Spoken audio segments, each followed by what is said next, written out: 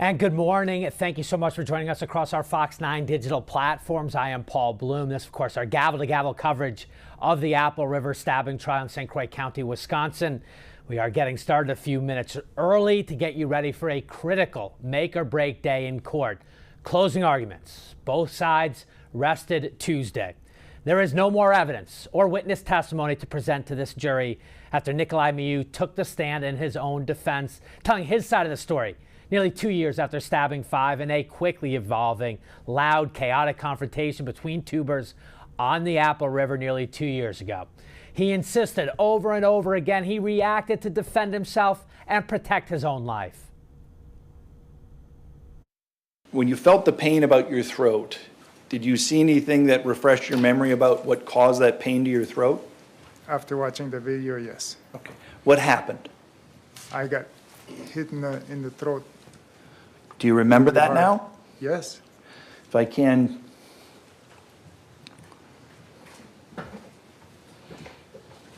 Showing you the slides 2993, 2994, and 2997. Is that you? Yes. What's happening to you there? Somebody is going for my throat, squeezing my throat. Do you remember how that felt? I felt pain. I couldn't breathe. Scared, afraid. And showing you the next set of slides here, 2998, 99, and 3000. What did you think was going to happen to you in that moment? The whole time I felt like I was going to die, so basically I feared for my life. And in response to that, here's slide 3000. Did you do something in response to that? I reached out and stabbed him. When you used your knife, and again, this is open-ended, you can ask it any way you want. Were you trying to kill somebody? Absolutely not. What were you trying to do? I was just trying to defend myself. Just trying to defend myself. The charges Miu now facing have evolved over the last 24 hours. Prosecutors adding what are called lesser included counts to that top charge of first-degree intentional homicide. A reminder, if this jury convicts on first-degree murder in the state of Wisconsin, Miu looking at a life sentence. But this jury now also gets to consider second-degree intentional murder, as well as those first and second-degree reckless homicide counts in the stabbing as it relates to Isaac Schuman. Meantime, additional counts have been added into the attempted murder charges involving the 4 who were stabbed and survived their injuries. Of course, that's A.J. Martin, Riley Madison, as well as the Carlson brothers, Tony and Dante. You can see attempted murder as well as counts of first and second degree recklessly endangering safety. Here is Miu yesterday answering questions about the stabbings under an intense cross-examination. Tony Carlson never punched you, correct? Correct. He never kicked you, never pushed you. Objection. Mischaracterized the evidence. Overruled. No. And you turned around and you stabbed him twice, right? I couldn't see, I couldn't hear. I didn't know who was punching me, touching me, shoving me, nothing. I was fearing for my life. You stabbed the guy who tried to break up the fight twice, right? Objection. Form. Overruled. That's what happened, right? That's what happened. And luckily for him, he was able to block your first stab, so you stabbed him again, right?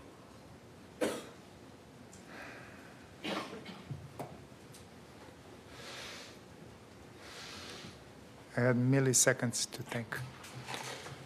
Riley Madison, after you stabbed Tony Carlson, you turned around, you got up, you turned around, and you sliced Riley Madison through her left side of her body, right? Yes. She wasn't punching you or kicking you. She came at me, she had her hands on me. At the time you stabbed her, she had your hands, her hands on you. Yes. This 115-pound woman attacked you while you're standing there holding a knife.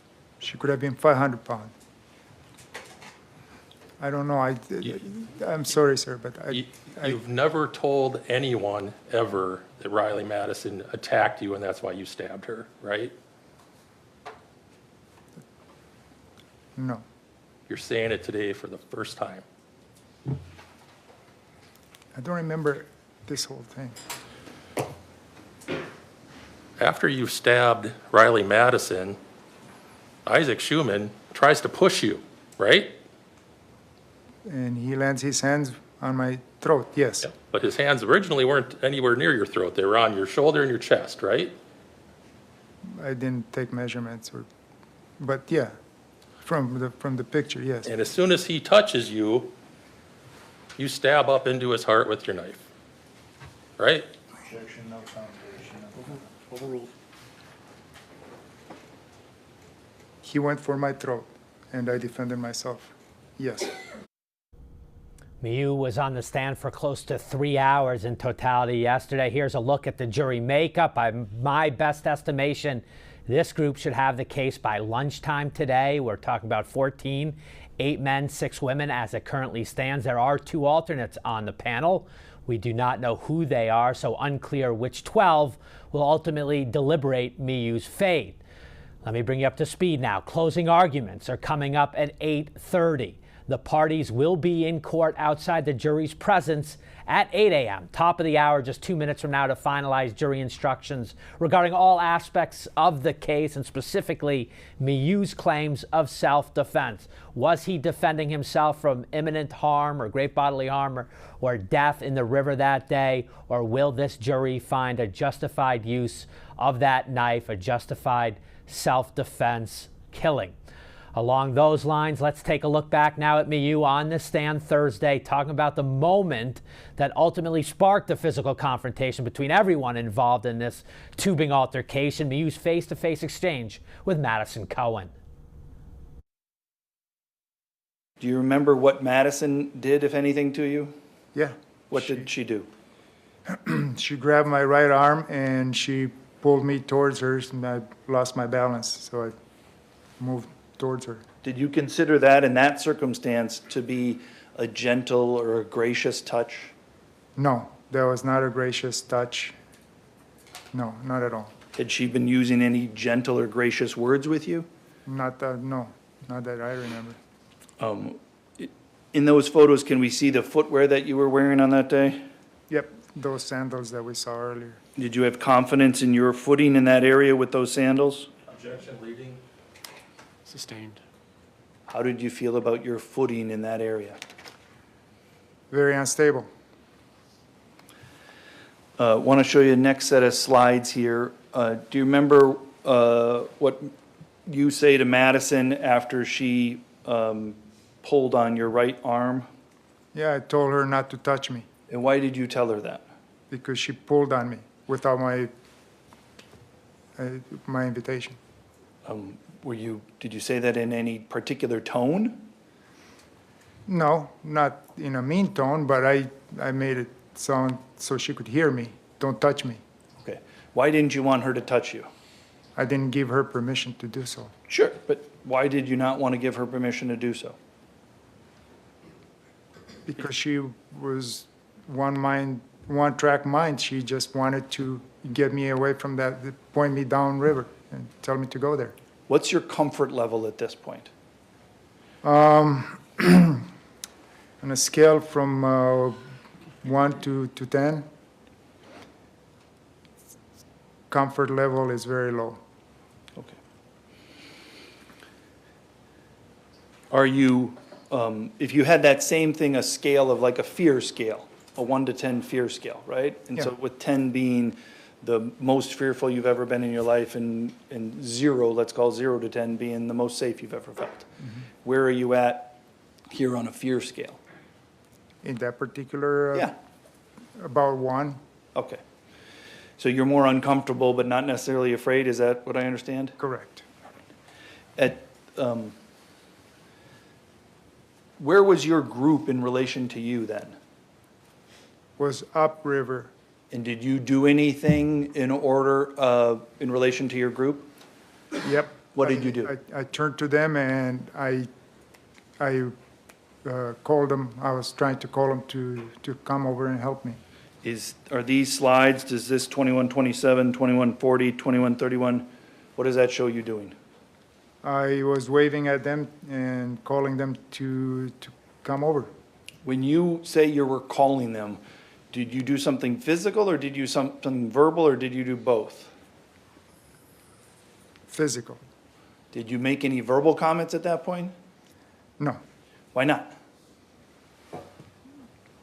It was very loud. All around me was very loud. I don't think that anybody could have heard me 100 and some feet away. With everybody else yelling, did you think your yelling was going to de-escalate or escalate the situation? When everybody's raising their voice, I don't think having another raised voice would help the situation. And welcome back into our Fox 9 streaming center for our coverage of the Apple River stabbing trial. You've just been listening into some of Nicolae Miu, the defendant, his witness testimony yesterday on the stand in that clip there under direct examination from his defense attorney, Aaron Nelson. Miu would spend about 3 hours on the stand surviving an intense cross-examination from Assistant District Attorney Brian Smeestad over there in St. Croix County Circuit Court. Yesterday, on the other box on your screen here, obviously looking at the seal inside Judge Michael Waterman's courtroom, we have hit the top of the hour. It is coming up on 8:03 Central Time, and on cue, the judge is at his bench. We can go inside the courtroom. A reminder, the jury not in the courtroom at this moment. The parties have legal issues to discuss regarding the jury instructions. We are back on the record, State of Wisconsin versus Nicolae Miu. The attorneys are present. Mr. Miu is present. We are outside the presence of the jury.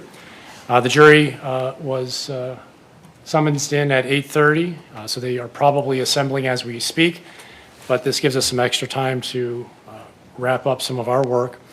I do have a few things I want to address before we get back into the jury instructions. I meant to make a record yesterday about the sidebar.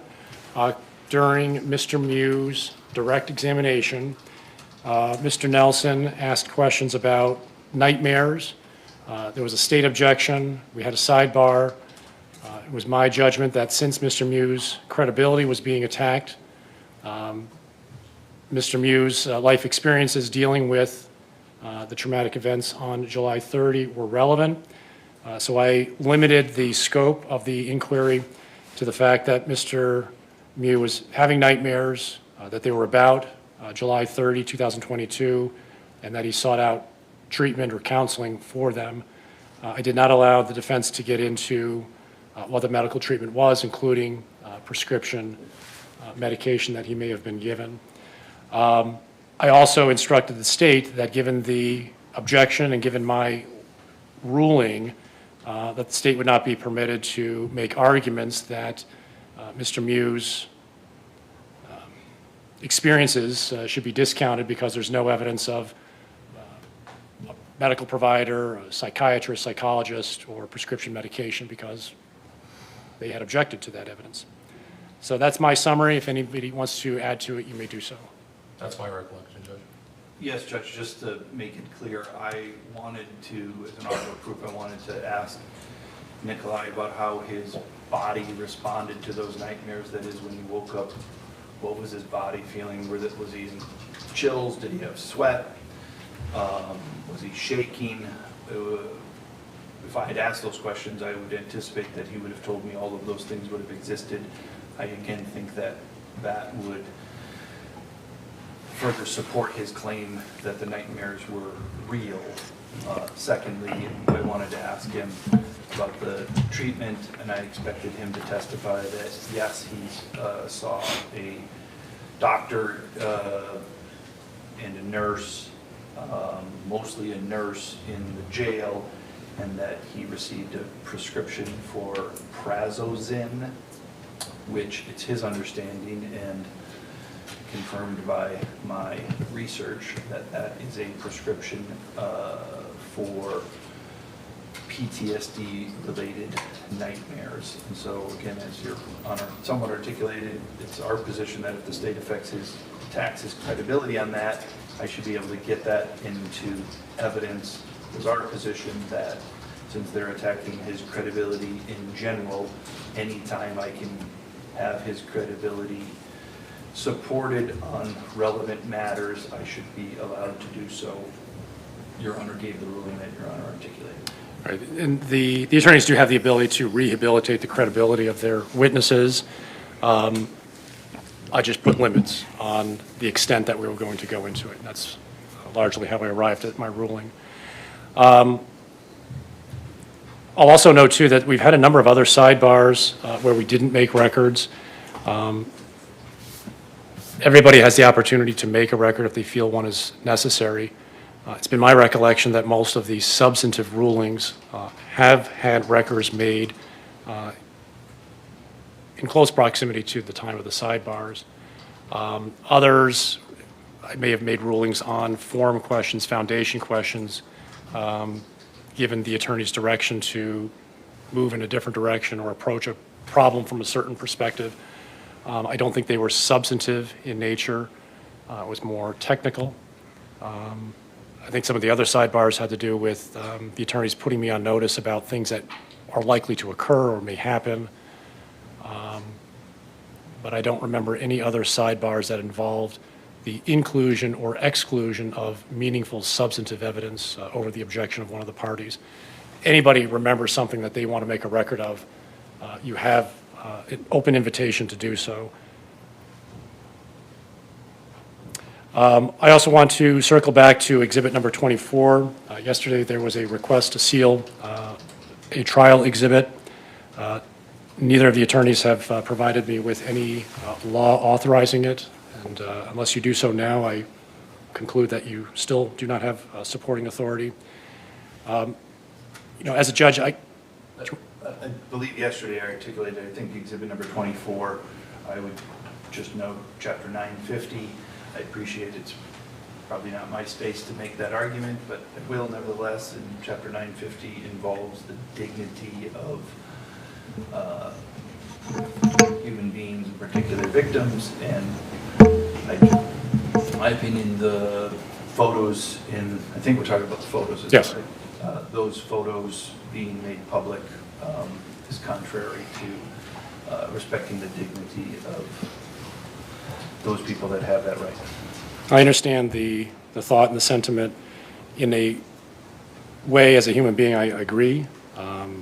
However, as a judge, I have to follow the law when it comes to sealing records.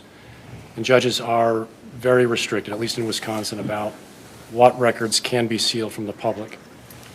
And the authority is defined specifically by statute.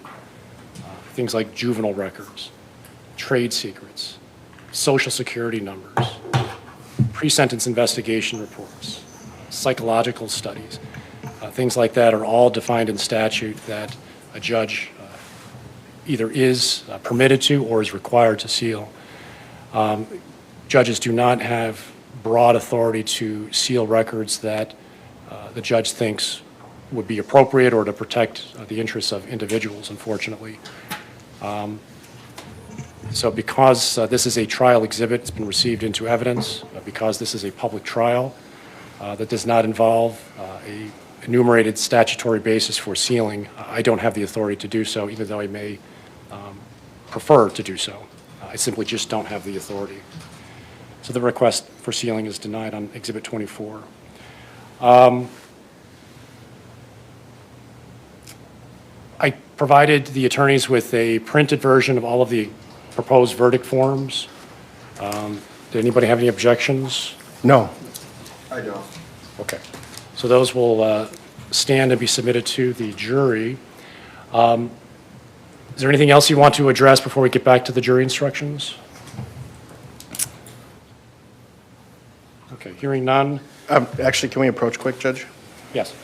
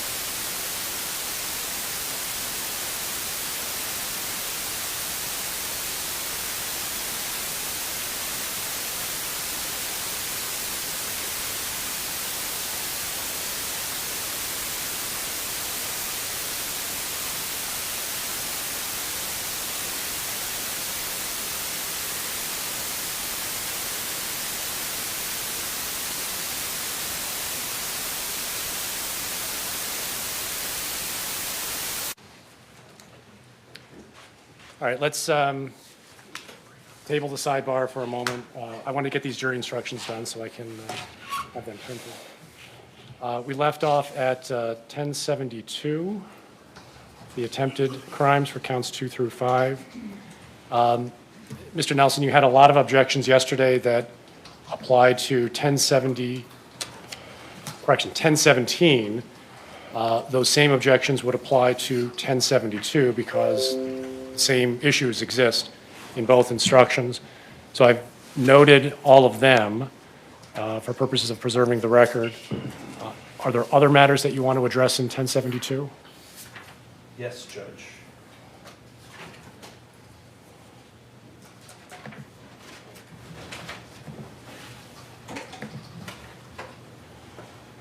In 1017 as well as in 1072 regarding the matter of second-degree reckless homicide on page 10 when you're talking about the homicide, and on page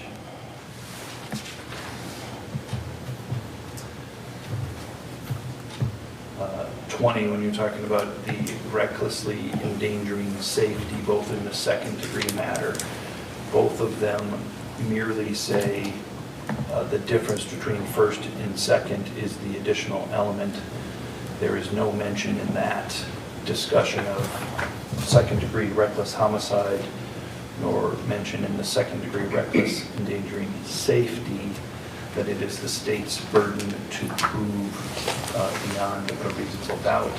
I appreciate that it is in first-degree reckless homicide and it is in first-degree recklessly endangering safety. However, I think not including it in the second to make sure and clear that the burden is on the state is in direct contradiction to the State v. Austin 349 Wisconsin 2nd 744 case that we've been discussing. This mistake, error in the instructions that were included is, I think, exactly what Austin says on paragraph 7, mentioning the jury instructions in Austin. It said, however, there was no mention of the burden of proof relative to self-defense. And it talks about that in the context of recklessly endangering safety. And then later on page 17, it talks about this standard instruction implies that the defendant must satisfy the jury that he is acting in self-defense. In doing so, the instruction removes the burden of proof from the state to show that the defendant was engaging in criminally reckless conduct. So I'd ask that on page 10 and on page 20 when discussing the second-degree reckless homicide and the second-degree recklessly endangering, that Your Honor add the words that I believe were added in other aspects, and that Mr. Miu was not acting lawfully in self-defense. All right, the objections noted. I am declining the request for the modification. Again, this comes from the pattern standard language from the jury instruction book, authored by the jury instruction committee. It's a committee of multiple judges who have studied these issues and have vetted appropriate language.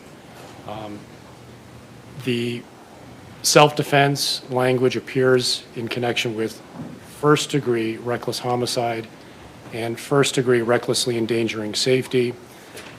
The jury will be instructed that one is not engaging in criminal reckless conduct if they're acting in self-defense. When we get to the second-degree versions of those offenses, the instruction makes explicit reference back to the wording from the first-degree offense, but simply tells the jury that the absence of utter disregard for human life, but the instruction for the second-degree offenses instructs the jury that they do not have to find the utter disregard for human life. So it's incorporating by reference the first-degree language.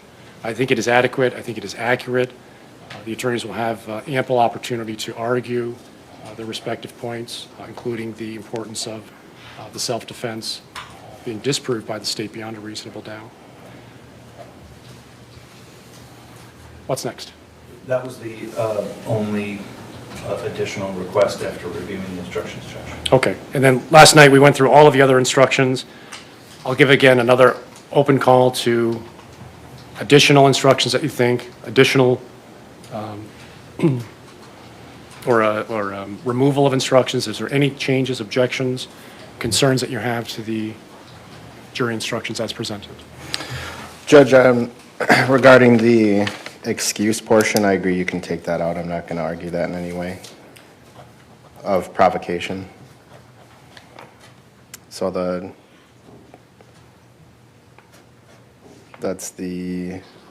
was one of the bracketed instructions. It's on page 3. Yes. It's a single sentence paragraph.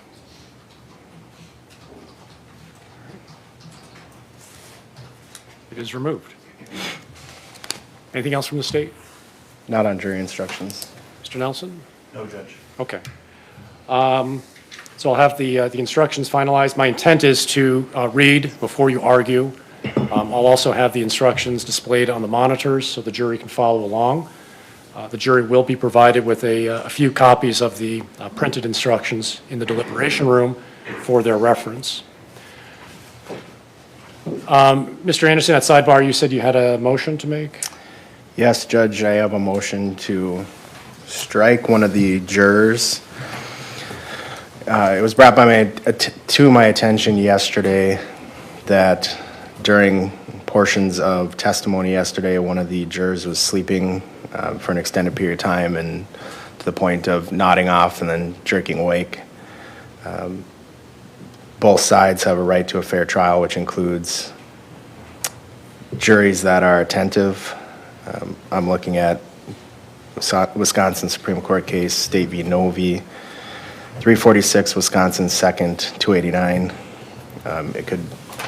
If there's a conviction, the defense could also try to argue that it violated defendant's right to fair trial. So obviously we want jurors who are paying attention to the evidence. So it's a two-step inquiry. One, it's a fact determination whether the juror was actually inattentive to the point of potentially undermining the fairness of the trial. And two, whether there's why this is the appellate review standard if there's prejudice as a result. Which juror? 4021.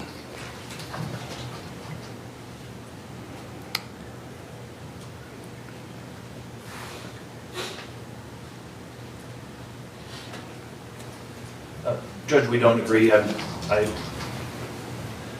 not looking at them, so I don't agree with the factual basis. Mr. Anderson, if you want to pursue the matter further, you'll have to provide a witness. State calls Investigator Schultz. Investigator, please stand, raise your right hand and be sworn. Do you swear that the testimony you're about to give in this matter shall be the truth, the whole truth, and nothing but the truth, so help you God? I do. Please have a seat in the witness chair.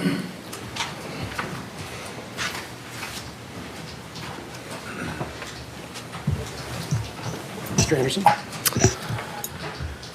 You've already testified, but can you state your first and last name? John Schultz. And were you present throughout testimony yesterday? Yes, sir.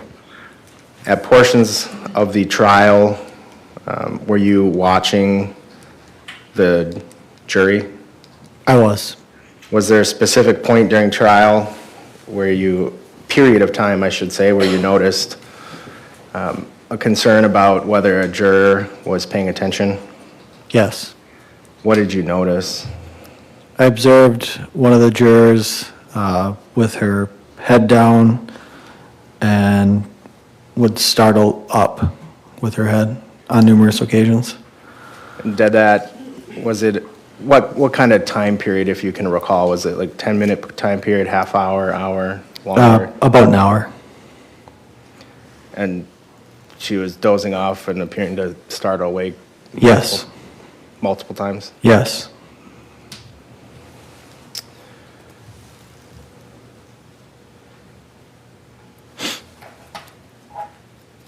And from the, reviewing our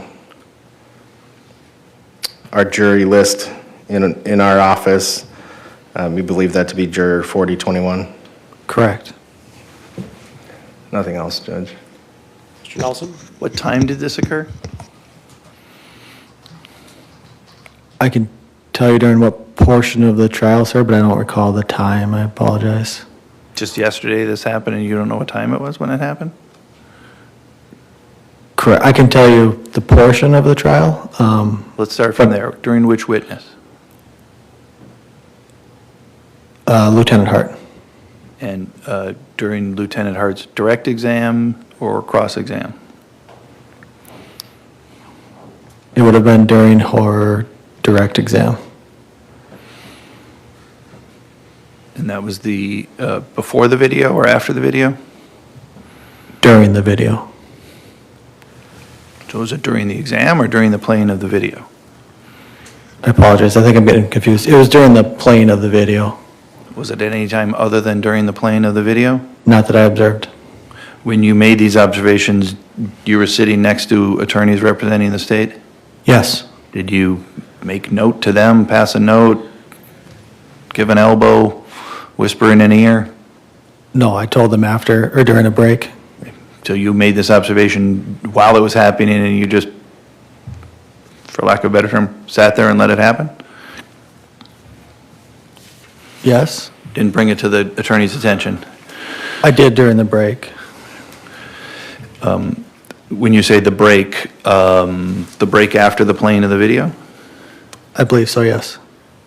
Was there a discussion about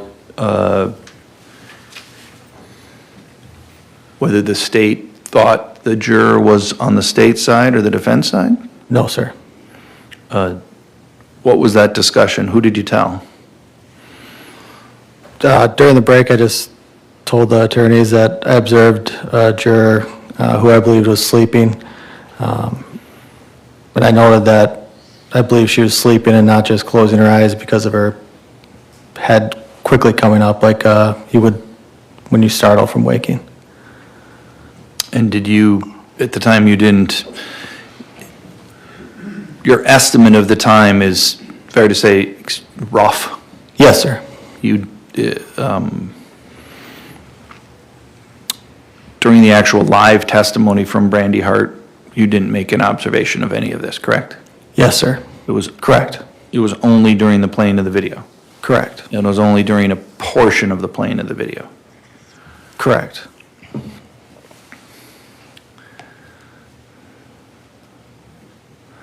And your observation was just as you said, she had her chin tilted forward towards her chest at a couple of times during the playing of the video. Yes, sir. Her chin tilted, eyes closed, and then head would come up quickly. And when her chin was down and her eyes would close, would that last for a moment, or would that last for 10 minutes, or you don't know? I was not watching her over 10 minutes, so I would say a moment. Okay. So her chin would go down for a brief moment, and then she would bring her head right back up. That's what you observed. Yes, sir. You didn't look over and see her chin down with her eyes closed, and then look over and see her chin down with her eyes closed, and then look over and see her chin down with her eyes closed. Agreed? Sorry, I think I'm getting confused. Yes, that is what I would see. I'm trying to figure out this, whether or not you observed her chin down, eyes closed, and she stayed in that position for some continued period of time, or whether you observed her chin go down, there was a startled moment, her chin would come up, or whether you saw something else. I understand what you're saying now. So I was intermittently looking over, and during that period of time, there was times where I would just see her chin down, eyes closed. I would look back, and it would be that way, and then I would see her startle with her head up. So you're not in a position to tell the court the length of time that you observed her to have her chin down with her eyes closed? Meaning... Continuous? No, sir. All right, you don't know whether that was for 5 seconds, 10 seconds, 10 minutes, you can't say. Correct. You just essentially noticed it a couple of times. Correct. And by a couple, 2 to 3, is that fair? I'd say 4 to 5. Okay.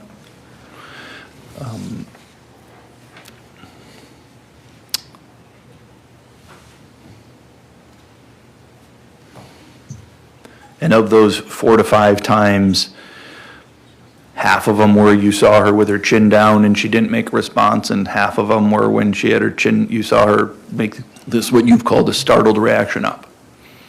Yes, sir. Would that be a fair estimate? That would be fair, yes. And the times that you saw her with her chin down and eyes closed, it was again just a brief glance. You weren't dialed in, focusing on her. Agreed? Yes, You agree with that? I do agree. Nothing else? Mr. Anderson? So the 4 or 5 times, is that when you saw the head jerk? It was both. At times I would look over and she just chin down, eyes closed. And then I would look over again and I would see that and then see the head jerk. And did you see that for what period of time approximately from when you first noticed that till the end? Was it half-hour period of time, 45 minutes, hour? Approximately over an hour.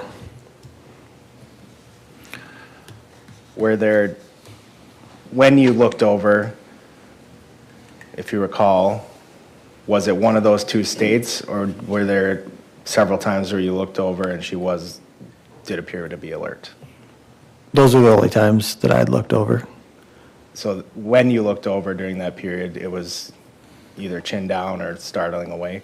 Yes, Nothing else? You said it was only during the playing of the video. Agreed? yes, You understand that the video was less than an hour, correct? approximately an hour, yes, sir. It's about 50 minutes. Yes, sir. So based upon that, you couldn't have been observing this for over an hour. Agreed? I object that we played it for 56 minutes. The record's, 56 minutes. it wasn't over an hour. Agreed? Yes, sir. And you can't tell the judge during those 56 minutes when you made the first observation. Agreed? Agreed. So you don't know if it was 15 minutes into the video, 30 minutes into the video. You can't say. I cannot give an exact time, no, sir. And all you do is, you said you saw it about this 4 or 5 times, correct? Correct, yes, sir. And you're not in a position to say whether her head was down for any continuous period of time. Agreed? Agree. That's all, Judge. Thank you, Detective. Thanks, Judge. Down. Is there anything else you want to say in support of your motion? Judge, the video is obviously very important for the state's case. It was only played once. Clearly, we don't have enough time to play it again in closing, given the length of it. That would be our entire closing argument. Both sides are entitled to a fair trial with an attentive jury. So I think I'd ask that the court strike juror 4021 as one of the alternates. Mr. Nelson? I don't think they've established a factual basis that she was sleeping. I think that there's reason to believe, but I don't think that they've established a factual basis of that. I tend to agree. There are some clues to suggest that the juror may have been nodding off, but there's certainly nothing conclusive, certainly nothing that would allow me to make such a significant finding. I'll say, for my part, I was scanning the juror from time to time during the playing of the video as well.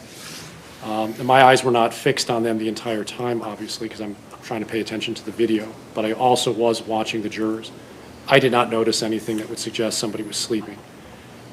I have a different perspective than others. I'm not saying mine's better, it's just different. I did notice a number of occasions where people were looking down because they were writing on their notes, or they were averting their eyes, but they weren't sleeping. So I just say that to point out that there can be other alternative explanations for certain observations. The other point, too, is that even if we did have a sleeping juror, and even if that juror slept the entire presentation of the jail interview, it is a recorded interview. And if that juror ends up being one of the 12, that juror has the ability to request to watch the video. So it's not like live testimony that is lost forever. This juror, if they make it to the deliberation room, has the ability to view the video again and take that into consideration as part of her deliberations. So for those reasons, the request is denied. Is there anything else? No. All right. Anything else from the defense? Just like a break before we get into openings. We will, yes. All right, let's take a short break. We will resume at 8:45.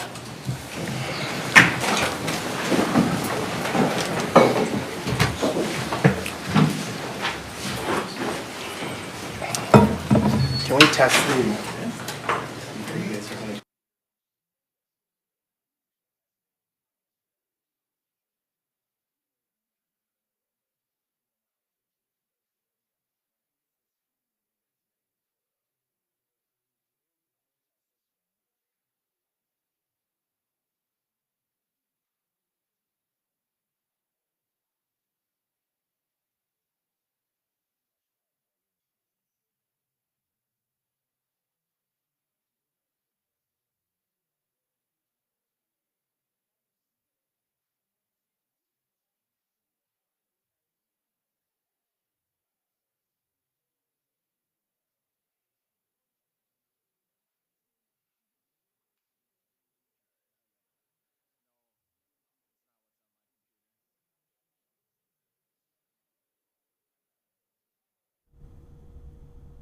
And good morning again from our Fox 9 streaming center. You're watching our Gavel to Gavel coverage of the Apple River stabbing trial, this make or break day in the case. The parties have gotten all of their legal issues out of the way. We are now headed to closing arguments. There will be jury instructions provided by the judge to get going. And the state will present its closing argument, the defense.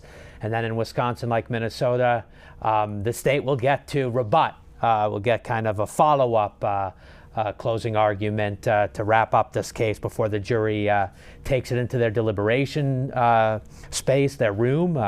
They have much to discuss. You heard there at the very end the state trying to remove one of the jurors, number 4021, a woman. That's all we know. But there was a suggestion from the state and their lead investigator that she had nodded off a couple of times, fell asleep during the presentation of the taped interrogation of Nicolae Miu at the jail with Lieutenant Brandy Hart, that she would dip her chin.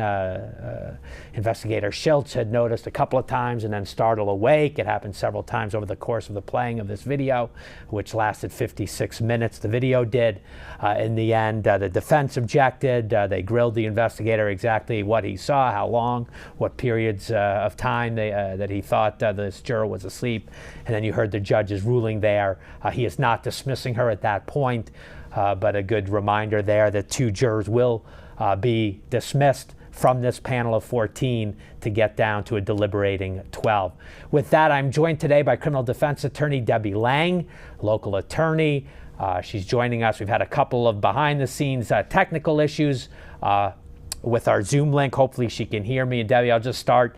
We're now going into closing arguments. Take me into the mindset of the attorneys on both sides of this case.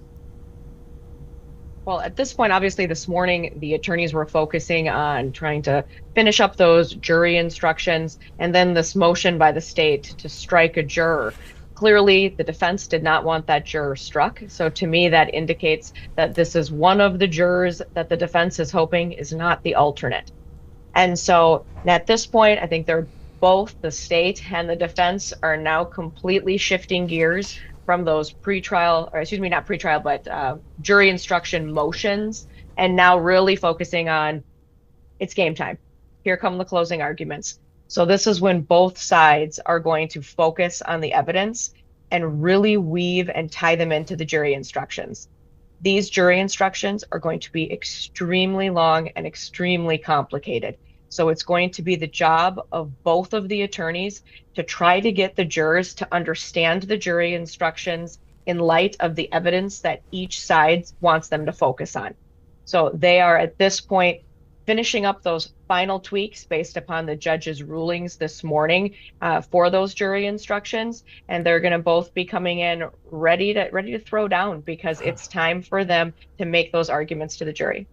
Debbie, I'm going to ask our producer to call up the additional charges that were filed or included now. What they're called lesser included charges. When we last had you on, we were just sort of looking at the main charges from the initial filing of the criminal complaint going back 2 years.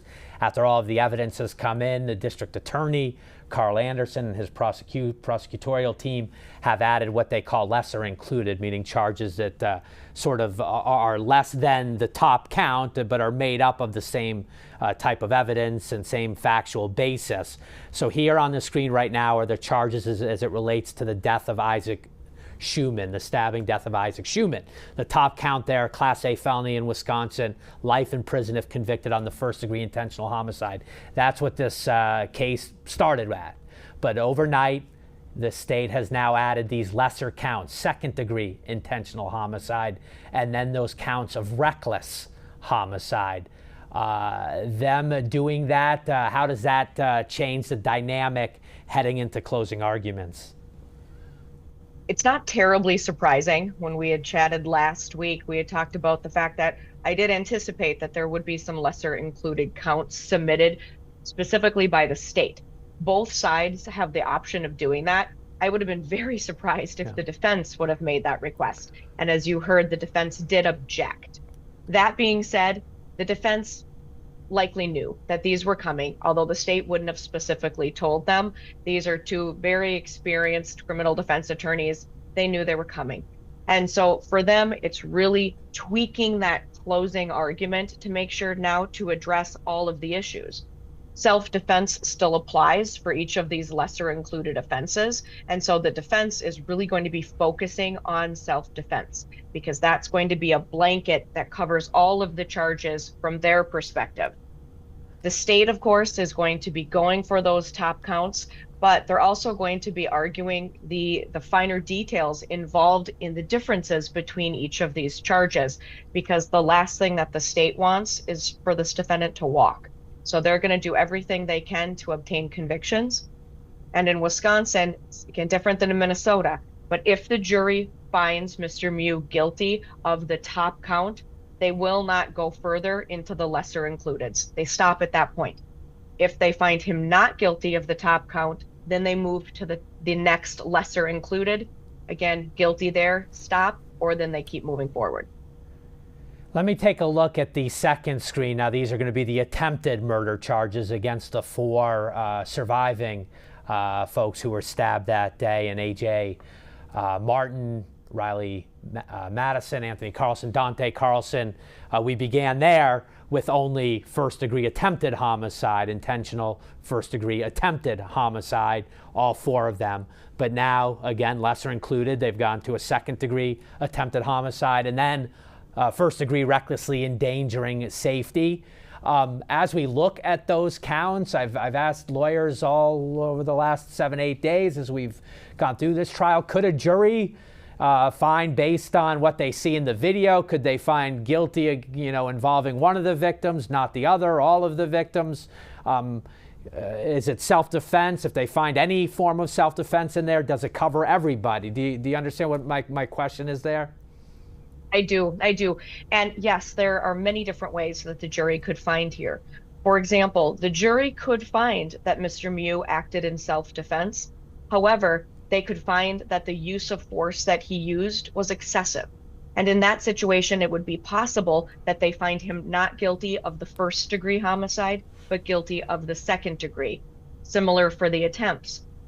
In addition, in terms of all of the attempts for the individuals that survived, the jury could find that the individual who was disemboweled, that use of force and that reckless disregard of human life occurred with that individual, but not with the individual that had a more superficial wound, the 2-inch cut, for example. And so it is possible that the jury could find differently based upon the different alleged victims. Do you have a sense, I know you haven't watched it in its entirety, you have a busy life of your own, of course, but where we are as we head into closings? Does one side have an advantage? We're coming off of yesterday's intense questioning, 3 hours worth of questioning of the defendant himself. They've got a lot to process. That video has been shown ad nauseum in that courtroom, and the still frames. Do you have a sense on who's leading heading into closings? Does one side have more pressure to really close with a bang? You know, it's always difficult. The state has the burden of proof. So it's their burden to prove beyond a reasonable doubt each and every element of the offenses charged. So they certainly have the greater weight here. In terms of the defense, however, they have raised self-defense. So they have done and are going to continue to do everything they can to convince those jurors that if the juror does what they're told to do, which is put themselves in the position of Mr. Miu at the time of that offense, their position is that he acted reasonably and in self-defense. Here, that video, the video of what happened on the river, in my opinion, is the most important piece of evidence. And that's what the defense is going to be focusing on. The state is going to come in as they have the entire trial with all of their still shots. But as you heard through questioning yesterday of Mr. Miu, life doesn't happen in still shots. 1 second doesn't enter into your mind and your consideration 24 times, 24 frames, I believe, or 26 frames, whatever the number may have been. But that's simply not how humans operate and how one would react in such a heated and quick moment. And so here, I think that the state, they have the uphill battle, but I also recognize Mr. Miu did himself no favors. His statements to law enforcement were extremely damning here. Additionally, you know, his testimony, he came across as genuine of I don't remember, but the reality is the videos stung hard for the defense. Those videos show that he blatantly lied, not just once, not just on one point, but he did so repeatedly in the back of the squad car and again at the jail. And so the defense did the best that they could, and they took it on in opening statements and acknowledged he lied, but that is going to sit hard with several jurors. The defense is just going to try to get them to go back to the river and focus on that video. And those specific moments around the confrontation. Debbie, I'm just going to bring up another shot on our screen just to show the viewers the inside of Judge Michael Waterman's courtroom here. We're coming up on 8:45 Central Time. That is the time that he has asked the parties to return to court with his jury of right now 14. Again, two will be stricken from deliberations on the backside of the closing argument. So we're now just moments away from this high-stakes moment in this trial. And I do want to continue to ask Debbie more on the lawyer side. What are they doing? They have this time. Are they changing anything? Are they just going over what they want to say to this jury in their head? What's kind of these last moments like before this jury comes back in? Yeah, right now with minutes left, it's unlikely that they're making many changes. But that said, the state gets to go first. And so as the state is making their closing arguments, the defense is going to be adding and changing what they're going to say. So they generally don't have a scripted narrative that they've memorized. They're going to have note cards, likely similar to what we saw in opening statements. But the defense, they don't get a second chance at the closing argument. So they're going to want to make changes while they're hearing what the state is saying in their initial closing argument. The state, they get that rebuttal. So after the defense, they get one last shot. They get the last shot to try to convince the jury and say whatever they want to say before the jury takes it into their hands and begins deliberations. What I know it's how long is a piece of string. Your expectation on length, is there a tidy number we should be looking for this morning from either side? Keeps the jury engaged. They've been, I mean, it's an intense case, and you know, the jury hasn't been able to talk about it. They're not allowed to sort of begin informal talks about it, but just in the community, I mean, everything seems split. One person sees one thing, someone's memory sounds like it's on point, but then on cross, it gets, you know, all sorts of muddled. So what I'm trying to get is, it's such a divisive issue. What happened in that moment, why it happened. Is there a sense of how these lawyers go about kind of weaving that needle, if you will, the eye of the needle, if you will, that right sweet spot in telling their story to the jury. Right. Because the instructions here are so complicated, I would think that both sides are going to want to be concise. But that said, it's going to be long. I would expect both sides to each go an hour. There you go. Debbie Lang, thank you so much. We're going inside this courtroom. Closing arguments moments away now.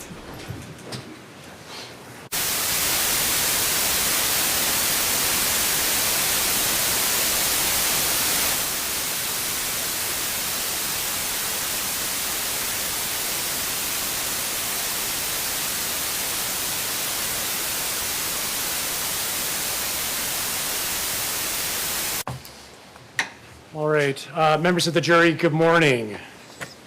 We are ready to deliver the jury instructions, and then the attorneys will make their closing arguments. Here's how the day will work. I will deliver the jury instructions to you. That'll take some time. I will have them displayed up on the board so you can follow along, but I will read them aloud in case you prefer to listen. After that, Mr. Anderson will deliver the state's closing argument. We'll take about a 15-minute break, and then Mr. Trofasi will deliver Mr. Miu's closing argument, and then the state will have the opportunity for a brief rebuttal. After that, you'll begin your deliberations. Ready.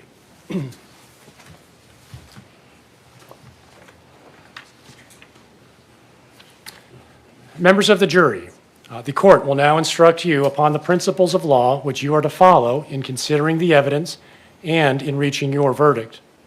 It is your duty to follow all of these instructions. Regardless of any opinion you may have about what the law is or ought to be, you must base your verdict on the law I give you in these instructions. Apply that law to the facts in the case which have been properly proven by the evidence. Consider only the evidence received during this trial and the law as given to you by these instructions, and from these alone, guided by your soundest reason and best judgment, reach your verdict. If any member of the jury has an impression of my opinion as to whether Mr. Miu is guilty or not guilty, disregard that impression entirely and decide the issues of fact solely as you view the evidence. You, the jury, are the sole judges of the facts, and the court is the judge of the law only. The state filed an information that alleges that Nicolae Miu committed crimes in St. Croix County, Wisconsin, on July 30, 2022. An information is nothing more than a written, formal accusation against a defendant charging the commission of one or more criminal acts. You are not to consider it as evidence against Mr. Miu in any way. It does not raise any inference of guilt. In count one of the information, Nicolae Miu is charged with first-degree intentional homicide, and you must consider whether he is guilty of that offense. If you are not satisfied that Mr. Miu is guilty of first-degree intentional homicide, you must consider whether or not he is guilty of second-degree intentional homicide, or first-degree reckless homicide, or second-degree reckless homicide, which are less serious degrees of criminal homicide.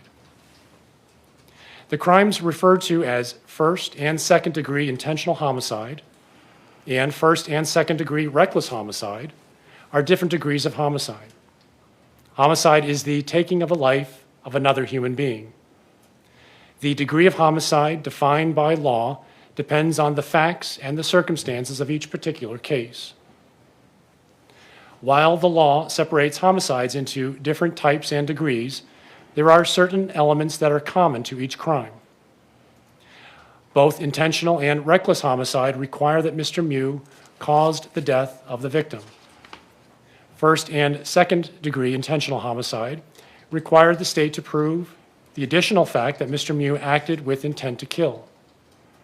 First and second-degree reckless homicide require that Mr. Miu acted recklessly.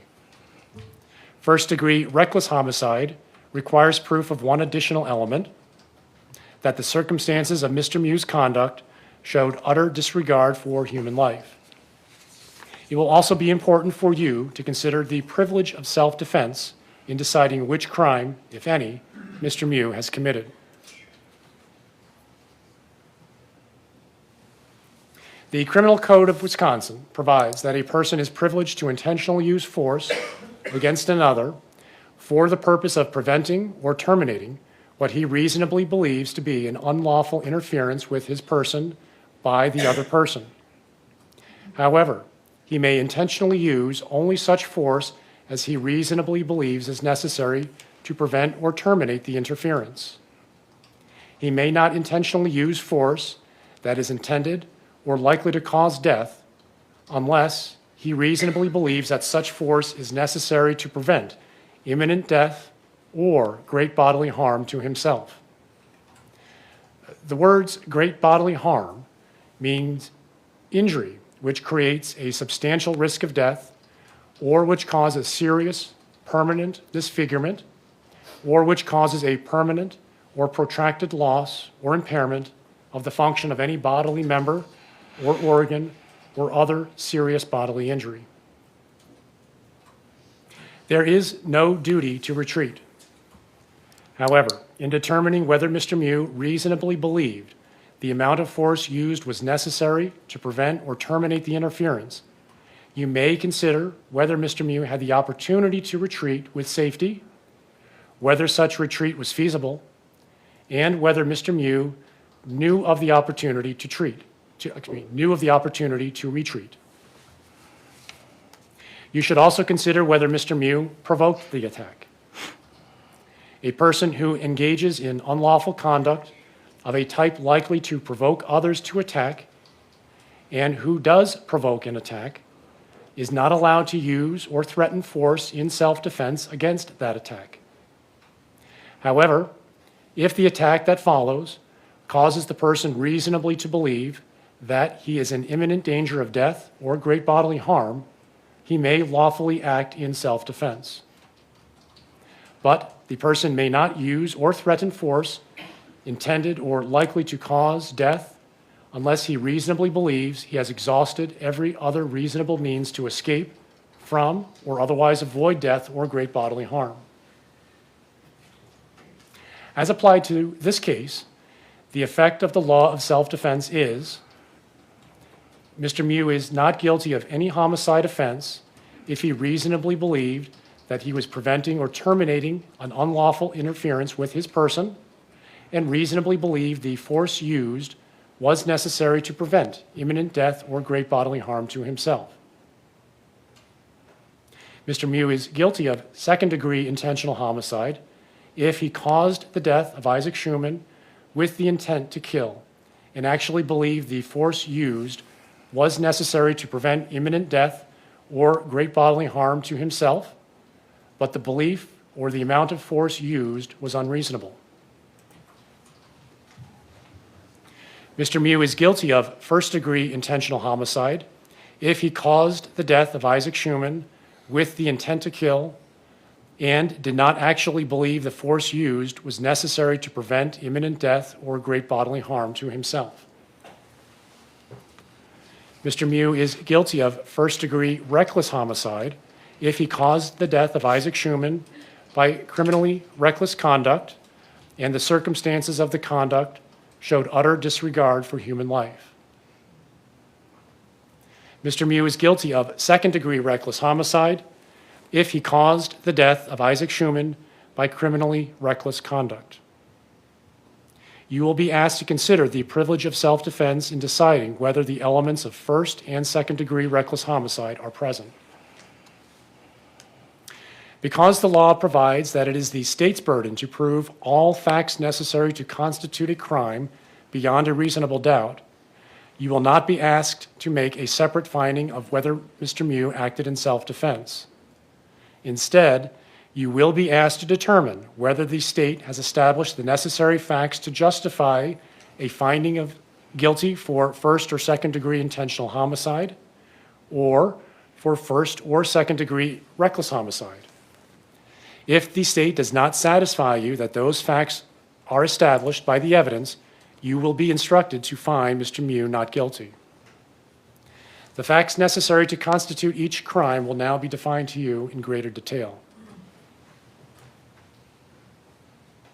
First-degree intentional homicide, as defined in Section 940.01 of the Criminal Code of Wisconsin, is committed by one who causes the death of another human being with the intent to kill that person or another.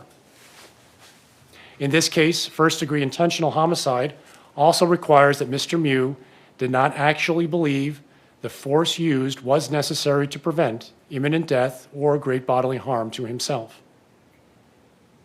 Before you may find Mr. Miu guilty of first-degree intentional homicide, the state must prove by evidence that satisfies you beyond a reasonable doubt that the following elements were present.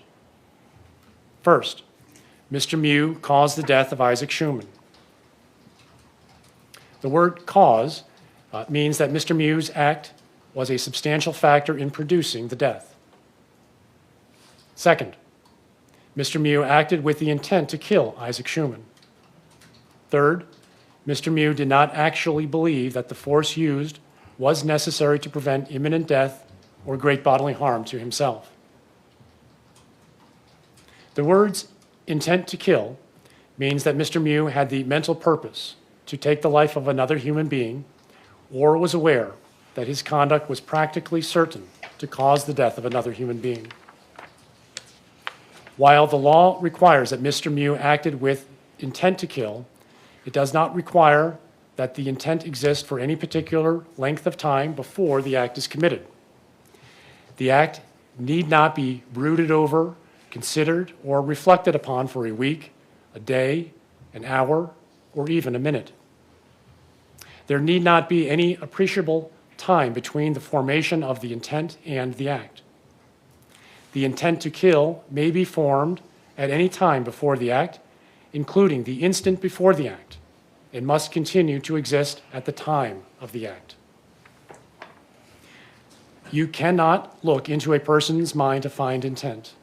Intent to kill must be found, if found at all, from Mr. Miu's acts, words, and statements, if any, and from all of the facts and circumstances in this case bearing upon intent. Intent should not be confused with motive. While proof of intent is necessary to a conviction, proof of motive is not. Motive refers to a person's reason for doing something. While motive may be shown as a circumstance to aid in establishing the guilt of a defendant, the state is not required to prove Mr. Miu's motive in order to convict. Evidence of motive does not by itself establish guilt. You should give it the weight you believe it deserves under all of the circumstances. The third element of first-degree intentional homicide requires that Mr. Miu did not actually believe the force used was necessary to prevent imminent death or great bodily harm to himself.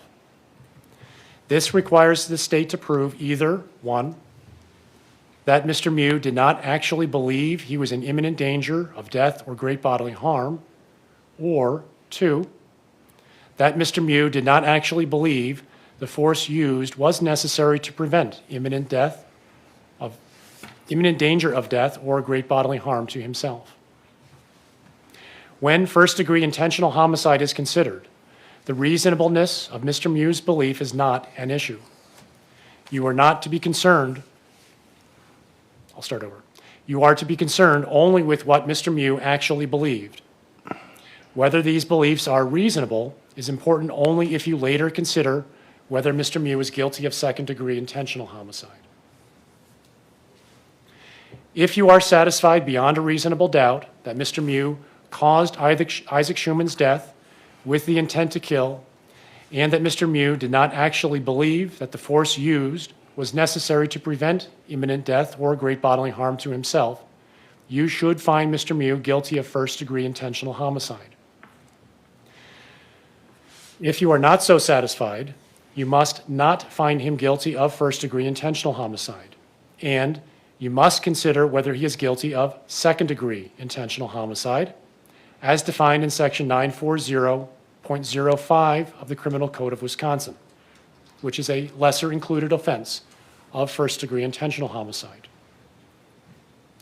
You should make every reasonable effort to agree unanimously on the charge of first-degree intentional homicide before considering the offense of second-degree intentional homicide. However, if after full and complete consideration of the evidence, you conclude that further deliberation would not result in unanimous agreement on the charge of first-degree intentional homicide, you should consider whether Mr. Miu is guilty of second-degree intentional homicide.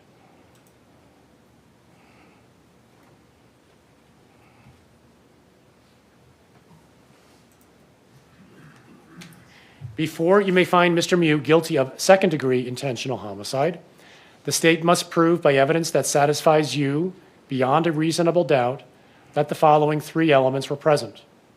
First, Mr. Miu caused the death of Isaac Schuman. Second, Mr. Miu acted with the intent to kill Isaac Schuman.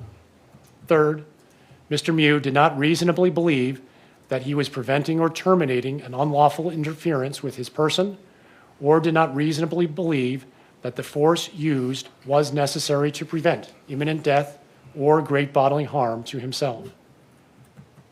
You have already been instructed on the definitions of causing death and with intent to kill. The same definitions apply to your consideration of second-degree intentional homicide. The third element of second-degree intentional homicide requires that Mr. Miu did not reasonably believe that he was preventing or terminating an unlawful interference with his person, or did not reasonably believe the force used was necessary to prevent imminent death or great bodily harm to himself. This requires that the state prove any one of the following. 1, that a reasonable person in the circumstances of Mr. Miu would not have believed that he was preventing or terminating an unlawful interference with his person, or 2, that a reasonable person in the circumstances of Mr. Miu would not have believed he was in danger of imminent death or great bodily harm, or 3, that a reasonable person in the circumstances of Mr. Miu would not have believed that the amount of force used was necessary to prevent imminent death or great bodily harm to himself. A belief may be reasonable even though mistaken. In determining whether Mr. Miu's beliefs were reasonable, the standard is what a person of ordinary intelligence and prudence would have believed. In Mr. Miu's position, under the circumstances that existed at the time of the alleged offense, the reasonableness of Mr. Miu's beliefs must be determined from his standpoint at the time of the acts and not from the viewpoint of the jury now. If you are satisfied beyond a reasonable doubt that Mr. Miu caused the death of Isaac Schuman with the intent to kill and did not reasonably believe that he was preventing or terminating an unlawful interference with his person, or did not reasonably believe the force used was necessary to prevent imminent death or great bodily harm to himself, you should find Mr. Miu guilty of second-degree intentional homicide. If you are not so satisfied, you must not find Mr. Miu guilty of second-degree intentional homicide, and you should consider whether he is guilty of first-degree reckless homicide, which is also a lesser-included offense of first-degree intentional homicide. You should make every reasonable effort to agree unanimously on the charge of second-degree intentional homicide before considering the offense of first-degree reckless homicide. However, if, after a full and complete consideration of the evidence, you conclude that further deliberation would not result in unanimous agreement on the charge of second-degree intentional homicide, you should consider whether Mr. Miu is guilty of first-degree reckless homicide. First-degree reckless homicide, as defined in Section 940.02, Parent 1 of the Criminal Code of Wisconsin, is committed by one who recklessly causes the death of another human being under circumstances that show utter disregard for human life. Before you may find Mr. Miu guilty of first-degree reckless homicide, the state must prove, by evidence that satisfies you beyond a reasonable doubt, that the following three elements were present. First, Mr. Miu caused the death of Isaac Schuman.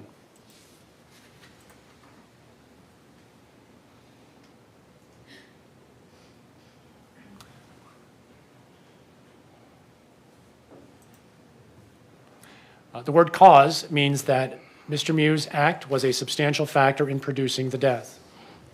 Second, Mr. Miu caused the death by criminally reckless conduct. Criminally reckless conduct means the conduct created a risk of death or great bodily harm to another person, and the risk of death or great bodily harm was unreasonable and substantial, and Mr. Miu was aware that his conduct created the unreasonable and substantial risk of death or great bodily harm. You should consider the evidence relating to self-defense in deciding whether Mr. Miu's conduct created an unreasonable risk to another. If Mr. Miu was acting lawfully in self-defense, his conduct did not create an unreasonable risk to another. The burden is on the state to prove beyond a reasonable doubt that Mr. Miu did not act lawfully in self-defense. And you must be satisfied beyond a reasonable doubt from all the evidence in this case that the risk was unreasonable. The third element, the circumstances of Mr. Miu's conduct showed utter disregard for human life. In determining whether the circumstances of the conduct showed utter disregard for human life, consider these factors: what Mr. Miu was doing, why he was engaged in that conduct, how dangerous the conduct was, how obvious the danger was, whether the conduct showed any regard for life, and all other facts and circumstances relating to the conduct. You should consider the evidence relating to self-defense in deciding whether the circumstances of Mr. Miu's conduct showed utter disregard for human life. The burden is on the state to prove beyond a reasonable doubt that Mr. Miu did not act lawfully in self-defense. And you must be satisfied beyond a reasonable doubt from all the evidence in the case that the circumstances of Mr. Miu's conduct showed utter disregard for human life. Consider also Mr. Miu's conduct after the death to the extent that it helps you decide whether or not the circumstances showed utter disregard for human life at the time the death occurred.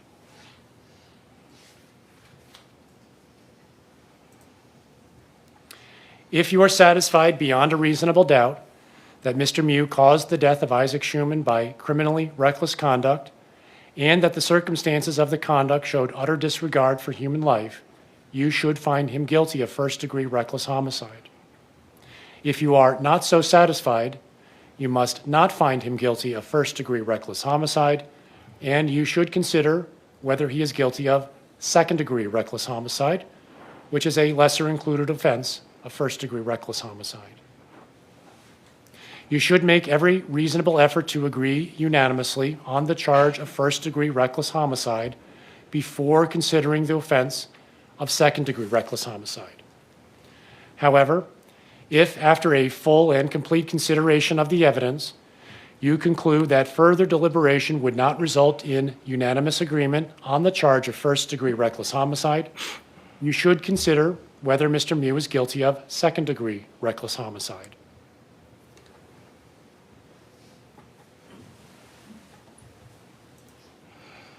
Second-degree reckless homicide, as defined in Section 940.06 of the Criminal Code of Wisconsin, is committed by one who recklessly causes the death of another human being.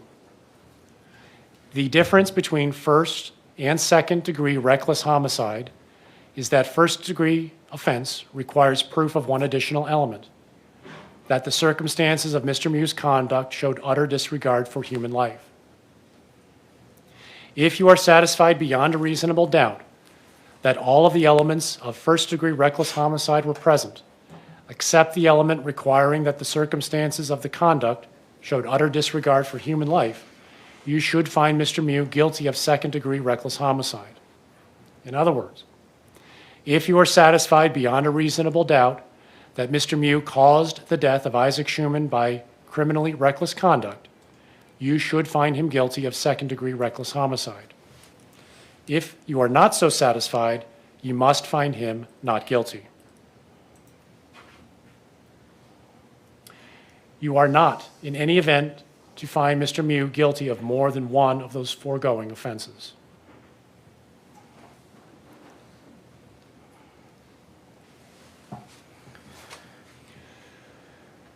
Mr. Miu is charged with attempted first-degree intentional homicide of Alexander Martin in count 2, Dante Carlson in count 3, Anthony Carlson in count 4, and Riley Madison in count 5. For each count, you must first consider whether Mr. Miu is guilty of attempted first-degree intentional homicide.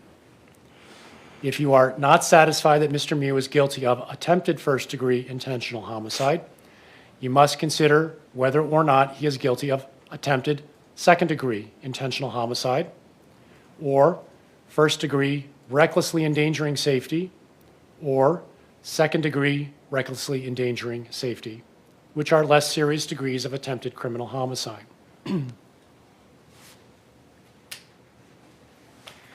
The crimes referred to as attempted first and second degree intentional homicide and first and second degree recklessly endangering safety are different degrees of attempted homicide. The degree of attempted homicide defined by the law depends on the facts and the circumstances of each particular case. While the law separates attempted intentional homicides into 2 degrees, there are certain elements which are common to each crime. Both attempted first and second degree intentional homicide require that Mr. Miu intended to kill another person and Mr. Miu did acts toward the commission of that crime which indicate unequivocally, under all of the circumstances, that he had formed that intent and would have caused the death of the intended victim except for the intervention of another person or some extraneous factor. First and second degree recklessly endangering safety requires proof that Mr. Miu recklessly endangered the safety of another human. First degree recklessly endangering safety requires proof of one additional element: that the circumstances of Mr. Miu's conduct showed utter disregard for human life. It will also be important for you to consider the privilege of self-defense in deciding which crime, if any, Mr. Miu has committed. For count 1, you were instructed on the law of self-defense. The same self-defense standards apply to your consideration of the charges of attempted intentional homicide that are alleged in counts 2 through 5. If you find that the elements of the crime have been proved in this case, the effect of the law of self-defense is as follows.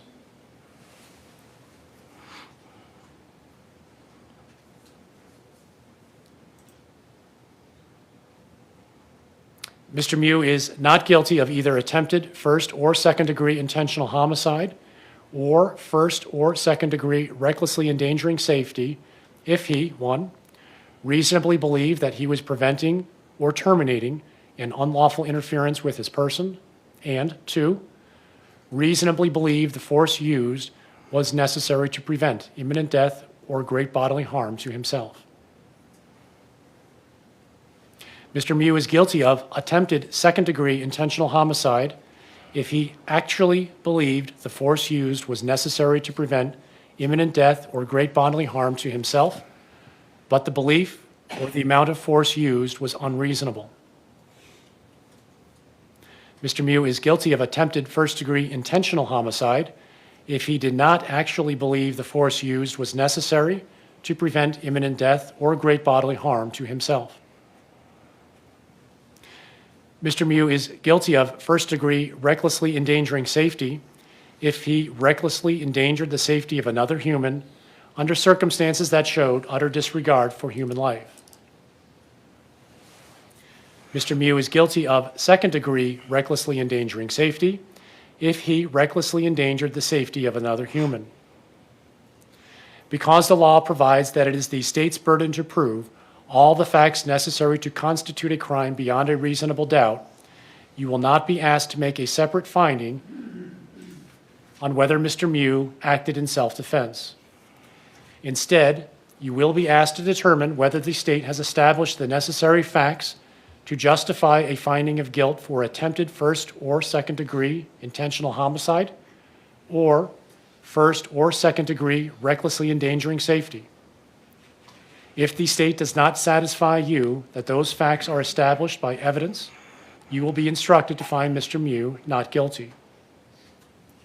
The elements of each crime will now be defined to you in greater detail.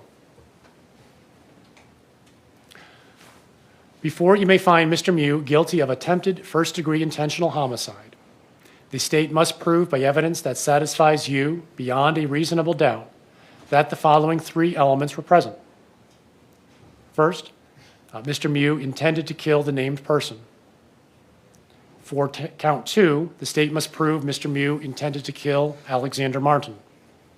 For count 3, the state must prove that Mr. Miu intended to kill Dante Carlson.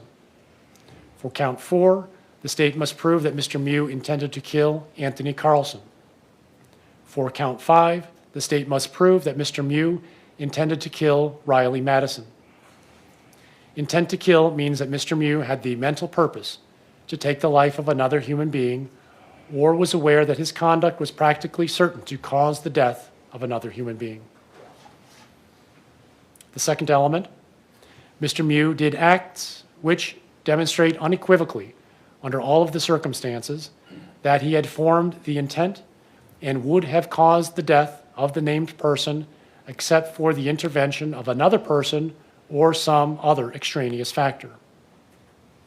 Unequivocally means that no other interference or, Unequivocally means that no other inference or conclusion can reasonably and fairly be drawn from Mr. Miu's acts under the circumstances. Another person means anyone but Mr. Miu and may include the intended victim. An extraneous factor is something outside Mr. Miu's knowledge or control. The third element, Mr. Miu did not actually believe that the force used was necessary to prevent imminent death or great bodily harm to himself.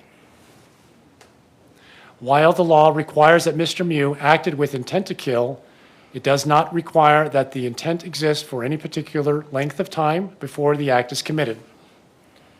The act need not be brooded over, considered, or reflected upon for a week, a day, an hour, or even a minute. There need not be any appreciable time between the formation of the intent and the act. The intent to kill may be formed at any time before the act, including the instant before the act, and must continue to exist at the time of the act. You cannot look into a person's mind to find intent. Intent to kill must be found, if found at all, from Mr. Miu's acts, words, and statements, if any, and from all of the facts and circumstances in this case bearing upon intent. Intent should not be confused with motive. While proof of intent is necessary to a conviction, proof of motive is not. Motive refers to a person's reason for doing something.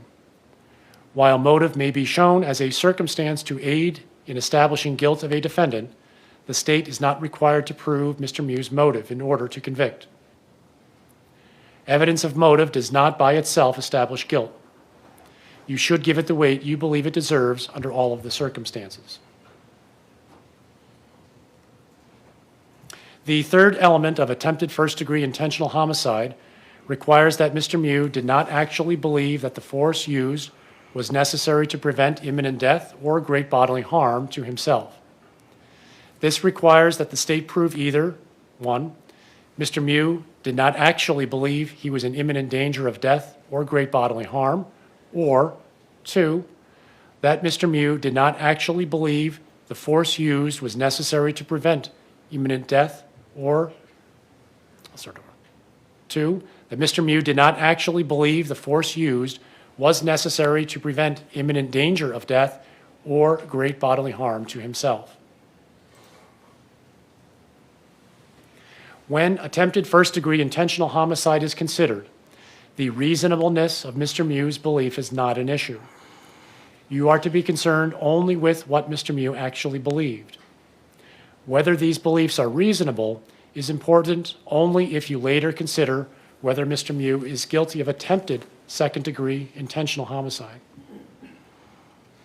If you are satisfied beyond a reasonable doubt that Mr. Miu intended to kill the person named in each count, Alexander Martin for count 2, Dante Carlson for count 3, Anthony Carlson for count 4, and Riley Madison for count 5, and that Mr. Miu's acts demonstrated unequivocally that he intended to kill and would have killed the named person except for the intervention of another person or some other extraneous factor, and that Mr. Miu did not actually believe that the force used was necessary to prevent imminent death or great bodily harm to himself, you should find Mr. Miu guilty of attempted first-degree intentional homicide.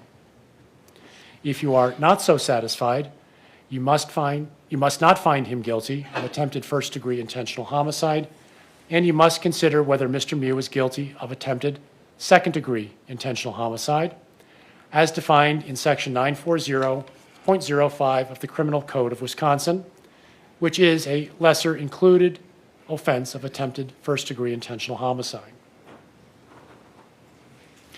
You should make every reasonable effort to agree unanimously on the charge of attempted first-degree intentional homicide before considering the offense of attempted second-degree intentional homicide.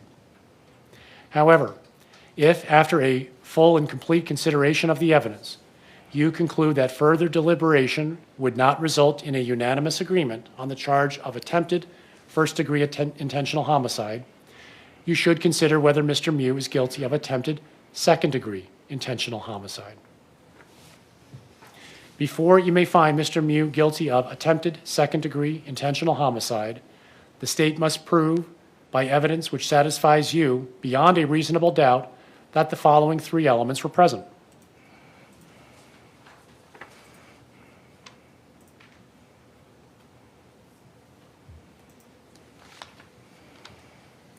First, Mr. Miu intended to kill the named person. Second, Mr. Miu did acts which demonstrate unequivocally, under all of the circumstances, that he had formed the intent and would have caused the death of the named person except for the intervention of another person or some extraneous factor. Third, Mr. Miu did not reasonably believe that he was preventing or terminating an unlawful interference with his person, or did not reasonably believe that the force used was necessary to prevent imminent death or great bodily harm to himself. You have already been instructed on the definitions of intent to kill, unequivocally, another person, and extraneous factor. The same definitions apply to your consideration of attempted second-degree intentional homicide. The third element of attempted second-degree intentional homicide requires that Mr. Miu not reasonably believe that he was preventing or terminating an unlawful interference with his person, or did not reasonably believe that the force used was necessary to prevent imminent death or great bodily harm to himself. This requires that the state prove any one of the following. 1, that a reasonable person in Mr. Miu's circumstances would not have believed that he was preventing or terminating an unlawful interference with his person, or 2, that a reasonable person in Mr. Miu's circumstances would not have believed he was in danger of imminent death or great bodily harm, or 3, that a reasonable person in Mr. Miu's circumstances would not have believed that the amount of force used was necessary to prevent imminent death or great bodily harm to himself. A belief may be reasonable even though mistaken. In determining whether Mr. Miu's beliefs were reasonable, the standard is what a person of ordinary intelligence and prudence would have believed in Mr. Miu's position under the circumstances that existed at the time of the alleged offense. The reasonableness of Mr. Miu's beliefs must be determined from the standpoint of Mr. Miu at the time of his acts and not from the viewpoint of the jury now.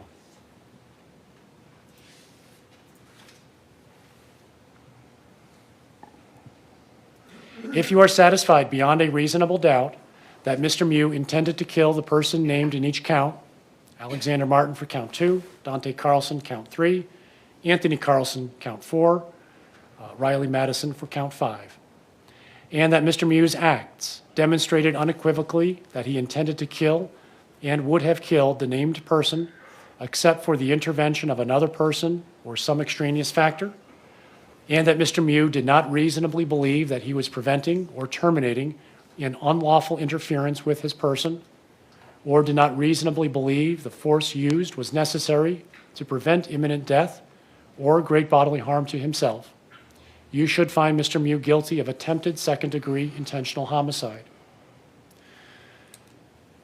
If you are not so satisfied, you must not find him guilty of attempted second-degree intentional homicide, and you must consider whether Mr. Miu is guilty of first-degree recklessly endangering safety, as defined in Section 941.30 of the Criminal Code of Wisconsin, which is a lesser-included offense of attempted first-degree intentional homicide.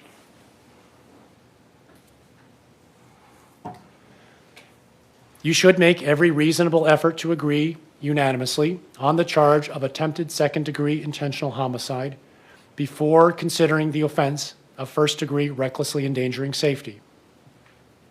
However, if after full and complete consideration of the evidence, you conclude that further deliberations would not result in unanimous agreement on the charge of attempted second-degree intentional homicide, you should consider whether Mr. Miu is guilty of first-degree recklessly endangering safety.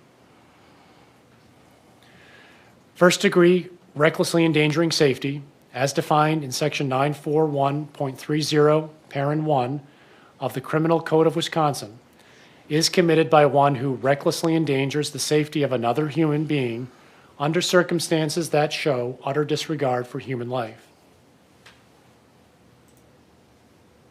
Before you may find Mr. Miu guilty of first-degree recklessly endangering safety, the state must prove by evidence that satisfies you beyond a reasonable doubt that the following three elements were present.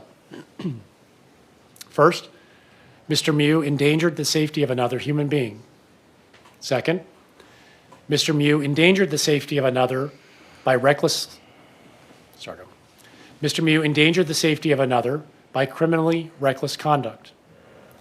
Criminally reckless conduct means the conduct created a risk of death or great bodily harm to another person, and the risk of death or great bodily harm was unreasonable and substantial, and Mr. Miu was aware that his conduct created the unreasonable and substantial risk of death or great bodily harm. You should also consider the evidence relating to self-defense in deciding whether Mr. Miu's conduct created an unreasonable risk to another. If Mr. Miu was acting lawfully in self-defense, his conduct did not create an unreasonable risk to another. The burden is on the state to prove beyond a reasonable doubt that Mr. Miu did not act lawfully in self-defense. And you must be satisfied beyond a reasonable doubt from all the evidence in the case that the risk was unreasonable. The third element, the circumstances of Mr. Miu's conduct showed utter disregard for human life. In determining whether the circumstances of the conduct showed utter disregard for human life, consider these factors: what Mr. Miu was doing, why he was engaged in that conduct, how dangerous the conduct was, how obvious the danger was, whether the conduct showed any regard for life, and all other facts and circumstances relating to the conduct. We should also consider the evidence relating to self-defense in deciding whether the circumstances of Mr. Miu's conduct showed utter disregard for human life. The burden is on the state to prove beyond a reasonable doubt that Mr. Miu did not act lawfully in self-defense. And you must be satisfied beyond a reasonable doubt from all of the evidence in this case that the circumstances of Mr. Miu's conduct showed utter disregard for human life. Consider also Mr. Miu's conduct after the act alleged to have endangered safety to the extent that it helps you to decide whether or not the circumstances showed utter disregard for human life at the time the act allegedly to have endangered safety occurred. If you are satisfied beyond a reasonable doubt that Mr. Miu recklessly endangered the safety of another, those named in each count: Alexander Martin for count 2, Dante Carlson count 3, Anthony Carlson count 4, and Riley Madison count 5. And the circumstances of the conduct showed utter disregard for human life, you should find him guilty of first-degree recklessly endangering safety. If you are not so satisfied, you must not find him guilty of first-degree recklessly endangering safety, and you should consider whether he is guilty of second-degree recklessly endangering safety, which is a lesser included offense of first-degree recklessly endangering safety. You should make every reasonable effort to agree unanimously on the charge of first-degree recklessly endangering safety before considering the offense of second-degree recklessly endangering safety. However, if, after full and complete consideration of the evidence, you conclude that further deliberation would not result in unanimous agreement on the charge of first-degree recklessly endangering safety, you should consider whether Mr. Miu is guilty of second-degree recklessly endangering safety.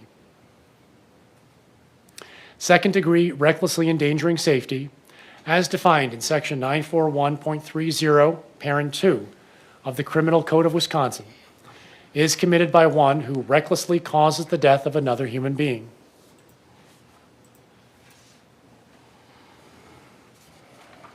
The differences between first and second-degree recklessly endangering safety is that the first-degree offense requires proof of one additional element: that the circumstances of Mr. Miu's conduct showed utter disregard for human life. If you are satisfied beyond a reasonable doubt that all of the elements of first-degree recklessly endangering safety were present, except the element requiring that the circumstances of the conduct showed utter disregard for human life, you should find Mr. Miu guilty of second-degree recklessly endangering safety. In other words, if you are satisfied beyond a reasonable doubt that Mr. Miu endangered the safety of Alexander Martin, Dante Carlson, Anthony Carlson, or Riley Madison by criminally reckless conduct, you should find him guilty of second-degree recklessly endangering safety. If you are not so satisfied, you must find him not guilty. You are not, in any event, to find Mr. Miu guilty of more than one of the foregoing offenses for each count. Sorry, Judge. Could we take a brief break, please? Yes, please take the jury out. All rise for the jury.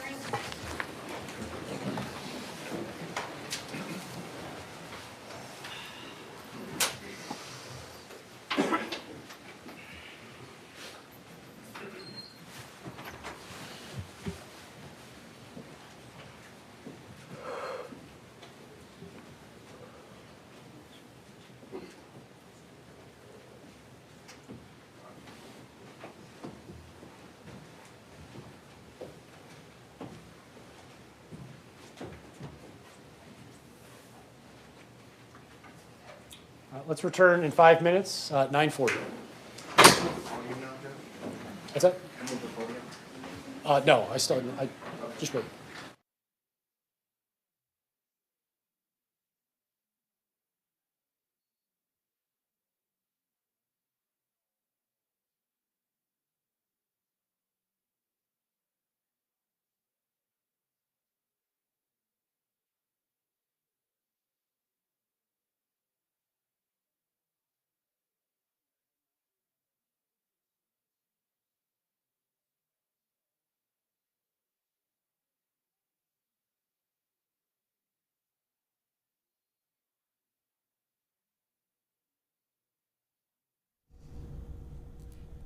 And good morning again from our Fox 9 streaming studios. Today, as you are watching our gavel-to-gavel coverage of the Apple River stabbing trial, the jury instructions have been provided there by Judge Michael Waterman.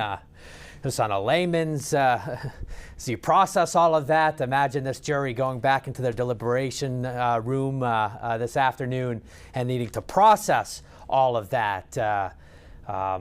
As it took, nearly 20 minutes just to read the entirety of the jury instructions. Let me show you the charges Nicolae Miu now facing after the district attorney's office added several lesser included counts.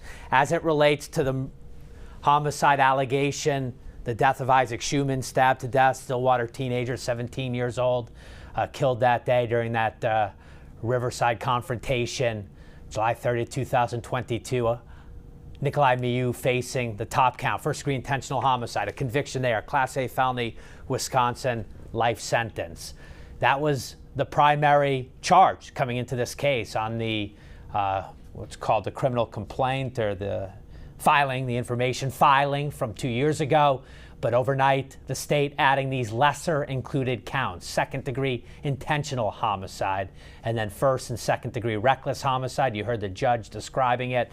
You begin at the top count, then you work your way down. If you find him not guilty or acquit him on that first count, you go down, take a look at the statute as it relates to second degree, balancing the utter disregard for human life, the reckless nature, versus Miu's claim of self-defense, the fear of great bodily harm or death in the river that day during that escalating confrontation that unfolds over the 3.5-minute Juwan Cockfield video.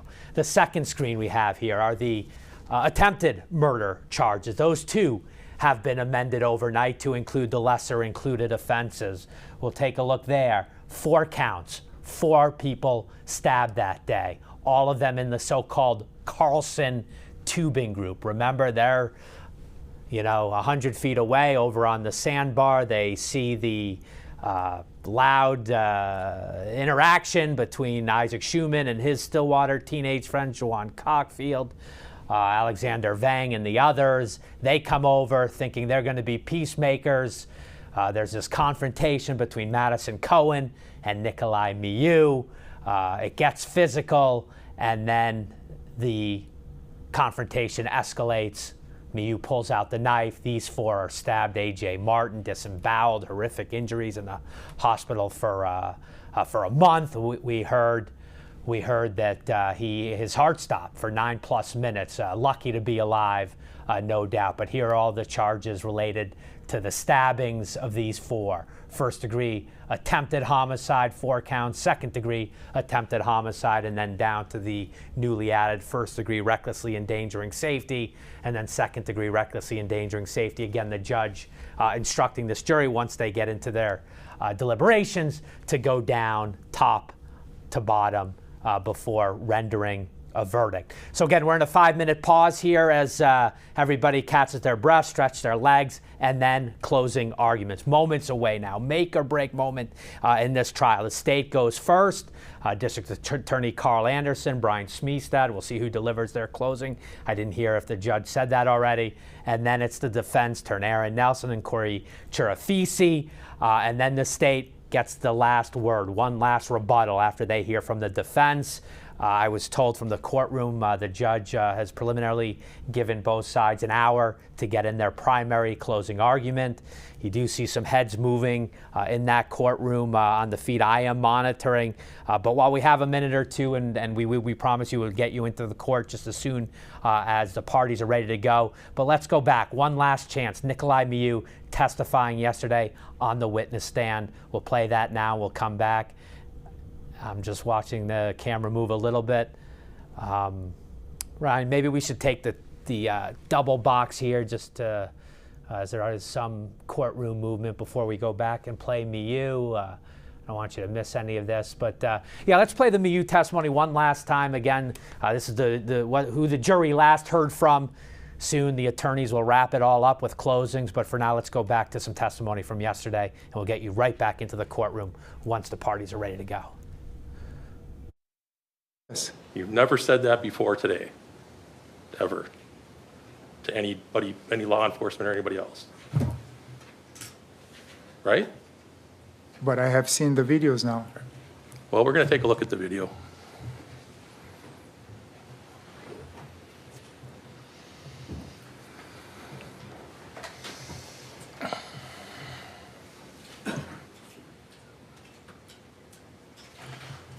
And since you reviewed the video, you know that before you ran up on them, you were touching your knife in your pocket to make sure it was there, right? I don't remember that. All right, well, let's take a look.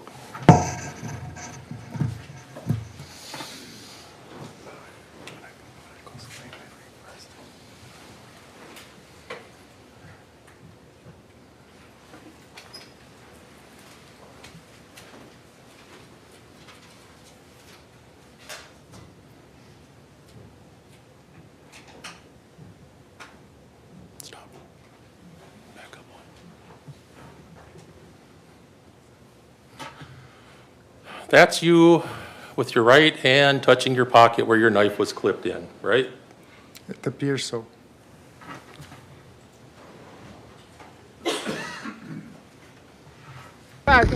What is he on? Whoa! And we'll cut out of that for you for obvious reasons. Judge Waterman is standing, as are all the parties. That is the defendant right in front of you, with his attorney Aaron Nelson right next to him on his left. We are nearing 9:43 Central Time, closing arguments about to begin. The state goes first, the defense will follow. The state gets a shorter rebuttal on the back end of that, and then the jury will be sent out. We still do have to get rid of 2 alternates. 12 will ultimately deliberate Nicolae Miu's fate. To the courtroom now. For everyone in the courtroom, that was a well-timed break. All right, is everyone ready to listen to the judge talk some more? All right. I'm picking up on page 20.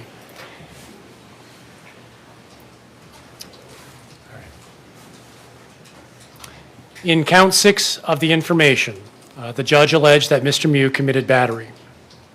Battery, as defined in section 940.19, parent 1 of the Criminal Code of Wisconsin, is committed by one who causes bodily harm to another by an act done with the intent to cause bodily harm to that person or another without the consent of the person so harmed. Before you may find Mr. Miu guilty of this offense, the state must prove by evidence that satisfies you beyond a reasonable doubt that the following 4 elements were present. Judge, can we approach quick? Yes?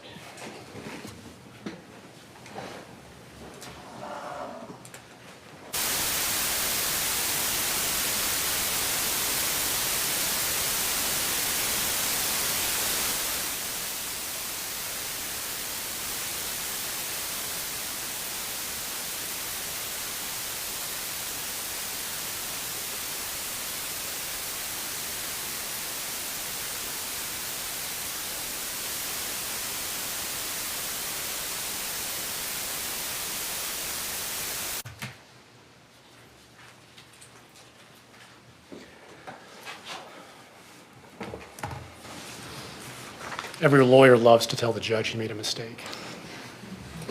I made a mistake. In count 6 of the information, the state alleged that Mr. Miu committed battery. So let me get to the elements. First, Mr. Miu caused bodily harm to Madison Cohen. The word cause means that Mr. Miu's act was a substantial factor in producing the bodily harm. Bodily harm means physical pain or injury, illness, or any impairment of physical condition. Second element, Mr. Miu intended to cause bodily harm to Ms. Cohen.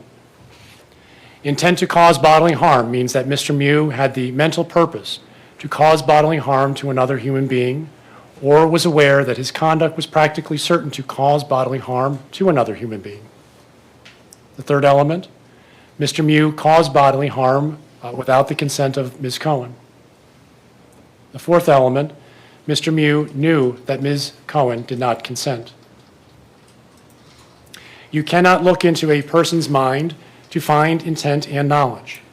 Intent and knowledge must be found, if found at all, from Mr. Miu's acts, words, and statements, if any, and from all of the facts and circumstances in this case bearing upon intent and knowledge. The state must prove by evidence that satisfies you beyond a reasonable doubt that Mr. Miu did not act lawfully in self-defense.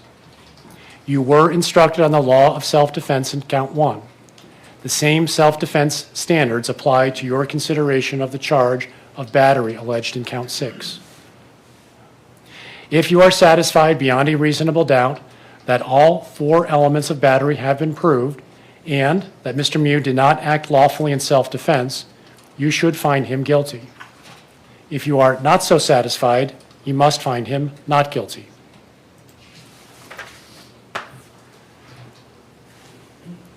The information alleges not only that Mr. Miu committed the crimes charged in counts 1 through 6, but also that he did so while using a dangerous weapon.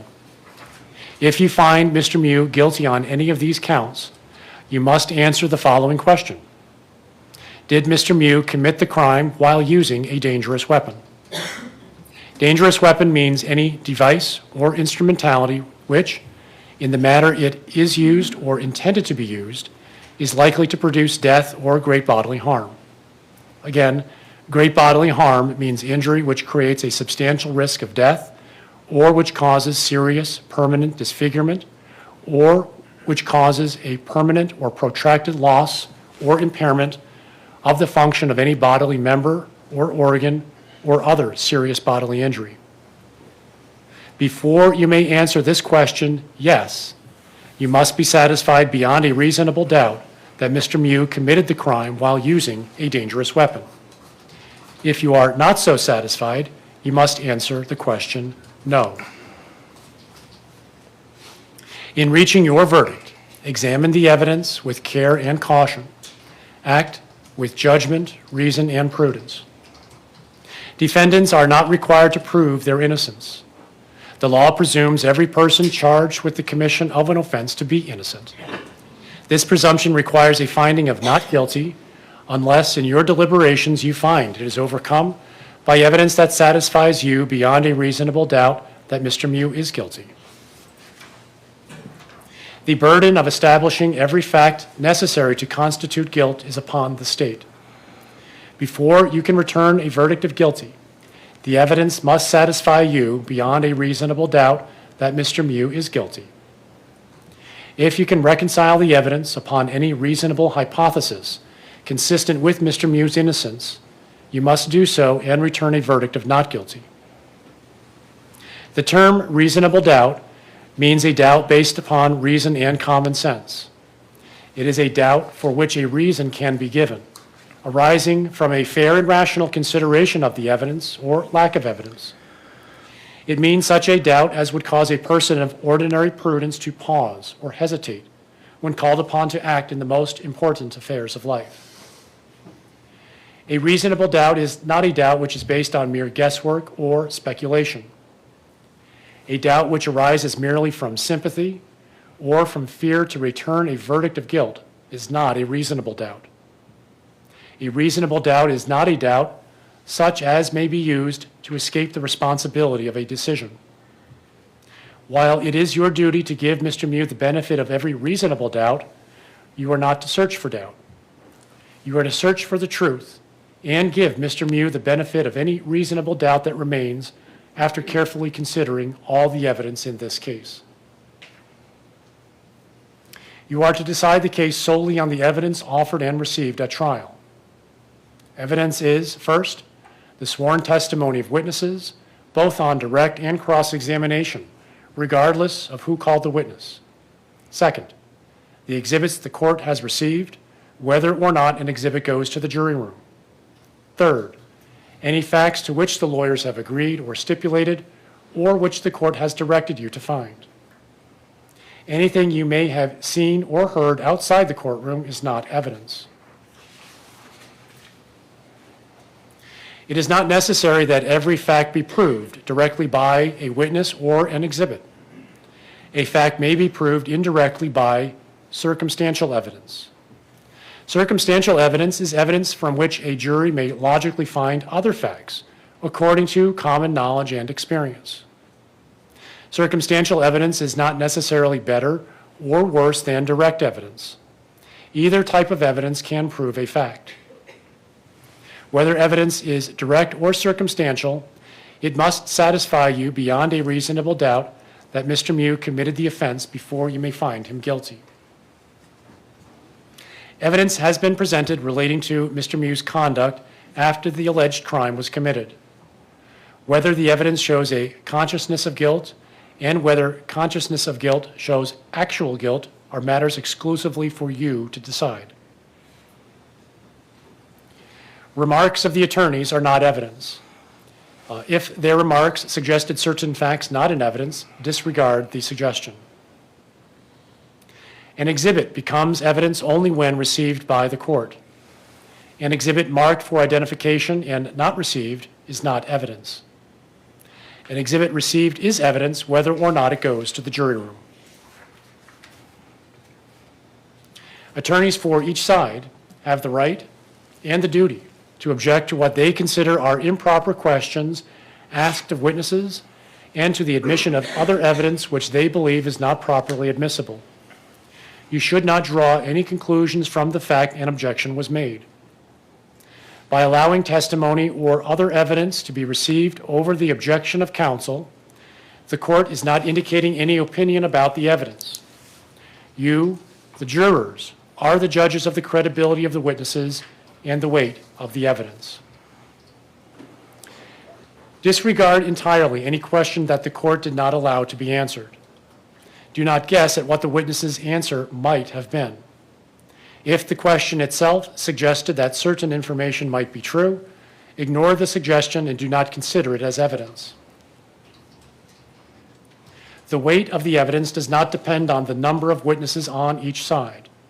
You may find that the testimony of one witness is entitled to the greater weight than that of another witness or even of several other witnesses. In weighing the evidence, you may take into account matters of your common knowledge and your observation. Start over.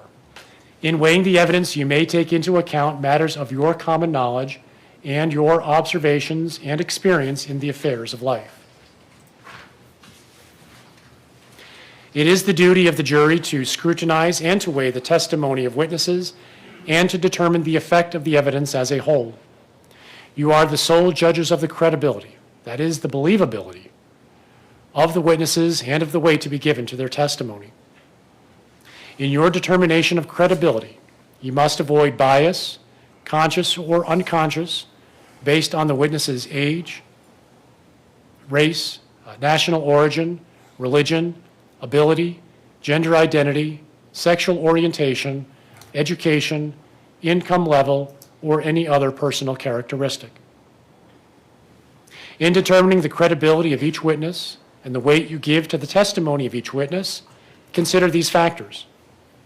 Whether the witness has an interest or lack of interest in the result of this trial, the witness's conduct, appearance, and demeanor on the witness stand, the clearness or lack of clearness of the witness's recollections, the opportunity the witness had for observing and for knowing the matters the witness testified about, the reasonableness of the witness's testimony, the apparent intelligence of the witness, bias or prejudice, if any, has been shown, possible motives for falsifying testimony, and all other facts and circumstances during the trial which tend either to support or to discredit the testimony.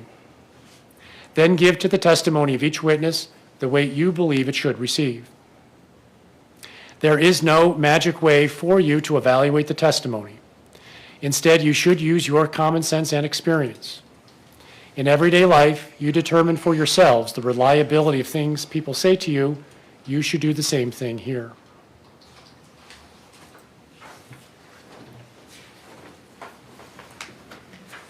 We've now reached the stage where the attorneys will deliver their closing arguments.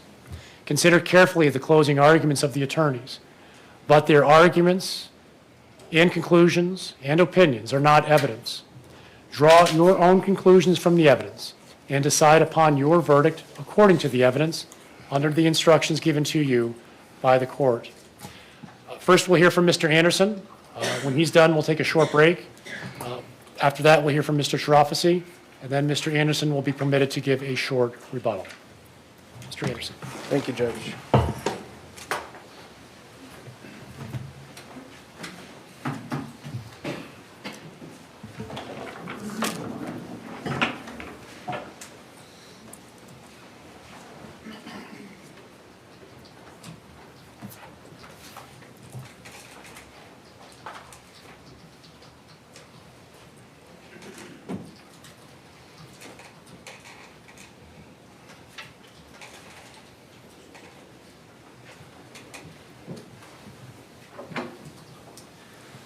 Absolutely senseless and horrific acts of violence. And all Nicolae Miu had to do was walk away. All he had to do was walk away. That's what you've seen in this case. You saw he told Lieutenant Hart, "They told me I can't run away." Obviously not true. Think about the result of his actions. everything you've seen in this trial, the horrific injuries, the death of Isaac, why didn't he just walk away? His only explanation when testifying was, I stood my ground. I stood my ground. First of all, Wisconsin is not a stand your ground state. Objection. Overruled. I'll talk about that specifically from your jury instructions. Second, that's not true, as I'll show you. He didn't just stand his ground. I'm not going to defend the actions of the boys who testified. It was cruel what they were calling Nicolae. They shouldn't have been mocking him, calling him predator, raper. But their conduct did not justify what Nicolae did. You heard from Alina, Isaac's mother, about her son Isaac. He was 17 years old when he was killed. He enjoyed golfing, spending time with friends. He recently started a new business, detailing cars.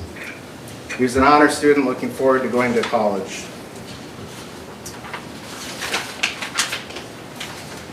His death was senseless. One of the things defense said in the beginning of trial in their opening was they're glad there's a video. So are we. Without the video, Nicolae would have slipped away. The only reason he was apprehended was because law enforcement had that screenshot of him. The video doesn't fade with time. It's not biased, not influenced by alcohol. As I told you in the beginning of this case, the violent episode from the video is about 25 seconds, from the point he punches Madison until you see him walking off after stabbing 5 people. He's not seen, Nicolae is not seen in that video for 8 to 9 seconds until the point you see him walking away. You don't see him stab Dante. Some of you may have wondered why we called Marion Davis. Certainly it wasn't for his eyewitness testimony, but he took a video. He took a video that captured a different angle than Juwan's video. It's grainy, it's difficult to see, but you can see enough. And it shows Nicolae seeking Dante out and stabbing him when his group is in the opposite direction. Nicolae walks into a crowd of people, stabs Dante. Before I show you that video again, I need to provide some context from Juwan's video.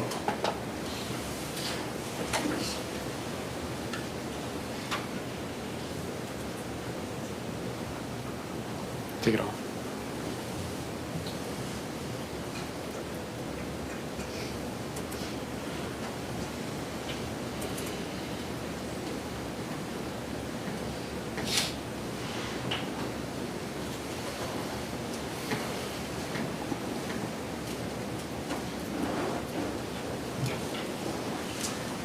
Can we have the screen, please?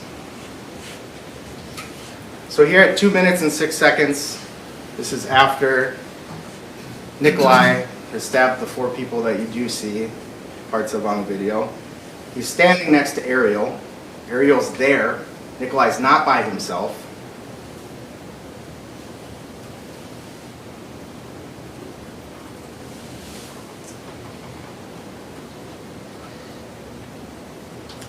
Two minutes, 8 seconds, that's the last you'll see of Nicolae until you see him walking off in this video. You see Dante, or AJ, the boys running back to their tubes, and you see Larian filming in the background. Larian captured what Nicolae was doing at this point, even though this video didn't.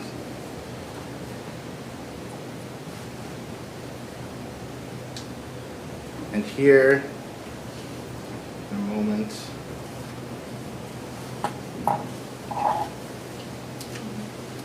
you can see the edge of Dante's swim trunks on the right. You can see the light on top, the dark on bottom. At this point in Larian's video, Dante's just been stabbed.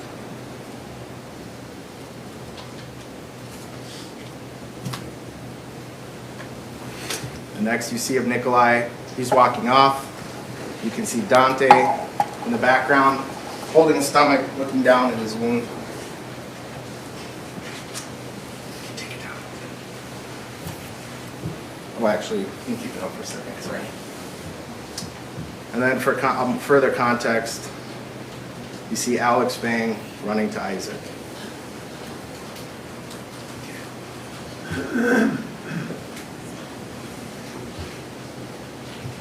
Let's see Larian's video.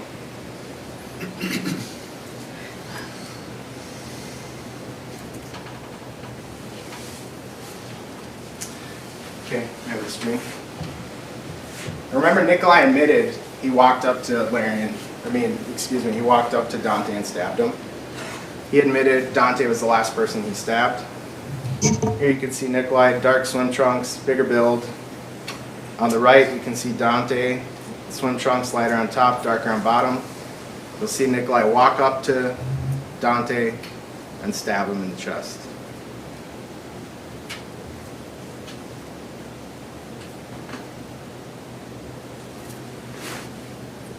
You'll see Dante recoil from the stab. You see the boys on the right running to their tubes. And in the second here, you'll see Alex Bang. You'll zoom in on him as he runs to Isaac.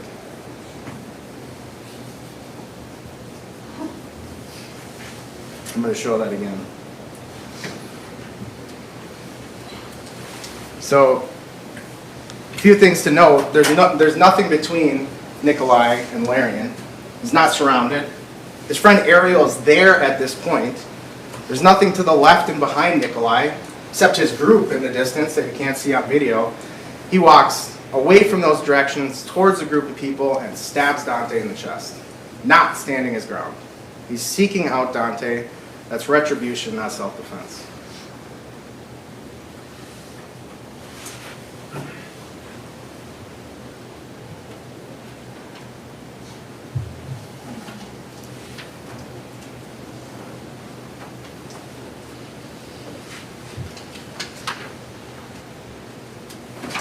And recall too the DNA results. Isaac's DNA and Dante's DNA was the only DNA on the knife. They're also the last two that are stabbed. It makes sense from how the analyst described DNA and how it can wash off. You probably noticed throughout this trial, not a lot of witnesses come off looking great after they testify. There's some exceptions. Obviously, the Good Samaritans who went to aid Isaac and AJ. Eric Von Williams included in that from Nicolae's group. He's the only one who went to their aid. Sheena Lowell, you heard her testify from the Carlson group. You saw her just standing in the background watching what was going on the whole time. She was completely sober. You heard her testify, Nicolae punched Madison. She has zero connection with the group anymore, zero contact. Her and Quentin broke up. Tony is another one. He only comes in to break up what he thinks is a fist fight. He's directing Nicolae towards Nicolae's group. Nicolae turns and stabs him twice. Another one I submit to is an exception that acted admirably is Isaac. His death was tragic and horrific.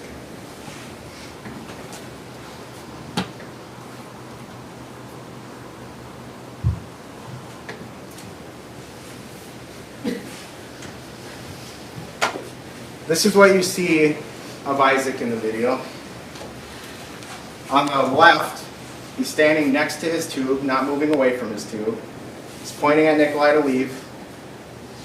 In the middle, when Nicolae turns back to Isaac, Isaac puts his hands up, fingers splayed. The only other thing you see of Isaac is him standing in the background. When the other boys are mocking, calling names to Nicolae, Isaac is just standing in the background. He's not saying anything, he's not doing anything, he's not jeering. He's just standing there holding their tubes.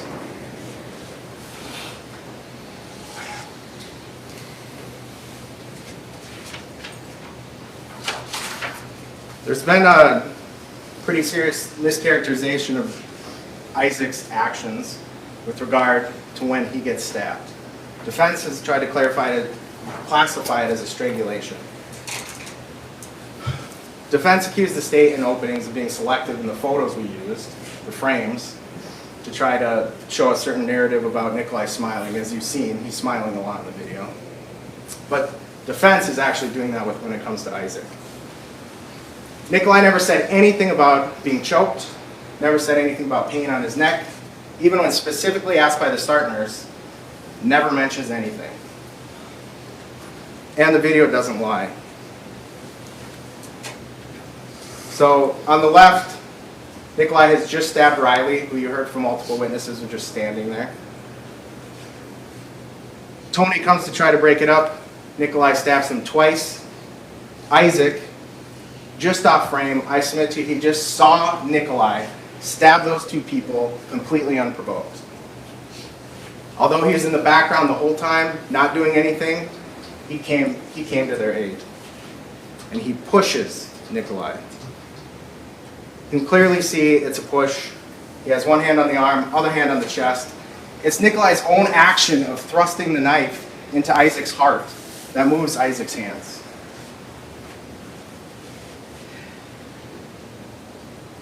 You can even see from the release, it's a push.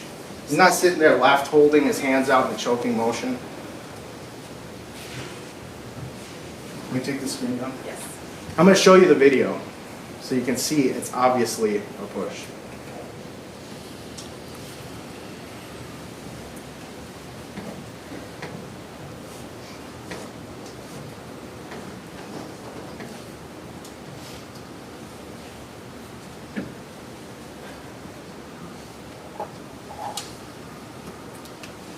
While my computer is loading here, even if it was a strangulation, which it clearly isn't, Isaac was justified in using any level of force. He just saw Nicolae stab two people who posed no threat to Nicolae.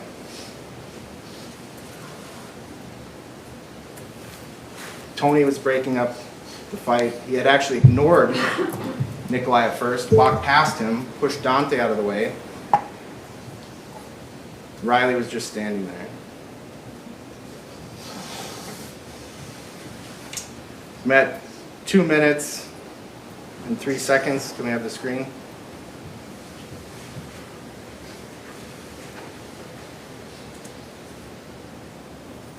Clearly a push.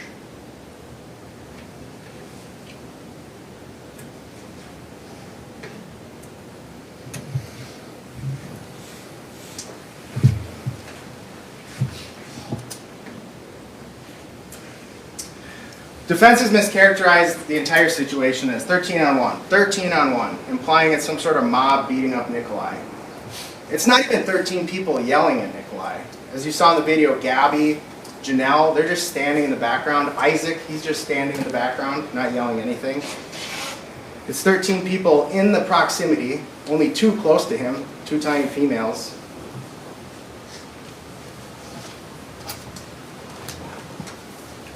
Nicolae's clearly not afraid of the boys. He ran up on the boys, turns his back on them and others multiple times. Even at worst, this is a 2-on-1 with AJ and Dante. But even then, as you saw in the video, Ariel's right there. So it's more like a 2-on-2. Ariel's right there. Plus, Tony comes in as a neutral party to separate things. It's not 13 on 1.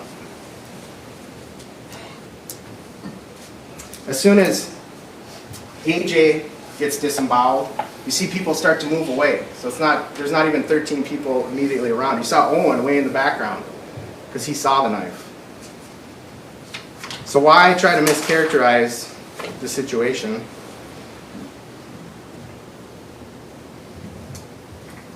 Because there's some things that are hard to explain otherwise for defense. Turn on the screen, please. This is the second time you saw in the video that Nicolae turns his back on the boys and people from the Carlson group. You don't turn your back on somebody. It's common sense. You don't check your common sense at the door when you serve as a jury. You don't turn your back on somebody if you're afraid of them, especially if you're so afraid you gotta reach for your knife. You can't be that afraid that he's gotta reach for his knife and so unafraid that he turns his back on them. He was angry, not afraid. That image on the right is only less than 30 seconds after he turns his back on them, touching his knife.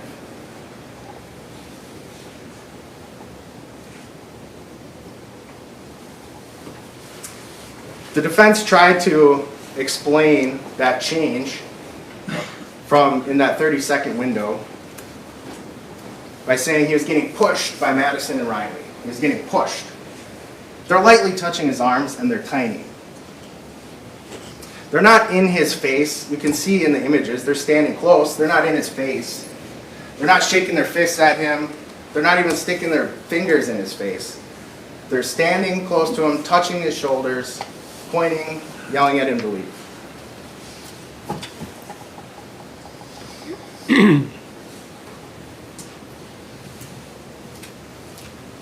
I'm going to back up a little bit and talk about Nicolae looking for the phone.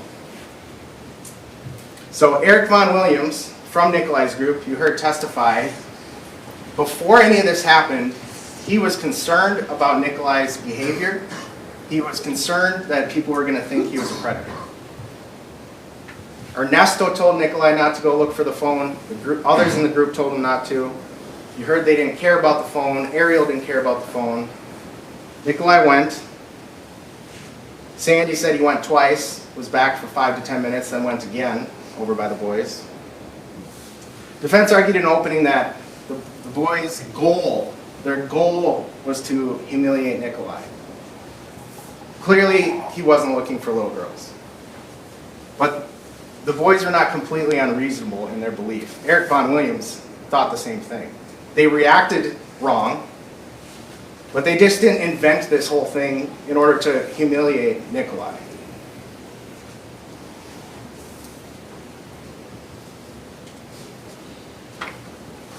What about Nicolae? 52 years old, apparently sober, according to, I think, what defense will argue. He didn't have any signs of intoxication when law enforcement made contact with him, but he certainly made a point of telling Lieutenant Hart multiple times how much he was boozing and drinking on the river. He can't let it go that he was insulted. So much so that as the boys are tubing away from him, all Nicolae has to do is stand there. He doesn't even have to take a step back. He just has to stand there, let the boys continue tubing. They're down in their tubes.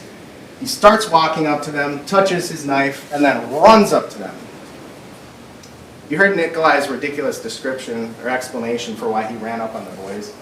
Because one was holding a phone, he thought it was Ariel's phone.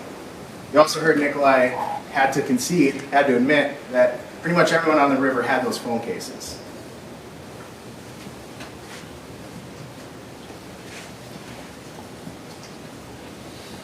Another double standard from defense is physical attributes of those involved.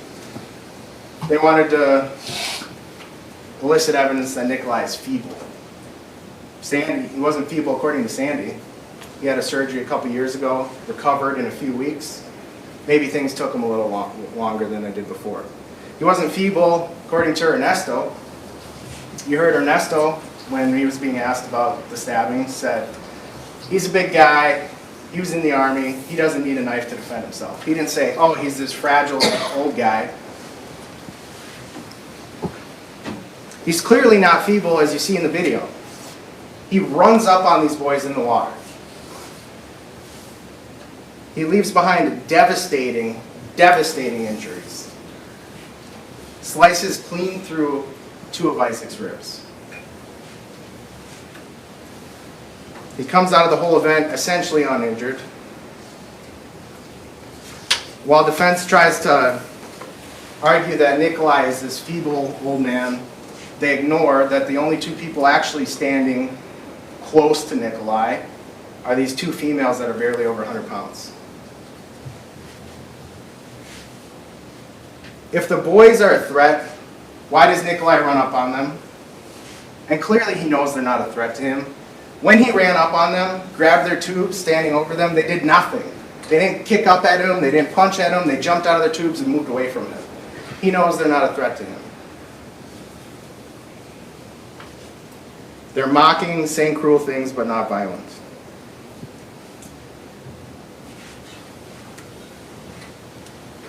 You saw how awkward it was for Nicolae to try to explain this transition. From 0 fear to 10 out of 10 fear, he's got to take out his knife. Tried to explain it with what I submit to you is obviously rehearsed testimony about his scales of fear. You heard from witnesses recounting what they recall of Nicolae, the demonic look on his face, staring through people, smirking. Defense argued in opening it's a slide tour here, there. You know after seeing the video so many times that's not the case. When he's not glaring, he's smirking in the video. Recall I asked Ernesto, his best friend, when he was trying to describe the shock of Nicolae, I asked, was he smiling? He didn't say, yeah, he smiles when he's scared, he smiles when he's nervous. He said, who's going to smile in a situation where they're in shock or in fear?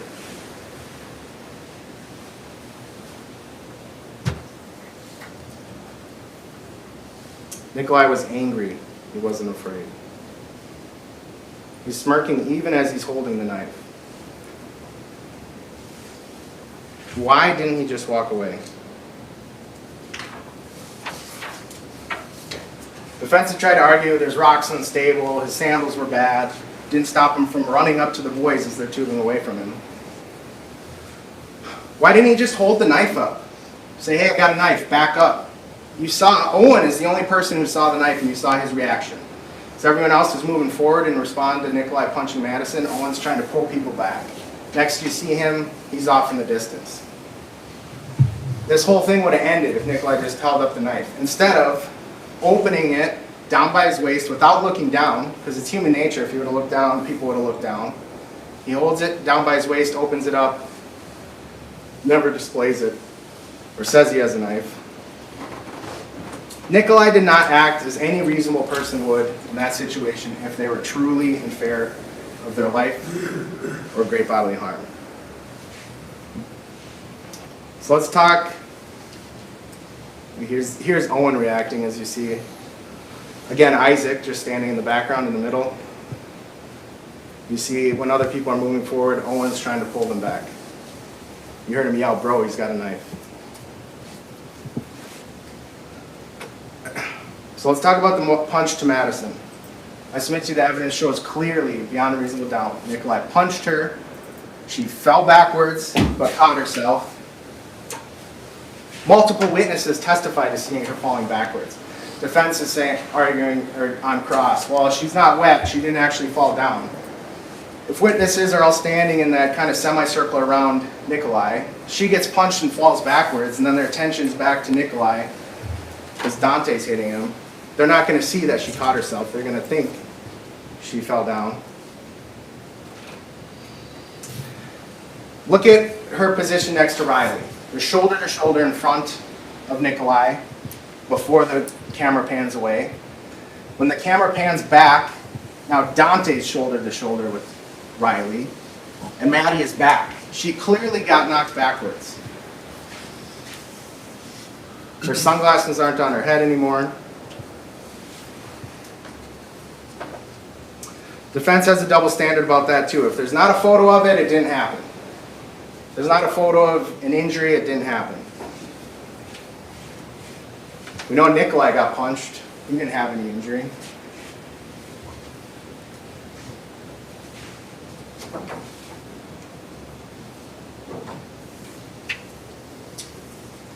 Defense can't have it both ways. So turn and talk a little bit about memory, credibility. Obviously, a witness's memory is better closer to the event. That's obvious. Alcohol is going to affect memory. Traumatic events going to affect memory. How fast it happens is going to affect memory. But crucially, and absolutely crucially, there's a huge difference between getting some details wrong, right hand, left hand, sequence of events, and making up an entire story like Nicolae did.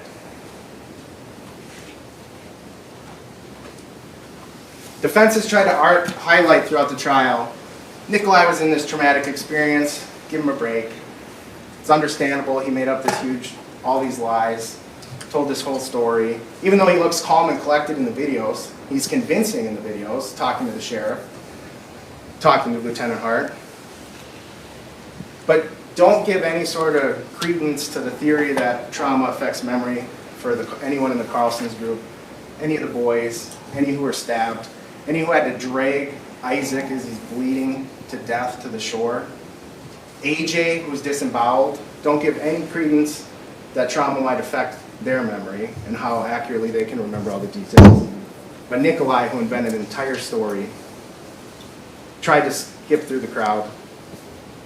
Give him credence for that.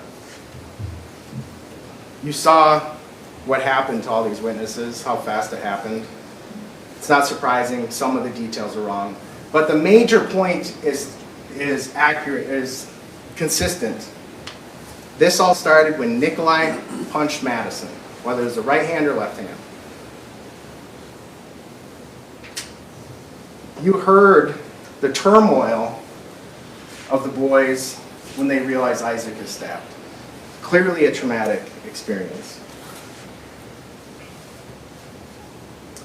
There's a big difference between details and invention. Think about the most basic example. You and, say, your partner go to the grocery store. Park your car, you're leaving the grocery store, you think your car's parked over there, they think it's parked over here. You still know the car is parked in the parking lot, even if you can't remember where it's parked. The same is true for the punch to Madison.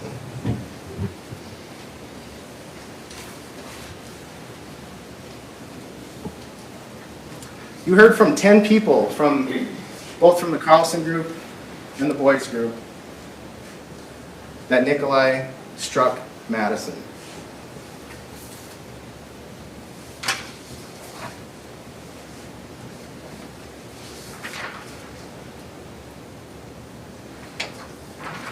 So what about, let's talk a little bit about witnesses from Nicolae's group. Ariel, what did he say? At trial, he says Nick defended himself. Can't really say how. Never said that when interviewed with law enforcement. He denied even being close to Nicolae. Remember, Ariel was there when he stabbed Dante. He was right there when Nicolae stabbed Riley, Tony, and Isaac. Law enforcement went there with the frame of Ariel standing next to Nicolae when Nicolae has the bloody knife. Ariel denies seeing anything to law enforcement of what Nicolae did. Ernesto, at trial, testified he didn't see Nicolae get hit, just saw him down in the water. Said he couldn't remember Nicolae saying, "They took my knife." You saw on the body cam, he said that repeatedly. He testified that somebody was walking towards him, he pointed at him, "Get back." Never said that to law enforcement, although he did describe to law enforcement, as you saw, him saying, "Nicolae, get out," Nicolae walking out, and then he said, "And that's it." Never said anything about anyone pointing at him and walking towards him. When I asked, he said, "I wasn't asked that question." But he described that event. He also wasn't asked more than 10 times if Nicolae said they took my knife.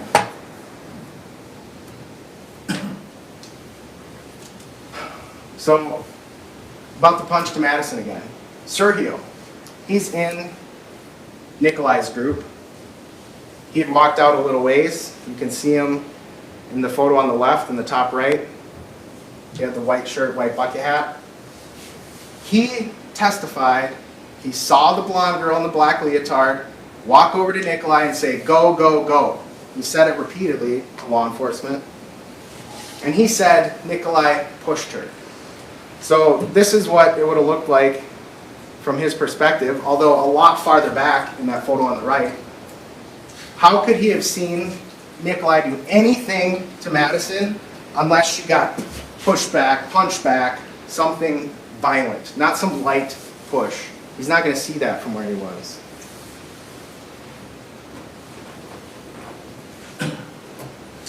Madison testified, and you saw in the video, after she was hit, she goes back to her group. Why would she walk away back to her group if Nicolae just lightly maybe touched her, maybe didn't? She told Quentin she was punched. She told police at the scene she was punched. She told police in the interview she was punched. She testified about feeling the throbbing pain in her cheek, her heartbeat in her cheek.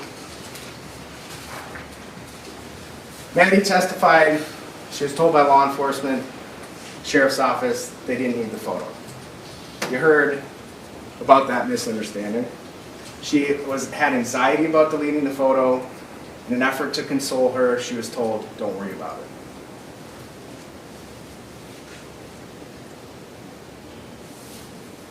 This is an important jury instruction in your jury instructions. Although we're not a stand your ground state, there's also not a duty to retreat. But in determining whether Nicolae's actions, whether his use of force was reasonable to prevent or terminate the interference, you may consider whether he had the opportunity to retreat with safety, whether such retreat was feasible, and whether he knew of the opportunity. He turned his back on them multiple times facing open water. People were yelling at him to leave, to walk away, to go. And he didn't. Instead, he took out his knife. That is not reasonable.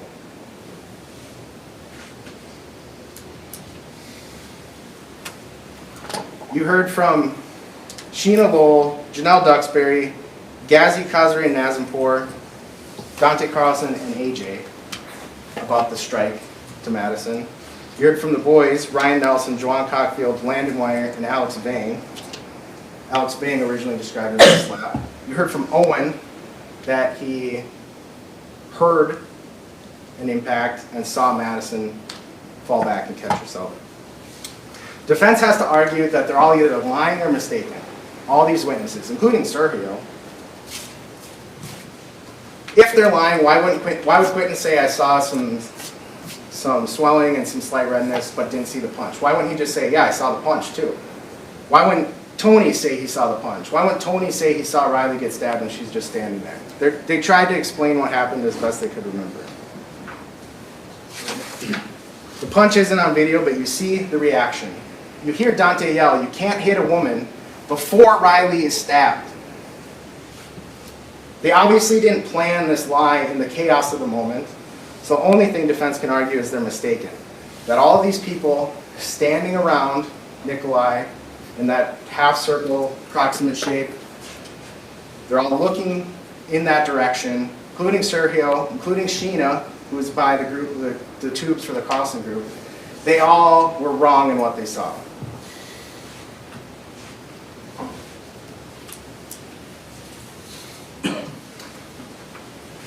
Another defense double standard, it's relatively minor, but I submit to you it shows that they're grasping at straws, is this trying to put Nicolae's group in a different category. There's the drunks on the Apple River, then there's Nicolae's group. About half of you raised your hand that you've been on the Apple River. That's what people do on the Apple River. They go out, they tube, and they drink. Nicolae was in the exact same boat they were in. He wasn't bird watching and this group of drunk teenagers ran up on him. He knew what it's about. He'd been on the river before.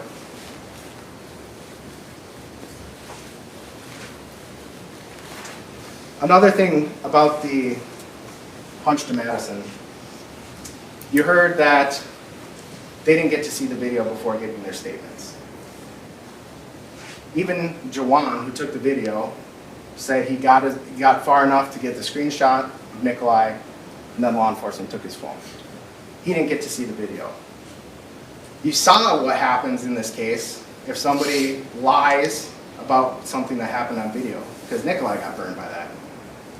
He made up complete and total lies. The video showed he wasn't telling the truth. The video happens to not show the punch, but it still corroborates what all those witnesses said.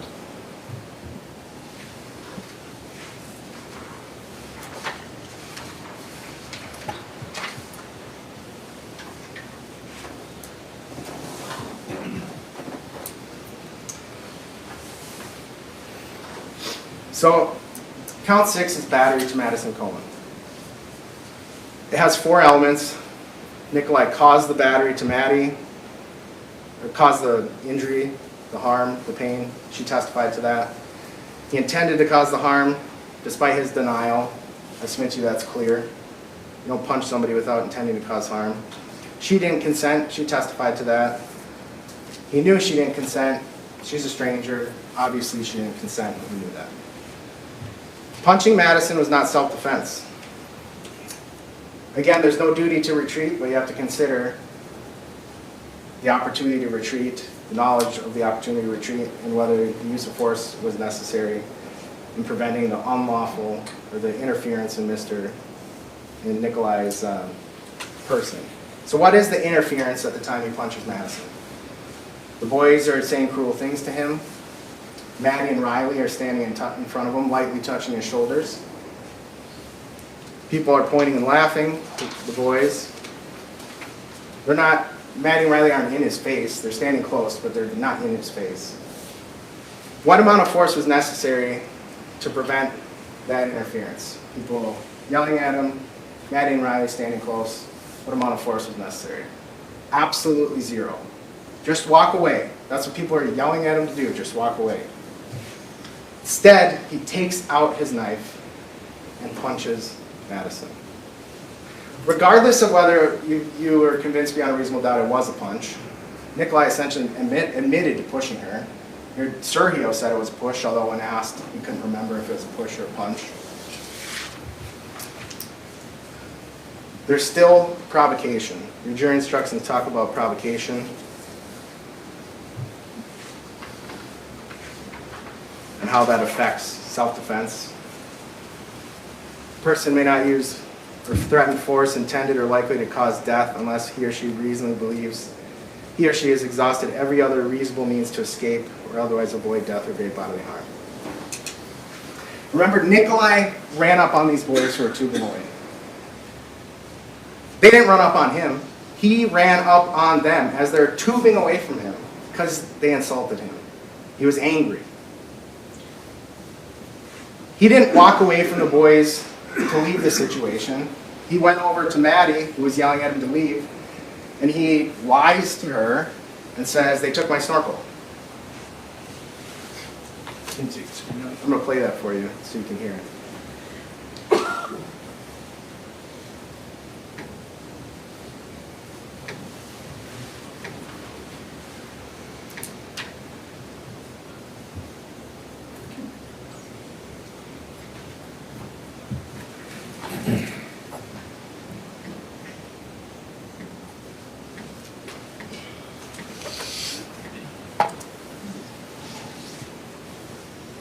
All right, this is at 1:05 in the video. I'm ready.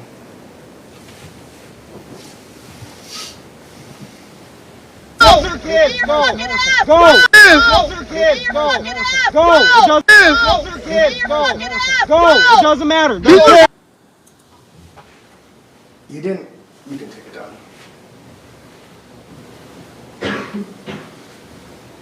He didn't go over there to extricate himself from the situation. He went over there and accused the boys of taking his snorkel, which was a lie. And he had just ran up on the boys.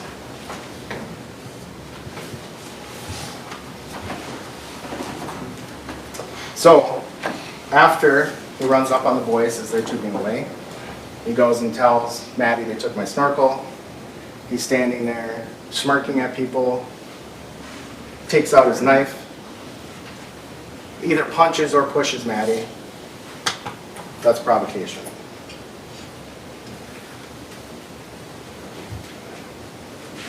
Defense has zero reasonable argument, especially when it comes to Tony, Riley, Isaac, and Dante. Nicolae gets punched. He gets struck with an open hand twice. He gets ineffectually pushed by AJ. It doesn't do anything. Nicolae pops right up and disembowels AJ. After Nicolae goes down in the water, nobody approaches him. Nobody. Nobody goes to kick him. Nobody goes to punch him. Nobody goes to push him again. Tony, with Nicolae down on the ground, Tony walks by Nicolae with his back to Nicolae, yelling, "Get back to Dante." He turns around to tell Nicolae to get away, and Nicolae turns around and stabs him. Nicolae was facing his group with an open path of escape after provoking a reaction. He just stabbed Riley before stabbing Tony. After stabbing those two, he stabs Isaac. After that, after Ariel's there, he walks over to Dante, stabs Dante in the chest, right below his ribs, right below his heart.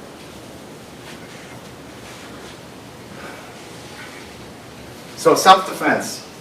I submit to you the state has proven beyond a reasonable doubt this was not justified self-defense, and Nicolae knew it. He knew it from the moment he did it. First of all, imminent threat of death or great bodily harm. He's not in an alley with no way out, with people blocking his exit. He's on an open river, 150 feet wide, people yelling at him to get away. None of them are armed. Punch, 2 open hand strikes, ineffectual push. Look at the definition of great bodily harm, whether he reasonably believed death or great bodily harm is imminent.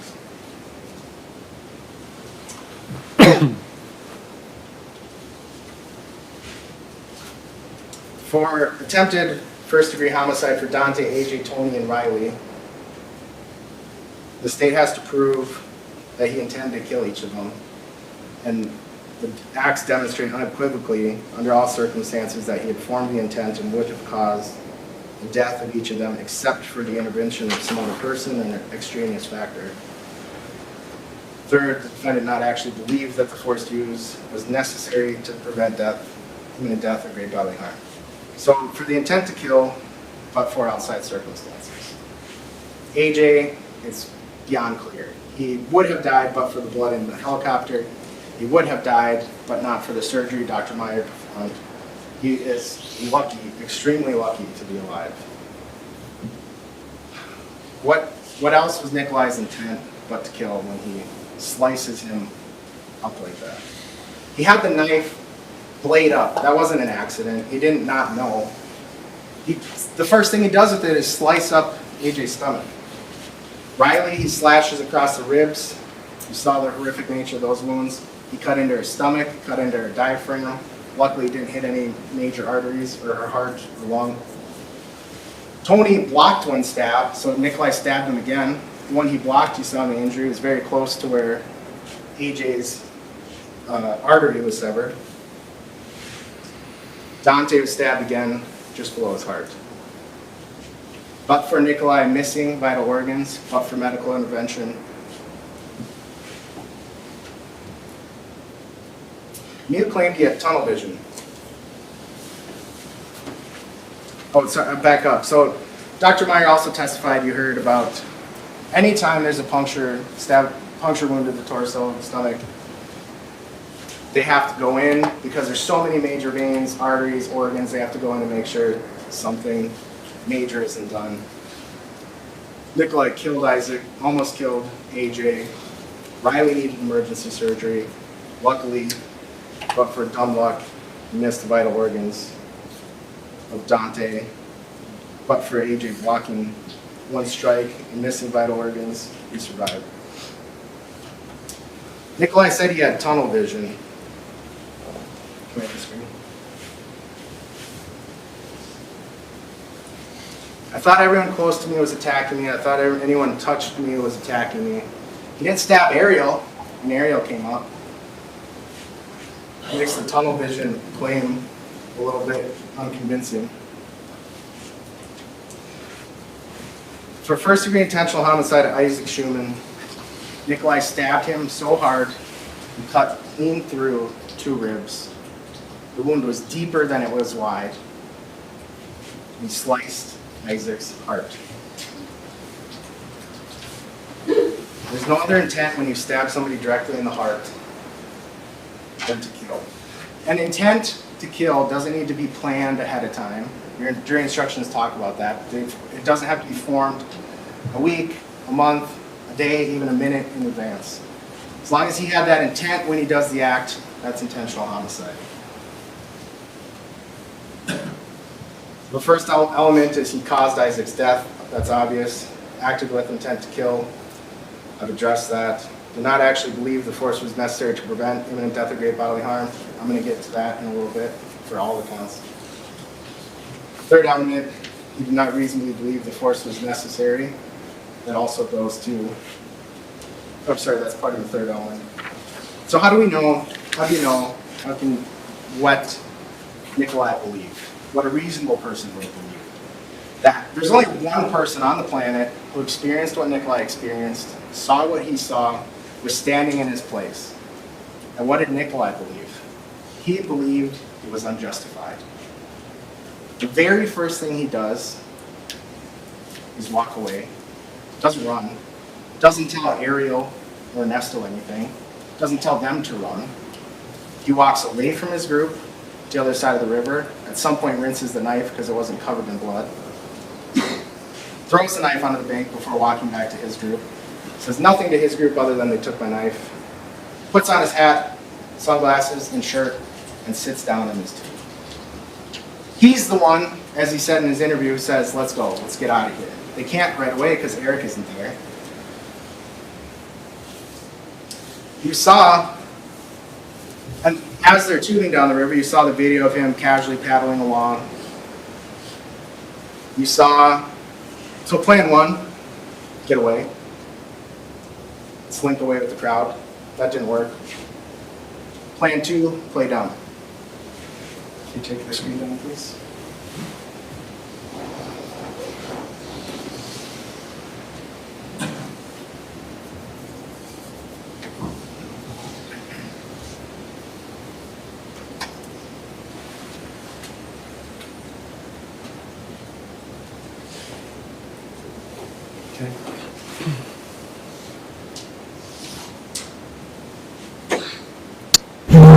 Camera recording started.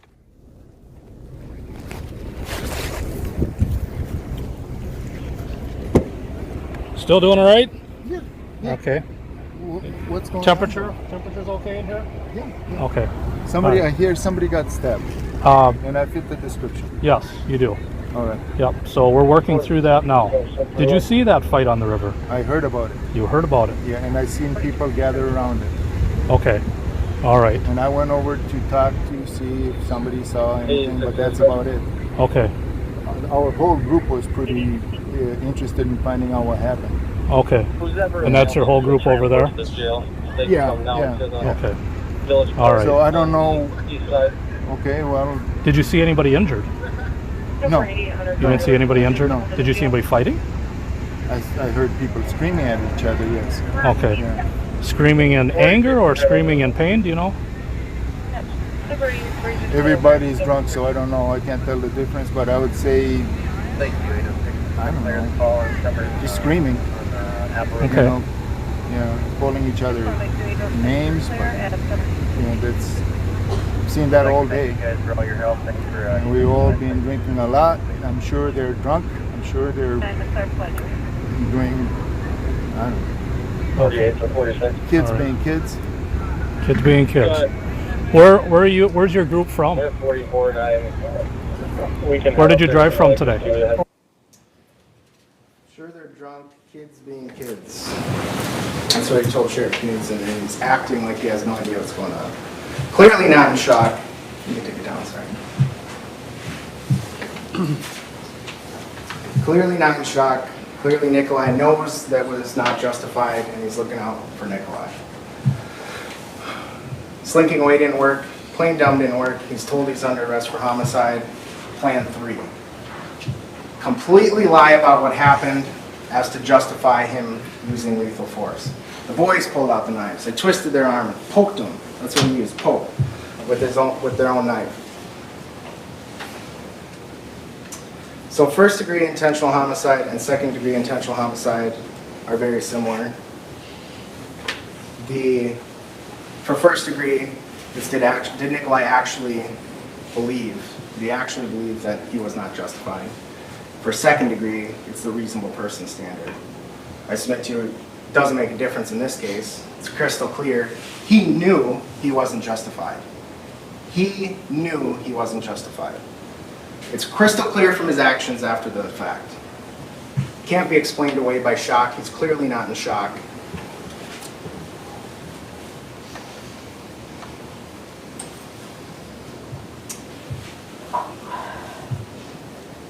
The use of force on AJ, stabbing Riley just standing there, stabbing Tony trying to break it up, stabbing Isaac directly in the heart.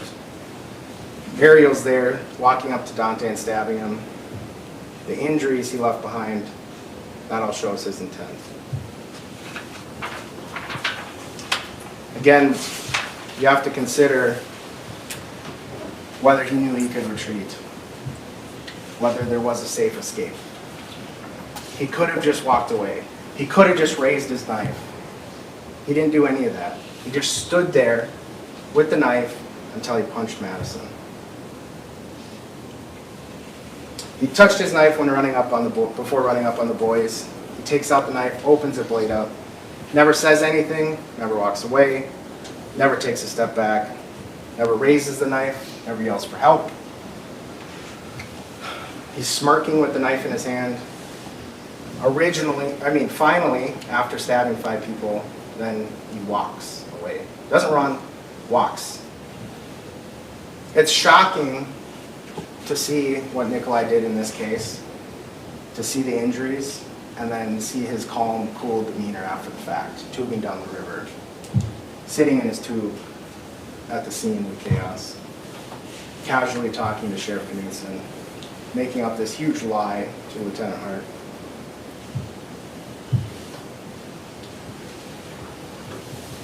He even lied to the start nurse at 9 p.m., so 5 hours after the incident, about the boy pulling a knife, twisting his arm, poking him with his own knife. He even lied to Sandy after the arrest. Nick recognizes that what happened is not justified self-defense. Just standing there with the knife, not walking away when you clearly can. So even to Sandy, after he's charged, he casts blame on her and the group for not hearing him yelling. He never yelled. Normally it'd be difficult to know what a defendant believed in a self-defense case, not in this case.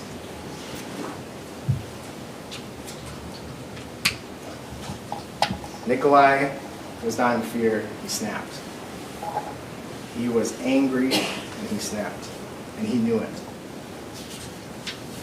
His actions show he knew he did not reasonably believe the amount of force was necessary. He was not actually in fear. If he was actually in fear, he would have left. How else? Do you know what other clues? Think about his testimony.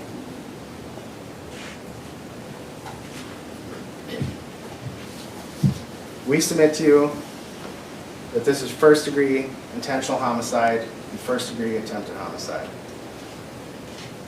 His acts clearly show intent. But if you can't agree unanimously on that, as your jury instructions tell you, you have to consider second degree. Again, the difference in second degree is Nicolae's belief versus reasonable person. Here you know, I submit to you, his belief from his own conduct. Afterwards, he knew it was not justified. If you can't agree on second degree, you consider first degree reckless homicide, first degree reckless endanger of safety. Element 1, Nicolae endangered the safety of another human being. That's obvious. Endangered the safety of another by criminally reckless conduct. The jury instructions define criminally reckless conduct, creating a risk of death or great bodily harm. It's unreasonable and substantial. He was aware of the risk. Again, obvious when he's stabbing people. When you talk about reckless conduct, let's say you believe his testimony that he just thought anyone touching him, anyone close to him was attacking him and stabbing him. That's reckless. That's criminally reckless conduct. That's utter disregard for human life. What other clues are there to utter disregard? He just walks away. He just walks away. He doesn't call 911. He just sits on his tube as other people are helping the victims, and he tubes down the river.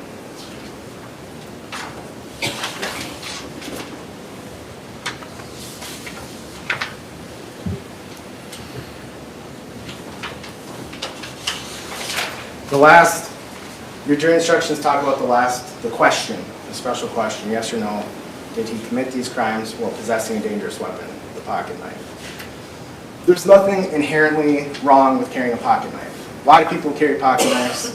Totally fine to carry it as a tool, totally fine to carry it for self-defense, totally fine to carry any legal weapon, firearm, knife, if it's used legally.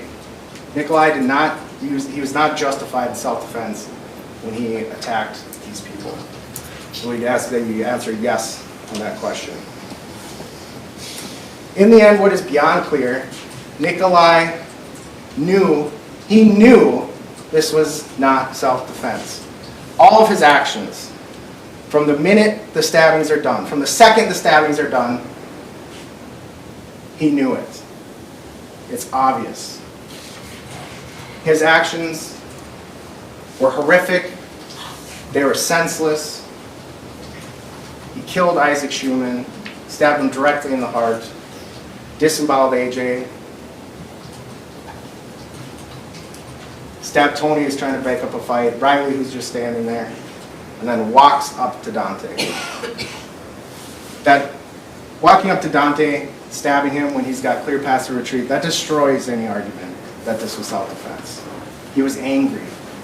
There's no rational reason Nicolae, his group's over here, would walk this way towards the group of people to stab Dante. Senseless and horrific acts. The state asks you to find Nicolae Miu guilty of all charges. Thank you.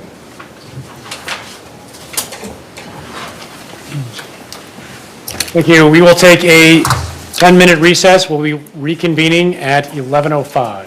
Please take the jury out. All rise for the jury.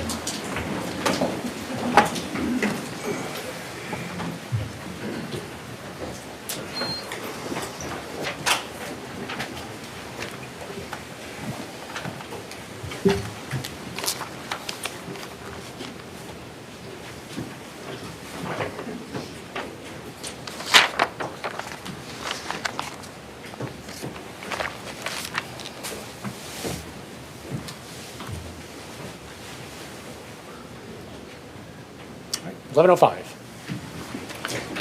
Madam Clerk, could we just,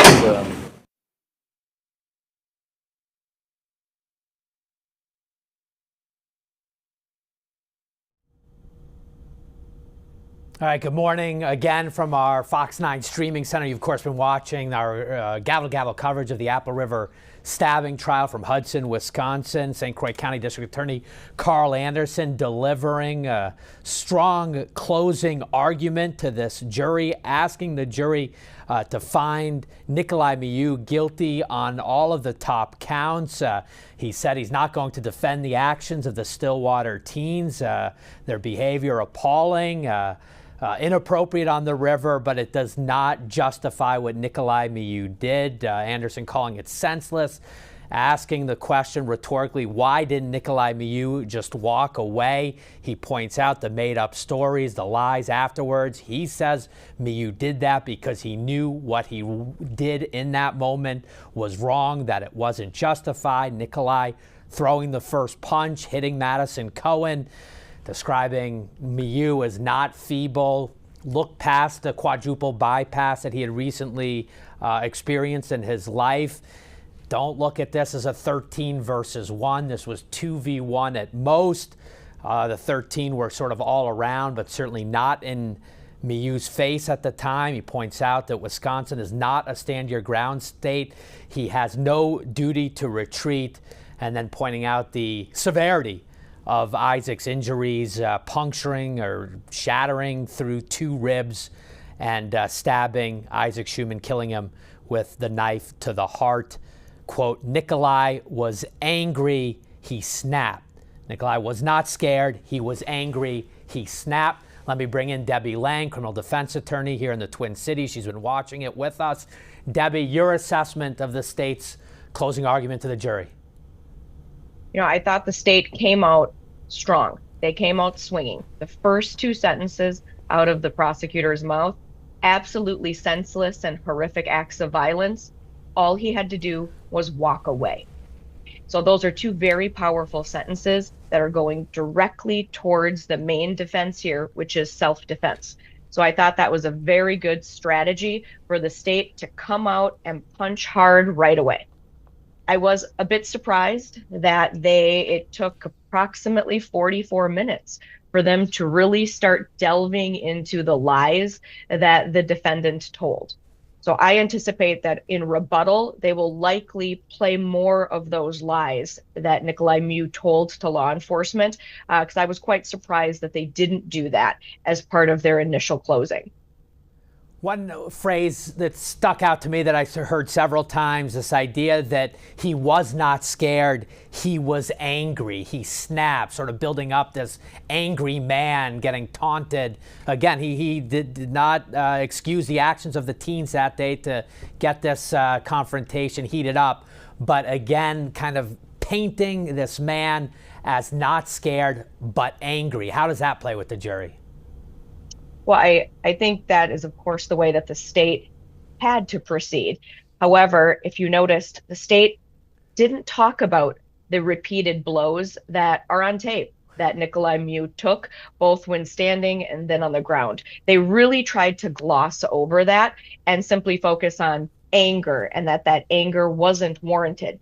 They spent over 10 minutes talking about the punch to Miss Cohen. And that was a lot of time. And I felt that they didn't then yet effectively tie in provocation with that significant amount of discussion. So I'm anticipating that the defense is going to be coming in with their closing argument, and they are going to be focusing on what happened to Nicolae Miu. They're going to be focusing on the blows that he took, the blow that caused him to actually fall back into the water, the repeated strikes when he was down, the individual pushing him from the back. They're going to be focusing on that to try to convince the jury that at that time, Nicolae Miu had a reasonable fear of death or great bodily harm. Debbie, how did the state do in relation to all of the charges, the definitions, the jury instructions, nearly an hour long that were read to them? There are these additional counts that have been added. I believe our producer could throw up the full battery of charges Miu now faces. Because once this jury retires to their deliberation room, they get these instructions and they go, line by line. Did the state do a good job in explaining reckless homicide, why it could be that? I mean, they're asking for the top count, first degree intentional. Did you feel on the procedural level, legally speaking, did they do an effective job getting through all of the counts and explaining why Miu should be found guilty? Paul, I felt that they lacked a bit in that way. As you heard, they focused a lot on specific allegations and comments, but when you look at when they actually started to cite the jury instructions, it wasn't until about the last 5 minutes. I was trying to look at a clock, but of course I didn't have a stopwatch running, but it was very late into the closing arguments. And here, these jury instructions are extremely confusing. So I expect that the defense will spend some more time with the actual instructions and take each of them and dissect them and then apply the facts as the defense would like the jury to see them to each of those jury instructions. Again, we always have to remember that the state gets to go again. They have the last opportunity to be heard. And so it could have been his strategy to wait and to not do that at this point, but to get a bit more technical once they have another opportunity. Granted, they're not going to get another hour. It will be a much shorter period of time, but I felt that the state really didn't focus enough on the specific jury instructions and applying the facts as they would like the jury to see them to those instructions.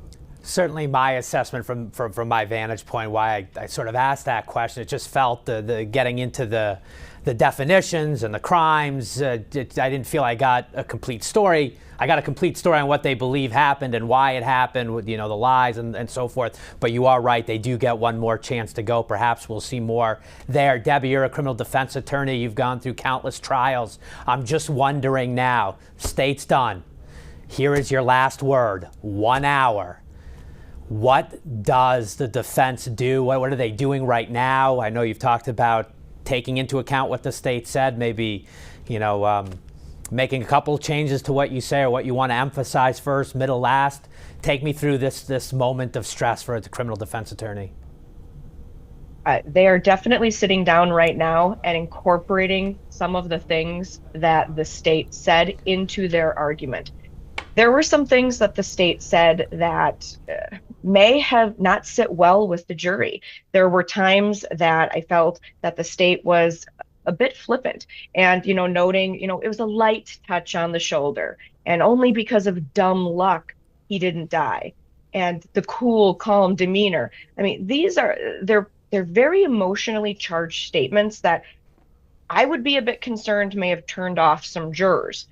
Additionally, I anticipate that the defense may want to address the state's comment that the teens were not unreasonable in their belief that Mr. Miu was looking for little girls. That statement struck me as odd. He then immediately went in and said that the teens were mocking and they weren't violent.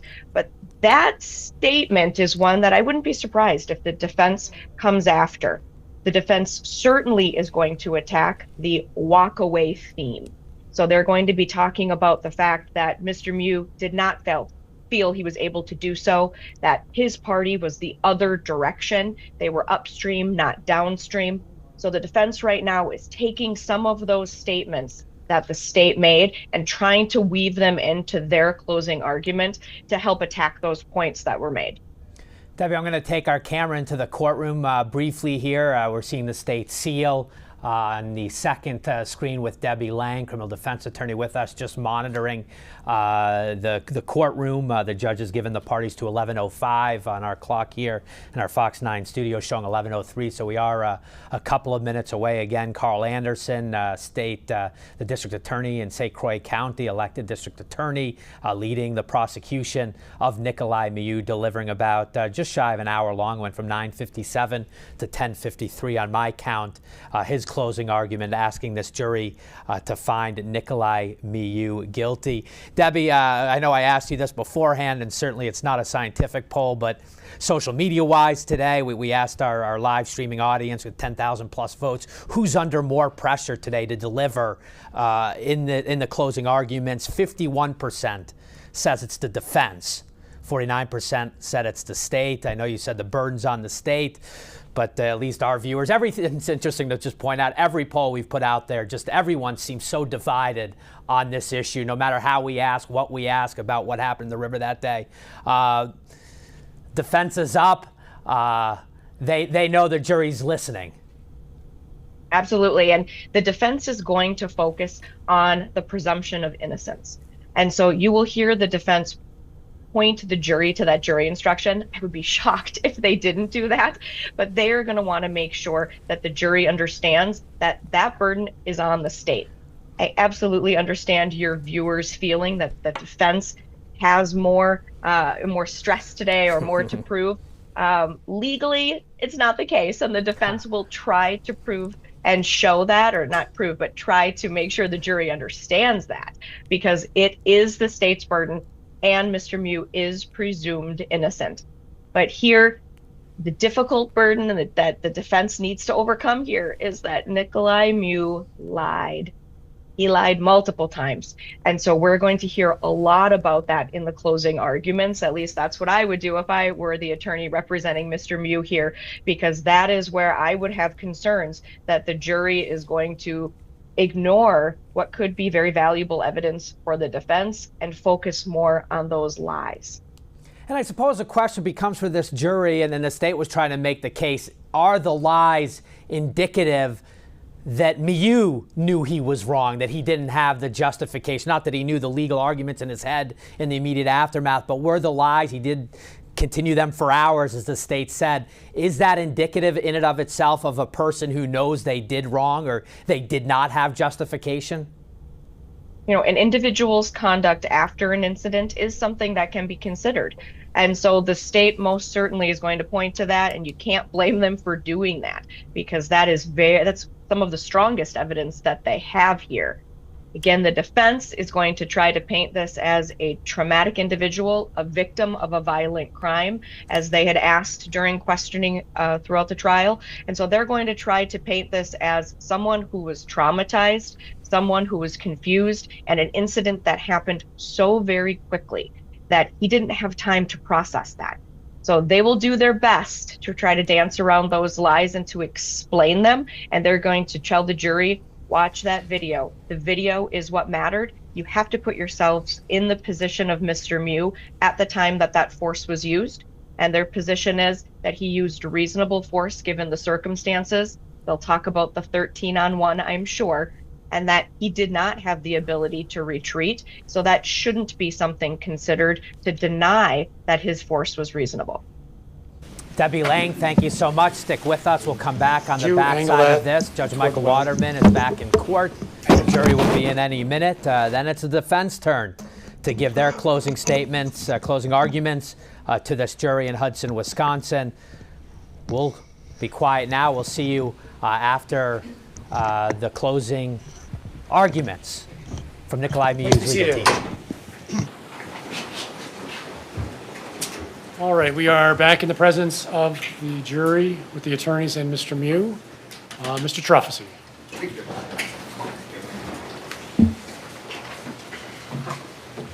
May it please the court, counsel. So, ladies and gentlemen, in his opening statement, Attorney Nelson said to you, one of the things you're going to have to determine is what happened on July 30th, 2022. Well, what happened on July 30th, 2022 is a group of drunk teenagers led by the ringleader, Juwan Cockfield, saw an opportunity to torment a man who was by himself. They taunted him. They called him names like raper and pedophile and predator. They did this for no legitimate purpose.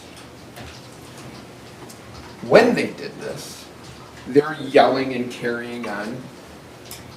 It attracted the attention of another group, right? Led by Madison Cohen and Dante Carlson. 6 drunk teenagers quickly turned into 13. 13 against 1. They got in his face. They screamed at him. They called him names. They swore at him. They put their hands on him. And the group of 6, they became brave. The group of 6 became brave to the point that they circle him and start taunting him. They do this to a man who has done nothing, absolutely nothing to them. Then, when that man, Mr. Miu, tries to create some space between him and Madison Cohen, they pounce.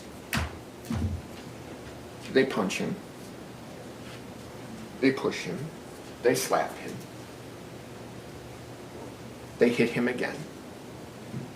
They choke him from all directions. And Nick Miu acts in self-defense. That's what happened on July 30th, 2022. I just want to give you guys a little bit of an indication as to kind of where I'm going to go, and more importantly, what I think you need to think about when you are back there thinking about the evidence, okay? First is the law. 1, there is no duty to retreat, period. That is the only requirement.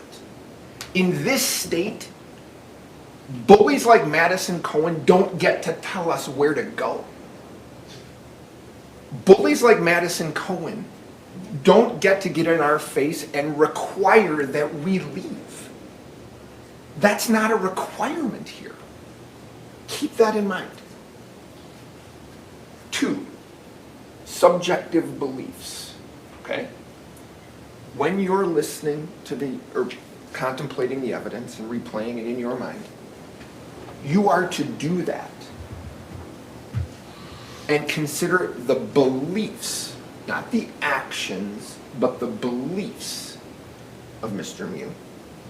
And when you do that, you are to do that from his perspective at the time that the events were occurring. So while we have a video, that video is from the perspective of Juwan Cockfield.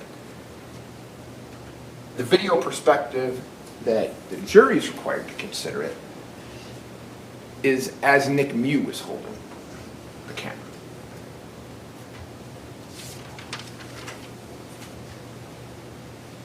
I'm going to address this a little bit later, but the idea of provocation. Whether or not Nick intentionally caused harm to Madison Cohen. That is something that you should consider when you're considering provocation. And the other main one I want to talk about is what it means, because it's different here, beyond a reasonable doubt.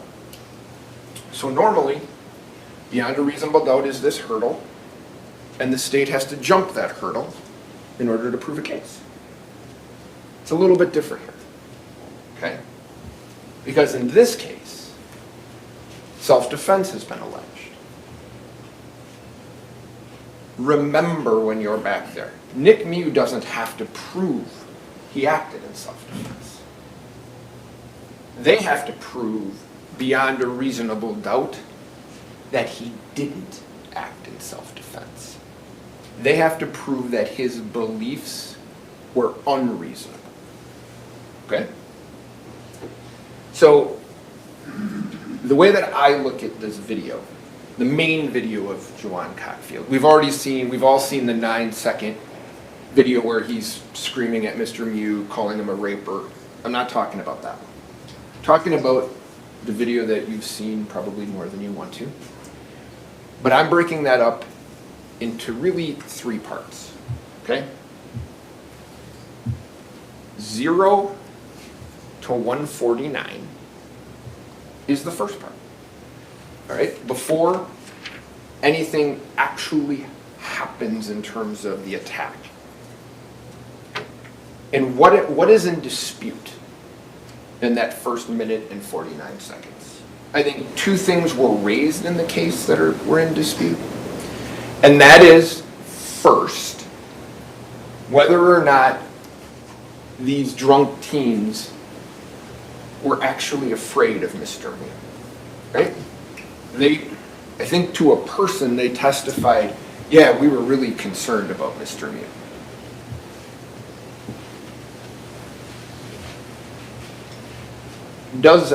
And you get to use your everyday experiences in life when you decide what to believe. Does that look to you like teenagers who are afraid of that person? Is that what that looks like to you? Does this photo of drunk teenagers taunting him, does that make you believe in your experiences in life that they're afraid of him? Or is this what drunk teenagers who are terrified, is that what they look like? Does that make sense to you? Because you heard this. As the numbers rose, as the number of people grew, their fear, it decreased. And you've heard Mr. Anderson say over and over again, all Nick Miu had to do was walk away. Well, you heard from each one of those tubers, those drunk teenagers, we could have passed. When he walked over by Madison Cohen, we could have passed. And you heard Owen Peliquin. I didn't want to pass. I wanted to see how this was going to play out. Why? Because Juwan Cockfield was recording this entire incident. They wanted to see what was going to happen. They're not afraid. They want to see how this is going to play out. And Juwan Cockfield said it best of all. It's for the culture. He wanted to put it on the internet so other people could see it. And when you're using your everyday experiences in life, ask yourself this. Do people who are afraid of other people, do they walk up on them? Is that what people do when you're afraid of someone? Or do you try to get away from them? If you're afraid of someone, do you taunt them? Do you call them names? Do you circle around them? Those are questions that you all can answer. Or, an alternative hypothesis to them being terrified is, do they do those things because they're drunk teenagers and what they want to do is make a video and put it on the air. Which one of those two things, based on the evidence that you've seen, which one of those things makes more sense to you? The second thing that I think is in dispute, or was at least raised in the first minute and 49 seconds of that video, is whether or not Nick Miu's looking for little girls. Now, Mr. Anderson gets up here and says, no, he wasn't looking for little girls. But he also says, the boys didn't invent that. No, they pretty much invented that. And why do we, or how do we know that? So that's not on video anywhere, right? They don't mention it, they don't say anything about Nick Miu telling them that, right? Every one of them who speaks to the police provides a statement about what happened. Zero mention to the police that he said he was looking for little girls. This gentleman over here, Investigator Schultz, I think he said that he was a sensitive crimes investigator. He saw some of this stuff come across his desk, and that would have interested him. Investigator didn't testify. Said he would have mentioned, if any of these kids would have mentioned little girls, I would have taken note of that. So,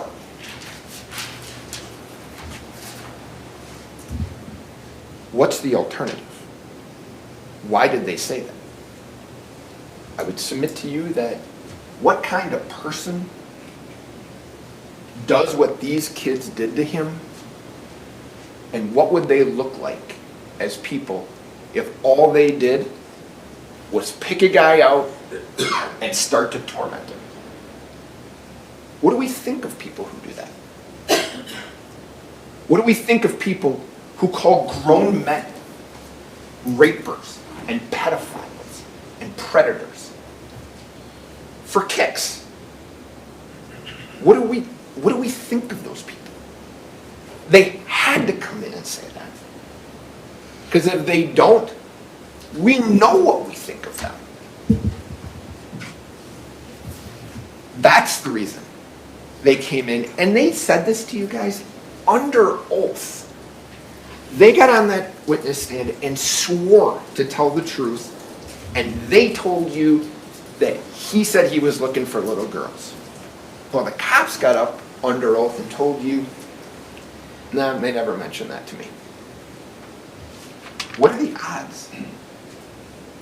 What are the odds that that actually happened and nobody mentions it to the police?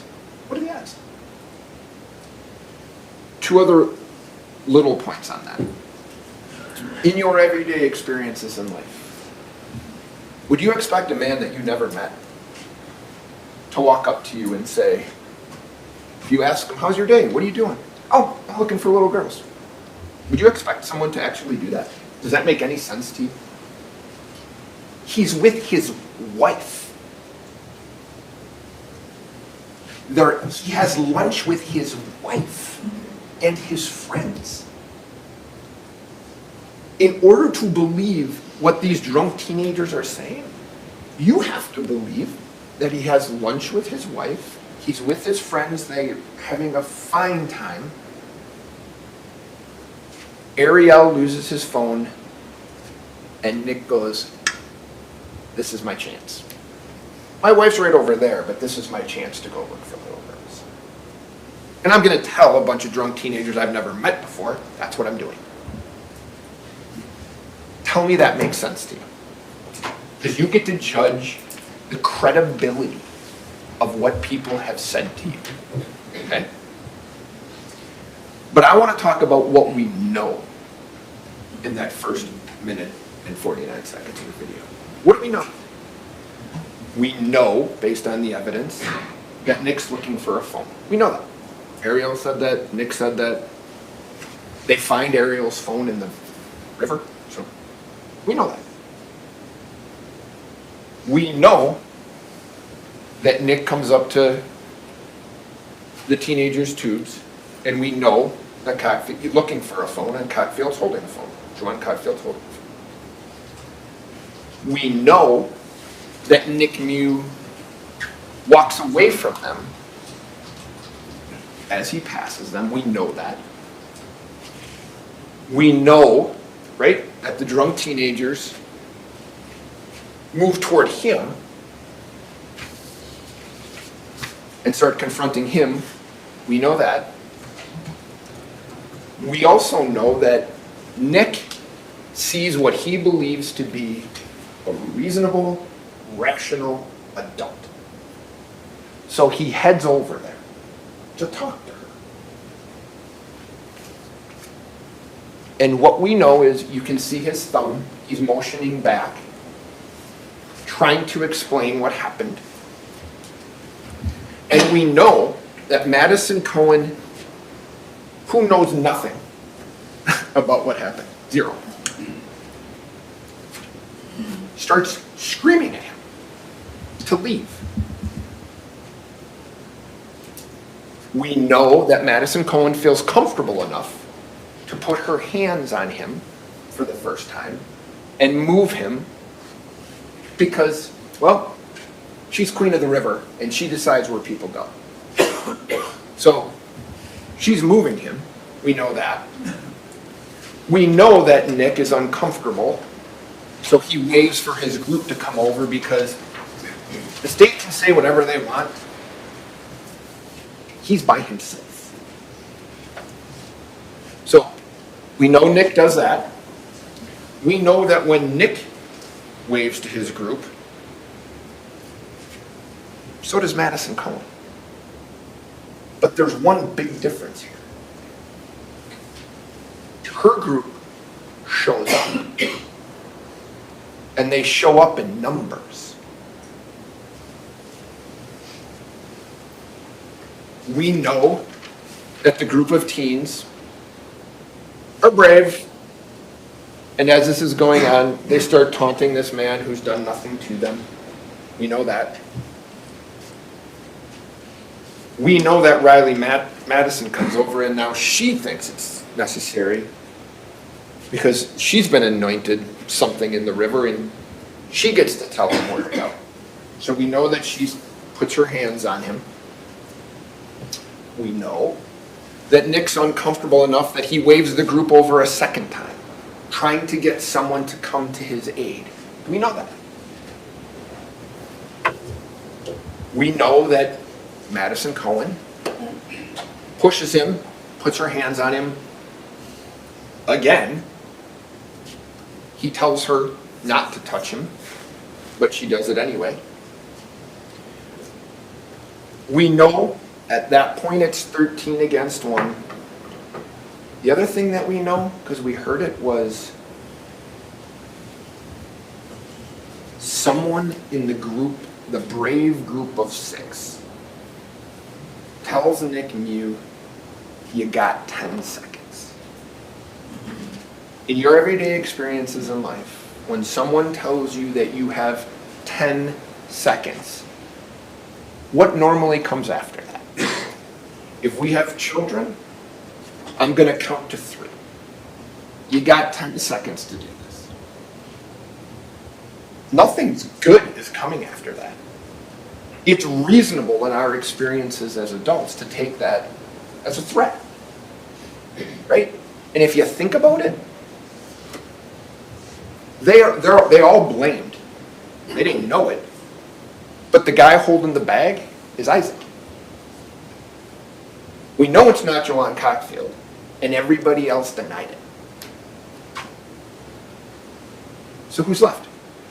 Their buddy Isaac. They all blame, without saying his name. It's like, wasn't me, wasn't me, wasn't me. Well, you're saying it's the one person who isn't here. Right? That's what we know. We know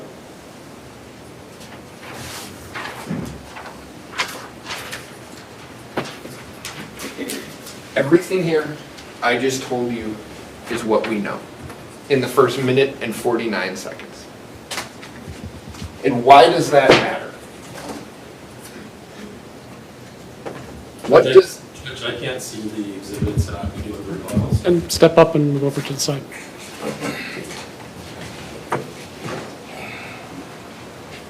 What does that matter? Why does this matter? Because one of the things you have to consider when you consider self-defense is Nick Miu's reasonable belief that there is going to be an imminent interference with his person. And when you add all of these things together, he has to subjectively believe that. As a jury, as you sit here today, we don't get to look at it and say, what would an objective, reasonable person do? Does Nick feel that way? Does Nick feel, with all of these things listed here, that there is an imminent unlawful interference with his person? And I would submit to you, he does. He told you he did. Right? We're going to see the video one time, promise, broken up into those parts.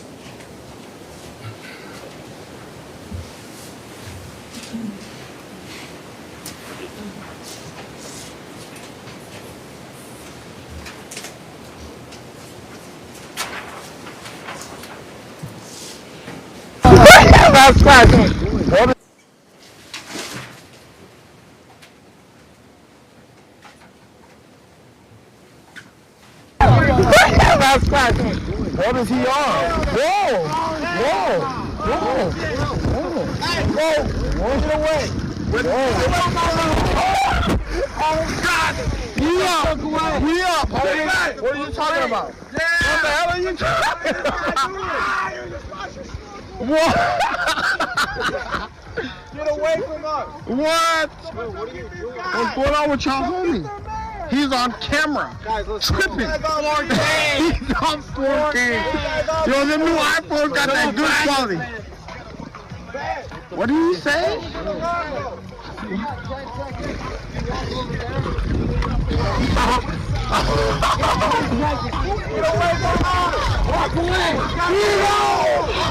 Yeah, what the hell? Who is this? Yes. For the culture! For the culture! Who is that? For the culture! Who is that? Who the hell is this? Go! It doesn't matter. He said he was looking for little girl! He said he was looking for little girl! You're looking for little girl? Yeah! That's exactly what he said. Weirding us out. I didn't have that part on camera, did I? Some young ass kid. What the hell is this guy's problem, bro? We're trying to have fun. Is he gonna claim you? He's gonna claim you. We don't want this motherfucker. Let it on camera. Let it on camera. He on camera. Oh God. Oh God, he on camera. Oh God, he on camera.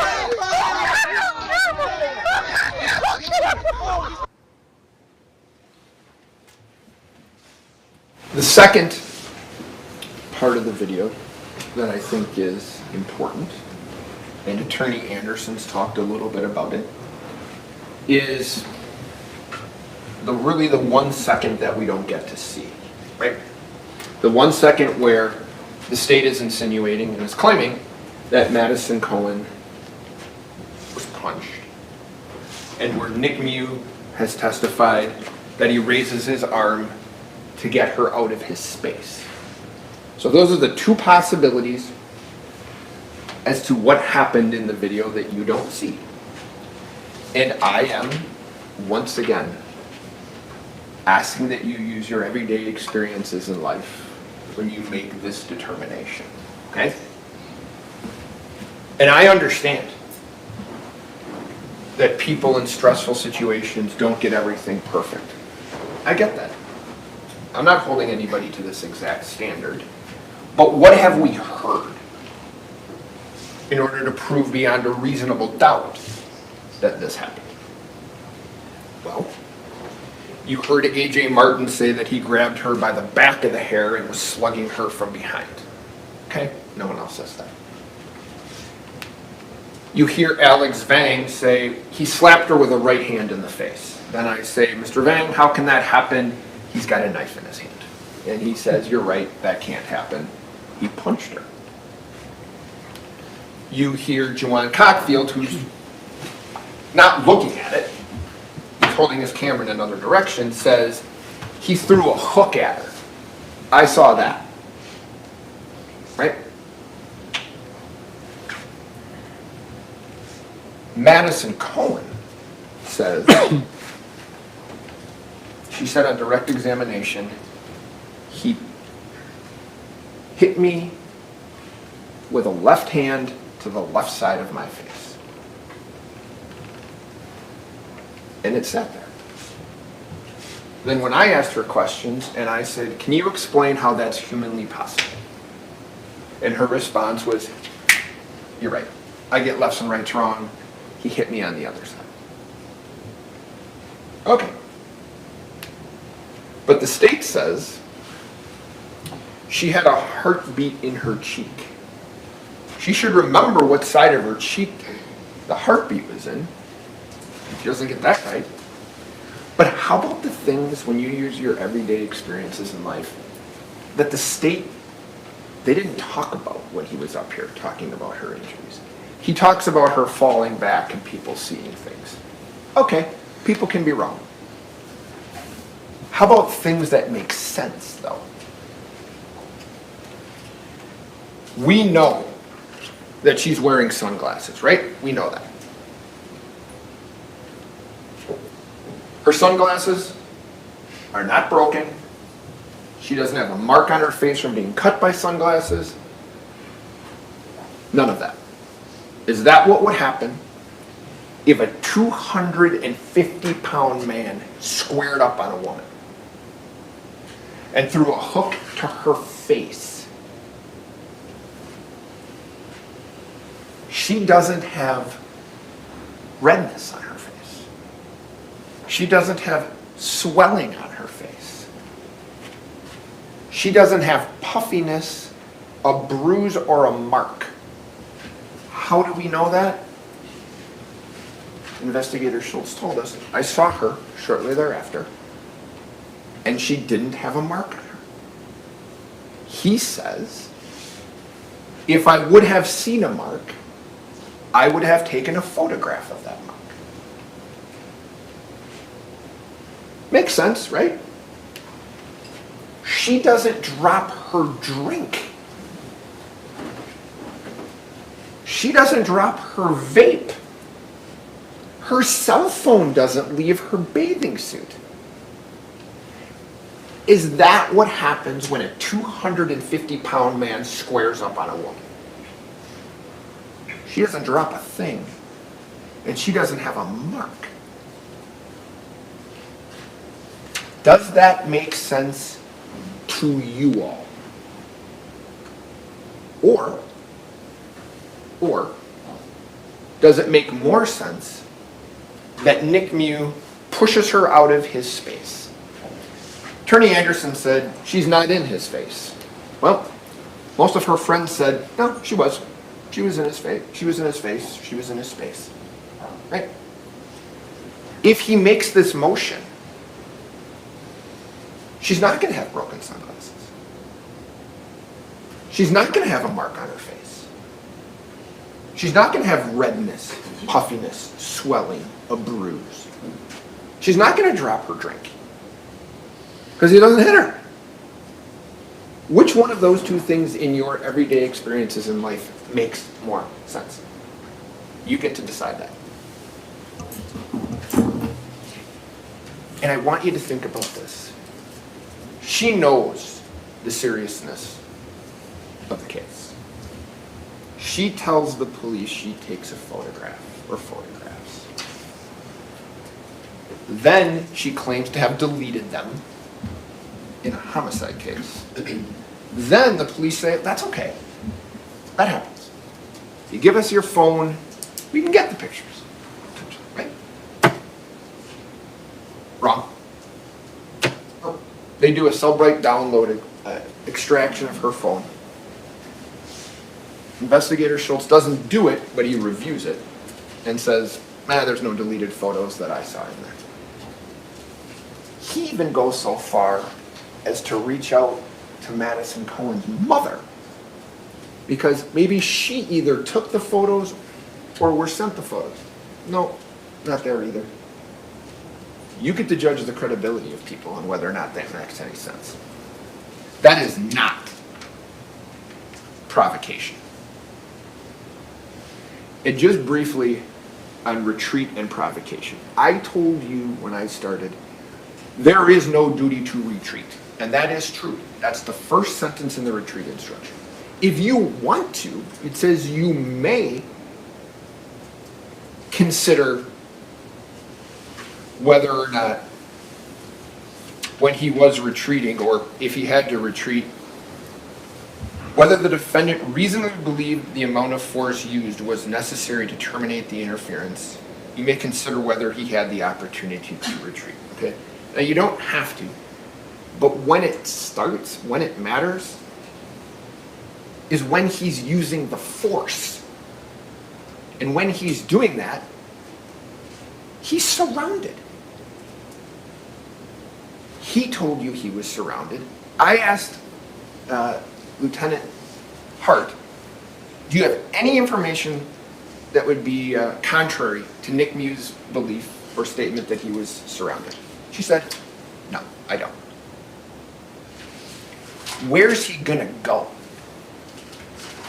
So he doesn't have to go anywhere. We don't let people dictate what we do, and the loudest voice in the room doesn't have to win. Madison Cohen doesn't get to make these decisions for people.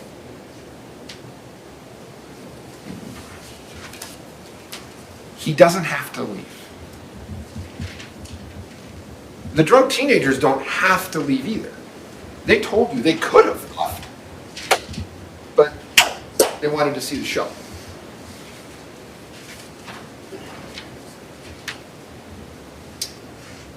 He doesn't have to go, and there's nowhere to go. That should be the beginning, middle, and end of that evaluation on retreat. Same analysis, same result on provocation, okay?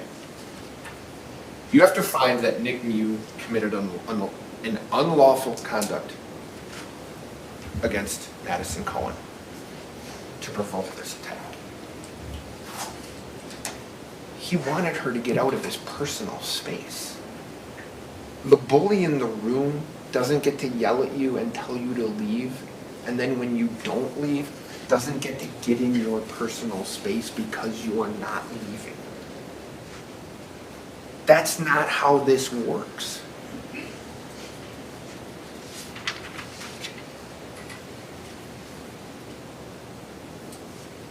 The last part of the video is the 150 to 205 mark, okay?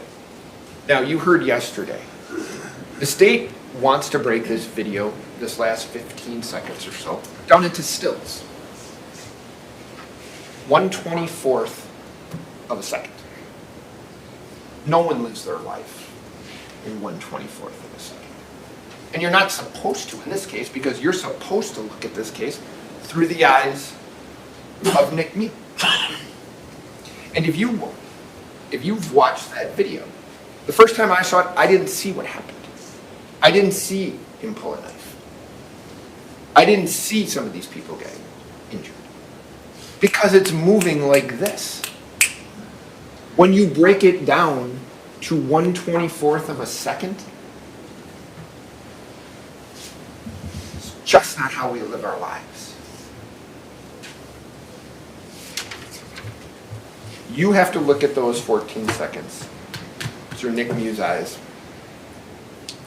as he was standing there in the river. And remember, he told you yesterday that he believed that he was going to die. But he doesn't have to believe that. He just has to believe that he's going to suffer serious bodily injury. That's what he has to believe, okay? And before I start this video, I'm going to ask you this again. What do we know in those last 15 seconds? We know that Anthony and Dante Carlson were asked by their dad to go over there. Why? to help him.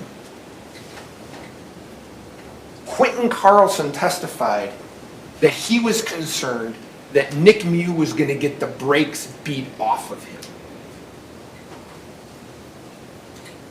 So Quentin Carlson wanted his boys to go assist. I would submit to you that Quentin Carlson was concerned that Nick Miu was going to suffer serious bodily injury if someone didn't help him. Alex Vang told you Miu's getting his butt kicked when this is going on. And Owen Peliquin said those guys got on his ass. Right? Anthony Carlson is yelling, stop, stop, stop. He's not yelling it to Nick Miu. Nick Miu's tail down in the water. Presumably he's telling it to the people who are beating him. Right? That's what we know.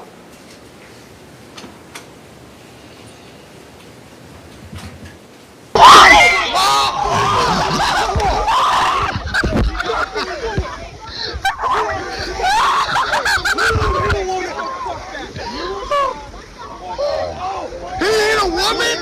He ain't a woman! You ain't a woman!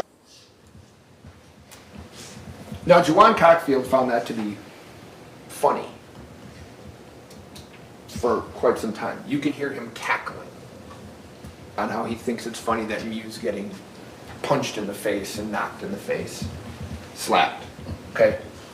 But what we know from that video is a 250-pound man, 250-pound man, has been knocked clean off his feet backwards into the water by getting punched in the jaw. That's what we know. We know that in 1 second, Dante Carlson, who throws that punch, runs around to the other side of Nick Miu while he's still on his back, kind of on his lower, on his butt, kind of on his lower back, and he cracks him across the face. We know that. That's not in dispute. We know that A.J. Martin, who says he's the peacekeeper, that's what he said, he runs up from behind and shoves Nick Miu while Dante Carlson comes in for thirds and smacks Nick Miu in the face again. I would submit to you at this point, it's coming from all sides and from multiple people. And this man, who had heart surgery, is terrified as to what's going on. We know, well, let me just remind you of this. At this point, after he's been punched, slapped, pushed, slapped, he hasn't stabbed anyone. Right? And if you listened closely to what A.J. Martin said in his testimony, when he was shown the picture of him making contact with Mr. Miu before Mr. Miu stabbed him, he said, he got me before I got him, I guess. What does that tell you about what A.J. Martin's intention is?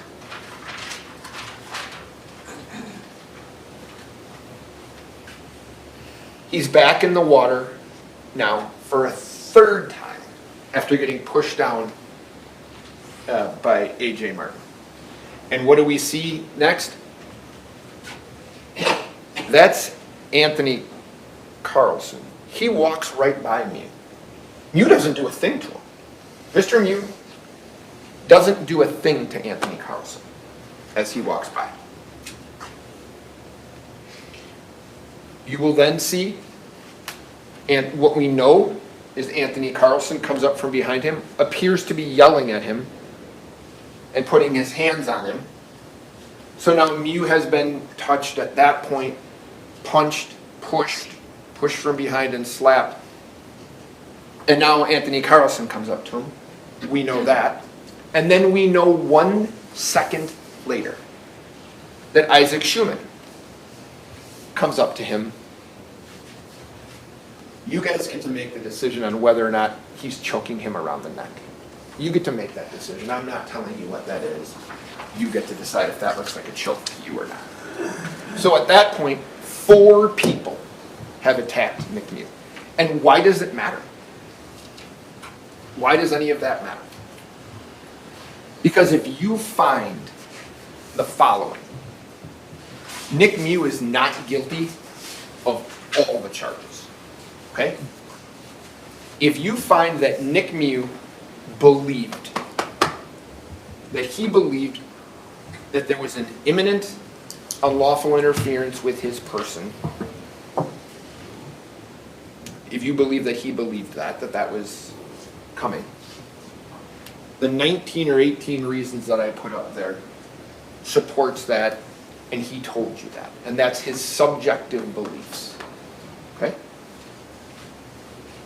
If he believed the amount of force that he used was necessary to terminate that interference, okay? So if he believed that he did what he had to do, right?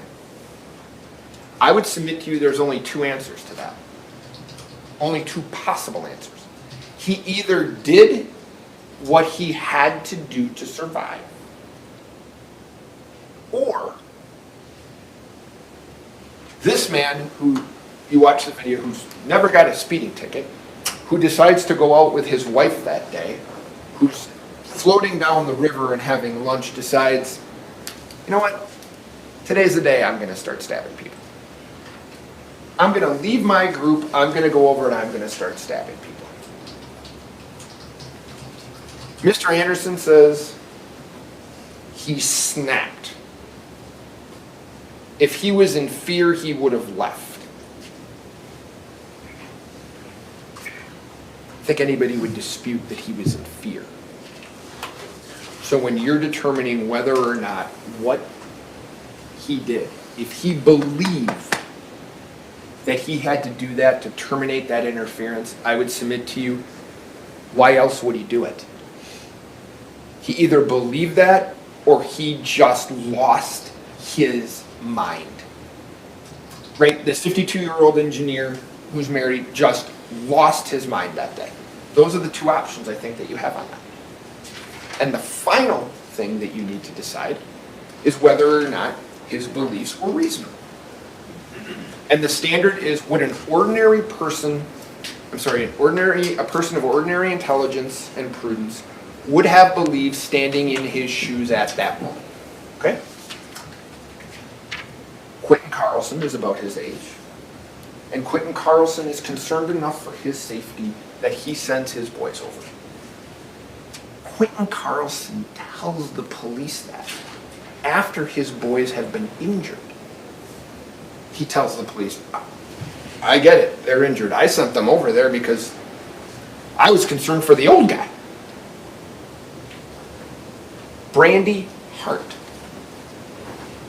Did you watch that video yesterday? There's a point in that video where Nick Miu puts his hand in his head and says something like, my life is over. And Brandy Hart says, I don't know about that. There's self-defense. She says, I don't know what I would have done. But I can tell you I would have been scared shitless. She's been a police officer for 25 years. And that is her response. State never followed up with her on anything after that. That was her statement to the police. Or that was her statement on the tape. And as I mentioned, Alex Vang and Owen Peliquin say he's getting his butt kicked. They're all over him. Are those reasonable people? You get to decide what a reasonable person would do in that situation. But I would submit to you, you've got something to work with.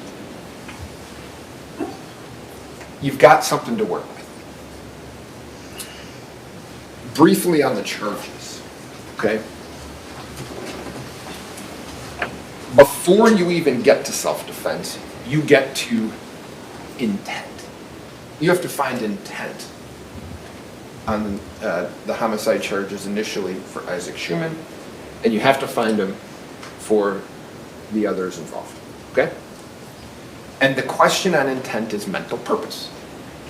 Can you watch that video and say that Nick Miu's mental purpose is to kill Isaac Schuman? Or is his mental purpose to get another person off of him? You get to decide that. Okay? Under those circumstances, you heard everybody say, anybody who never touched him, he never touched. Right? People were like, I didn't want to get near him. They didn't touch him. He didn't touch them. He didn't say anything. You get to consider all the facts and circumstances. He didn't say anything to Isaac. Right? Isaac grabs him by the throat and he stabs him one time. Is that an intent? Is that his intention to kill Isaac Schuman? And when you started this case, you heard that was the charge. Well, those charges have changed. Now you get to consider all other kinds of charges, with all other kinds of mental states too, right? Maybe it was intentional. Well, maybe not. Maybe it was reckless. Pick a theory. Don't let them just throw things against the wall and hope that you guys let something stick. They're telling you they thought it was intentional. Now it might not be. Now it might be reckless. They don't have it. Nick Miu wanted to get Isaac Schuman away from him. He didn't chase Isaac Schuman down. He didn't move toward Isaac Schuman. Isaac Schuman moved toward him.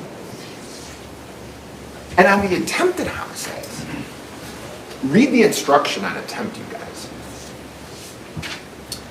In order to convict someone of an attempted homicide, the state must prove to you beyond a reasonable doubt that demonstrates unequivocally that Nick wanted to kill these people and would have, except for the intervention of another person or some other extraneous factor, okay? And unequivocally means there can be no other inference which can reasonably be drawn. No other inference. And an extraneous factor is something outside the control of Nick. You heard D.A. Anderson say, but for medical intervention, some of these people would have died. Well, A.J. Martin would have. Dante Carlson had a hernia. He repaired a hernia. I'm sorry, the medical intervention doesn't prevent him. He's not going to die from that. Anthony Carlson gets 2 stitches. He's certainly not going to die from that. And Riley Madison could have got an infection, they said. And I understand that. But if he wanted to kill them, why didn't he?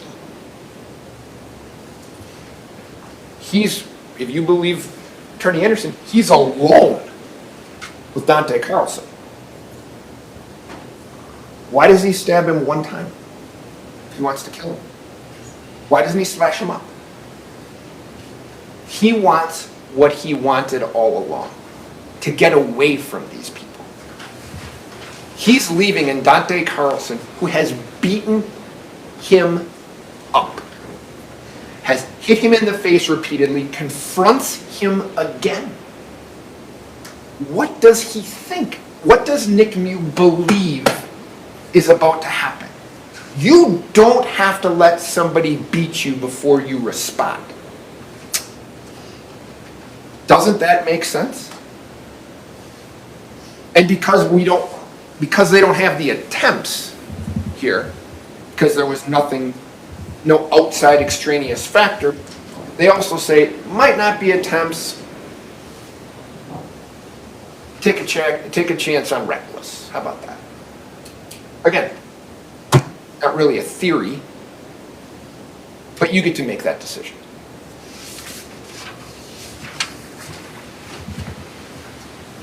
I'm going to comment on the video because I think it's appropriate that was played, the interview with Nick and Brandy Hart. He lies about the knife. He lies about the knife. What he and what Lieutenant Hart said is he's never wavered on is that this was self-defense, that he was fearful, and that he was being attacked. Okay? That he's never wavered on that. He said it over 20 times in the interview, and it's the first words out of his mouth when he's interviewed by Lieutenant Hart. Some people get some facts wrong, some people lie about stuff. He's not telling you the truth about the knife.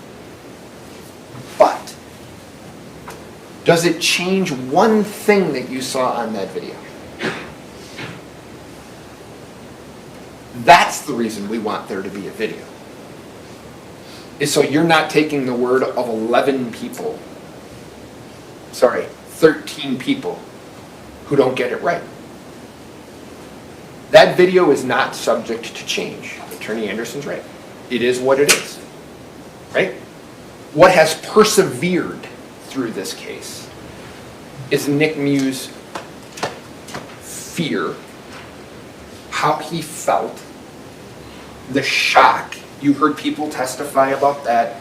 The whiteness, the wide eyes, the ghost-looking color of his skin.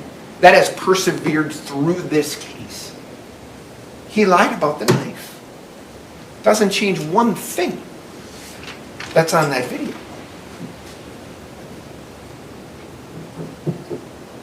You should feel sympathy for Isaac Schuman's family. I have a 19-year-old son. He would be in Isaac Schuman's grave right now. Everyone feels sympathy for Isaac Schuman's family. I'm sure he was a wonderful kid. And I know that his parents love him. But you don't get to decide this case based on sympathy. The judge tells you that. You decide this case based on facts and evidence.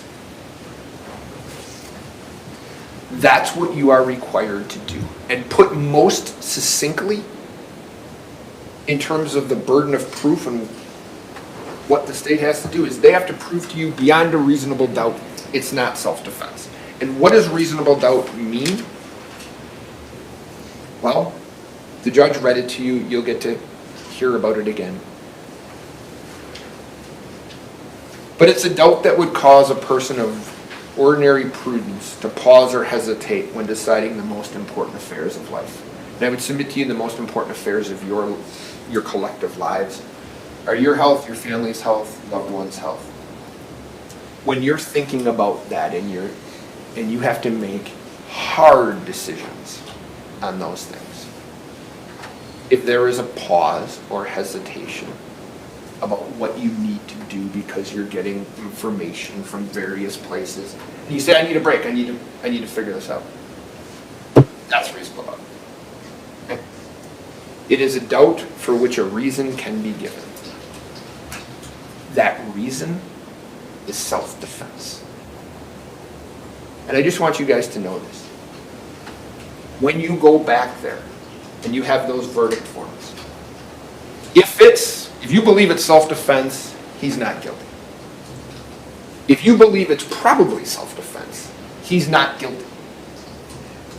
If you believe it's possibly self-defense, he's not guilty. If you're like, it likely is, I don't know, not guilty. If you believe it might not be, not guilty. If you believe it's probably not self-defense, not guilty.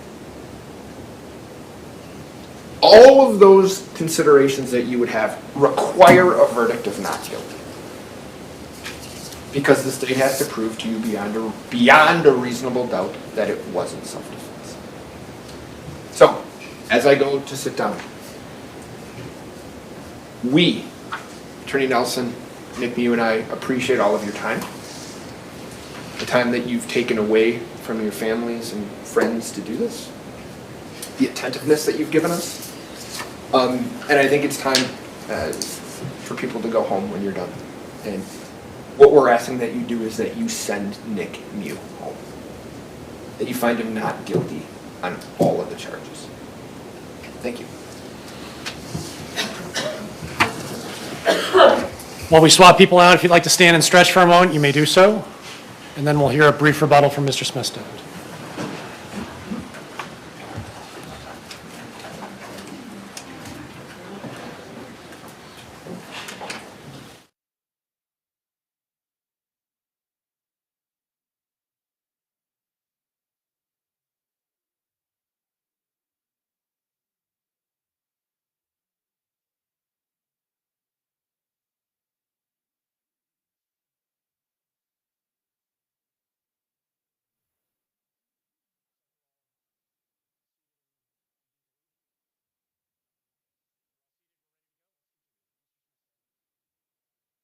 As you just heard Mr. Tropsy say, his entire defense is based on what Nick Miu told you during his testimony was thoughts in his head, the beliefs in his head. What do we know about Nick Miu? We know he's smart, speaks multiple languages, has a couple of degrees, one's in math. He's a calculating person. He's a cunning person. He's a skilled and prolific liar. We know that because every word that came out of his mouth, practically since he started walking away from this group, was a lie, including to his best friend, who he said they took my knife while the knife is still on him. The things he said to Sheriff Knudsen, where he pretended to not know what was going on. And then everything he said to Investigator Hart, Lieutenant Hart. He is skillful at crafting a story that matches what he needs to say to avoid the consequences for his actions. We all know that. It's undisputed. He told you himself he's a liar. All right? He did not just not lie about the knife. He lied about all kinds of crazy things, bizarre things. Why would he say that these boys pulled his pants down? What a bizarre lie to make up. Right? Why would he say that two boys pulled knives on him? He's got to say that because he knows what he did wasn't justified. He thinks to himself, if I say one boy pulled a knife, that would be good, but if it's two, that would be better. So he crafts this elaborate story. His entire defense rests on you believing what he said on the stand yesterday. His testimony was a disaster. He got caught in several lies on the stand. He changed his answers a couple of times when he realized that what he said wasn't helpful to his defense, right? He consistently remembered details from July 30th, 2022 that benefits his defense, but doesn't remember anything about what he did, any of the facts, any of the stories that he told Lieutenant Hart. How is that possible? That he can only remember the facts, the beliefs he had that assist his defense, and nothing else? How many times did he say on the stand, I don't remember, I don't remember, I don't remember? He repeated it over and over and over again because he doesn't want to answer questions about what he did because he knows dang well it wasn't justified.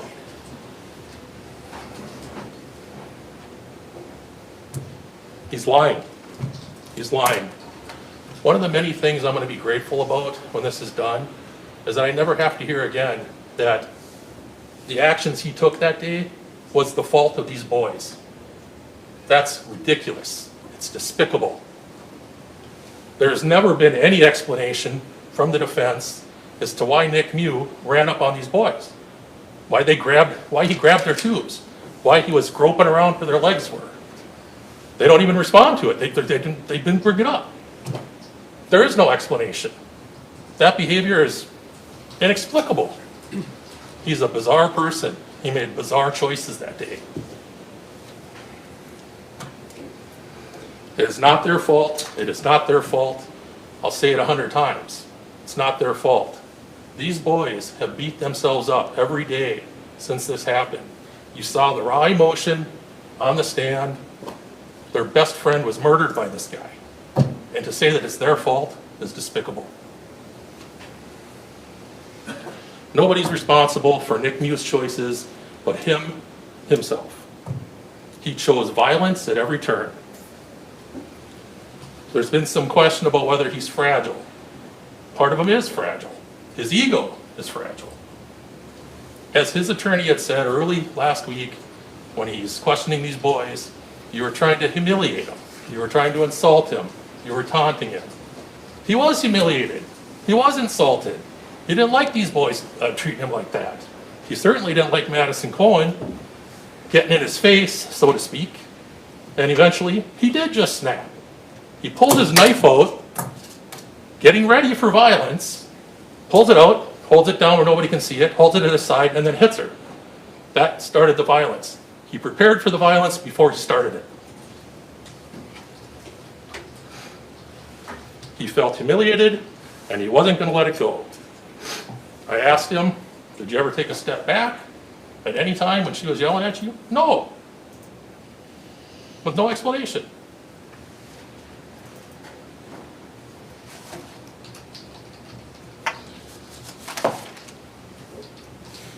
We're dealing with what we call false narratives in this case. Things that the defense repeats over and over and over again, hoping that you think it's fact, okay? One of these is this 13-to-1 narrative, okay? We've heard it 100 times in this trial. This is not a 13-to-1 situation.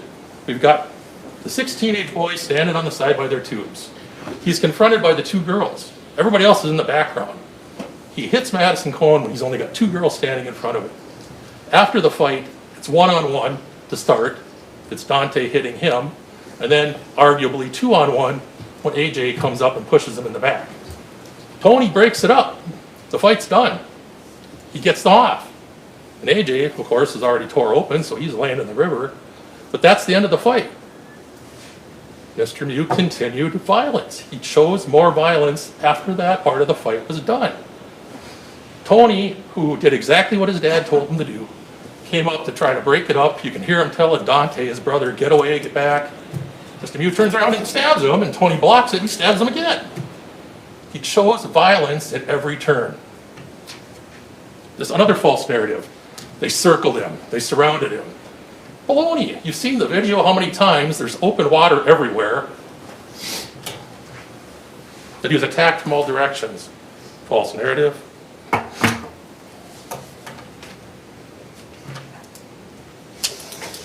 He said that Owen Peliquin testified that they stuck around because they wanted to see how it played out. That's true, but what he didn't mention is that Owen also said he wanted to make sure he didn't do anything to this woman. And you know what? Those instincts were exactly right. Those instincts were right.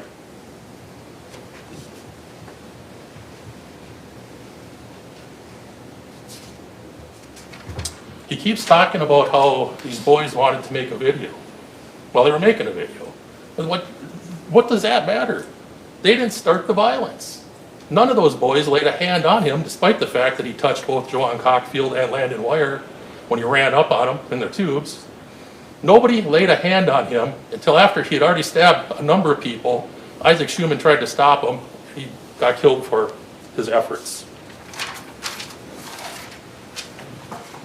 He seems to be arguing, the defense seems to be arguing that Isaac somehow deserved it.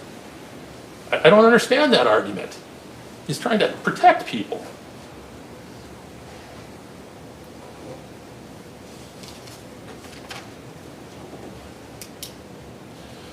He calls Maddie Cohen the queen of the river, and he calls her a bully, calls her a number of other unkind things. Her testimony was, and it's clear from the video, she was trying to protect these boys. She saw that he was over there doing something, that it was freaking them out. She tried to protect them. You know, maybe if we had more people on the river trying to protect people, the world would be a better place.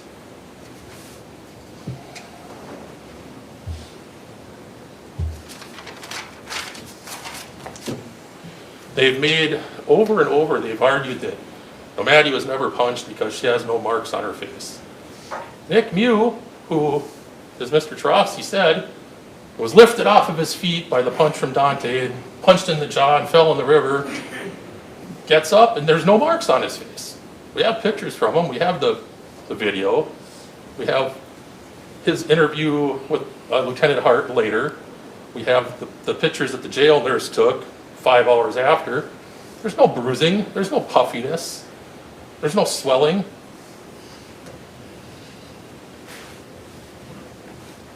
The fact that they're arguing that Maddie had no mark doesn't matter because he didn't either. It happens.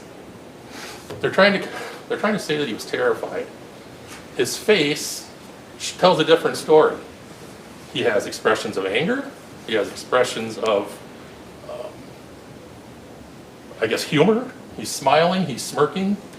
Well, after he has his knife out, he clearly feels comfortable. There's no look of terror in his face at any time.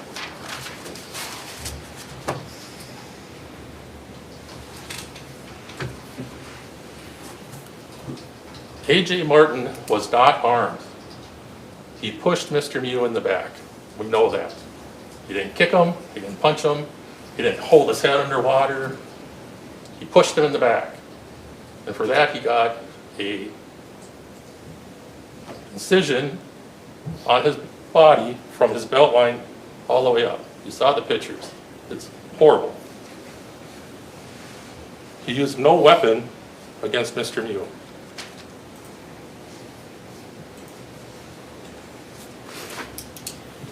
They made a big deal about Lieutenant Hart telling Mr. Miu in the interview that she would have been scared too. Well, she made that response after he'd been feeding her a load of BS about all this stuff that supposedly happened. About having 2 kids pulling knives on him and pulling his pants down and all the baloney that he fed her. Based on that, she said, yeah, I would have been scared too. They're arguing that he had no intent to kill Isaac. Isaac weighed 134 pounds at the time. He's 250. He rams his knife up, not down, up, severing 2 of Isaac's ribs right into his heart. All right? If he didn't intend to kill him, why not stab him in the belly? Right into his heart.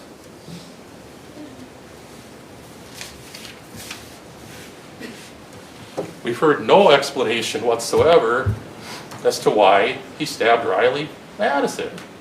We know from the video she's standing off in the background after Tony's trying to break it up. He just walked over and stabbed her. She wasn't attacking him. They don't explain that because there is no explanation. None. He wasn't in fear for his life from Riley Madison. She said she was 110 pounds now, might have been 115 back then. There's no fear for his life. He just was mad because she touched him. They've talked a little bit about the extraneous factors. It's not just medical attention that can be an extraneous factor. As we know, multiple people on the river stopped to help these folks. Putting compressions on. One witness said they used a sandwich bag to try to make a chest compression. There was a lot of interventions for these folks. We know with Riley Madison specifically that Larry and Davis and his brother, we saw it on the video, got her to shore on a tube. People went out of their way to help these folks. These are extraneous factors. But another extraneous factor is he just got unlucky. You know, if he, as Mr. Anderson had said, we've got arteries, we've got organs. Dr. Meyer said, you know, whenever you have an abdomen wound, you have to check all those things. It's kind of a miracle that more people didn't get killed. It's not by anything he did. He just got lucky. Missed major organs and arteries.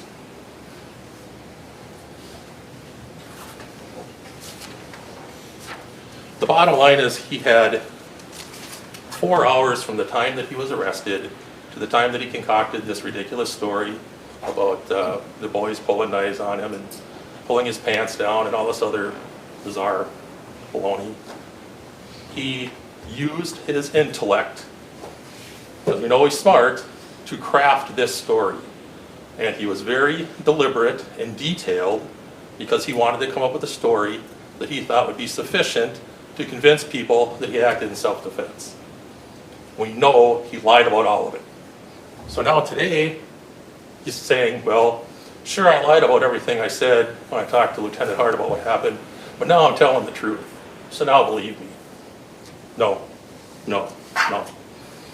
You have my full confidence. I know you're going to return a just verdict of guilty and deliver justice to Isaac Schuman and everybody else who got hurt by this man. Thank you.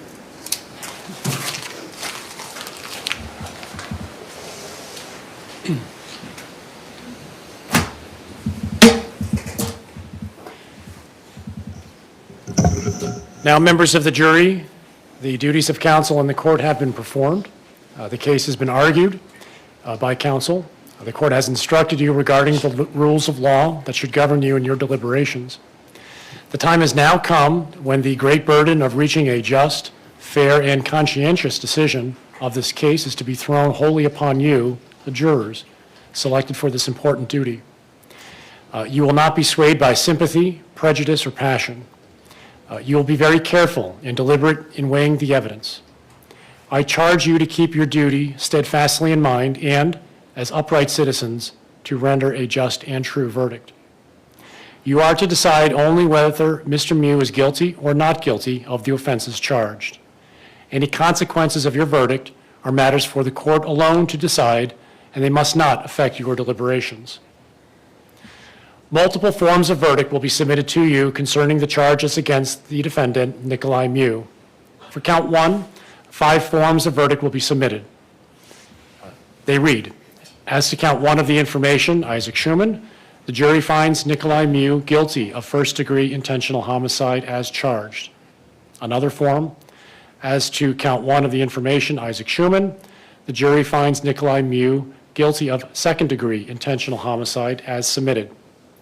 Another form, as to count 1 of the information, Isaac Schuman, the jury finds Nicolae Miu guilty of first-degree reckless homicide as submitted. Another form, as to count 1 of the information, Isaac Schuman, the jury finds Nicolae Miu guilty of second-degree reckless homicide as submitted. Lastly, as to count 1 of the information, Isaac Schuman, the jury finds Nicolae Miu not guilty. Return only 1 for your verdict. If you return a guilty verdict, you must also answer this question. Did Mr. Miu commit the crime while using a dangerous weapon? As to count 2, 5 forms of verdict will be submitted. They read, as to count 1 of the information, Alexander Martin, the jury finds Nicolae Miu guilty of attempted first-degree intentional homicide as charged. Another form, as to count 2 of the information, Alexander Martin, the jury finds Nicolae Miu guilty of attempted second-degree intentional homicide as submitted. Another form, as to count 2 of the information, Alexander Martin, the jury finds Nicolae Miu guilty of first-degree recklessly endangering safety as submitted. Another form, as to count 2 of the information, Alexander Martin, the jury finds Nicolae Miu guilty of second-degree recklessly endangering safety as submitted. Finally, as to count 2 of the information, Alexander Martin, the jury finds Nicolae Miu not guilty. Again, return only 1 for your verdict. If you return a guilty verdict, you must also answer the dangerous weapon question. As to counts 3, Dante Carlson, count 4, Anthony Carlson, and count 5, Riley Madison, the court will give you 5 verdict forms for each count that are worded similar to the ones given to you for count 2. As to count 6, Madison Cohen, 2 forms of verdict will be submitted. One reading, as to count 6 of the information, Madison Cohen, the jury finds Nicolae Miu guilty of battery as charged. Next, as to count 6 of the information, Madison Cohen, the jury finds Nicolae Miu not guilty. Again, if you return the guilty verdict, you must answer the dangerous weapon question.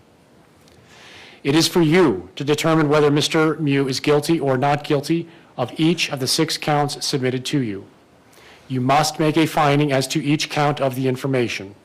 Each count charges a separate crime, and you must consider each one separately. Your verdict for the crime charged in one count must not affect your verdict on any other count. This is a criminal, not a civil case. Therefore, before the jury may return a verdict which may legally be received, the verdict must be reached unanimously. In a criminal case, all 12 jurors must agree in order to arrive at a verdict. When you retire to the jury room, select one of your members to preside over your deliberations. The presiding juror's vote is entitled to no greater weight than the vote of any other juror.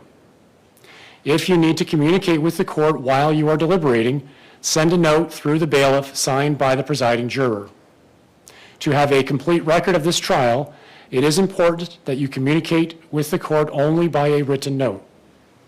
If you have questions, the court will talk with the attorneys before answering, so it may take some time. You should continue your deliberations while you wait for an answer. The court will answer any questions in writing or orally here in open court. When you have agreed upon your verdict, have it signed and dated by the person you have selected to preside. After you have reached a verdict, the presiding juror will notify the bailiff that a verdict has been reached. Everyone will return to the courtroom. The verdict will be read into the record in open court. The court may ask each of you if you agree with the verdict. At this time, please administer the oath to the bailiff.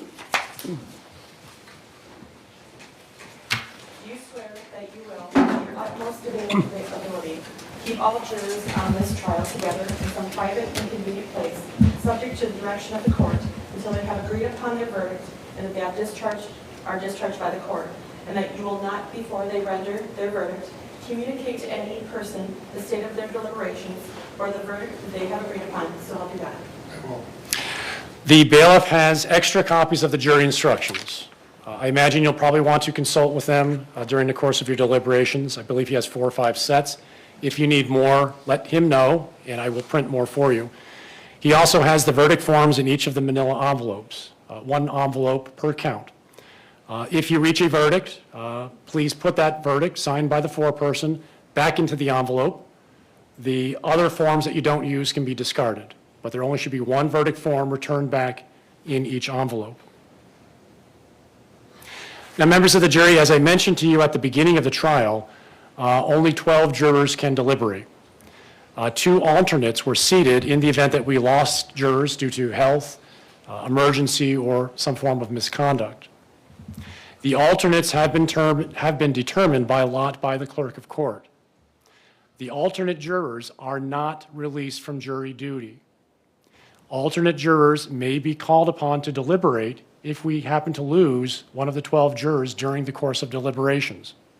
So basically, the alternates are needed to be at the ready and stand by in the event that they are needed. The alternate jurors will be free to leave the building, but you may not talk about this case with anyone. You may not research or investigate the case on your own. You may not read social media posts. You may not read news reports about this case. If we need an alternate juror to participate in deliberations, the clerk of court will contact you, so we'll need a phone number before you leave. You will be expected to return relatively quickly. So please stay close to home or close to your place of work if it's nearby. We will keep your personal notes safe in a secure private location in the event that you're called upon to deliberate. At this time, I'll ask for the envelope.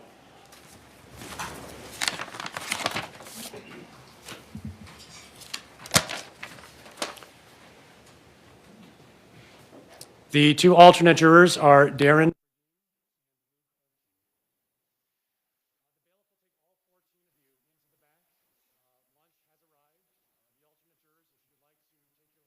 You may. If you'd like to have a private place where you can eat it here in the courthouse, we'll provide you with that facility. But the alternate jurors may not eat with the other 12 because the other 12 may begin their deliberations once they are back in the deliberation room. Please take the jury out.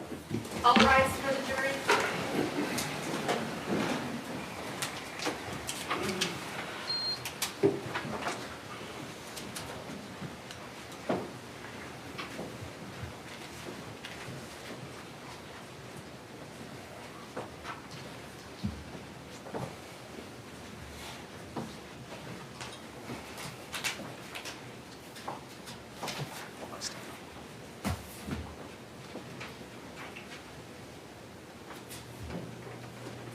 Please be seated.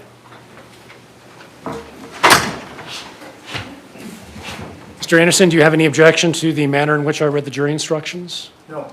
Mr. Trofasi, do you? No, sir. All right. The alternate juror forms, or the alternate, I don't know what you call this, the jurors selected for 12 the 12 jurors selected for deliberation are listed on the form if either of you need to see it. The clerk has it. You may look at it. Before we adjourn, attorneys, please stay close by in case there are questions. I do want to compliment both of you, actually all of you, on your conduct and demeanor during the course of this trial. It is difficult subject matter. It is difficult law to get your mind around. These were tragic events, traumatic events, and I thought you carried yourselves with dignity during these proceedings. And I think your clients, the victims, and the community should be proud of the way that you have administered justice today. You both have given this jury a lot to think about. We stand in recess.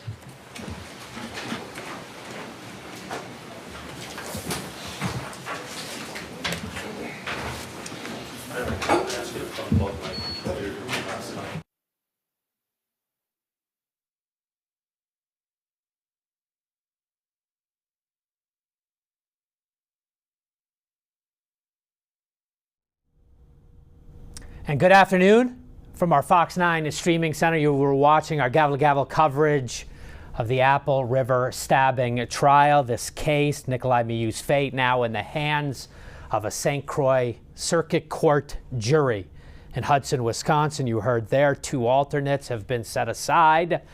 They will not deliberate at this point. One a male. We don't know the gender, age of that gentleman sent home, nor the second alternate at this point. Just waiting to hear back from our crew at the courthouse. Appears Wisconsin does this alternate jury process a little differently than we might be familiar with in Minnesota, where the jurors are just sent home and excused, but they will keep these 2 on standby in case they are needed during what could be a prolonged deliberation, frankly. A lot of charges here, a lot to unpack. The claims of self-defense, a top count of first-degree intentional murder, the reckless nature. This jury has a lot of work to do. With that, let's bring in Debbie Lang, our criminal defense attorney from the Twin Cities, who's been watching this trial, her closing arguments with us today, and has been following the case throughout.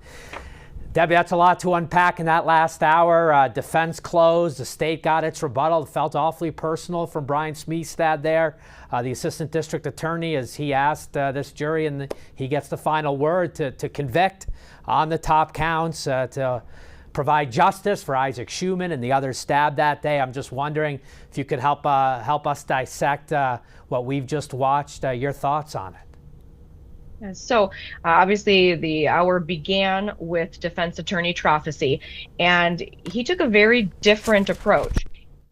He came in right away, summarized within 5 minutes the relevant facts.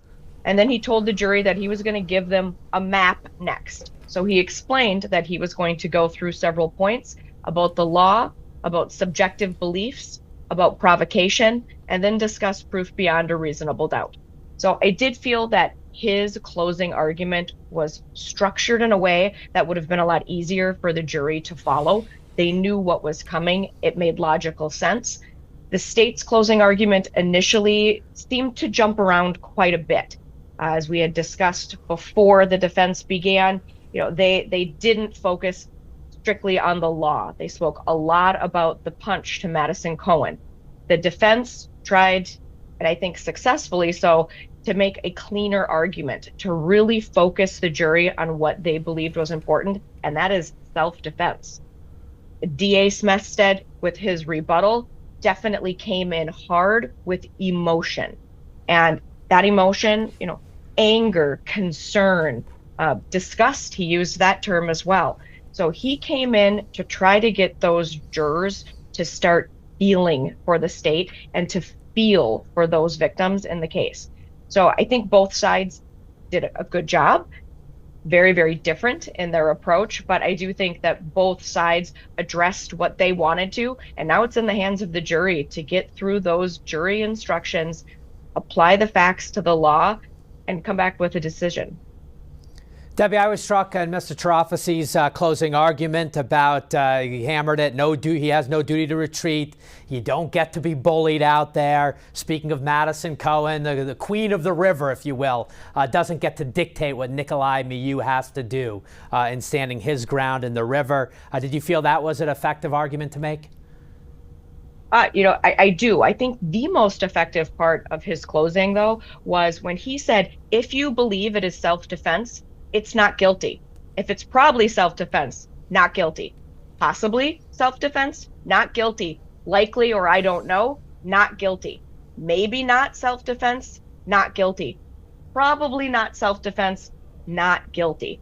I thought that that was a really good section of his closing argument that really drives home to the jury that high standard that the state has. The state has to prove beyond a reasonable doubt that it was not self-defense. They don't have to prove that it was. So I thought that was a really smart play on his part to walk through all of those possibilities, all of which equate to the same thing, what the defense wants, a not guilty verdict. Let's call up the charges again. They evolved overnight. We heard a lot about the lesser includeds, the additions. I found it real interesting how the defense team there spun it almost as if the state was in question, even though it's a part of the legal procedure that the state is allowed, and both sides are allowed to add lesser includeds at this point. And that was, we start with that top count, the Class A felony, first degree intentional homicide, the potential for life sentence in the state of Wisconsin. Not that this jury knows that, but then the addition over the last 24 hours of the second degree intentional homicide, and then the 2 counts potentially of reckless homicide in relation to the stabbing death of Isaac Schuman. Mr. Tarafasi there sort of describing like the state can't even figure it out. Was it an intentional act or was it a reckless act? I thought it's effective. I kind of used what's a legal procedure to almost get this jury to question these new counts.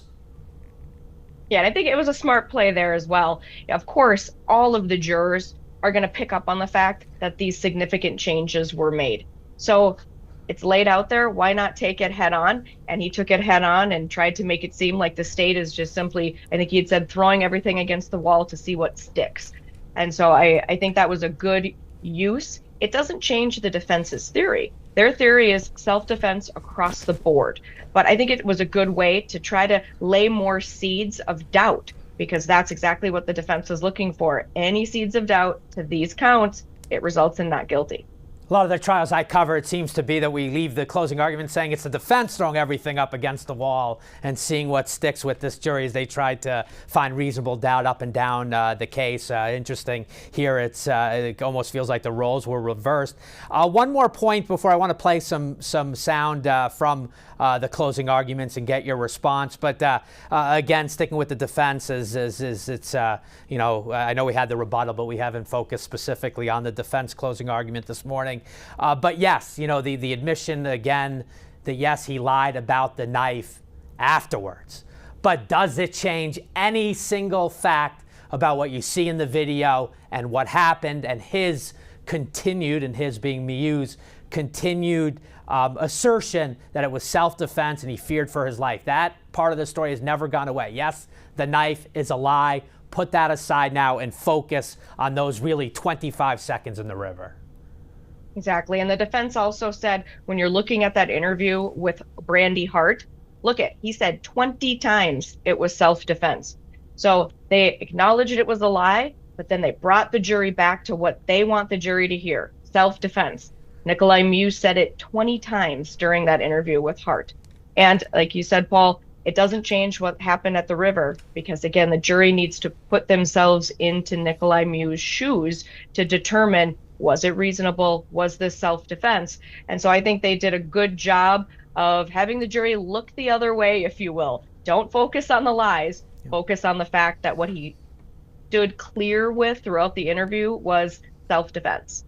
Debbie, let's go back to earlier this morning. This was right around 10 o'clock. I know our viewers come and go. It's 12:37 now Central Time. The jury does have this case. Closing arguments are done. Our understanding from listening into the judge there that they're going to have some lunch before they formally begin deliberation. So we don't know exactly what time they'll get on the clock. But we will be here until we get a verdict. We'll be here if there's a question the jury has. If the parties come back into court, we'll get you back into court. But with Debbie Lang and her expertise and analysis here, I want to go back 10 a.m. County District Attorney, St. Croix County District Attorney Carl Anderson, the start of his closing argument. Just want to get your reaction to how Mr. Anderson began his final pitch to this jury this morning. Absolutely senseless and horrific acts of violence. And all Nicolae Miu had to do was walk away. All he had to do was walk away. That's what you've seen in this case. You saw he told Lieutenant Hart, "They told me I can't run away." Obviously not true. Think about the result of his actions. Everything you've seen in this trial, the horrific injuries, the death of Isaac. Why didn't he just walk away? His only explanation when testifying was, "I stood my ground. I stood my ground." First of all, Wisconsin is not a stand your ground state. Objection. Overruled. I'll talk about that specifically from your jury instructions. Second, that's not true, as I'll show you. He didn't just stand his ground. I'm not going to defend the actions of the boys who testified. It was cruel what they were calling Nicolae. They shouldn't have been mocking him, calling him predator, raper. But their conduct did not justify what Nicolae did. And Debbie, I understand you could hear that. I know we've had some technical issues between you and me on the Zoom this morning, but that's how he started. He acknowledges the behavior of the teens was appalling, but it did not justify what Nicolae did. Good start for Carl Anderson there. I thought that was it was a strong start. His first two sentences were absolutely strong, and it went right at self-defense. All he had to do was walk away. So I do think that that was a good start for the state to just go right at self-defense coming out of the chute. And so I do think that that was good on the part of DA Anderson. And I know you were the first one to bring to our attention when we show the jury panel. Again, 2 jurors have gone home. We're still checking with our crew out in Hudson to see if they were able to get eyes on the ages of those dismissed.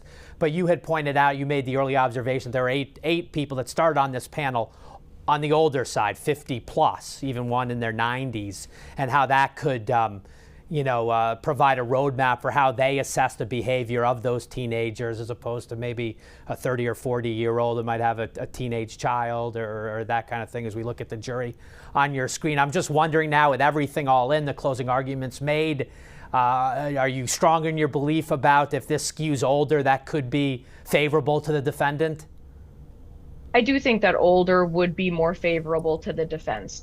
Here, as we had talked about, 8 of those individuals would have been Nicolae Miu's age or older. And given the fact that the jury has to put themselves in his shoes, I think that that does skew well for the defense. Obviously here we don't know if the 2 that were dismissed were in fact in that 50 plus range or not, but I do think it's helpful. I also think it's helpful, the testimony about from Quentin Carlson, who had sent his boys over because he thought that Nicolae Miu was going to get the brakes knocked off of him.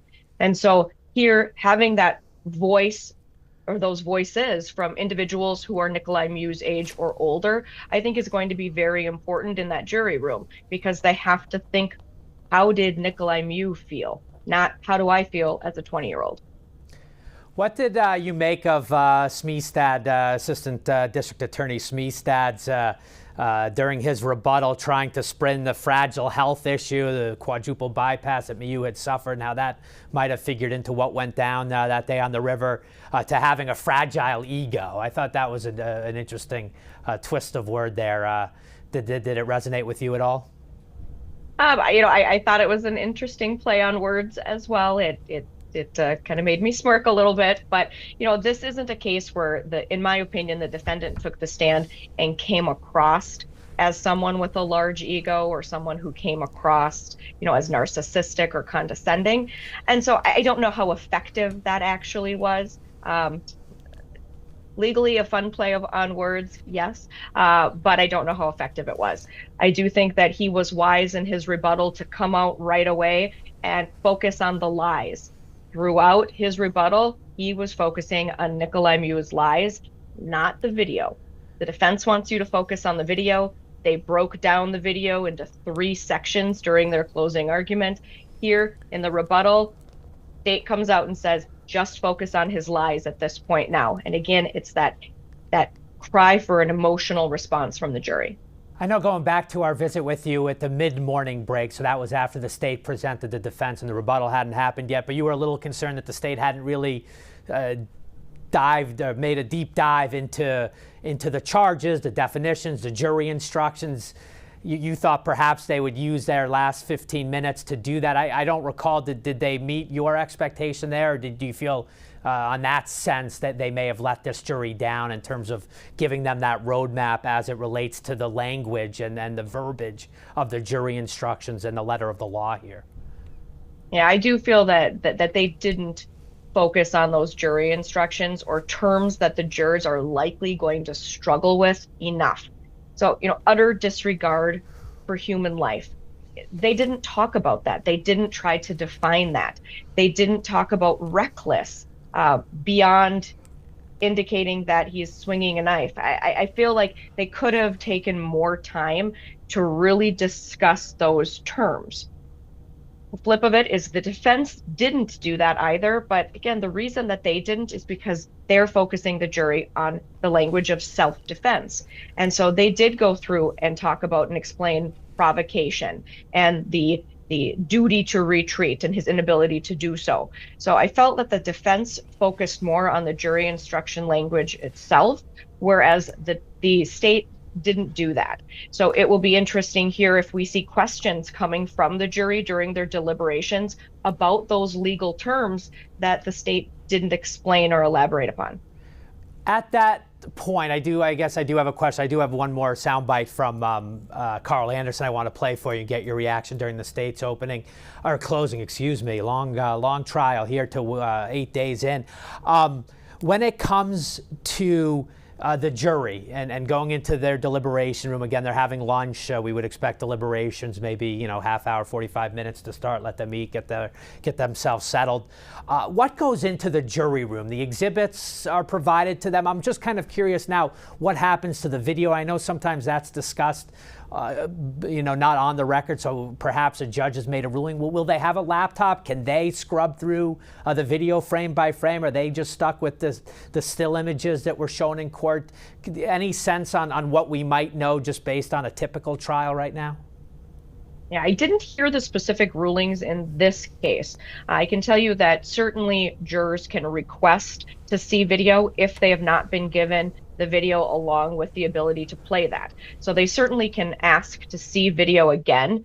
Generally speaking, the hard copy exhibits, so photographs, for example, not the closing argument easel board drawings, but anything that may have been demonstratively drawn during the trial, that might go back. It all would have been discussed in off the record, or not off the record, but outside of the jury. It would have been discussed what they actually are going to be receiving, but it's very likely that they're going to have all of those stills because each of those stills were entered as an exhibit in the case. Yeah, well, thank you. And I didn't mean to put you on the spot, as I know most of that gets discussed. I don't recall ever hearing what Judge Waterman was going to allow or what type of access, or if they want to watch the video again, if they'll have to come back into court during a public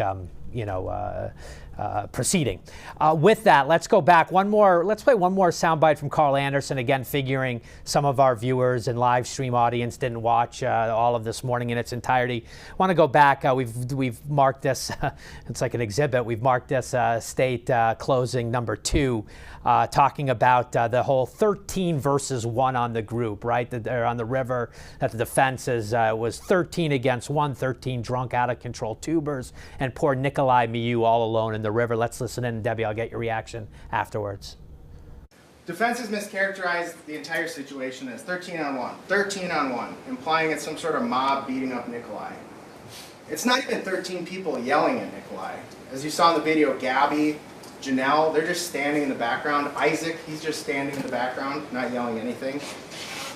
It's 13 people in the proximity, only 2 close to him, 2 tiny females.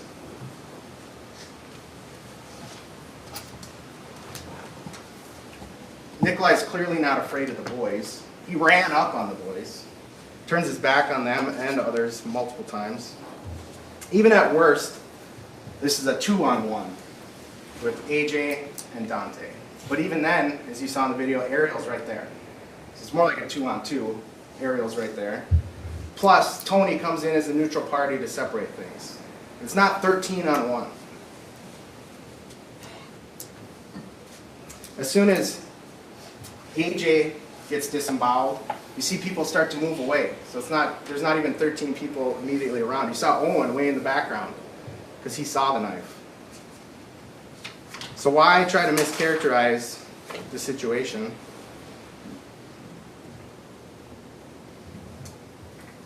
Because there's some things that are hard to explain otherwise for defense. What do you think, Debbie? The jury's seen the video, seen all the photos. Was that a good accounting of what that crowd looked like on the river that day? I think your viewers likely are thinking similar thoughts. I think some of them are of the belief that, yes, this was 13 on 1. You heard the defense talk about how these individuals are screaming at him, calling him names, swearing, putting their hands on him. So of those individuals that are standing around, it's not just 2. Everyone has seen the video. There are more people that are actively involved in the interaction with Nicolae Miu. Are they assaulting him is a different question, but there's certainly more people than just the 2 smaller framed females that DA Anderson references. And so, I think that he made some points there, but saying it's not 13 on 1 repeatedly, I don't think that was the most effective way of highlighting his points. It seemed to get a bit lost because he kept saying it. And so, again, there are points there. Not everyone touched him, that he did have someone from his group within the proximity. But based upon that video, it's a hard pill to swallow to think that that Nicolae Miu would just have felt that it was 2 on 1. Yeah, it was not just Madison Cohen and Riley Madison in his face. We can all agree there were other people around and hooting, hollering, yelling, screaming, and the like. With that, let's flip sides, right? Corey Cherafasi, during his defense closing, tried to flip that at the beginning of his closing argument. Obviously, defense putting a lot of blame here on the Stillwater teenagers, specifically Jawan Cockfield. He called him the ringleader because he had that cell phone. And I thought it was interesting how he introduced this idea of, they were shooting now I'm blanking, not a Snapchat, but like a TikTok moment or an Instagram moment. Like they wanted to make some type of video, quote unquote, for the culture, like as if they were trying to, torment someone on camera. They eventually saw this going viral, if you will. I thought it was an interesting, storytelling mechanism, not evidence, right? I mean, the jury doesn't process it like that, but perhaps an effective way to tell a story during closing arguments. Let's go back, listening to Corey during his closing argument about almost 2 hours ago now. Is a group of drunk teenagers led by the ringleader, Jawan Cockfield, saw an opportunity to torment a man who was by himself. They taunted him. They called him names like raper and pedophile and predator. They did this for no legitimate purpose. When they did this, their yelling and carrying on, it attracted the attention of another group, right? Led by Madison Cohen and Dante Carlson. 6 drunk teenagers quickly turned into 13. 13 against 1. And there you have the other side, 13 against 1. Those two sound bites kind of ping-ponged off of each other. That was a defense assessment. We've got one more sound bite, Debbie, want to play for you. We'll get your thoughts, and then I know we want to get on to our lunch break. So let's, this is what we're calling defense closing, the third sort of soundbite we've queued up in our newsroom for you. And this is about getting at the changing charges that Miu now facing, the lesser included. Let's listen back to Corey Giraffi here and get your response, Debbie. When you started this case, you heard that was the charge. Well, those charges have changed. Now you get to consider all other kinds of charges, with all other kinds of mental states too, right? Maybe it was intentional. Well, maybe not. Maybe it was reckless. Pick a theory. Don't let them just throw things against the wall and hope that you guys let something stick. They're telling you they thought it was intentional. Now it might not be. Now it might be reckless. They don't have it. Nick Miu wanted to get Isaac Schuman away from him. He didn't chase Isaac Schuman down. He didn't move toward Isaac Schuman. Isaac Schuman moved toward him. And on the attempted homicides, read the instruction on attempt, you guys. In order to convict someone of an attempted homicide, the state must prove to you beyond a reasonable doubt that demonstrates unequivocally that Nick wanted to kill these people and would have, except for the intervention of another person or some other extraneous factor, okay? And unequivocally means there can be no other inference which can reasonably be drawn. No other inference. And an extraneous factor is something outside the control of Nick.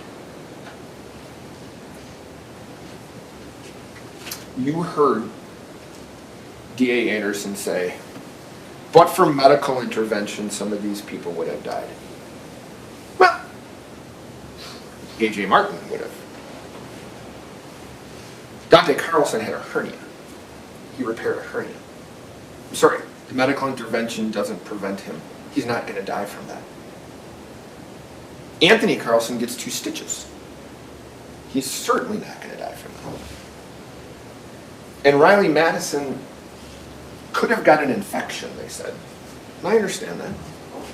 But if he wanted to kill them, why didn't he? If he wanted to kill him, why didn't he? What do you make of that there? Well, I think the point he was trying to make there is that he didn't go after these people repeatedly. So for these individual, 2 stitches, the hernia, the one's cut as well, that this was a one and done, and that he didn't repeatedly pursue these individuals. He didn't repeatedly try to cut them or throw the knife in their direction, stab them. So in that case, I think he was really arguing that the intent isn't shown by his actions. His actions are showing self-defense. One cut, stop. Doesn't then jump on top of someone and continue to stab them repeatedly, punch them, just try to drown them, etc. So I think that it was important for him to touch on that with regard to the fact that these individuals would not have died, and that most importantly here, it was not Nicolae Miu's intent to kill them. And Debbie, I want to get to one more live poll we've been running this afternoon, getting back to the lesser included, the addition, of course, of like the reckless homicide count and the recklessly endangering public safety, adding to the top counts already charged. And we're asking our YouTube live stream audience if they feel that changes the dynamic of the case. We've got over 7,000 votes, and it's running 75% say, in their opinion, doesn't change the dynamic of the case. 25% say yes. Adding those charges in the end, even though legally allowed, and certainly happens in every case, whether it's on TV or not, or can happen. They're saying yes. 25% say it does change the dynamic for them. 3/4 say no. Do you have a reaction? I know it's not scientific, and it's certainly not the 12 jurors in the box. Right, and as we've been talking about, Paul, self-defense applies to all of these counts. So, I tend to agree with the 75% in that it doesn't change things significantly, because if these jurors believe that Nicolae Miu acted in self-defense in accordance with the law, it would be not guilty verdicts across the board. And Debbie, I want to give you the last word. We so appreciate you sticking with us throughout this morning and joining us a couple of times during our trial coverage. And who knows, maybe we'll see you on the back end of a verdict. But I'll give you the last word. Any thoughts that you have as this jury begins deliberating Nicolae Miu's fate here after lunch? I feel for them. This is a very difficult decision. They have extremely complicated law. And, as any attorney, be it a prosecutor or a defense attorney, will tell you, all that we want is for a jury to be fair, objective, and apply the law to the facts as they've seen them, and set emotion aside. So that's what the defense and the state is hoping for here. And this jury does not have an easy task in front of them. Debbie Lang with the final word. Debbie Lang is a well-respected local criminal defense attorney for Hallberg Criminal Defense here in the Twin Cities. We so appreciate your insights throughout today and last week when you joined us. We'll stay in touch, and if there's news, perhaps we'll get you back on. Thank you so much. And with that, let's take one last look, Ryan, at the state seal in the courtroom, just to show you we do have our camera that will remain up during jury deliberations. As we know, the jury has gone back to begin lunch. There it is. We will have that seal, all eyes on that. We have a crew at the courthouse. I'm obviously back in our Fox 9 television studios in the Minneapolis area, monitoring everything. But as soon as we see any activity inside that courtroom, if it's a jury question, if for some reason this jury shocks the world and comes back with a quick verdict, we will be here and bring you live coverage immediately. We have promised you gavel-to-gavel coverage, and we will do that if there are any public proceedings whatsoever in this case. At this point, we will come back. As we approach 1 o'clock, the top of the hour, Central Time Zone, 1 o'clock, I want to take you back. Nicolae Miu on the witness stand yesterday. It's several hours long. It's 3 hours. Again, knowing our viewers, especially our live streaming audience, doesn't watch every single second of our coverage, but we want to take you back to Nicolae Miu's testimony yesterday, a withering cross-examination. He's on the stand for some 3 hours. Of course, now his fate in the hands of this jury, 12 residents of St. Croix County, Wisconsin, deliberating on his fate. But for now, we'll go back, watch his testimony from yesterday. And again, as soon as anything happens inside that courtroom, I promise you we will take you there live as it happens. For now, Nicolae Miu, courtroom testimony from Tuesday. Mr. Nelson. Judge, the defense calls Nick Miu. Mr. Miu, please stand. Raise your right hand. The clerk will administer the oath. Do you swear that the testimony you are about to give in this matter shall be the truth, the whole truth, and nothing but the truth, so help you God? I do. Please have a seat in the witness chair.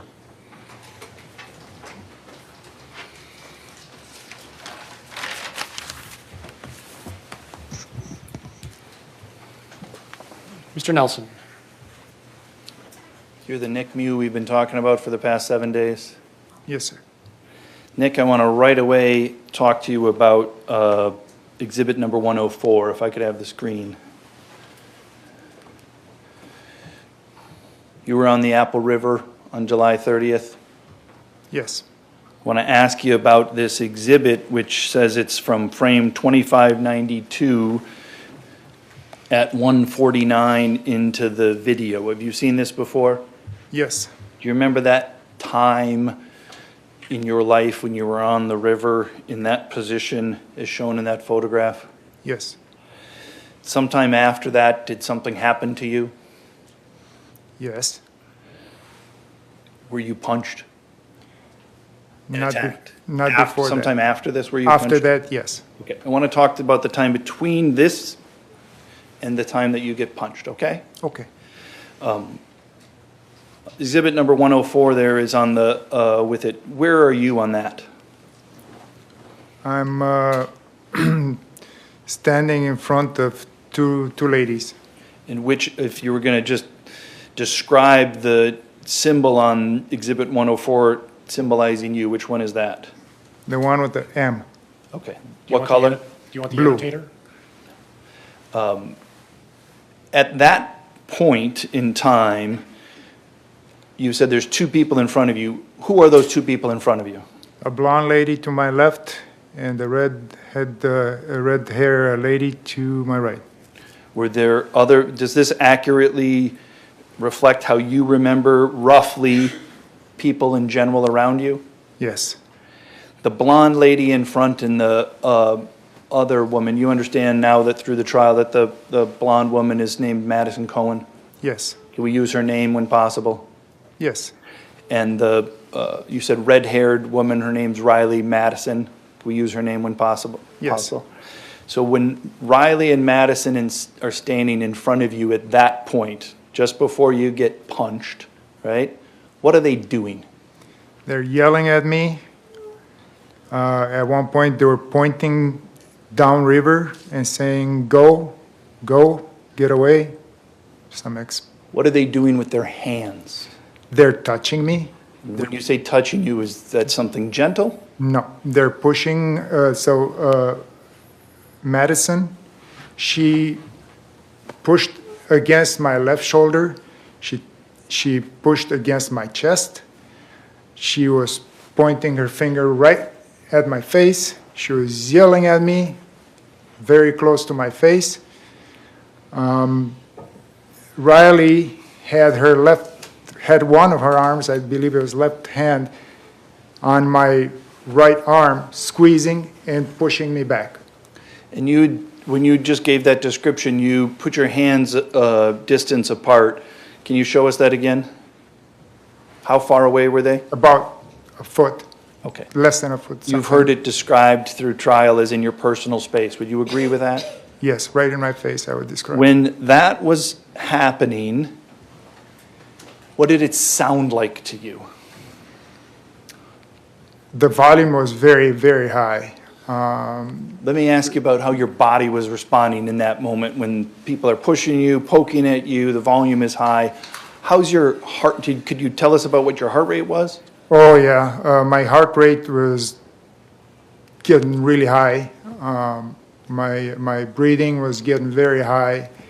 I was... How about your vision? Did you have normal vision in that moment? No.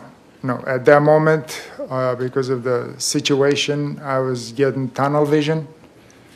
And can you describe what you mean by you say in tunnel vision? I couldn't see peripheral vision, but I could see center and right before my eyes. How about hearing? Could you hear the noises?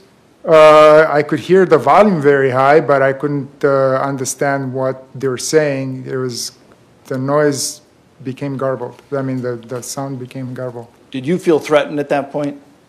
Yes. Did you have your knife in your right hand? Yes. What did you do with your left hand? Tell us what you did with your left hand. Yeah, with my left hand, I pushed her away from my face. Can you show us what you did with your left hand? Why'd you do that? She was very close to my face. She was in my personal space. She had been there for a while, and I felt threatened. Did you intend to harm her in some way? No. Did you try to harm her in some way? Absolutely not. Do you know where, if at all, you had contact with her body when you raised your left hand in that manner? No. Do you think you had contact with her? No. Okay. I want to take us out of that space now for a second, okay, Nick? Okay. If I could have the screen again. You were here in court when we talked about, when we watched the video of you speaking with Brandy Hart, is that right? Yes. And I think you told her about your health condition. Can you just tell the jury now, what was your health like on July 30th of 2022? It was very poor. Okay. Yeah. Had you, I think you mentioned to her again, had quadruple bypass surgery before? Yes, sir. And when did you have that? 2020, about the same month, so about August. Showing you here what's been marked as exhibit number 108. Can you tell us what those are pictures of, starting just on the left? Yep, on the left it's me right after the surgery, holding a red heart pillow against my surgery. What was the purpose that you knew for that red heart pillow? That was to protect my surgery from hits, bumps. Was that something that the hospital provided? It looks like there's like almost a picture of heart and lungs on there. It is. The hospital provided that. And then the picture in the middle, what is that? My first walk, my new life. Did it take you some time to recover and be as active and mobile as you were before? Oh, yeah. Do you think you ever reached the same level of mobility and fitness that you were prior to the quadruple bypass? Never. What's the picture of you on the right there?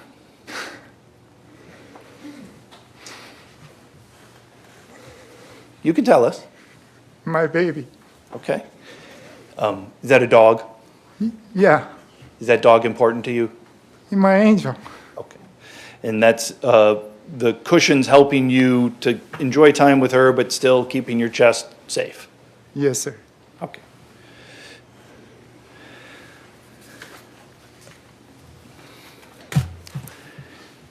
You've had other surgeries in the past, is that right? Yes. Did you have a hernia surgery? 2 hernia surgeries. Have you had back surgery? Yes. And again, in general, would you consider your fitness on, if you were going to put it on a scale for July 30th, what would you consider your overall health and fitness on July 30th of 2022? With my weight and very poor. I want to ask you now about moving on to the Apple River on July 30th, okay? Okay.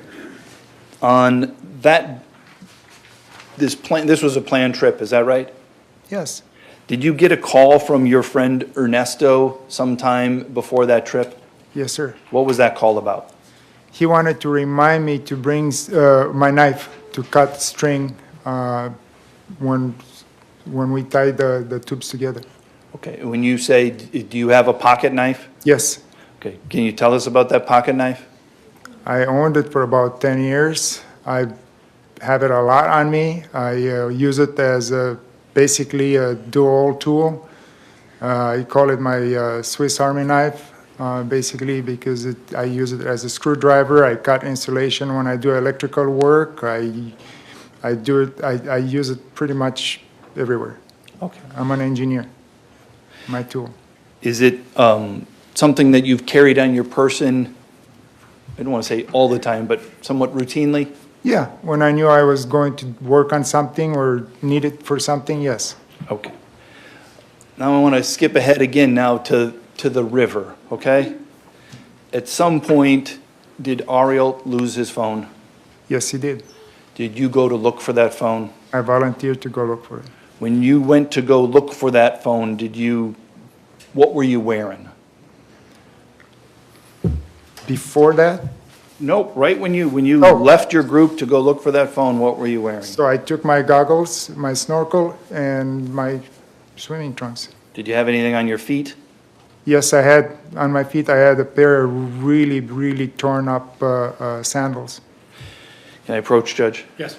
Showing you what's been marked as Exhibit 113. Is this a packet of 9 photos of your sandals?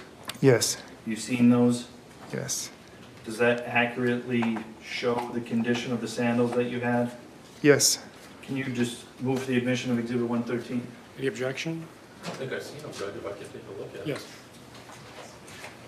Oh, never mind, Mr. Anderson. All right, 113 is received. These weren't taken by you, were they? Pictures? No. No, these were taken by the Sheriff's Department, correct? Yes. Permission to publish, Judge? Yes. Can I, just because we're going to go through the PowerPoint, can I? Yeah, pass just them? pass them to the jury. Can you use your words? I know we have a picture that better does it, but just briefly, describe the condition of those sandals. Horrible. Okay. They were just coming apart. I couldn't walk on them unless I tried to mend them. Okay. As you can see, I used string, leftover string to mend them. When you left wearing those sandals and your shorts, did you have your pocket knife with you? Yes. Where was it? In my right pocket, clipped to my... Did you have that there pretty much all day?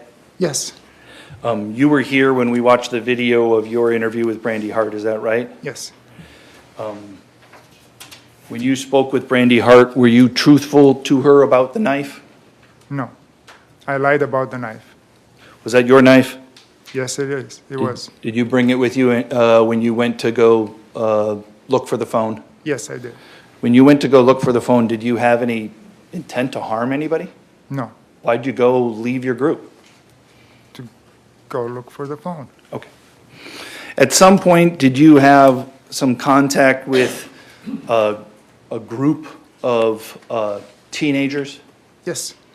And you were here in court when we saw the 9-second video, is that right? Yes. I want to show you just a couple of slides from that, if I could. Do you see those slides up there? Yes. Are those from that video? Yes. What are you doing in those 3 slides in general? I was scanning the water, looking for the phone. Okay.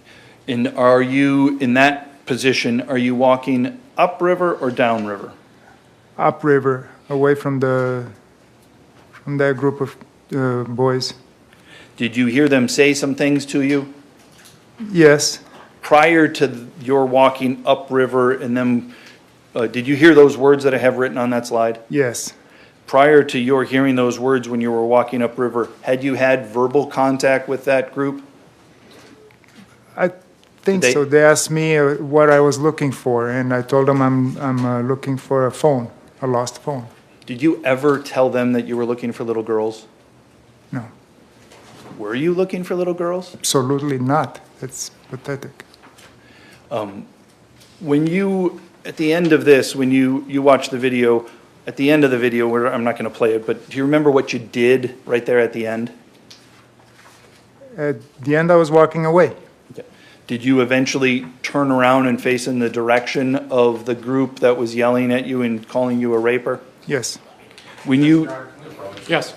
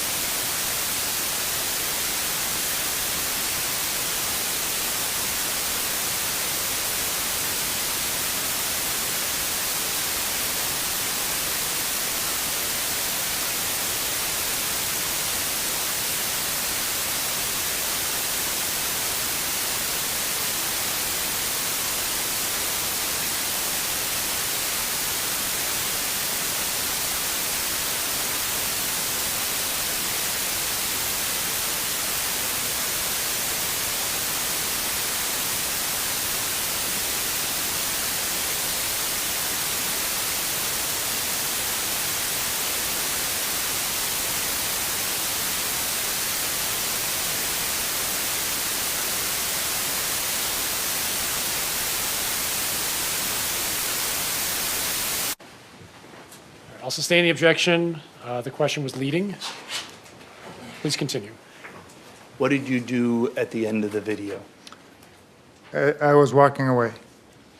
At some point, did you ever become in a position where you were looking at that group of teenagers that had yelled at you?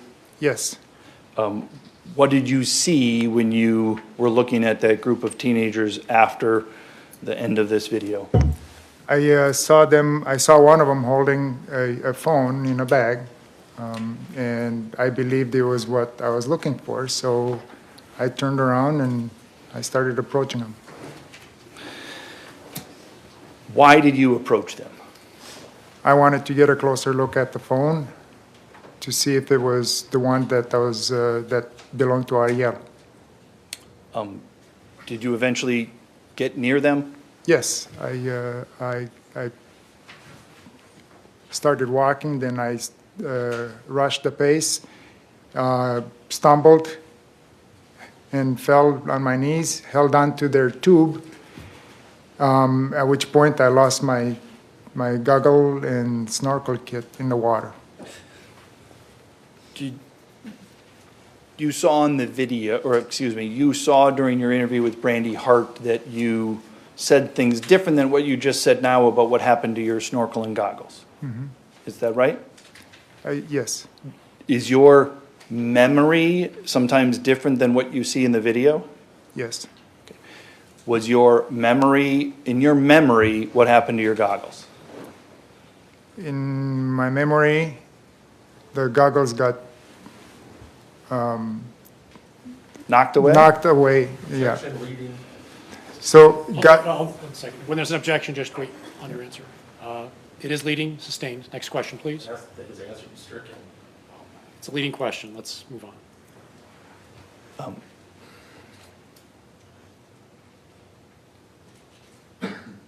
Is your memory perfect? never. Now that you've watched the video, do you realize that you were wrong about that? Yes. What happened to your goggles? My goggles fell in the water. When they fell in the water, what did you do? I started looking for them, searching right where they fell. Oops, it's on already. Showing you here some slides, 220, 225, and 279. Can you tell us what you're doing? I'm searching for the goggle kit. And where are you in relation to the 6 teenagers' tubes? Are you on the side? Are you upriver? Are you downriver? Are you in some other position? I'm upriver. So, yeah. I'm going to then show you another group of slides, 575, 600, and 625. What does that show you doing? So what I did from that point, I went around the inner tubes to the other side, and I continued looking for the goggle and snorkel set. Why did you walk around from the one side to get to the other side of the tubes? Well, I thought that the water current would bring him over to the other side, and I was walking away from the boys at the same time. Okay. During that time that you walked in that direction, did you have any physical contact with them? No. Were you confronting them? No. Didn't say a word. This next set of slides, what does this show you doing here? I'm walking away from the group. Still. Go ahead. Still looking for my goggles at that time. When you were doing that, did you ever hear the kids say anything? They gave me a warning. What'd they say? You got 10 seconds. In response to that, what did you do? I ignored them, and I actually continued doing what I was doing. Okay. I can show you the next set of slides here. Were you in a position to see here 963, 1140, and 1155, what the teenagers were doing behind you? They were getting closer and closer to me. They were walking towards me. Were you in a position to see that? Was that behind you, or had you turned around? Well, I could hear their voices. I could hear that they were getting closer. At some point, I may have turned my head and witnessed that. They're coming towards me. Showing you 1170, 1213, and 1284. What's happening here? I'm at an angle to them, but I could say I have my back at them, still scanning the water, and they were right behind me. They got that close. Within seconds, they were right behind me. At some point, did you see other people from another group? Yes. What did you see? I saw what seemed to me at the time adults coming over from the other side of the river. And when you saw adults coming over from the other side of the river, what did you do? I walked towards them. I walked towards this. The first one was was Madison. When you walked towards Madison, where were the 6 teenage boys that had been yelling at you? they're following me. Okay. Were you in their path as you walked across the river towards Madison? No, Did they have as far as you know, did they have a clear path down the river if they wanted? more than plenty. Can I? Showing you this next group of photos, what's going on here? So in this frame here, the first adult that came to me was Madison. She already had her finger pointing downriver and yelling at me and used some awkward words, ordering me to go down. We see it looks like you're doing something with your right hand. Do you remember, what are you doing with your right hand? Yep, I was trying to explain to her what I'm looking for. When you tried to explain to her what you were looking for, did you get the impression she was listening to you? No, her voice was too loud to. As to what Madison had as an impression. Okay. Hold on, wait a second.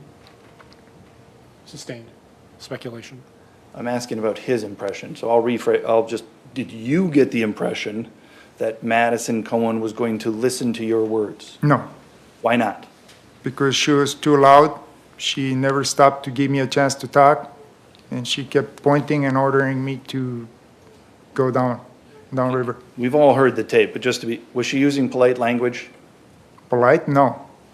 Did you hear anyone saying anything behind you when you walked over to Madison Cohen? Yes, they're all calling me names. Okay. Showing you the next set of slides here, 1776, 1840, and 1824. What are you doing here in this set of slides? I'm turning my back towards Madison and the rest of the people. Why did you turn your back to Madison and the rest of the people? It felt to me like I couldn't have a conversation with her at that point. She was not listening, and I didn't want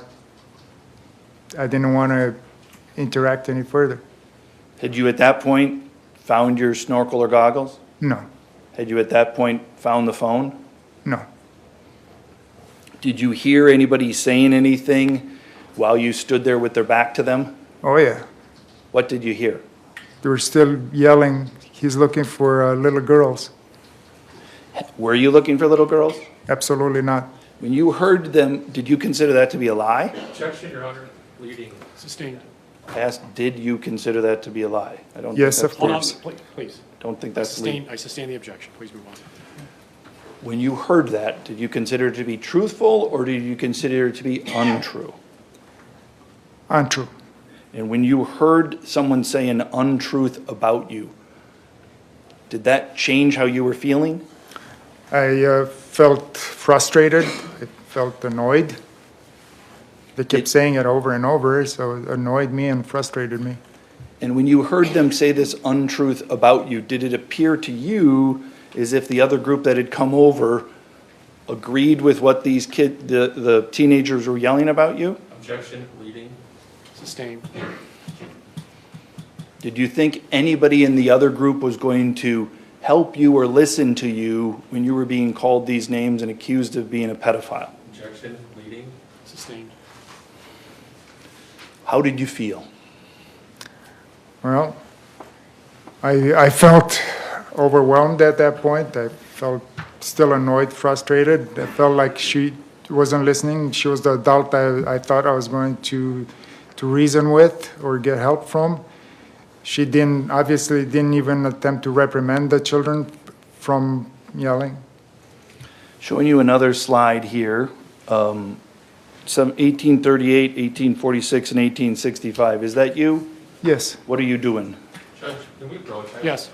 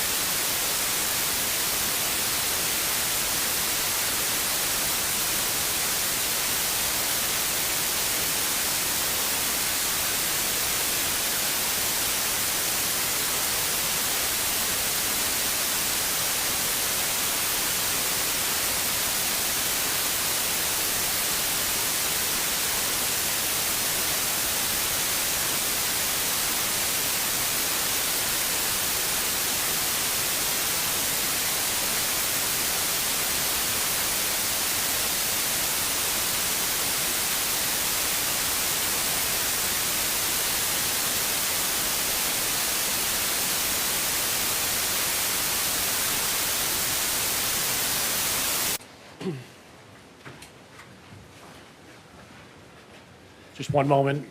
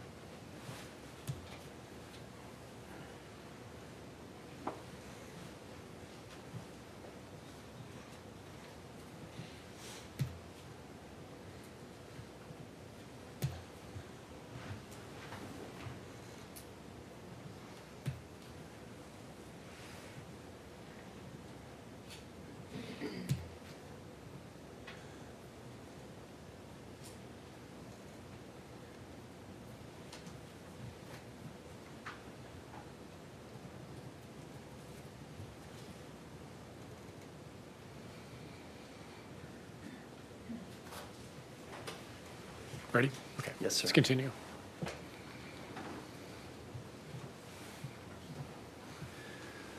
Showing you photos 1838, 1846, 1865. What are you doing in those? Do you remember what you were doing? Yeah, I had my back towards the group of people. In the two photos there, which direction are you looking? I'm looking downriver. Okay. Are you looking at, there's two different groups, if I recall, from Exhibit 104. Is that right? Yes, One came from one side of the river and the other one's on the other side of the river. correct. Where are you, in the photo on the upper left, are you looking at one particular group as opposed to another group? Yes, I'm looking at the boys group And why are you looking at the boys group? because they were yelling at me. And what were they yelling at you? They were yelling things that were not true and pointing at me. When this, I want to, after that happened, showing you the next group of slides, 1875, 1883, and 1889, do you remember what Madison did, if anything, to you? Yeah. What did she do? She grabbed my right arm and she pulled me towards her and I lost my balance, so I moved towards her. Did you consider that in that circumstance to be a gentle or a gracious touch?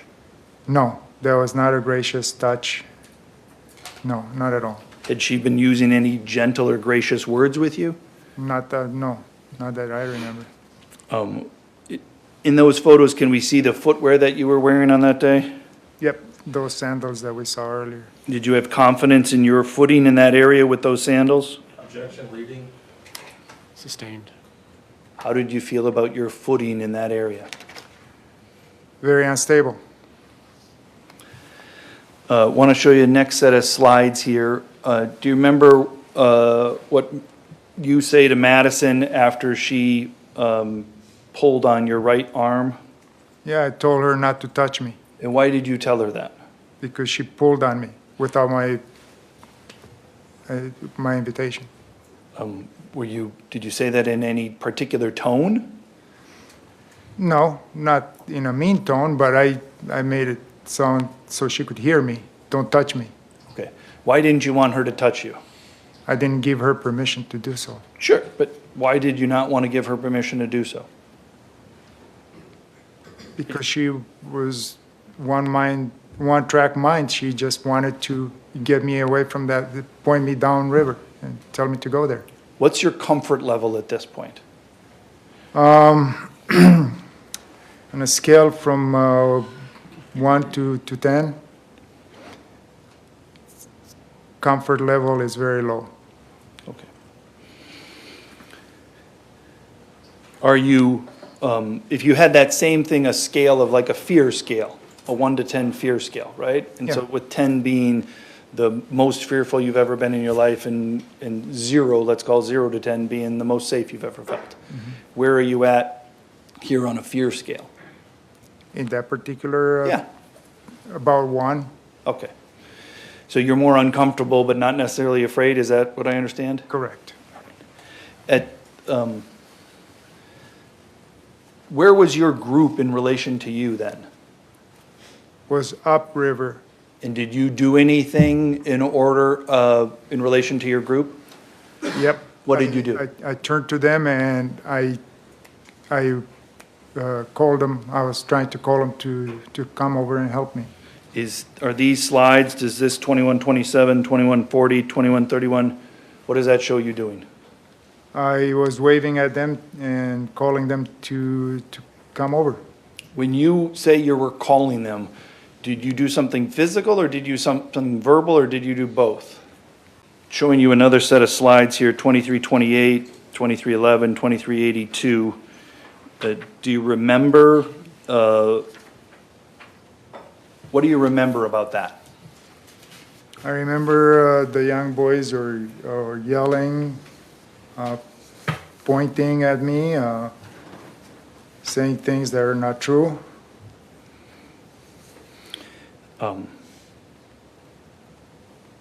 Were you able to see, like in this next slide, this 2429, 2440, 2401, were you able to see as you stood there what everybody was doing, and were you able to scan and see that? For a brief second, yes. Okay. They were very close. They were really close to me. I could see and hear them. How about your fear scale there? Where is it? Where is it? About 2 or 3. Okay. I see in the one on the right there, you have your hand someplace. Can you tell me what you're doing with your right hand? Yes, I'm reaching for my pocket knife. Why? Because at one point my fear was getting really high, and Okay. I was getting ready to pull it out. Okay. Do you remember, other than what you've talked about, Madison Cohen pulling you, which we saw, do you remember anybody else touching, pushing, grabbing you in any way? The 2 ladies, yeah. Madison. Showing you here what's 2472, 2478, 2481. Do you remember what's happening in those photos? Yes. This one, the lady on my right side, she grabbed my arm and she was pushing against my arm. And did that increase your level of comfort or increase your level of fear or something different? So it decreased my level, the level of comfort, and increased my fear. Do you remember, at some point, do you take your knife out of your pocket? Yes, I do. Do you know when that is in relation to these slides? Do you have a memory exactly of when that is? Not exactly, but when they were pushing and poking at me, I remember I pulled it out then. Okay. Do you remember, did you have it out before you were punched or after you were punched? Before I was punched. Okay.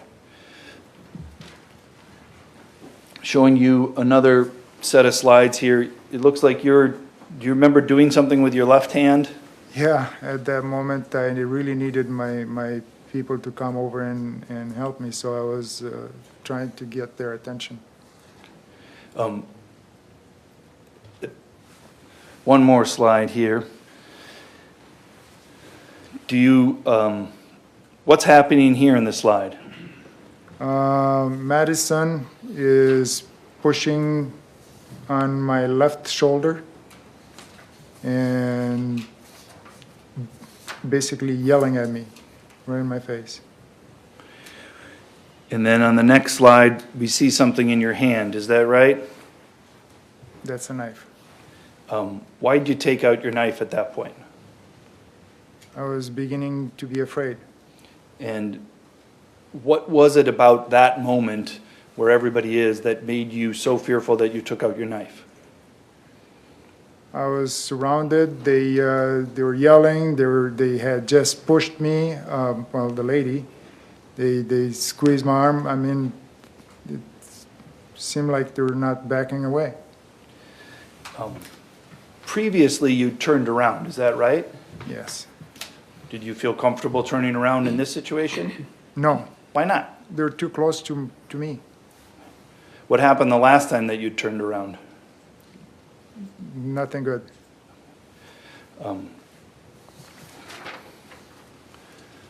Judge, this Good place to break. may as well be. All right, it's 12 noon. Let's break for lunch. All right, Mr. Miu, would you please retake the witness stand? You are still under oath.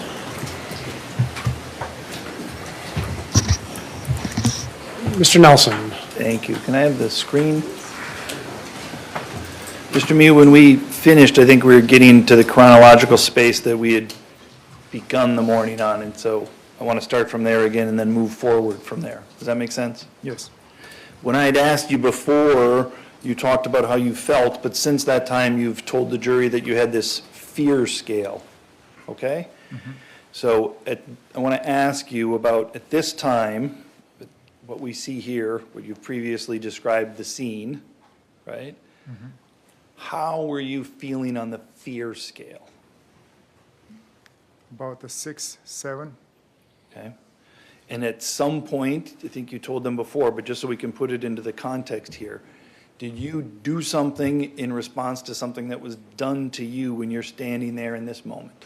Yes, after I was pushed, and both sides, I would say, you know, squeezed, I was afraid, so I pulled out my knife. Okay. Did you do something with your left hand at some point? Yes, I did. What'd you do with your left hand? I pushed her away. I And when you pushed say you Madison. Pushed Madison away. When you, was the purpose in that to have contact with her and to get her to back up? Yes. Did you have a purpose to cause her pain? No, Were you trying to hurt her? no. What were you trying to do? I was trying to push her away from my space. She was right in my space, my face. Could you, why didn't you just back up?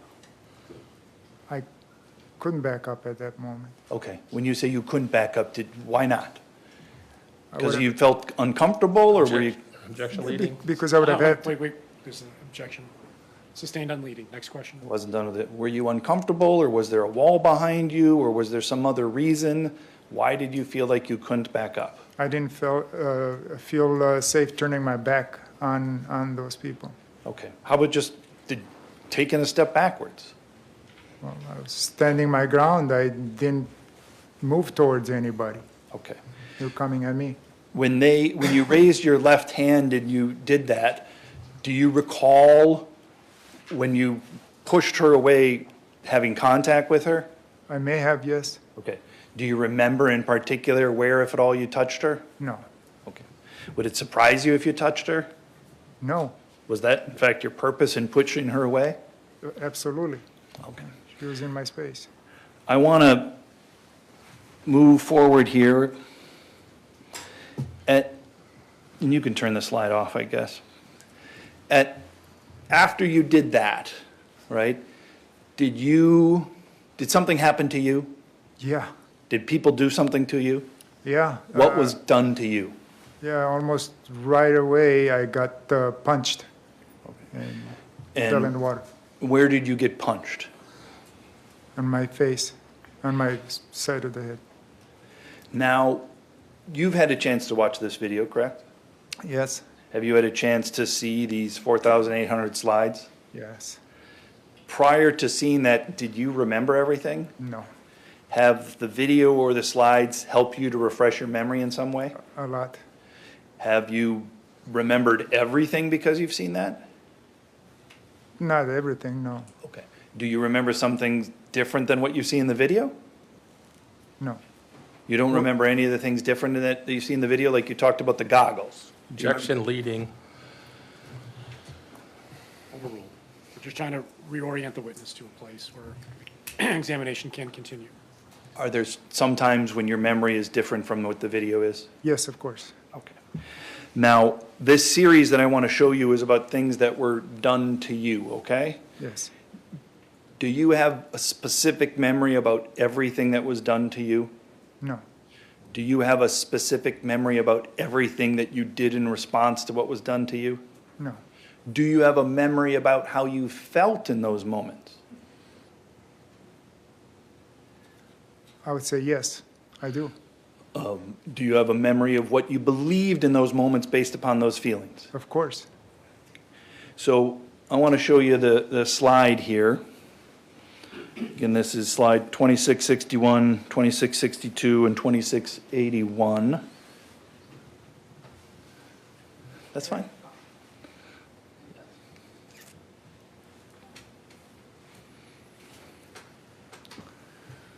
Do you remember how you felt when you fell back into the water? I was, number one, I was stunned. That's why I fell backwards. I was very afraid, of course. On this fear scale that you've talked about before, where are you on that scale from 0 to 10? Right at the top, 10. Have you ever been at that 10 before in your life? Never been in a situation like this or a fight in my life. Have you ever been at a 10? Never. When you did that, as we see on the right, what happened to your head? Oh, well, I fell in the water. Obviously, that's a river, and I hit my head on river rock, and my whole body went under. Well, my head went underwater. When you say your head went under, is that what it felt like? Yes. Did you feel water come over your face? Over my entire body. Hold on, Yes. hold on. What's the objection? Leading. Sustained. Where did you feel the water on your body? Over my face, my mouth. Okay. I felt like I was submerged in water at the moment. Did you try to get up? Yes. Why did you want to get up? Why didn't you just lay down there peacefully in the water? To drown? No, I wouldn't want to do that. I wanted to get up out of the water. At that moment, when you're down in the water, had anybody like A.J. Martin come up to you and said, just lay there and rest? Somebody came from behind, yes. I found out later who he was and pushed me down and to keep me in the water. Before that, when you tried to get up, do you remember feeling anything before that? Did you told the... Yeah. Did you feel anything to any part of your head? Yes, of course. What did you feel? Felt punched in the head. Showing you the next slides, is that 2701, 2705, 2706? What's happening to you there?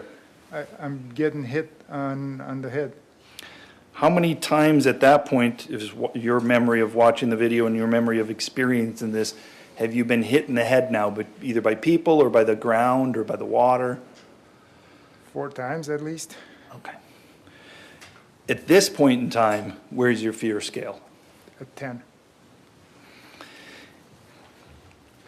When this happened to you, did you immediately get up, or did you fall back in the water, or did something else happen? I tried getting up, but I couldn't. Did you, at some point, did you feel something on your backside? There was somebody pushing me down. And when you felt that on your backside, did you feel anything else anywhere else? I got hit in the face, in the front of my head. And is that exhibit here, 2147, do you see that hand through the underarm there? Yes. Do you remember getting hit in the head there? Yes. Was that a gentle hit? No. When you're getting hit in the head here again, where are you at on the fear scale at that point? 10. Have you been able to get up out of the water? No. How many people do you know? How many people are attacking you? At the time, I didn't know, but I knew there were more than I could handle. Did it feel like it was, how many people did it feel like? Like 10. Okay.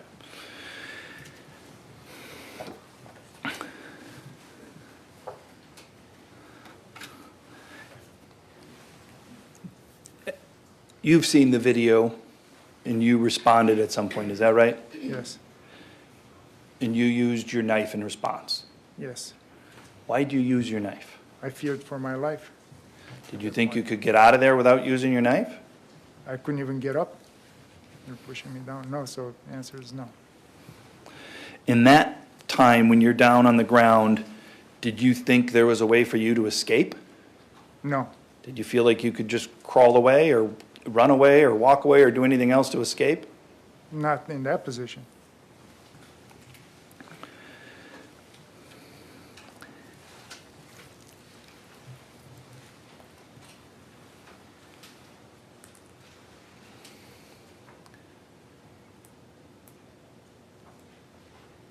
The next day after this, July 31st, were you in the, did you feel, how did your body feel the next day? I hurt everywhere. My head hurt, my throat hurt, obviously my back hurt. I hurt everywhere. You said your throat hurt. Is that something you remembered that day before when you were speaking with Brandy Hart? Yes, Okay. yes. Did you mention it to Brandy Hart? I don't remember. Okay. Did you see anything, when you felt the pain about your throat, did you see anything that refreshed your memory about what caused that pain to your throat? After watching the video, yes. Okay. What happened? I got hit in the throat. Do you remember that now? Yes. If I can.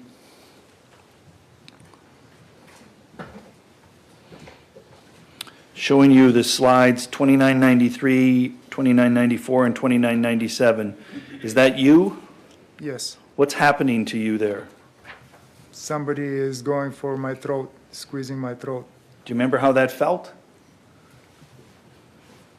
I felt pain. I couldn't breathe. Scared, afraid.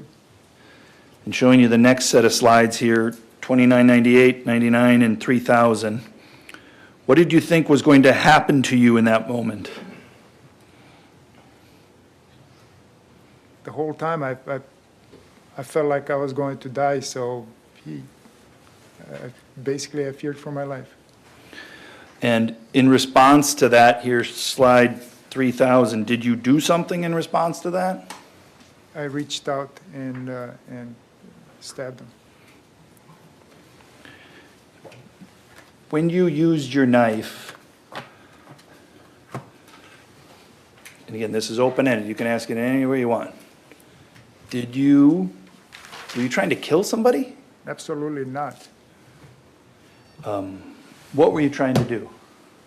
I was just trying to defend myself.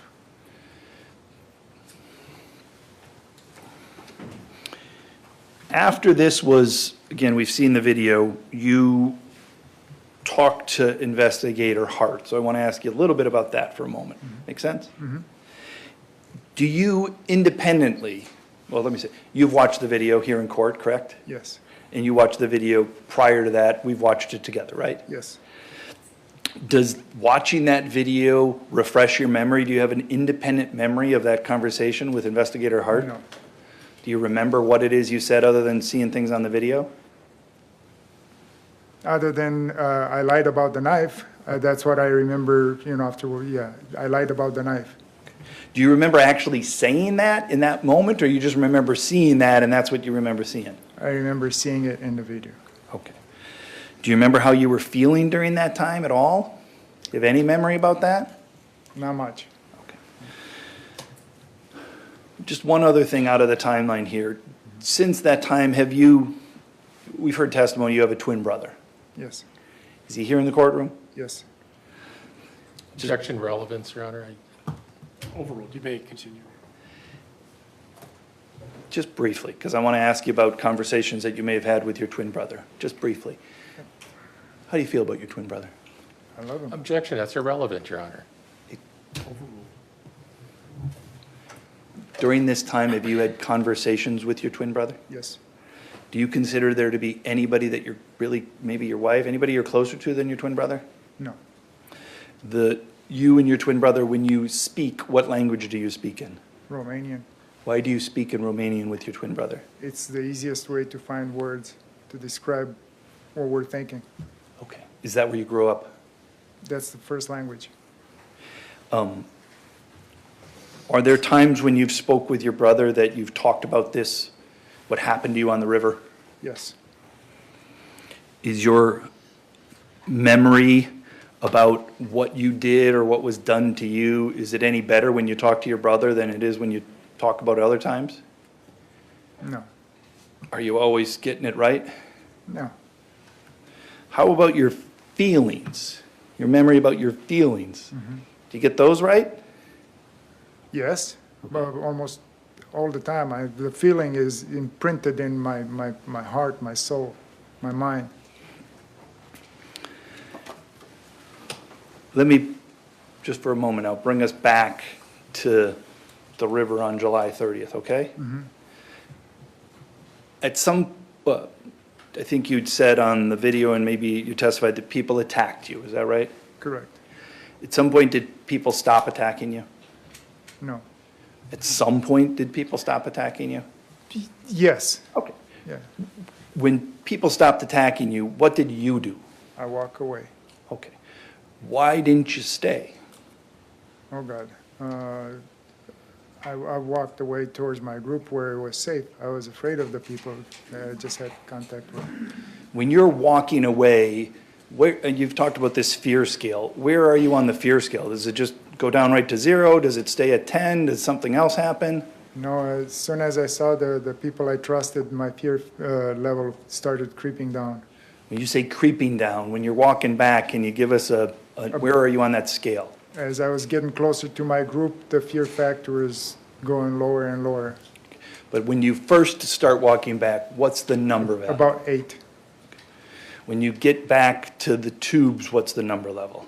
About 4, 5.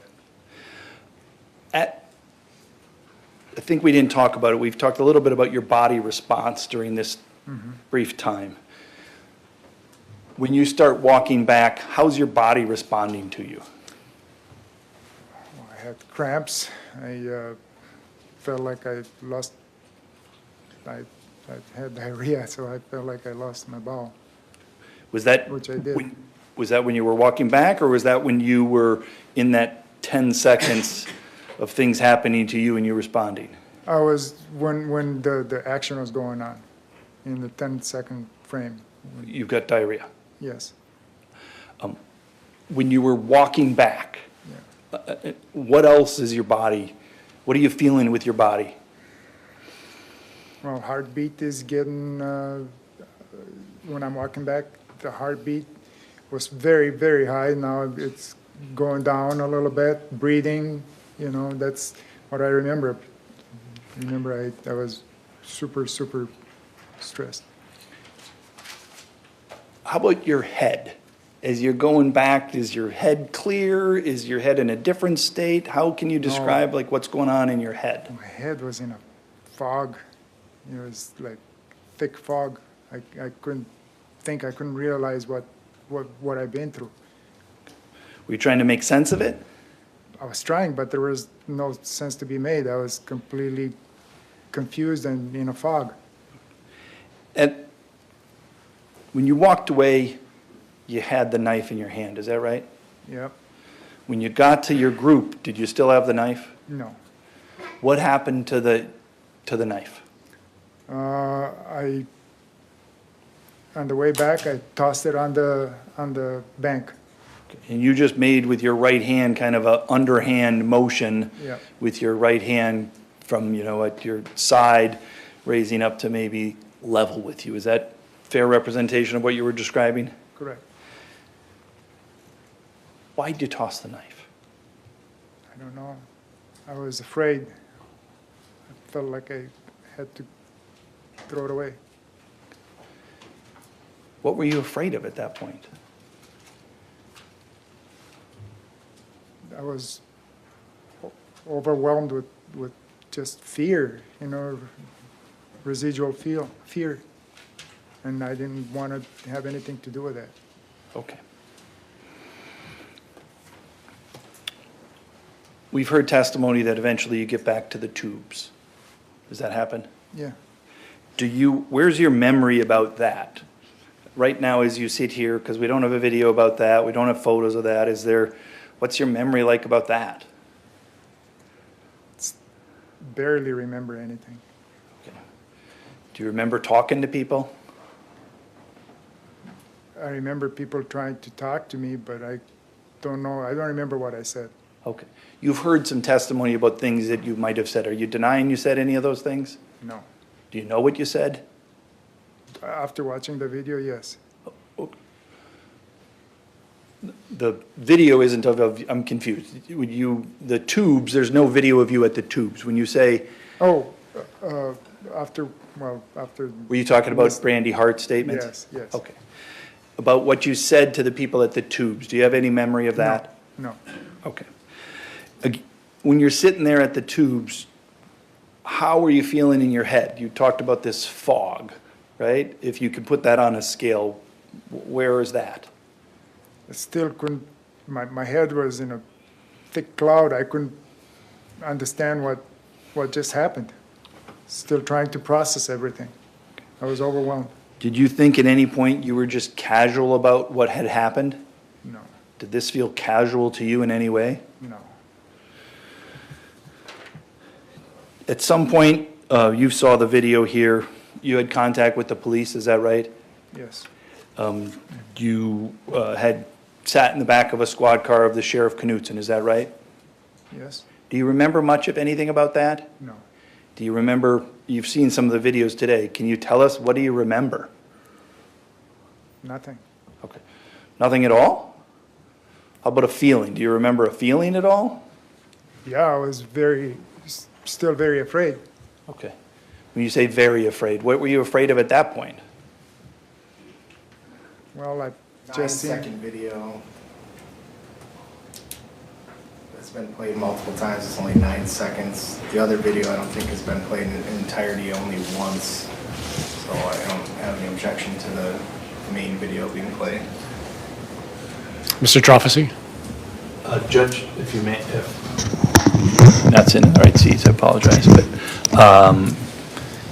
if it's played, I think it needs to be, they need to be brought into the courtroom, and it Yes. needs to be played in here.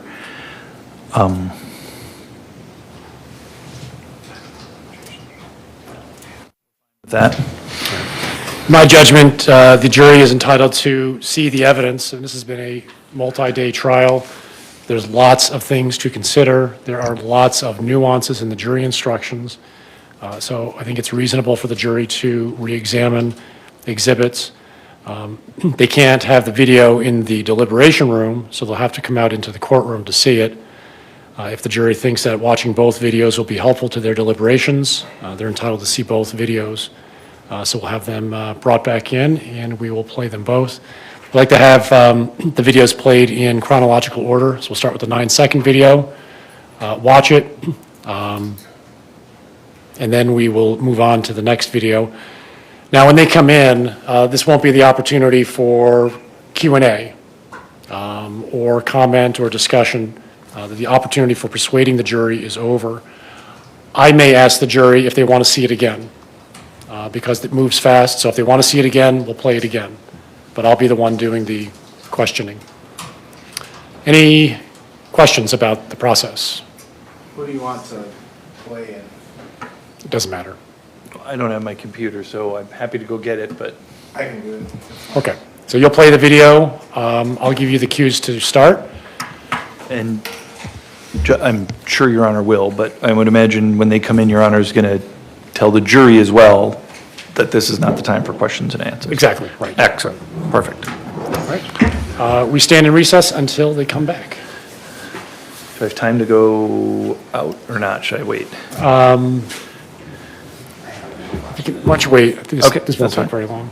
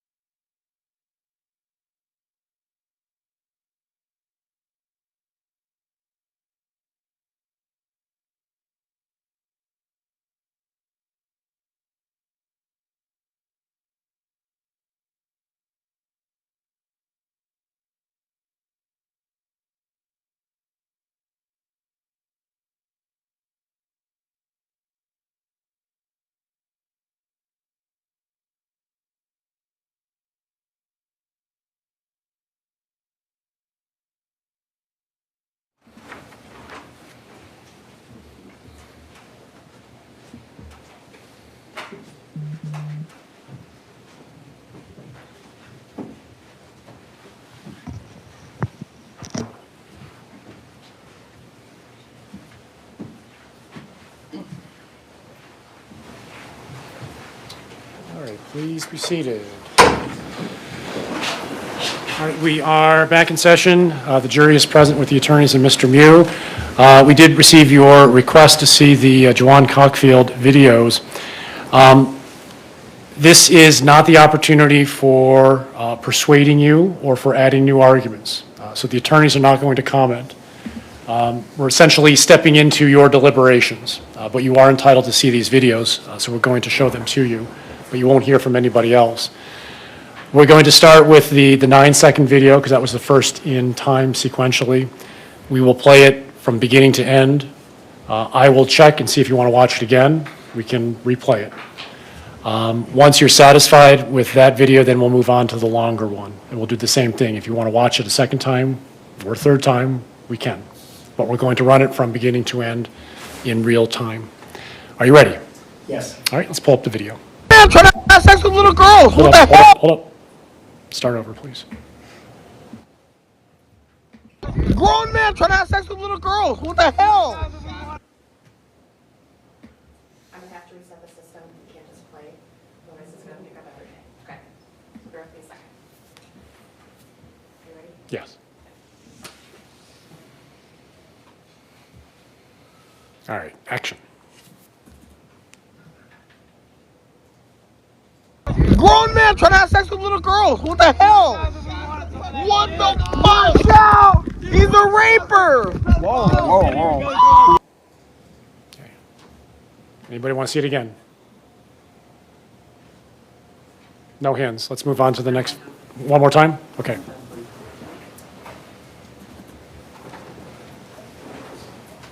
Grown man trying to have sex with little girls. What the hell? What the fuck? Watch out! He's a raper! Whoa, whoa, whoa. Anybody else? Okay. Let's move on to the next video then. You can keep it on.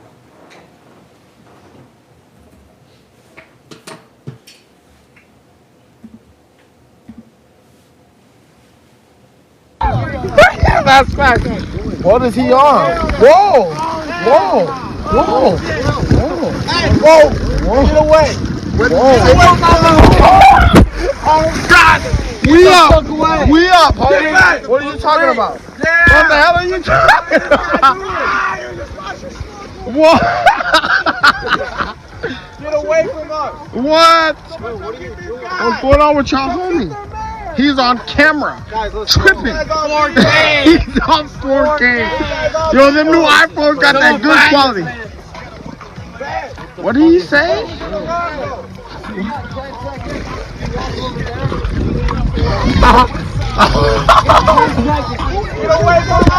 Walk away. Yeah, what the hell? Who is this? Yes. For the culture! For the culture! Who is that? For the culture! Who is that? Who the hell is this? Go! It doesn't matter. He said he was looking for little girls! He said he was looking for little girls! You're looking for little girls? Yeah! That's exactly what he said. Weirding us out.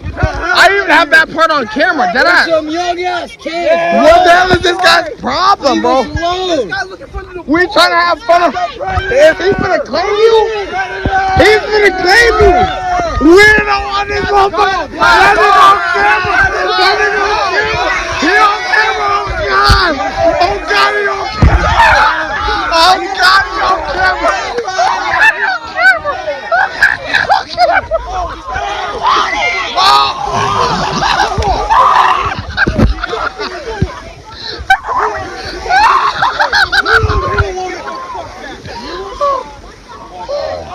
He ain't a woman.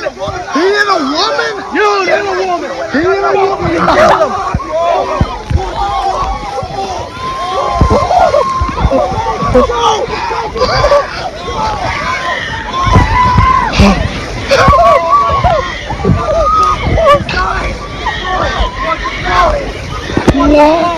What the fuck?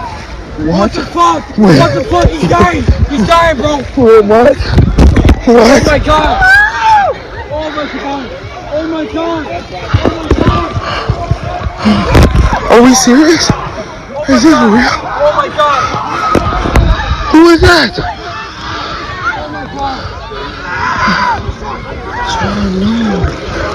Oh my God! Is this real? Is this real? Oh my God! Oh my God! What the fuck? Is this real? Is this real? Bike! Bro, bike! That's not bike! That's not bike! That's not bike! That's not bike! That's not Isaac! Oh my God! Oh my God! This isn't real! This isn't real! Anybody need to see it again?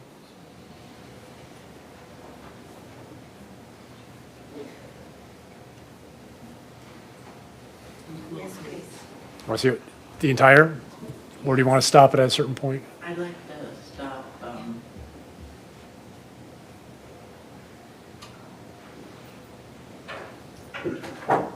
I'd like to see the beginning, the middle, but not the very end. Not the very end? Let's take the video down. Mr. Anderson, if you can get the video, no, put it. I can see it on my screen. They can't see it up there. Put up the video, and I'd like to get it to a point where I can end it. But I want to see it first so I can tell you where.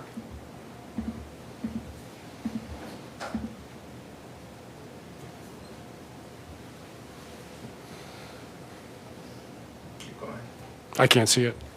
Oh. My mistake. More.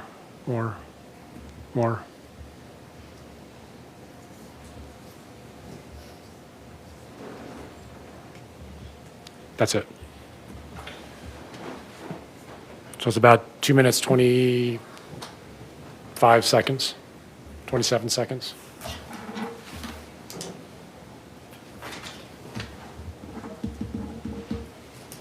All right, let's put it up.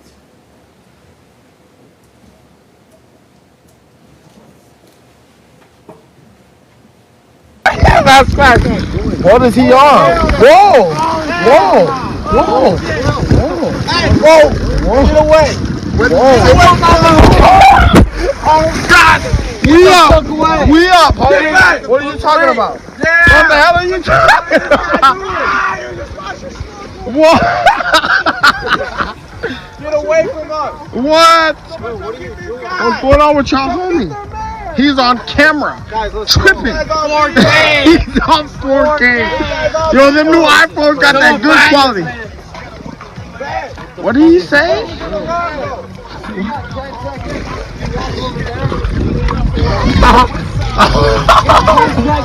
Get away from us! Walk away! Yeah, what the hell? Who is this? Yes! For the culture! Who is that? For the culture! Who is that? Who the hell is this? Go! It doesn't matter. He said he was looking for little girls! He said he was looking for little girls! You're looking for little girls? Yeah! That's exactly what he said. Weirded us out. I even have that part on camera. Did I? Some young ass kid. What the hell is this guy's problem, bro? We trying to have fun. Is he gonna claim you? He's gonna claim you. Weirded out on this motherfucker. That is on camera. He on camera. Oh God, he on camera. Oh God, he on camera.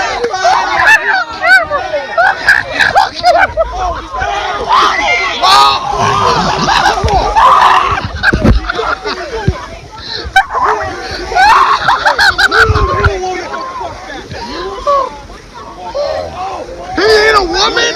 He ain't a woman. You ain't a woman. He ain't a woman.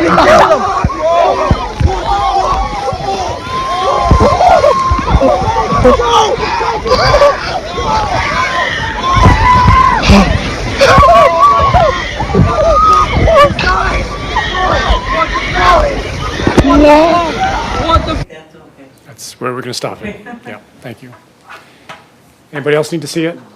Or a different part? Everyone's good? All right, the jury, or the bailiff will take you back. Please continue your deliberations. All rise for the jury.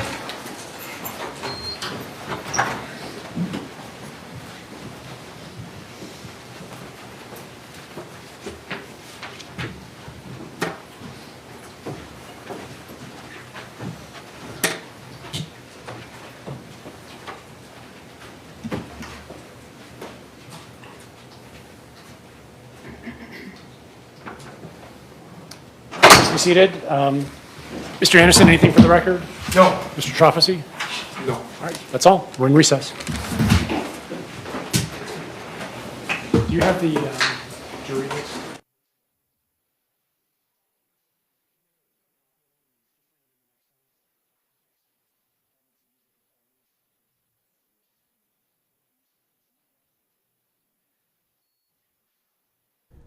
And good afternoon from our Fox 9 live streaming center. You're, of course, watching our gavel-to-gavel coverage of the Apple River stabbing trial, and our promise to you to bring you into the courtroom at any moment as soon as we know something is up.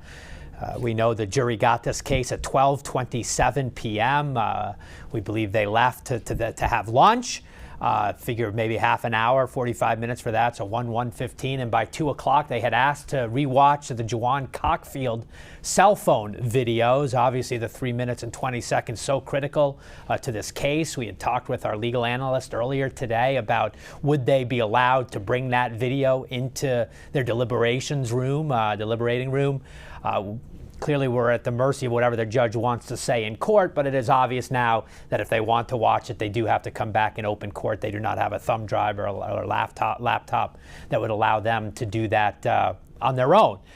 So what we believe has happened now in the first 90 minutes, lunch, they would have likely selected a jury foreperson and then watched that video in open court with us. The judge playing, Judge Waterman playing the two videos. Cockfield shot about 9 seconds of Miu initially going by, snorkel, goggles, looking for the cell phone, and then the subsequent, the 3 minutes and 20 seconds that really escalates big time in those 20 to 25 seconds when the Carlson group of tubers arrive. With that, I want to take you up, give you a look now at our jury graphic that we've created, because we now have gotten word from we have Rob Olson, a reporter out at the courthouse today. He is telling us now that 2 of the alternates, we have lost 1 male and 1 female juror. So the numbers now are 7 and 5. I don't know the age demographics that were sent home for now. I do want to point out, if you weren't with us earlier, in Wisconsin, what he is doing is he is keeping the alternates on standby, in reserve, if you will. So if something happens to the 12 deliberating jurors while they're deliberating, 1 or both of these alternate jurors can come back in and start up deliberations with the rest of the panel. But for now, we'll lose 1 male off the top, 1 female off the bottom. We're at 7 and 5. That is your jury makeup. Again, age demographics, we will have to wait from word from the courthouse. I do want to point out one other thing, just something interesting that I had observed in listening in to the playing of the Juwan Cockfield video. There was a female voice, obviously, on the jury there.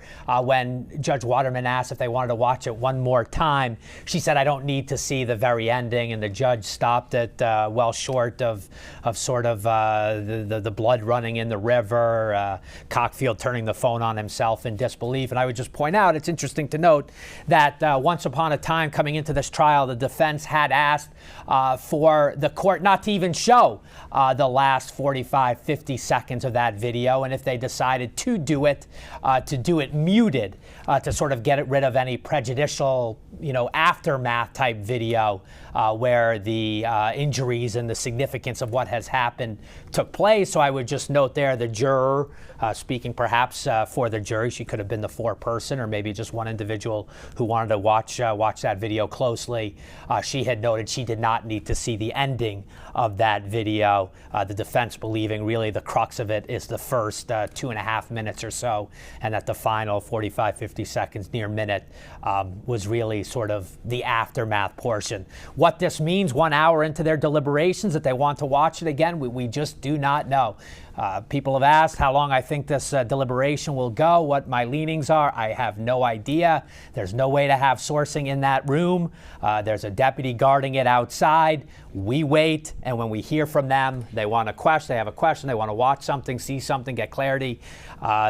Clearly, Judge Waterman is right there. The parties are right there in the courthouse. It's a small courthouse in Hudson, Wisconsin, St. Croix County. They jump right into court. So to explain what we're doing this afternoon on our live stream, because I know so many of you are standing by waiting on a verdict, we are going to go back to some key moments in this trial. And as soon as some activity occurs in this courtroom, I will join you and we will get you right back to Judge Michael Waterman's courtroom there, Courtroom 2, Hudson, Wisconsin, St. Croix County Circuit Court. So now what I want to do is say goodbye for now. Again, promise to be back if anything develops at the courthouse. But for now, let's go back to Nicolae Miu's testimony yesterday on the witness stand at his trial.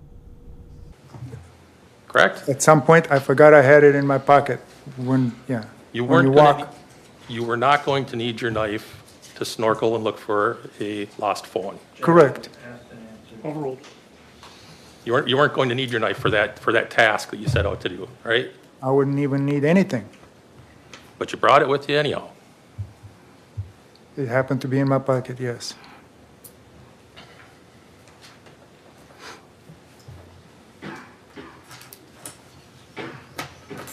When she got over to where Isaac Schuman's group was, they made it readily apparent they did not want you over by them, correct? That's not true. They didn't call you names? Yes, but they asked me what I was looking for. And I thought they were polite people. I said, I'm looking for my lost phone. They did not want you by them, and they told you that, right?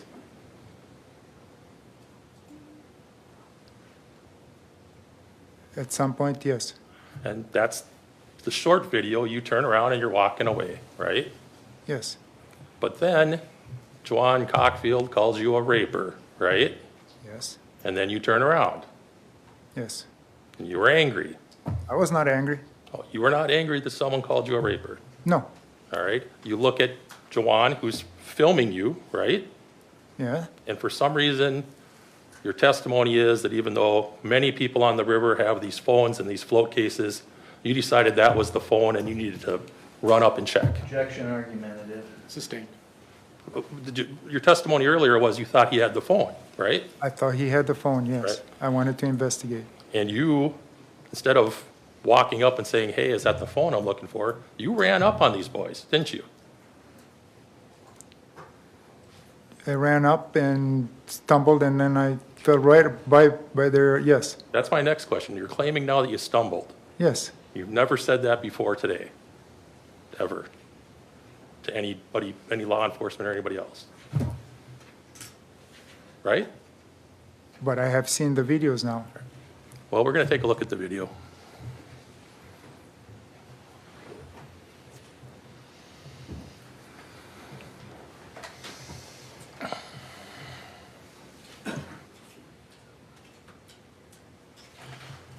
And since you reviewed the video, you know that before you ran up on them, you were touching your knife in your pocket to make sure it was there, right?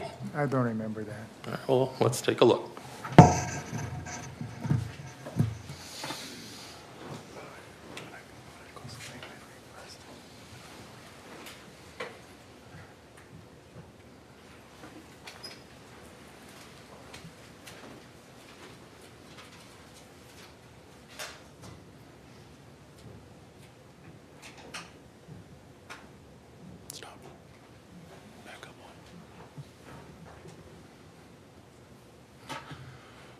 That's you with your right hand touching your pocket where your knife was clipped in, right? It appears so.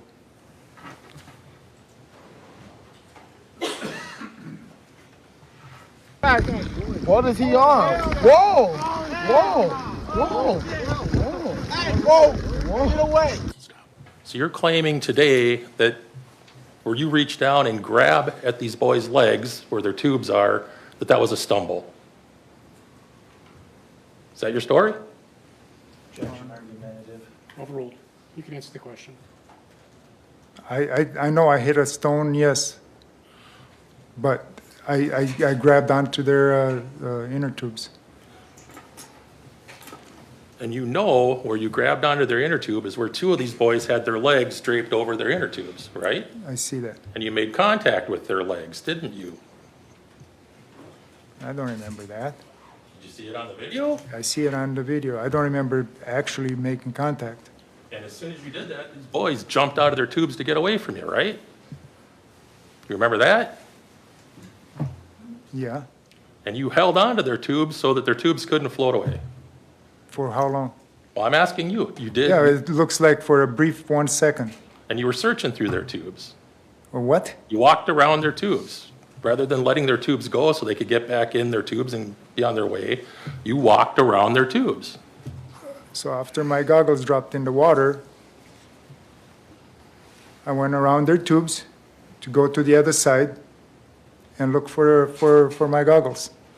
Let's talk about your goggles for a second, because you told the police, specifically Lieutenant Hart, that these boys knocked your goggles off your face and that you were looking for your goggles at that point, right? I don't remember my interview with her, correct? But you heard yourself say it in the interview. Yes, yes. And in fact, that nothing of the sort ever happened, right? So the interview with Brandy Hart was not accurate. What you said at the time is what you wanted the police to believe happened, right? That's what I remembered at the Okay. time. And from the video, you can see that you actually put your goggles in your mouth so you would have two free hands to be able to grab onto these boys' tubes, right? Yes. So you were preparing for your stumble before it actually even happened? I wasn't prepared for anything. These boys were calling you names to go away, right? After you grabbed onto their tubes, touched their legs. I don't remember any of that stuff. All right, you don't remember them calling you, asking you what you were doing? Watching the videos, yes, but unnatural remembering, no. Do you remember as you're running up, they're saying, whoa, whoa, whoa, what's he doing? I don't remember that. All right, but you've seen it on the video. Yes. And then once you've made contact with two of these boys' legs and grabbed onto their tubes, they started calling you a pedophile, right? I don't remember when they started calling me. Do you remember them calling you a pedophile at all? Or do you just know that from watching the video? Correct.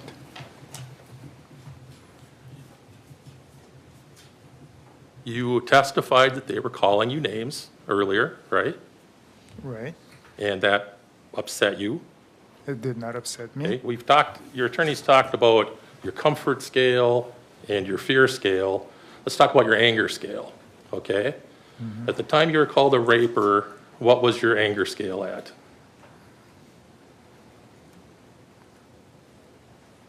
Maybe 1. 1 out of 10? Yeah. And that was enough to get you to run up on these boys, grab onto them, stop their tubes. At a 1. Is that what you're saying? Objection, argument, and that's not what he said. Sustained. You don't like being humiliated, right? Nobody does. Your attorney has said that these boys were humiliating you. Objection as to his making. Sustained on the form. You're claiming that you were being taunted. Objection, he did not testify to that. Sustained. Form.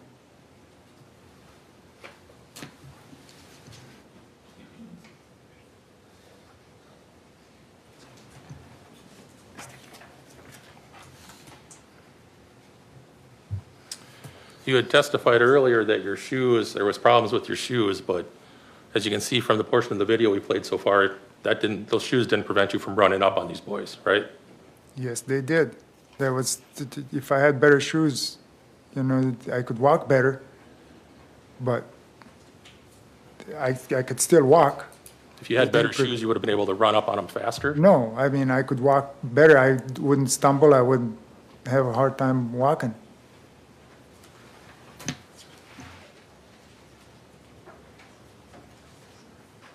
All right, we're going to watch the video again, and I want you to, if you can, point out for everybody where you stumbled.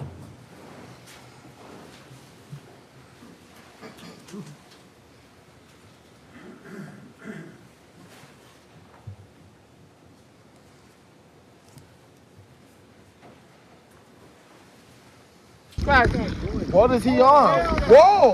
Whoa! Whoa! Whoa! Whoa! Get away!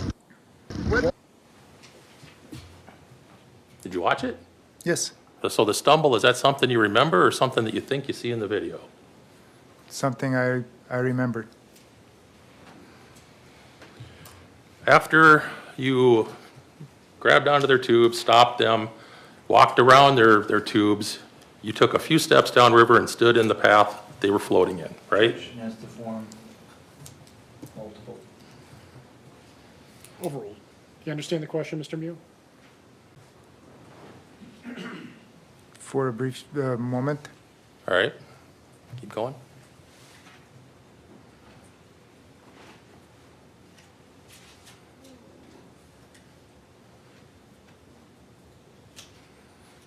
Stop. At that point, you had the entire river open to move in any direction, right? right, You chose to just walk a few steps directly downstream from where their tubes were, right? correct.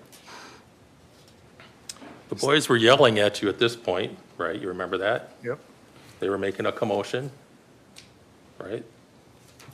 They were loud. And that attracted the attention of the folks in the Carlson group, right?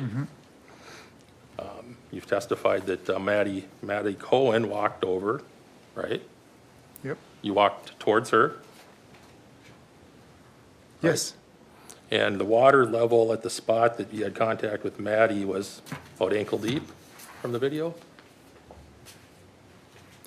from the video, yes, And you told Lieutenant Hart you were standing in really shallow water, right? yep, Maddie told you to leave the area, right? she didn't say it that way, but yes, She said, go, go, go. and, She swore at you too, but she was telling you to go, right? yeah. You didn't go. I was trying to communicate with her what I was doing in the river. You didn't leave, right? No, not down the river. Hold on. Protection irrelevant. There's no legal basis that it. Overruled. It's relevant. You did not leave, right? I At the didn't time go that in she the came up direction. and, No, when she came up and said, go, go, go, you chose to stay, right? I wanted to talk. You didn't like that she was yelling at you, right? I only had like 2 or 3 seconds of direct verbal or whatever. And you clearly didn't like she was swearing at you, right? Right. And what you told her was not that you were looking for a phone, but that these boys took your goggles, right? I don't remember what I told her. Right. If it's on the video, did you say it? If it's on the video, yeah, You never mentioned you were looking for a phone. I don't remember my conversation with And in her. fact, after you told her that they took your goggles, you never said another word, right? After that, Right. of course I did. Talking about your anger scale, at the point where Maddie Cohen was yelling at you and pointing at you and swearing at you, where was your anger scale? 1, And even with your anger scale being only 1, you started touching, fidgeting with the knife in your pocket, right? I don't remember that. Let's take a look at the video.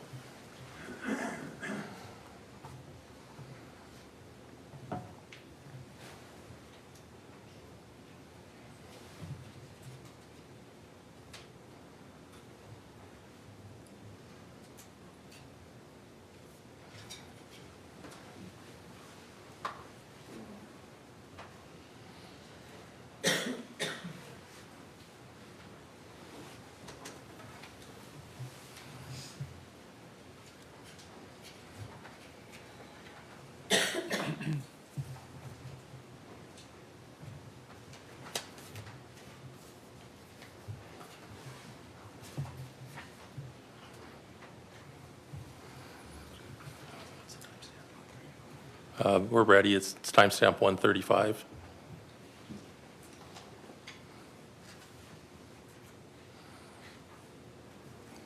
That's you touching your knife in your pocket, right? Correct. And at this point, you've got your back to the two girls who were yelling at you, right? It's possible. So even though you were fearing for your life, you turned, Not what he said at that time. Overruled. Let's get the question out. you turned your back on these folks, right? Where am I in that location as reference to the other people? I get to ask the questions at this point, okay? All right. You're back at the 135 mark that we just watched. You've turned your back on these folks, right? Okay. Is that true? Yes, You I saw see it, that, yeah. Right? You're touching your knife, but you got your back to them, right? I see that in the picture.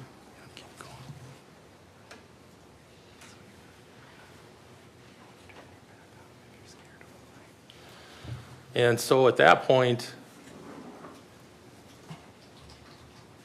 you wouldn't have turned your back on these folks if you had fear of them, right? Objection mischaracterizes his testimony. Overruled, overruled. You can answer the question. Yes.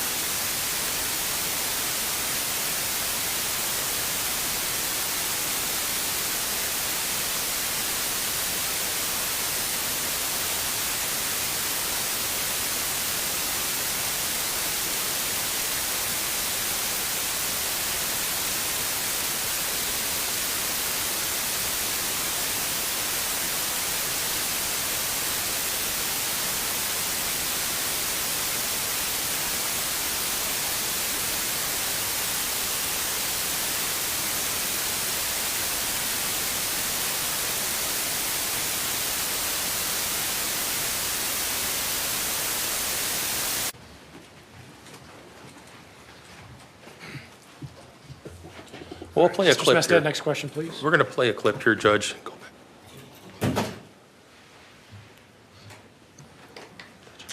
We're starting at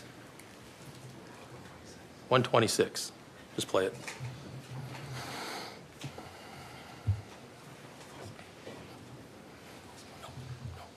We can have the screen.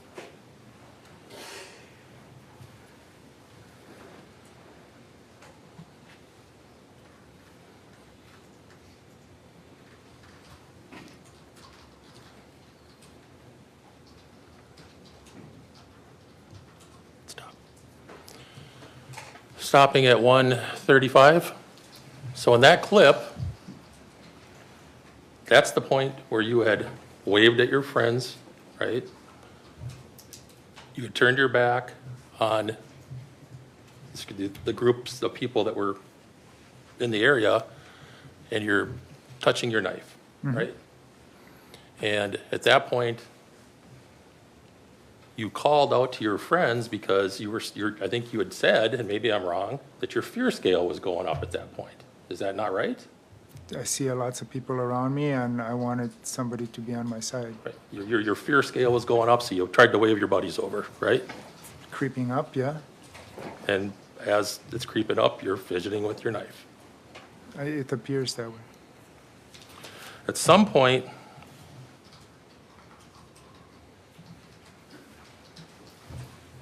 and even though your fear level is creeping up at that point and you've called for help from your friends, or at least waved for help, you turned your back, right? Yes. At one point, you turn your head and you stare at the group of 17-year-old boys, right? Do you remember doing that? I don't remember it, but if I could see a video.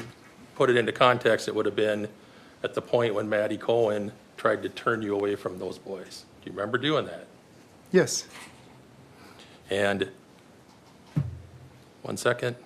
Right there. If we can get the frame up.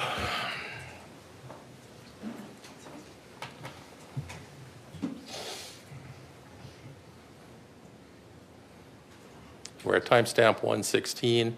That's the look that you gave to those boys, right? At that time, at 116? Yes, That's the look on your face. yeah, That's an angry look. not to me.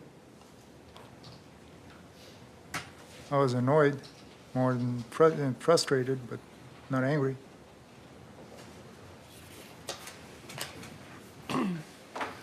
At the point where you looked at the boys with that expression on your face, whatever it was, you had the entire river in front of you open to walk to, right? That's true. Correct.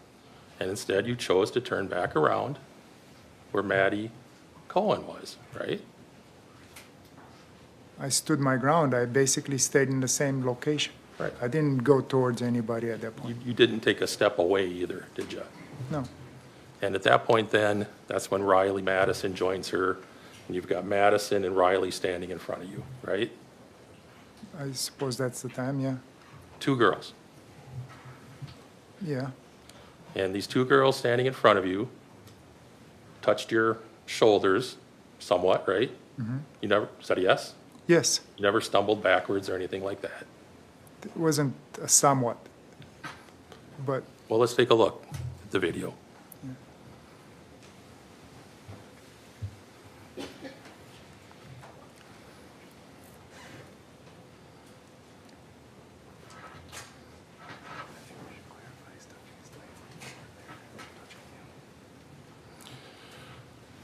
We're going to start a little bit earlier than the part I wanted to start at.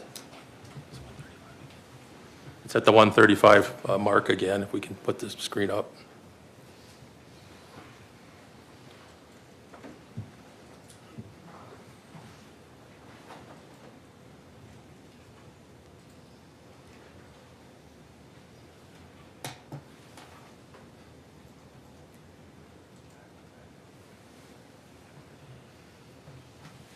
You take the screen down.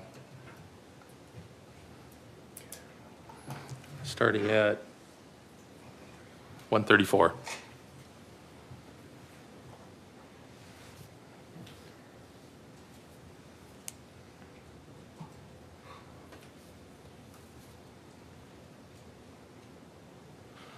So at that point, you're touching your knife before Maddie and Riley are standing in front of you, right? appears that way.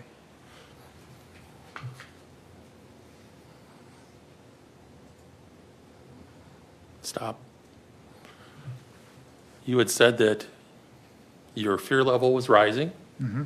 You had waved to your friends, right? That was the look on your face at the time, correct? Mm-hmm. You're smiling. I'm confused. You're smiling. I'm confused. You're not smiling? That's not a smile. Yes. Let's move on, please. Should you turn the screen off? Can we get the screen back?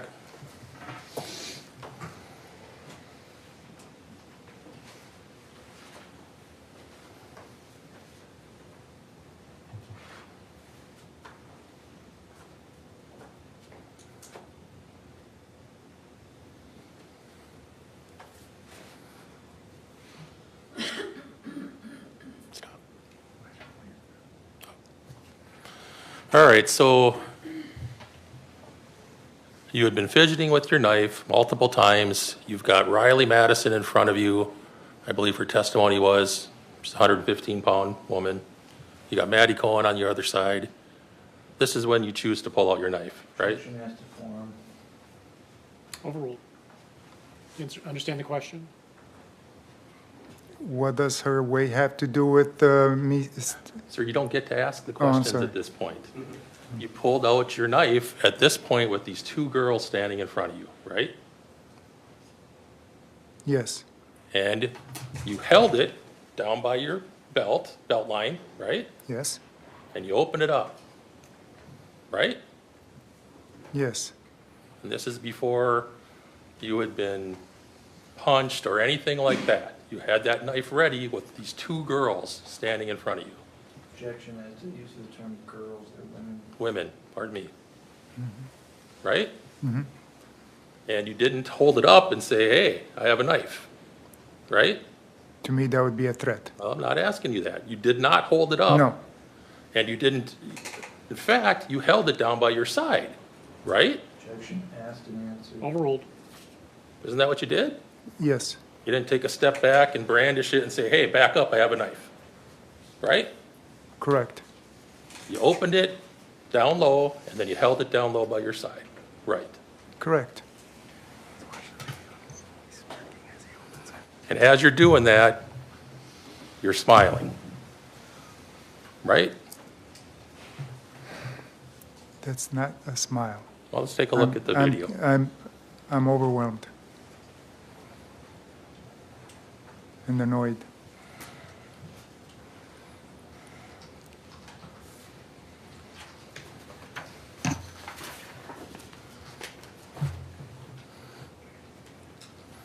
And that's you holding your knife down by your belt line, right?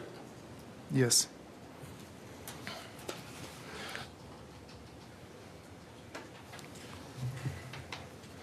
When you pulled it out and opened it up, you held it with the blade facing up, right?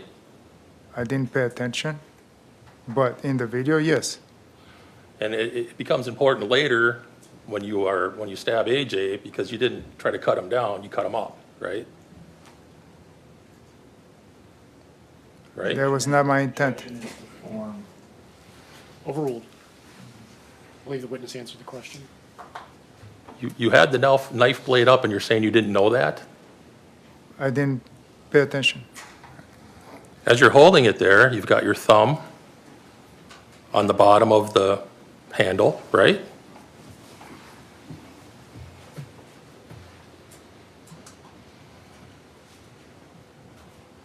Right? Yeah, Blade up. I see that. Blade's pointing at, looks like at Maddie Cohen, right?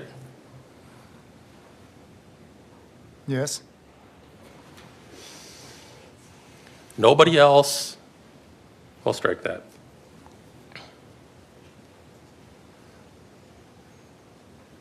After you opened that knife, would it be fair to say that your fear level went down a little bit because now you had your knife open? no, All right. Was your fear level going up at that point? I think you said that earlier. the whole situation was boiling up.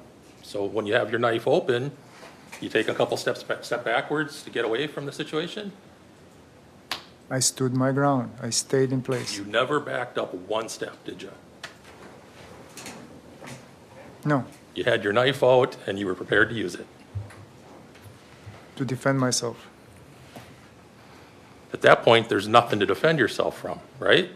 I didn't know that. If I understand your testimony today, now you're acknowledging that you did do something to Maddie Cohen, which started off this fight, right? Objection, argumentative. Overruled. You can answer the question. Objection, please approve. Yes.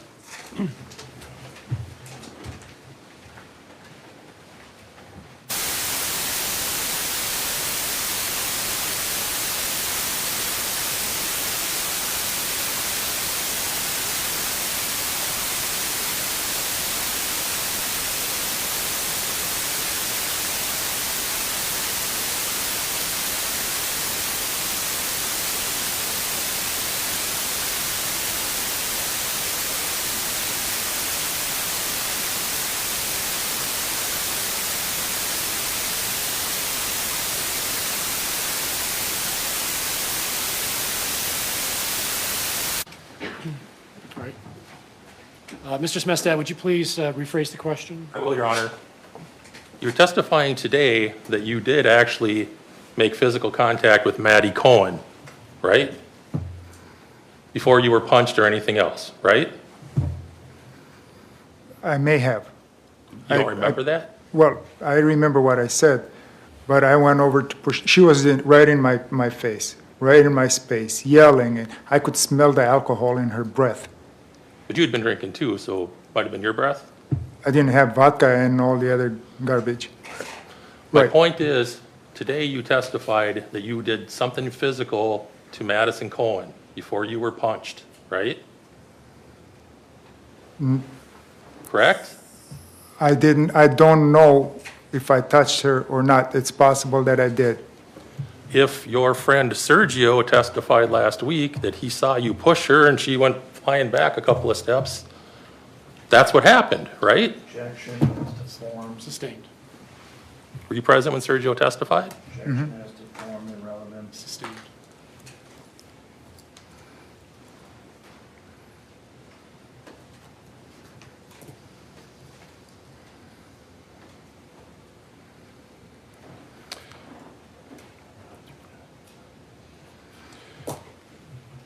After you pushed Maddie Cohen, only one person ever punched you, right? From the video? Right. That's what I see. I don't remember what happened there at that time. I'm not asking you what you remember, I'm asking what actually happened. I got punched. Objection, no foundation. Sustained. Rephrase the question. Start. You saw in the video that only one person ever punched you, right? Yes. Objection. It's cross, it's not Hold legal. on. Yes.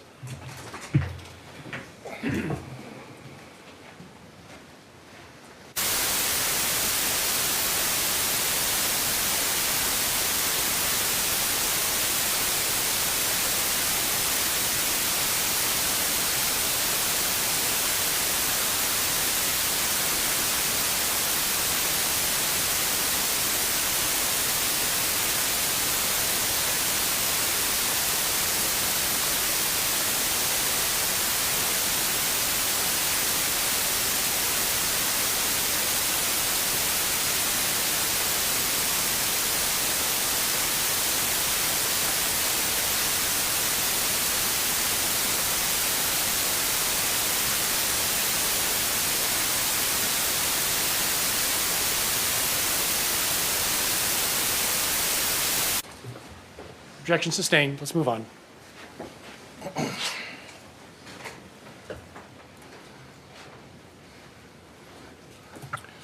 You testified that you went down and you fell down in the water when you were punched, right?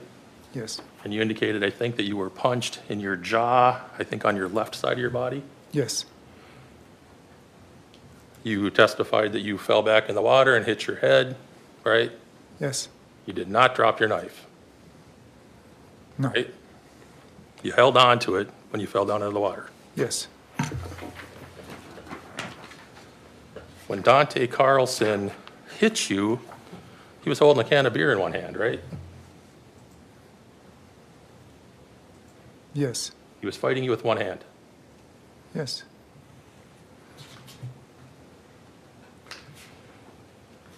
You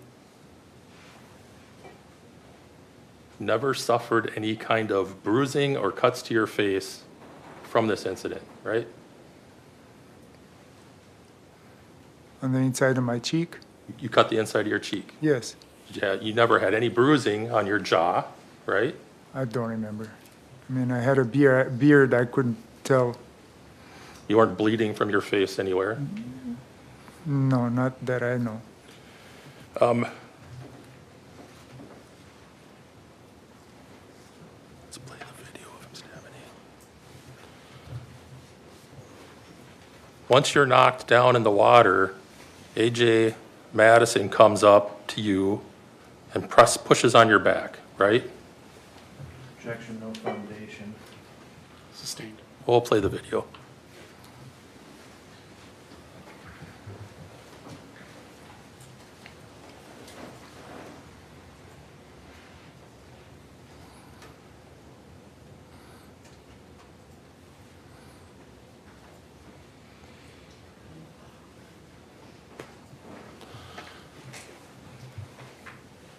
You were pushed in the back by AJ Madison, right? Objection, no foundation. Overruled. In response, you got up out of the water, right? Mm-hmm. You take your knife in your right hand with the blade up, right? Objection is in narration. Overruled. That's what you did, right? Still in my hand, yes, that way. You jabbed it into his belly.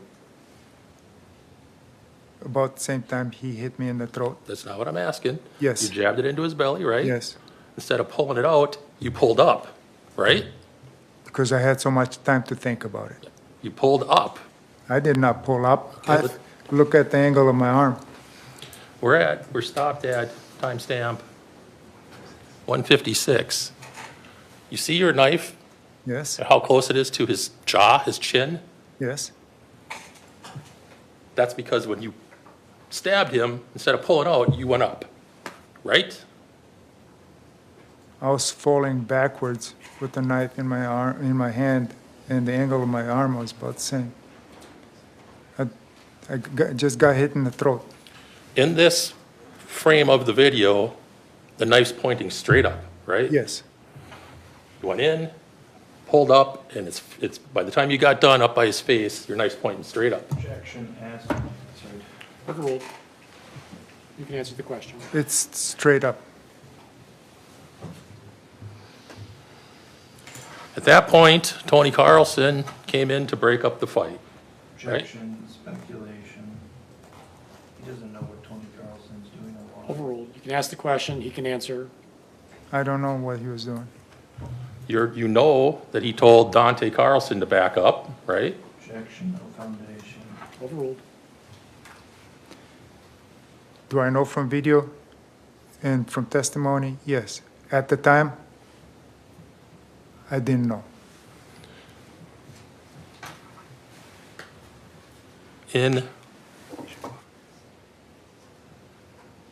After you stabbed A.J. Battison, you were pushed back into the water, right? Just sorry, it's A.J. Carlson. Pardon me. No, it's not. It's not. A.J. Martin. It's A.J. Madison. He's not part of the Carlson family. A.J. Martin. Thank you. Pardon me. After you stabbed A.J. Martin, you were pushed back into the water, right?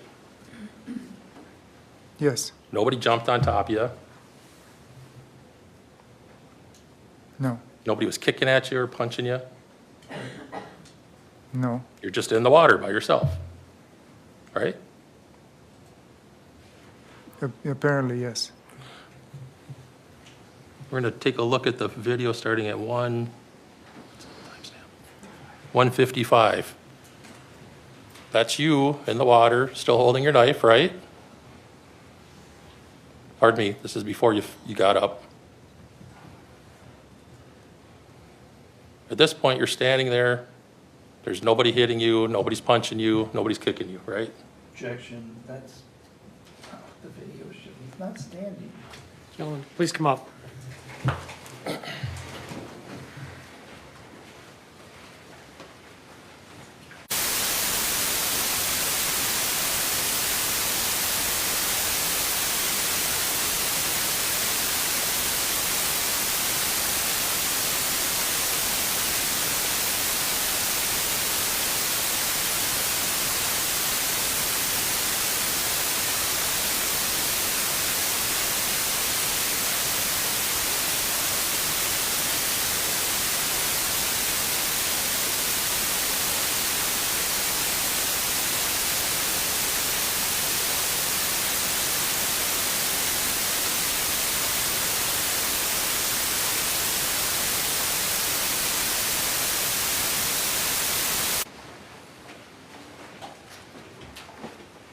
Let's continue. Next question, please. In any event, you were sitting in the water after A.J. Martin pushed you over, right? I landed on my butt Right. in the river.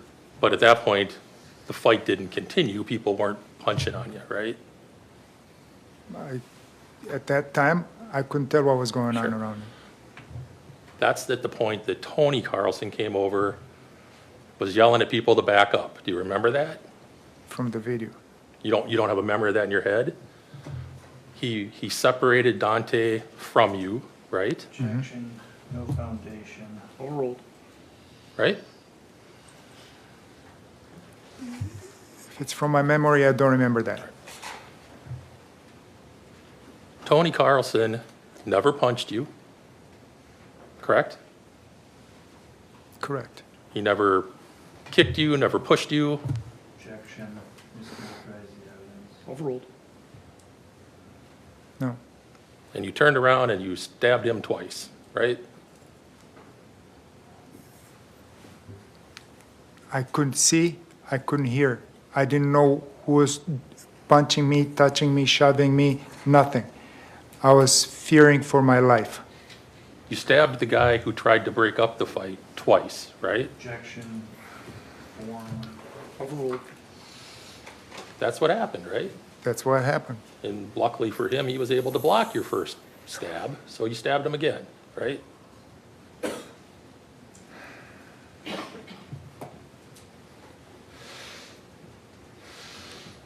I had milliseconds to think. Riley Madison, after you stabbed Tony Carlson, you turned around, you got up, you turned around, and you sliced Riley Madison through her left side of her body, right? Yes. She wasn't punching you or kicking you. She came at me. She had her hands on me. At the time you stabbed her, she had her hands on you. Yes. This 115-pound woman attacked you while you're standing there holding a knife. She could have been 500 pounds. I don't know. I'm sorry, sir, but You've never told anyone ever that Riley Madison attacked you and that's why you stabbed her, right? No. You're saying it today for the first time. I don't remember this whole thing. After you stabbed Riley Madison, Isaac Schuman tries to push you, right? And he lands his hands on my throat, yes. But his hands originally weren't anywhere near your throat. They were on your shoulder and your chest, right? I didn't take measurements, but yeah, from the picture, yes. And as soon as he touches you, you stab up into his heart with your knife, right? Objection, no foundation. Overruled. He went for my throat, and I defended myself. Yes. Are you saying, we're going to look at the video.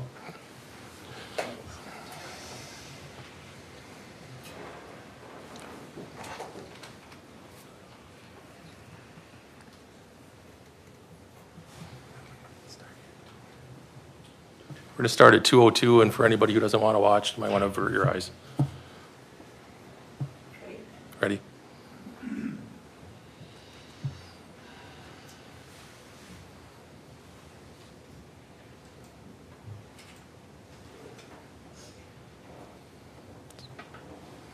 Stop him with his hands. Get on him. Right there. What's the time? We're at 2:05, the timestamp on the video. That's Isaac Schuman, right? If you Right, know, right. his left hand on your arm, right? Right, His right hand on your chest, right? right. They're not on your throat. In that particular frame, correct. And your right hand is cocked, your elbow's bent, right? Okay, And you've got the knife in your hand. yes. Let's play it through, please.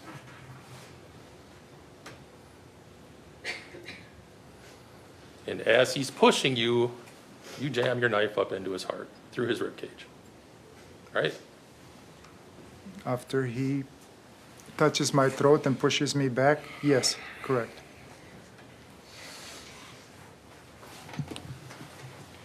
As your arm is moving up to stab him, you actually moved his arm closer up your, or farther up your body with your own movement, right?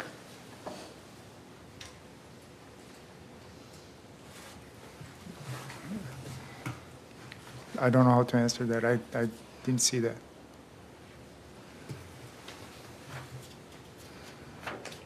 At the time that this incident happened, you agree you weighed 248 pounds? Yes, Not one of these people that you stabbed so far in the video were armed in any fashion, right? right. You told an elaborate story about people pulling knives on you, right? Objection, argumentative as to form. Overruled. Right? You made up that story? To Brandy Hart? Lieutenant Hart, yes. I don't remember that, but I saw the video, yes. at no point did anybody pull any knife on you, right? Correct. You're the only person who had a knife. Correct.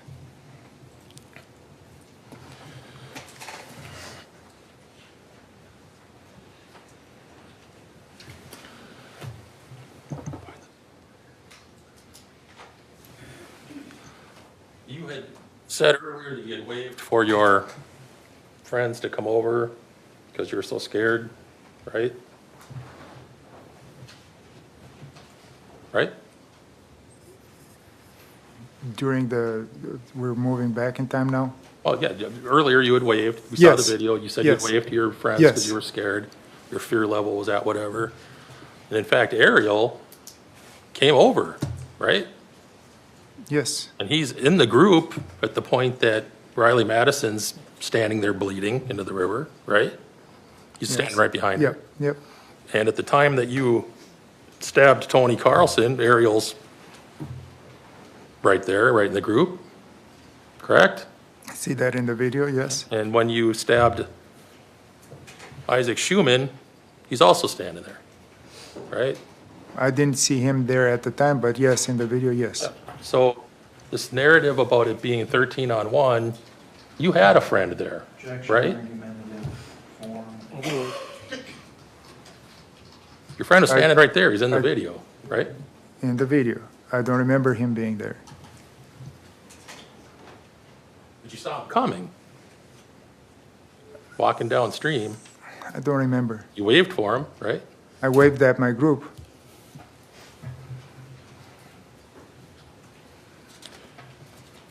At no point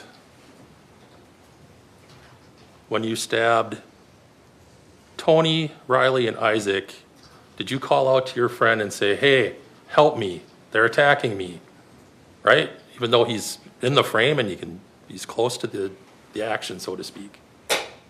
You never said that, right? I was stunned. Couldn't talk.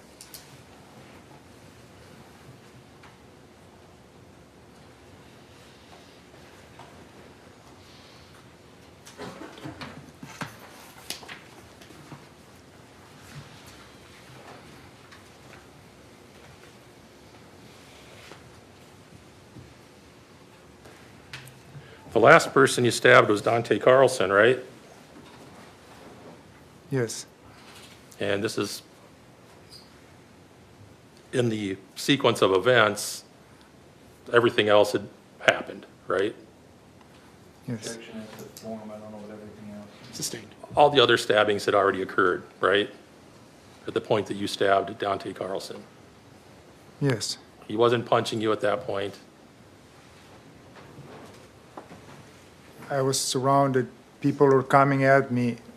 I just came up a couple of times being punched in the head, punched in the mouth.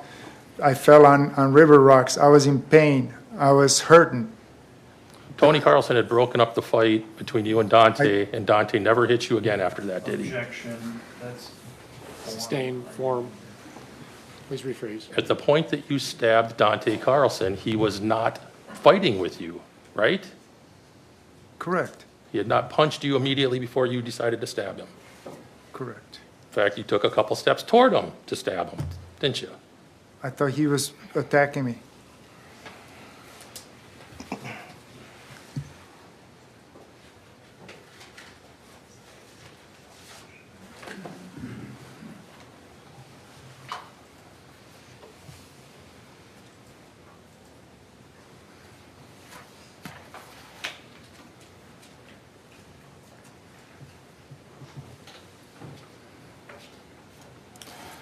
So at that point, you stabbed 5 people and you decided to leave the area. Is that true?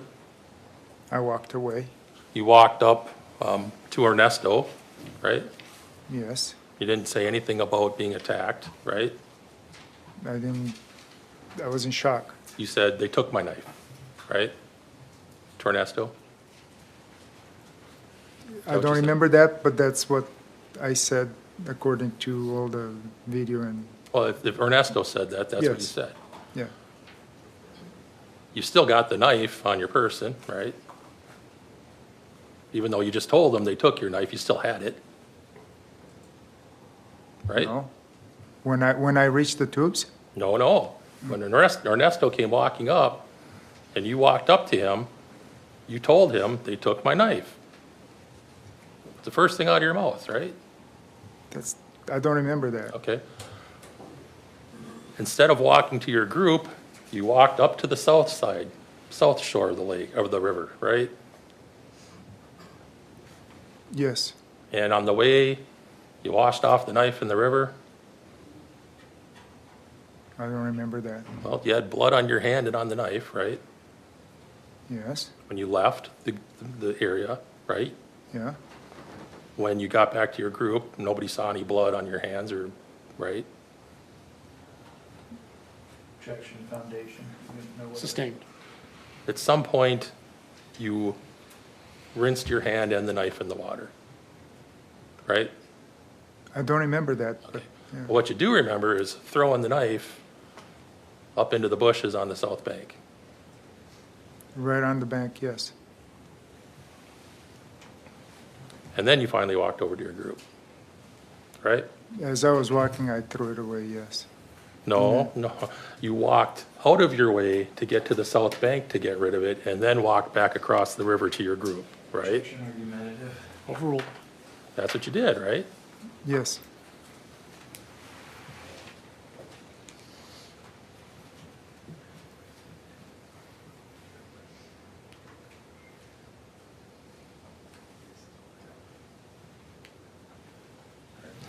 We're going to play the video taken by Larry and Davis, Judge.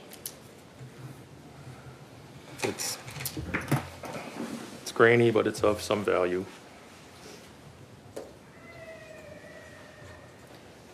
You have many more questions? Yes. Well, maybe this will be a good time to take a break. Let's recess and we'll come back at 2:50. In that video? It was not very clear, so I couldn't make out who was who. Right, if there's a person wearing dark shorts with the same body type as you in the video, is it you? Fair. Hold on. Sustained. Well, we're going to watch the video. We're going to watch it through at full speed. Yes, it's not out.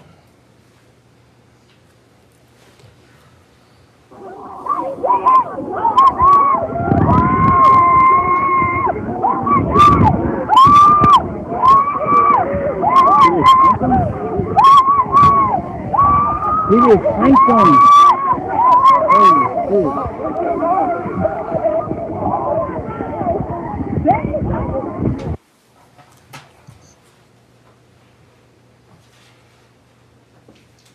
We're going to play part of it, but slower, but not the end part. We're ready. What's the time for it? Yeah. This is at the very beginning. And Mr. Miu, do you see yourself in the left-hand side foreground wearing the dark shorts? Where the cursor's pointed? I can't make out. You don't know if that's you? No.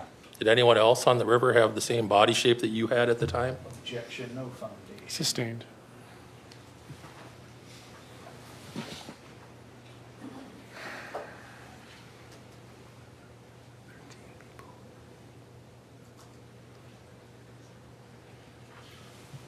You've been in court since the beginning of the trial, right? Correct. You've seen all these people testify, Yes. the people that were all involved in the incident, right? Yes. At the time that you stabbed these folks, there wasn't anybody else in that area of the river that had the same body shape as you, correct?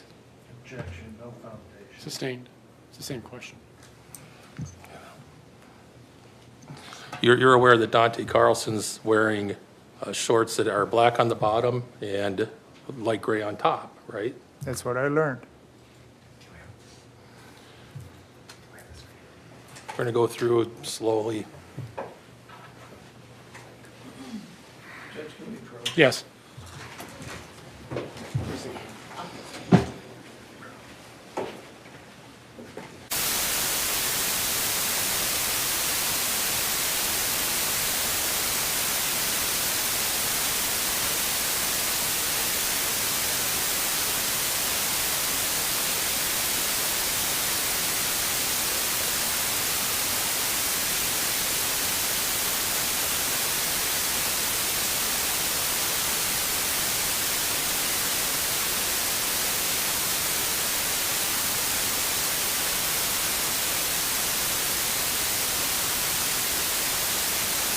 Objection sustained, lack of foundation.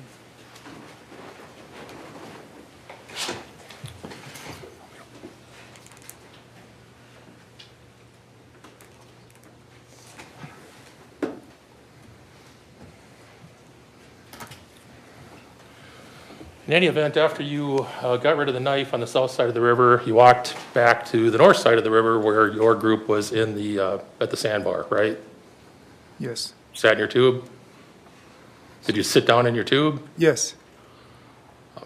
Eric Williams from your group, realizing that people were hurt, left? Objection, form, lack of foundation, that Eric Williams. Sustained. Did you see Eric Williams leave your group? No. At some point, did you notice he wasn't with your group anymore? I didn't do a head count, sir. Sorry. Okay. Did anyone else from your tubes go to help with the folks on the river that were hurt? No foundation.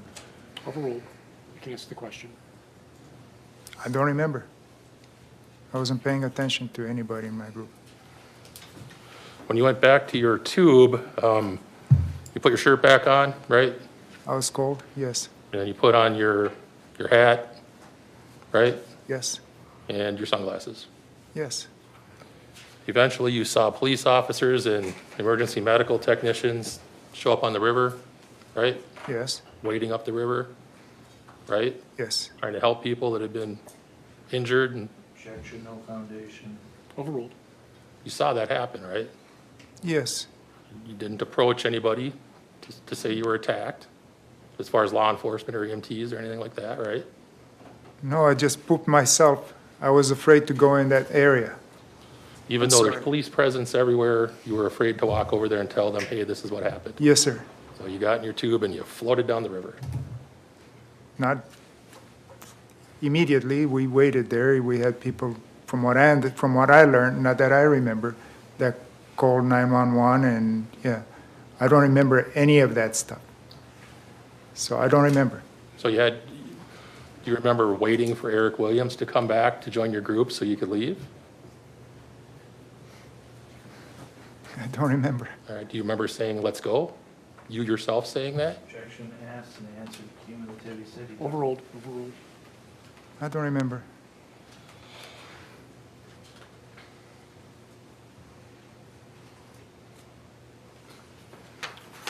Ernesto Torres, he's your best friend? Yes. You didn't tell him what happened as you were floating away? I didn't talk to him. I don't remember talking to anybody. I don't even remember going down the river or up the river. I was just stunned. I don't remember anything. You didn't tell Ernesto, I was afraid for my life and I did this? No. You never told Ernesto that I acted in self-defense? I don't remember talking to anybody. You didn't say I was afraid they were going to kill me, these folks? Objection, no foundation. He said he doesn't remember. Overruled. I don't remember.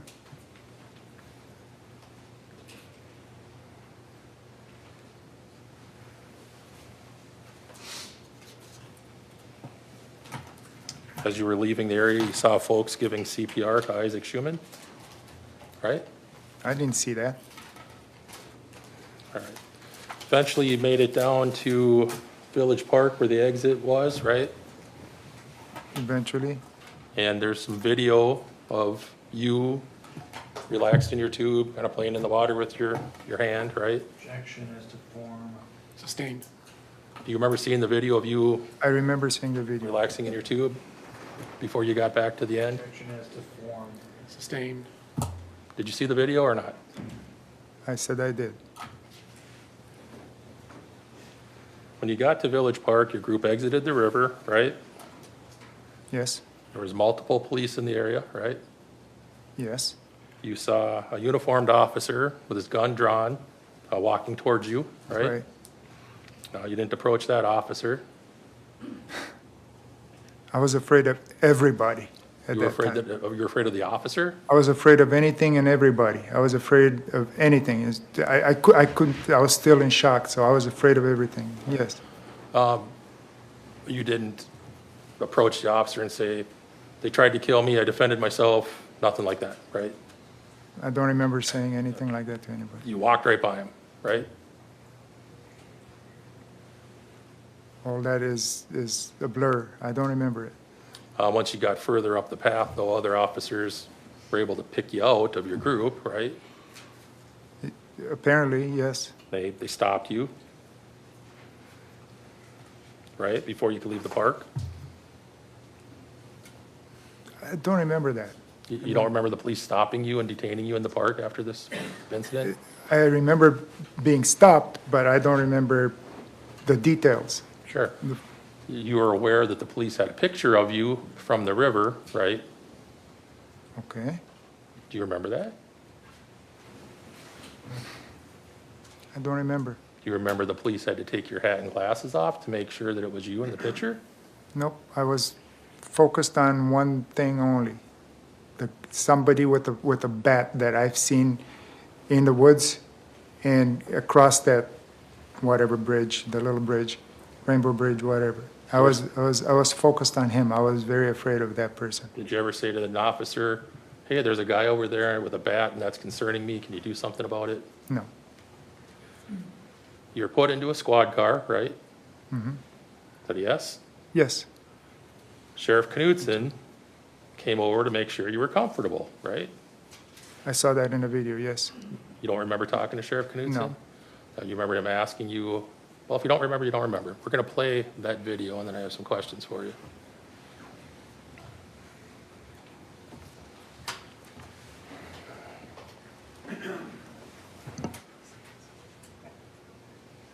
Your Honor, this is the longer version of the video that's been referenced. It's 1 minute and 59 seconds.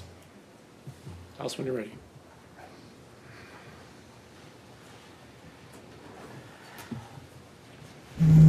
Camera recording started.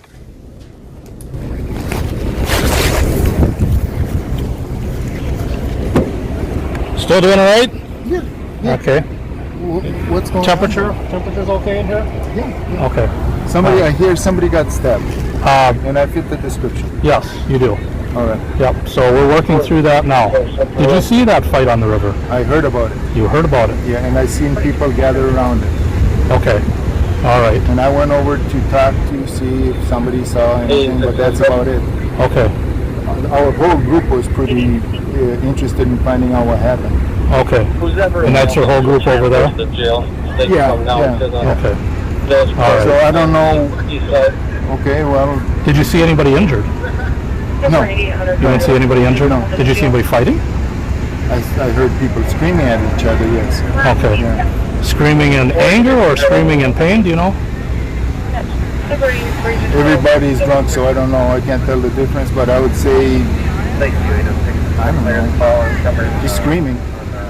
Okay. You know, yeah, calling each other names, but, that's, I've seen that all day. And we've all been drinking a lot. I'm sure they're drunk. I'm sure they're doing, I don't know. Kids being kids. Kids being kids. Where are you? Where's your group from? Where did you drive from today? Oh, I drove from Prior Lake. From Prior Lake. Yeah. Okay. Actually, we didn't drive with them. We came here alone. Your wife and you? Yeah. And you met the group here? Yeah, but we know each other. Okay. All right. As long as the temperature's good, I'll check back with you in a minute, okay? Thank you. Thank you.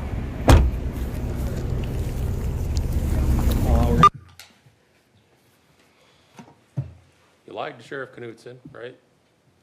I don't remember that conversation. But yes, In fact, you told him that you heard there was a stabbing, right? I don't remember any of this stuff. You're fishing for information about what happened, right?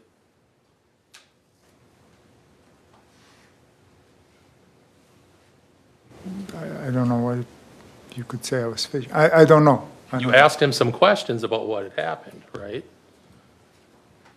Again, I don't remember this conversation. But you were pretending that you didn't know what happened. Isn't that true?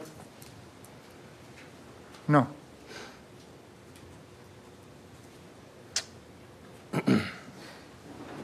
At the point that you were talking to Sheriff Knudsen and saying these things, you didn't know there was a video of what happened on the river, did you? I didn't know whether I was dead or alive. at that point. She also didn't know that there was a video, right? No, When the sheriff asked you what had happened, one of your responses was it was kids being kids, right? I don't remember any of that conversation. You just heard yourself say it on the video, though. So, Objection, no foundation. Sustained. I'll move on. Prior to being taken to jail, you were transferred from that squad car that you were in to a different squad car, right? Remember that? You remember at some point Deputy Thomason telling you that you were under arrest for homicide and attempted homicide? I don't remember any Don't of remember that. When you spoke with Lieutenant Hart, even though you'd been informed that you were being arrested for homicide, you pretended to know that, to not be aware that someone had died, right? Objection as to form. Overruled. Right? When you were talking to Lieutenant Hart, you, Over here at the jail? yeah, I don't remember any of that conversation. you don't recall pretending to not be aware that someone had died. Objection assumes a fact. Sustained.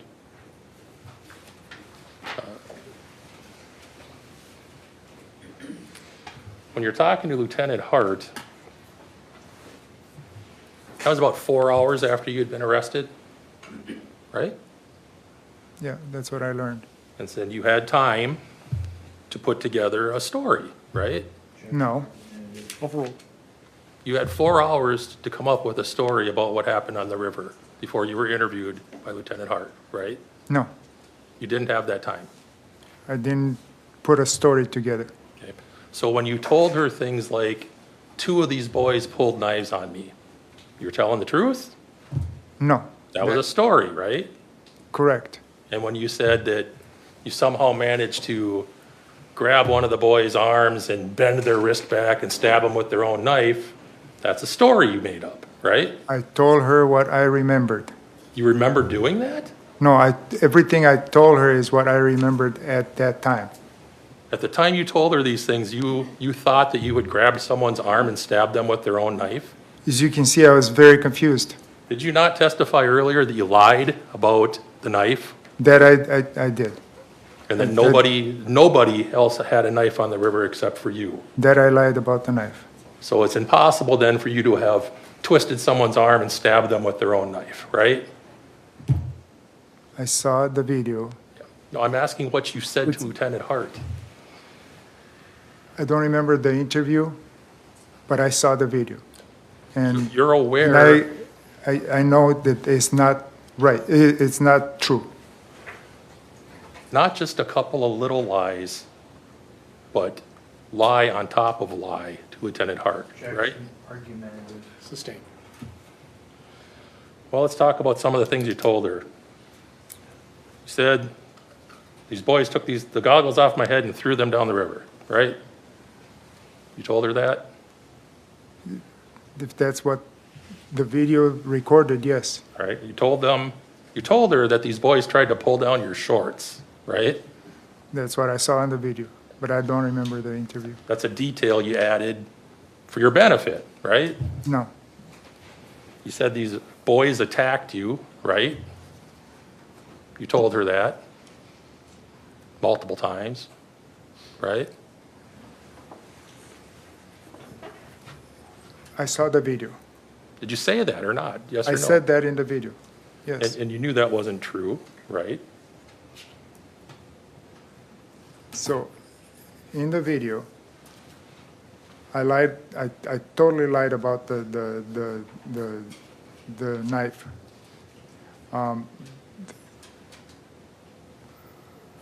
I didn't remember a lot of details. I didn't remember of anything. I don't even remember the interview. I just looking at the video. I can look at it like anybody would look at it for the first time. I don't remember any of that. You told Lieutenant Hart that these boys told you, "Don't run away from us." You remember saying that? Objection, no foundation. Overruled. No, In fact, it's just the opposite. They were telling you to go, right? I don't remember.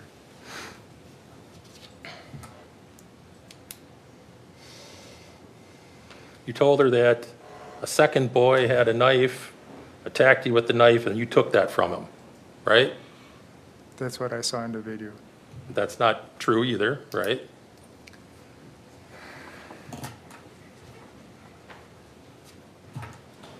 Right? That's not true.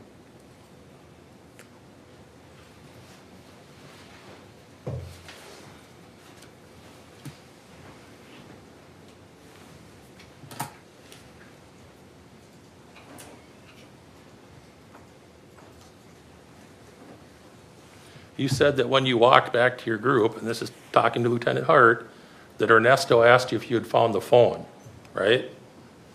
You remember saying that to her? I don't remember any of that conversation I had with her. Yeah, that wasn't true either, right? If this is all part of that interview, I don't remember anything, Yeah. so. That's what we're talking about. We're talking Right. about the interview with Lieutenant Hart. Then I don't remember the interview. Okay, I still get to ask you questions about Sure. it. You were specifically asked, did you have a knife? Right? Do you remember being asked that? I don't remember that, but I know I was. Your answer to Lieutenant Hart was no, no, absolutely no, right? Right. Which I lied, I know I lied about the knife.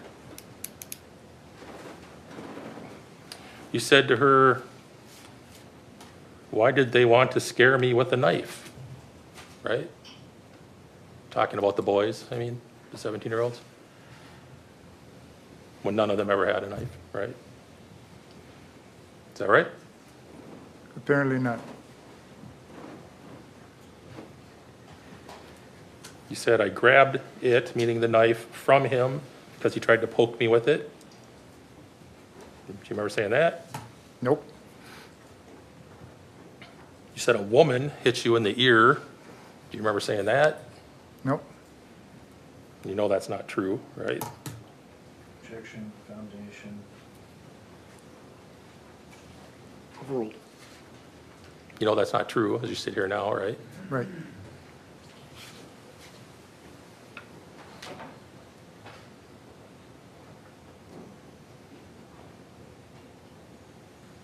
You told the police and Lieutenant Hart, I think, that you thought it was two different groups of people fighting against each other, right?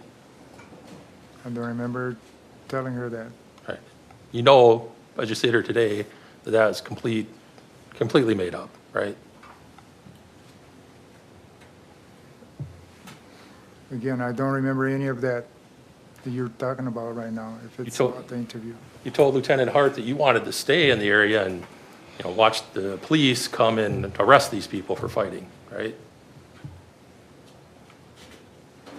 That's what you told Lieutenant Hart? That's what's in the transcript, yes. When you were told that a person had died, your response was, is it because they fought each other? That's what you told her, right? That's how you responded? If it's in the transcript. But I don't remember. You never told Lieutenant Hart that you punched or pushed or did anything to Maddie Cohen, right? You left that part out? Is that what it's in there? I'm asking if you ever told her that. I don't remember. You didn't mention that you had stabbed and severely injured another woman, Riley Madison. You didn't mention that to Lieutenant Hart, right? Objection, form. Overruled. You never mentioned that part. I don't remember. You didn't mention being strangled at any point, right? If that's the transcript, then that we go by that, but I don't remember that interview. And I think what you said earlier is that you were afraid you were going to die from being strangled, and that's why you stabbed Isaac Schuman in the heart, right? That was your testimony earlier? Didn't you say that today, this afternoon, here in court? Yes.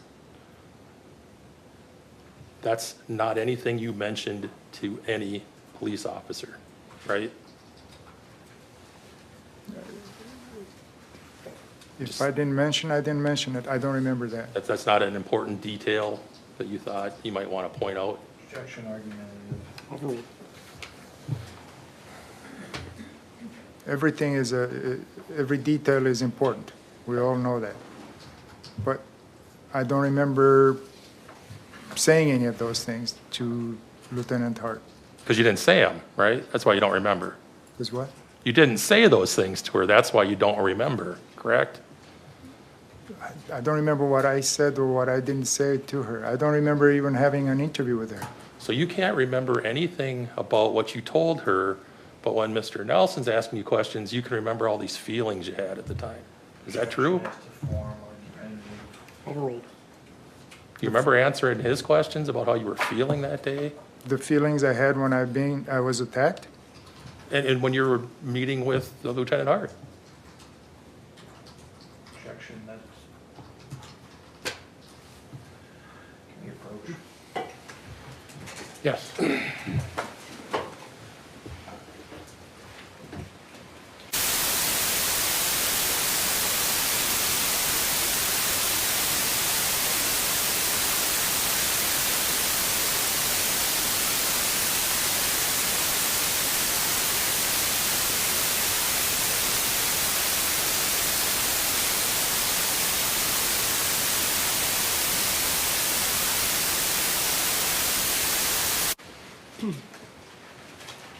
Objection sustained. Please rephrase the question. You testified today a lot about remembering what you were feeling that day, right? When Mr. Nelson was questioning you, right? Is that a yes? Yes. But when you're asked other details that might not be so useful, you don't remember them, right? Certain feelings and certain, they stick to you forever. Ones They that are affect you. helpful to your defense, those stick to you, right? Sustained.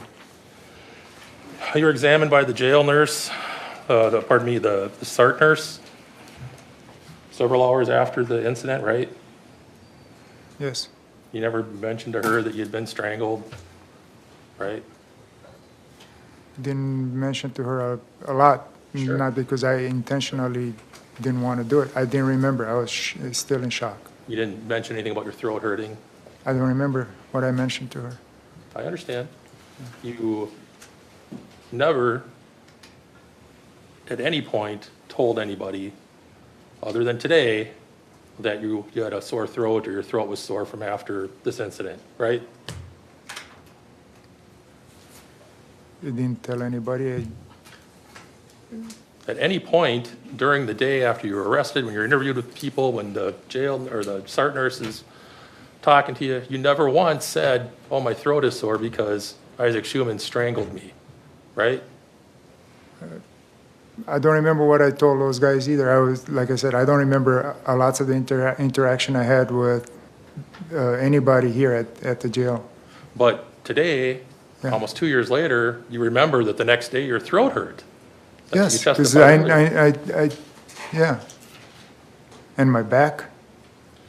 You I can still have, remember that detail, but not the other details? my back still hurts right now. The SART nurse specifically asked you, when she was doing the exam, where are you hurt? And you pointed out some things to her, right? I may have. Yeah, but you never once said, I had been strangled, I have an injury to my throat hurts, nothing like that. Objection, asked and answered. Overruled. I don't remember. When she asked you what hurt, you said your butt hurt from the rocks. That was your response to the nurse, right?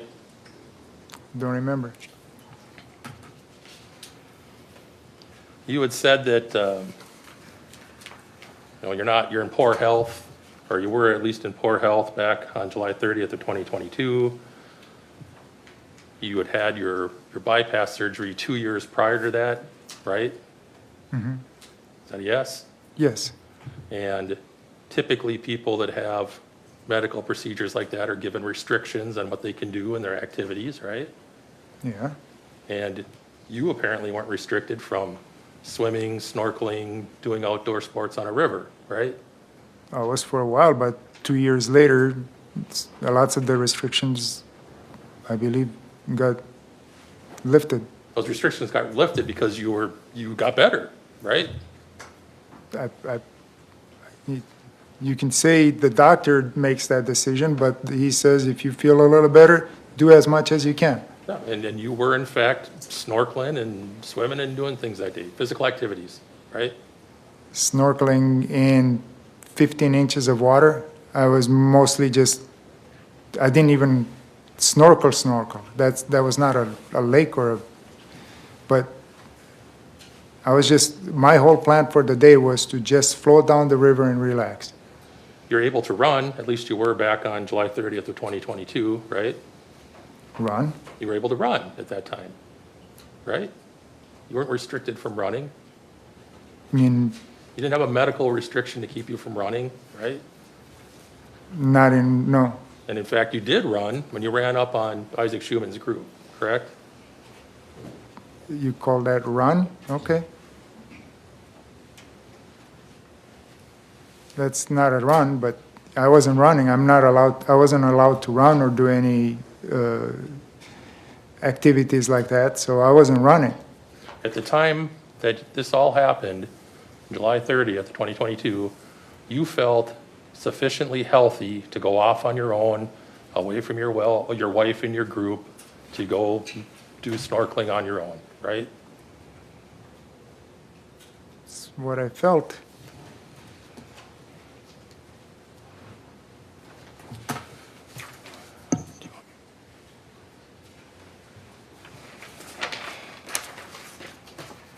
Your Honor, I just want to check my notes. I think I'm almost done.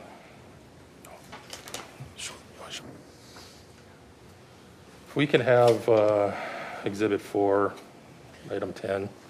I'm going to ask Investigator Schultz to actually handle it since it's evidence, physical evidence. Can you retrieve the exhibit? Oh, it is out.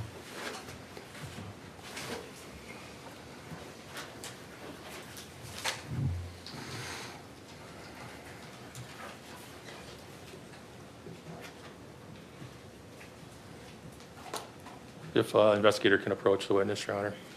Yes. We're showing you what's been marked as Exhibit 4, I guess Item 10. That's your knife, right? Yes, That's the knife you used to stab these people. that's the knife I used to defend myself with. Yes.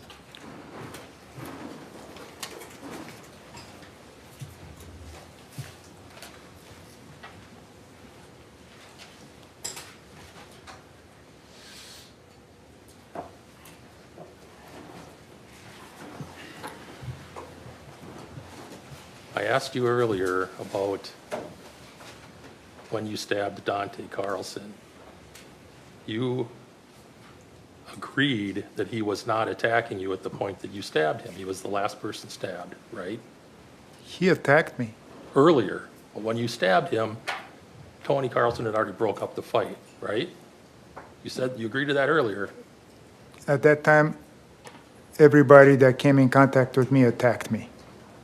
Anybody who looked at you? No, anybody that came in contact with me, I felt attacked. You felt attacked whether you were being physically attacked or not, right? I was in the moment, so I felt attacked by anybody that had either previously attacked me or was approaching to attack me. So you felt like you could stab folks who were not attacking you at the moment that you stabbed them? Objection. Sustained. Sustained. You walked up to Dante Carlson and stabbed him in the belly, right? I did not walk up to Dante Carlson and stab him in the belly. I don't have any other questions, Your Honor. Mr. Nelson? Jimmy, if you would ask some questions about your fitness on July 30th, I want to ask you some questions about that, okay? Okay. Just, maybe we can get it done in one question.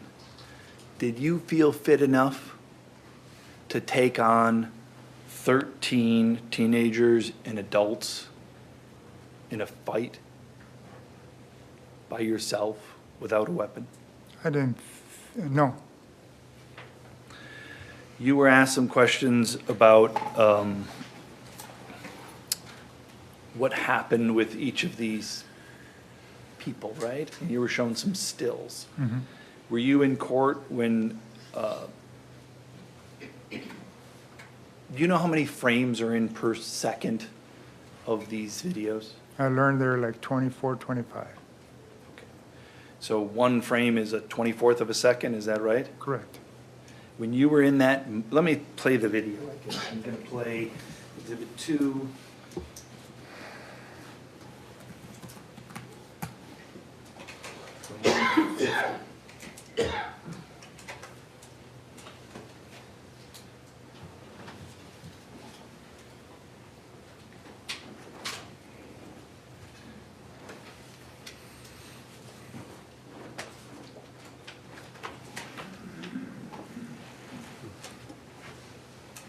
Are you connected? I think so. Before I am.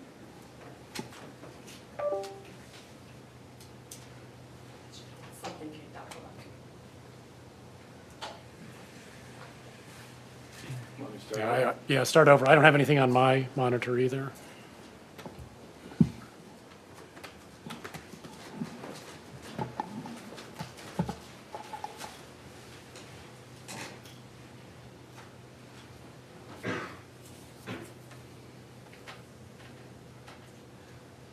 That's not the screen I'm looking at, Judge, I apologize.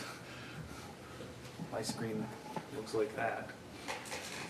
Screen is this with the library. That was my, that's my home screen, but.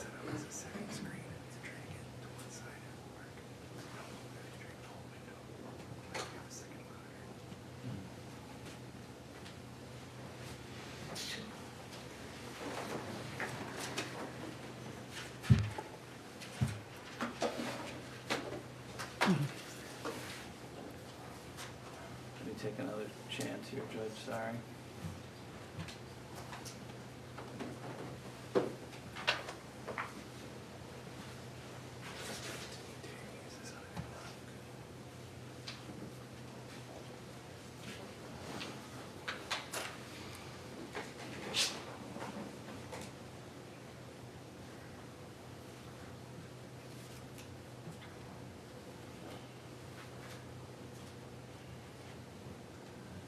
Right, can we just see what it looks like for a second?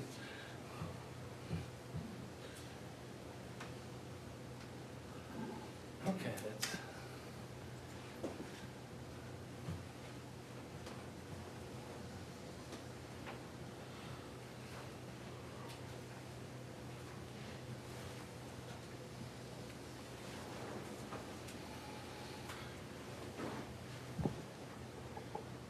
I don't know, Judge, maybe I need to take a break. I'm looking at my screen and it shows the video, and so I apologize. I'm flummoxed. This is Exhibit 2, the... This is Exhibit 2. I want to play it from the 150 mark where you, for 14 seconds. So. In the spirit of cooperation, are you able to use your exhibit?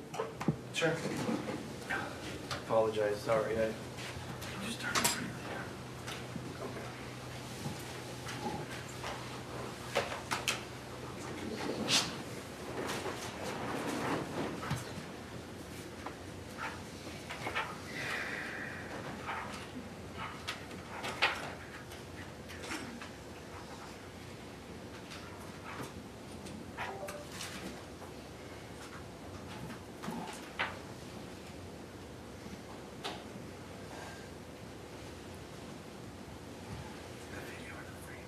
The video, please.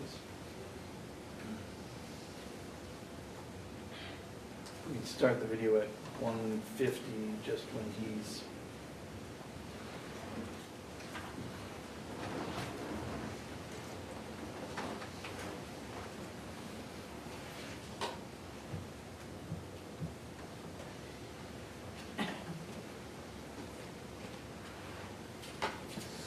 All right. Before we press play, Mr. Miu, do you see what's on the screen there at 149? Yes.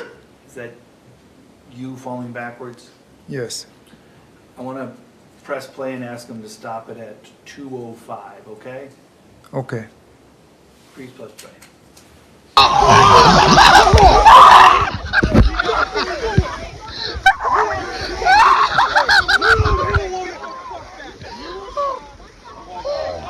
He ain't a woman! He ain't a woman! Did 16 seconds or so? Yes.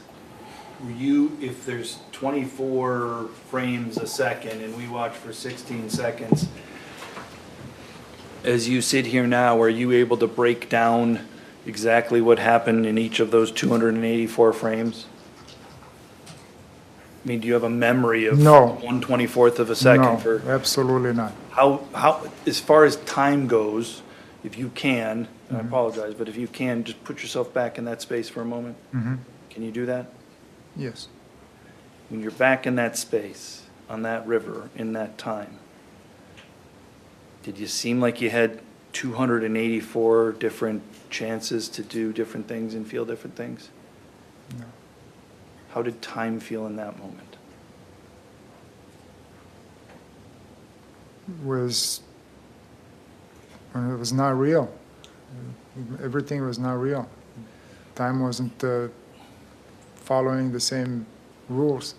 When you slow, very slow.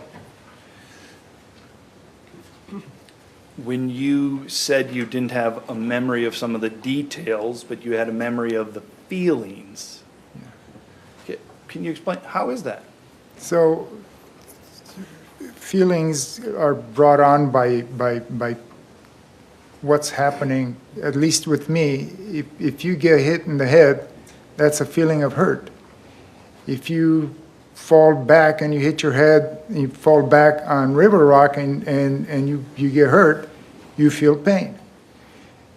When you know you can't get away and you feel like you're drowning and there are people on top of you pounding you and holding you in the water, that's a timestamp in a filing cabinet that says, this is what I suffered. Do you exactly, go ahead, sorry to interrupt you. Yeah, it's something I would love to erase from my memory, but unfortunately, there are lots of those feelings, very strong feelings I can't erase. How confident are you in the accuracy of your feelings? I know my feelings. I lived with my feelings for 54 years. How about this feeling? How confident are you in the accuracy of this feeling that you're 100% confident that that is my feeling. 100% confident. Even if you can't remember the details of everything you saw? Correct. Even if you can't remember the details of everything you heard? Right. Let me, because there were some questions and I want to just make sure we cover it, right? Mhm. AJ, Mark, do you remember each of these acts that you're charged with, each of these acts of stabbing? No. Do you remember the particulars, that is, I should say, the particulars of like X person did this or Y person did this or Z person did this? No. Do you remember, do you have any memory of just randomly stabbing people? No. What is your memory as to why you did what you did? I was afraid for my life, and what I did, I had to do to defend myself. Do you have a memory of stabbing anybody that didn't come towards you or attack you or touch you or push you or hit you? No. Did you ever just randomly go up and hit somebody? No. Do you have any memory of Tony Carlson trying to break anything up? No. Do you were asked about that, but I know there's some frames on that. Do you remember the frame in which Tony Carlson's coming up from behind and pushing you? I didn't know who he was, but I remember being held in the water. I mean, it's a feeling that it gives me the nightmares, the trauma that was caused by that. That's the trauma that I remember. There were asked some questions there at the end about the Larian Davis video. Could you make anything out in there? No, I thought I was looking at Sasquatch. Do you remember anything about Dante? Dante Carlson is the person on the video previously that we saw here that had hit you. You know that, correct? Yeah. And he's the person in those two-tone shorts, correct? Yeah. Do you have a memory of how it came to be that you defended yourself against him that's not on the Jawan Cockfield video? No. You remember him coming up to you? I remember lots of people coming onto me. I couldn't distinguish who. I don't remember color of shorts or anything like that. Did you ever swing or hit the knife out of anger? No. Why'd you use the knife? Because I'm a mechanical engineer, I use it as a tool. But what I used it for that day, I used it to save my life for self-defense. That's all. Mr. Smestad? So, Mr. Miu,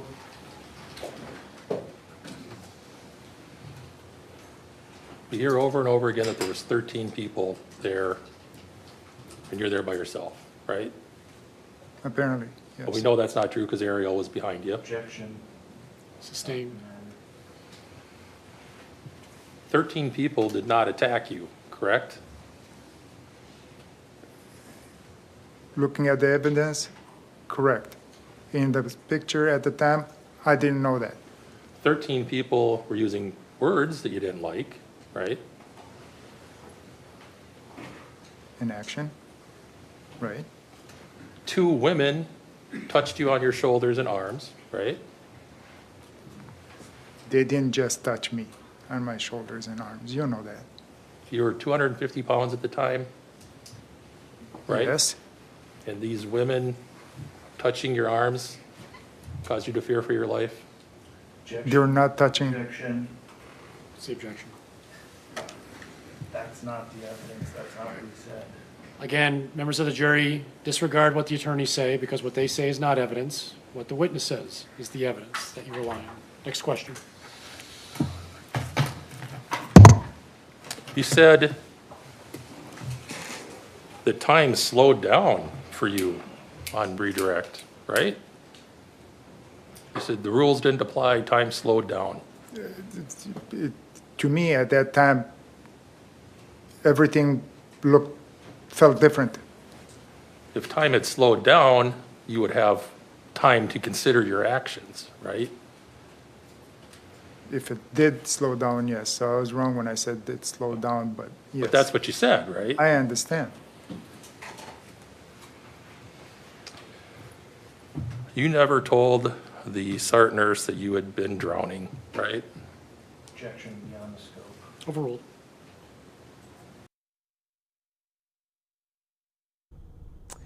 And good afternoon. We are back live with you from the Fox 9 streaming center. You're, of course, watching our gavel coverage of the Apple River stabbing trial right there. We came to a close with the black screen on you.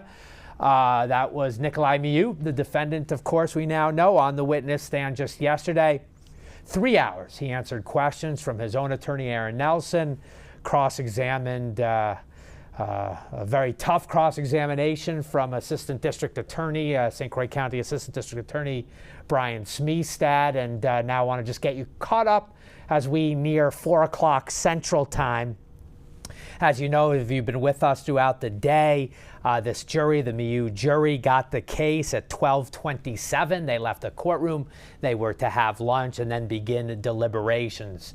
It would not take much longer before they had their first question. They came back into the courtroom just before 2 o'clock, so about 90 minutes after getting the case, and they had asked to watch the cell phone video shot by Juwan Cockfield. Remember, he shot 2 videos, a quick 9 or 10 second clip, the first sort of interaction that's on video between the teenage Stillwater tubers and Nicolae Miu, and then, of course, the subsequent 3 minute, 20 second video that Cockfield continues to shoot that basically captures the entirety of the event.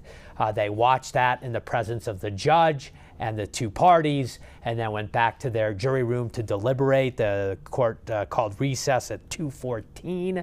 So what is that, an hour and 45 minutes later, and we have not heard from this jury since. I want to put up on your screen the jury makeup at this point as we now know it. It began with a panel of 14, 8 men, 6 women.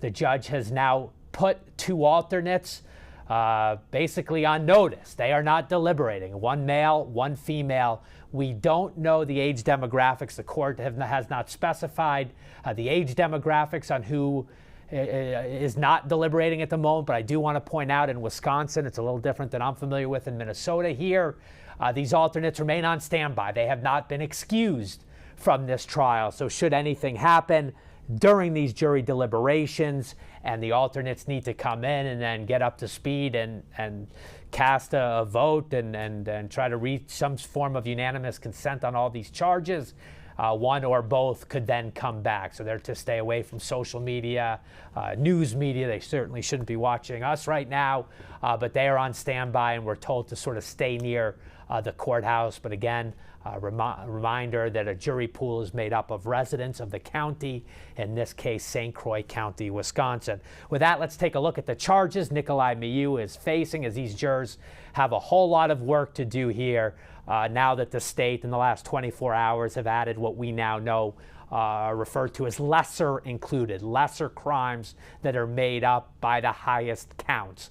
So for the death, the deadly stabbing of Isaac Schuman, they now can choose between first-degree intentional homicide, second-degree intentional homicide, meaning an intentional act that Nicolae Miu meant to kill.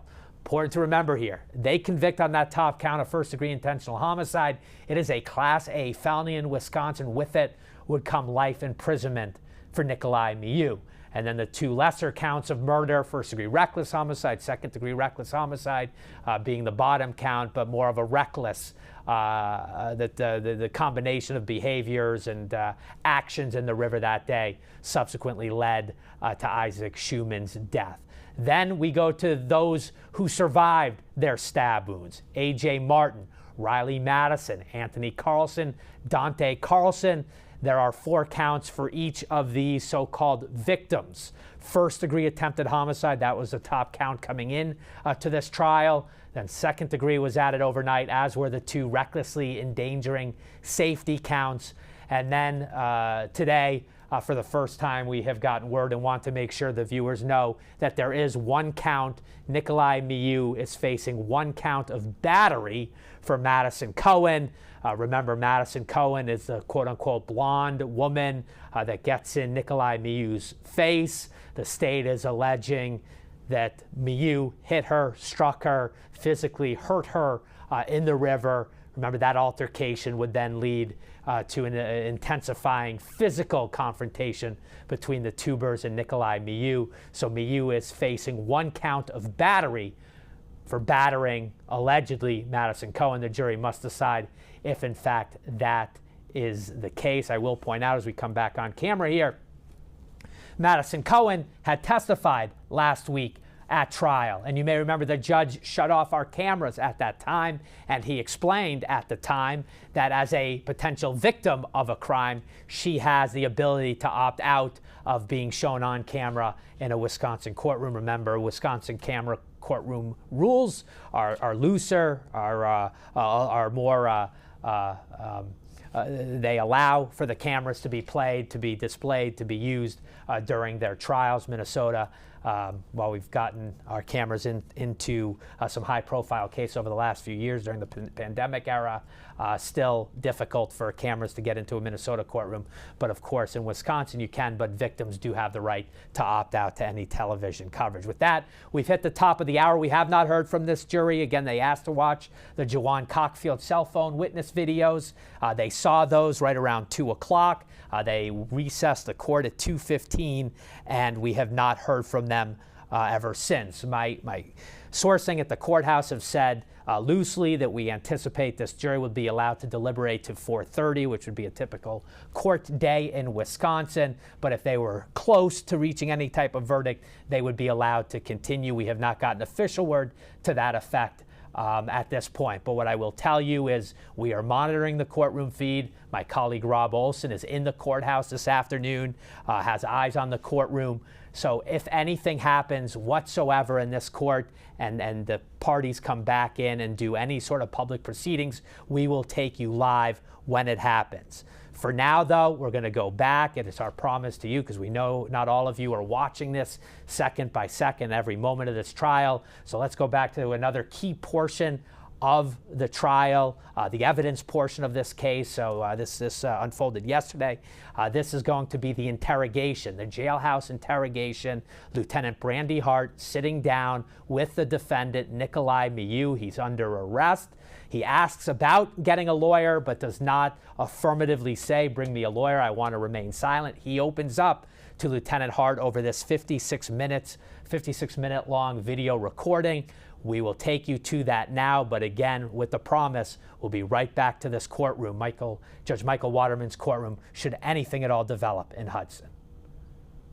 Hi there, are you Nick? Yeah. Hi Nick, my name is Brandy. Hi. I'm a lieutenant with the St. Clair County Sheriff's Office, okay? You got some water, right? Thank you. Okay. Thank you. Have you had anything to eat? No. Okay, let me, I will wait for now. Okay. For food. Are you sure? I'm not hungry. Okay. Well, if you get hungry, Yeah. just let these guys know, okay? Or let me know when I can, I was just very, very thirsty. yeah, I bet. Hope it was a long, Out on the river drinking beer all day and not drinking any water. and it's hot, and, yeah. Being in the sun all day, doesn't matter if you're drinking beer. Sometimes it's, and then this, yeah. So I would imagine that you have some questions for me. Well. I am just going to go through the rights form and, you know, let you know if you want to answer any of my questions. We'll talk about that. I'm going to record our conversation if you're okay with that. Of course. Let's see, today is the 30th of July, and it is 7:53 p.m.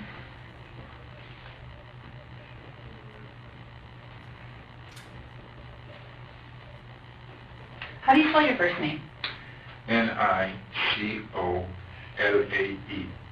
Okay. Last And name, and no middle name. no middle name, okay.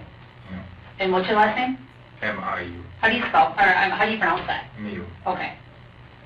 And what's your birthday? Do you like to be called Nikolai or Nick, or Nick. what? Nick, okay. Yeah. December 11th, 1969. Okay, so that makes you 52. 52, thank you. What's your address, Nick? 5945 Hidden Oaks Circle, southeast. Holy cats, that's a multiple. It's a long one, yeah. Hidden Oak Circle. Sure. I don't even know if I have enough space in this link. You do, southeast. Southeast? East. Oh, southeast, thank you for Yeah, correcting no me. problem. And that's Prior Lake. Prior Lake, okay. What's the zip code in Prior Lake? 55372. Okay, and how about a phone number for you, Nick? 612-735-6317. 6317, and I understand you're married to Sandy, Yeah. right? Okay. Yeah. Is she okay? She is, yeah. You talked to her? I did talk to her. I talked to her for quite a while. I brought her to get dry clothes. Where is she? She is with Ernesto and Amy. Okay, good. They're taking good care of her. And then Titi, my puppy. she's headed home to take care of the dog. And she's also with Ariel and who's his girlfriend? Oh, God, I don't even know. Is it Tatiana? No, Tatiana. Tatiana is another girl. Okay. But she's not Hold on, with they gave Ariel. me... Yes, Oh, Sandy didn't know Ariel's girlfriend's name. neither do I. Okay. But Ernesto and Amy They- came to where I was with Sandy, and they went and got the car. But I had brought Sandy to the car to She get was changed. driving, right? No, she was with me. I brought her from the river to the car Okay. so she could get clothes, and we brought the cooler back and put that in the car. So she's got all the stuff. All right. Are you working anywhere now? Mm-hmm. Okay, where do you work? I work at Reach Engineering as a mechanical engineer. And what kind of engineering? What was that? Mechanical engineer. Yeah, what's the name of your employer? Oh, Richie, R-I... Tchie, engineering in Blooming. 55427, I think it is. Okay. What was the last grade that you completed? I have a bachelor's, and I have actually 2 degrees, one Okay. in engineering, one in mathematics. Wow. And I'm a class away from a master's in both. I'm not a dummy, and I've never had a run with the law except when I got we'll go into that. So where did you get your degrees from, your undergraduate South degree? Dakota State University. Okay. So the Bison? No, the Jackrabbit. Oh, okay. In Brookings. And how about your master's degree? Where are you working on that? I'm not working on it yet. Okay. Yeah, I did pass the EIT so that I could work Gotcha. for the state as a licensed engineer, but I haven't had a chance to do that. For many years, I worked as a contracting engineer. And then for the past 16 years, I've been working with Ritchie Engineering, where I met Sandy. Okay. What does Ritchie Engineering do? Like, what do they manufacture? What do? We do HVAC service equipment. Okay. Basically, we're the top tier of HVAC. We're like the top brand. And top brand for that is Yellow Jacket. Okay. And is that for the parts? The brand of yeah. Everything we make there, we make it under the Yellow Jacket brand. Got it. But the company name is Ritchie Engineering. Okay. So what I do everything from hoses, recovery machines, all the electronics. I talk to customers, I get business, I do the documentation, the design. It's a small company, so I like to do everything. Testing, evaluation, you name it. Wow. 16 years over there, and that's not even scratching the surface. Really? Well, I have bigger dreams now, Yeah. shattered, but anyway, I don't want to talk about them right now. Okay. I don't know exactly what happened, I just don't, I can't talk about it. I need to go one step at a time. Yep. And if you have any questions along the way, Nick, just stop and ask me, okay? Or if you need to take a break, just... How bad is it? Well, can we get through this form and ask each other questions? Yes. I want to maintain the integrity of this investigation and your rights, and, so I want to get through this form, and then we can ask questions, okay? So I'm going to turn this around. I'll give you this pen. What I'll have you do is I'm going to read each. You seem to speak excellent English. Yeah. You can read. Yeah, Miranda rights, which have not been read to me when I was put in the car. Is that right? And that's okay, as long as they weren't asking you any questions, they don't need to. Oh. But I'd like to ask these questions, so that's why we're going to go through this right now, okay? So I'll let you have that pen, and so I'm going to read these to you, okay? You have the right to remain silent. Or just You can check mark it, or some people put their initials. We'll have you sign it at the bottom, so that's however you want to do that. Anything you say can be used against you in court or other proceedings. You have the right to consult an attorney before making any statement or answering any question, and you may have him or her present with you during questioning. Okay. And also, stop me, I talk kind of fast. Yeah, I was going to ask you about this one. Okay. So, yep. When do I see one? When do I get one assigned to me? You would get one assigned to you, the soonest would be on Monday. Oh. So that would be the soonest. And working hours, working hours, yeah, pretty much is how that works. Okay. So if you cannot afford to pay for an attorney, you may be eligible to be represented by an attorney from the office of the state public defender. If you desire an attorney from that office, you should contact their local office. And that information would be provided to me, or? Yes.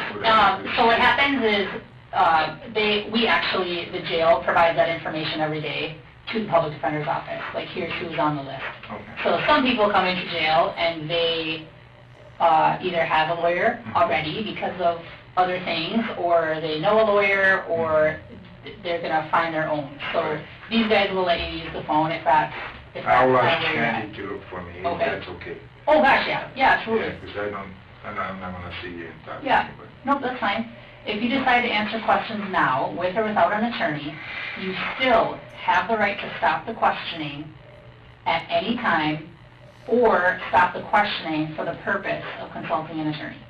Yeah, I'd like to do that at some point. Okay. You can just check mark that. We went over that. However, you may waive the right to remain silent, and you may answer questions now without an attorney. You can just check mark that I read that to you. You're not agreeing to anything right now. This is just that I stated these things to you. So this says the above rights have been read to me. I have initialed each paragraph, or in your case, check mark, to show that I understand each of my rights. I have received a copy of this form. So After I sign it. you sign it, and then I'm going to sign it, Nick, and then I'm going to give you a copy of it.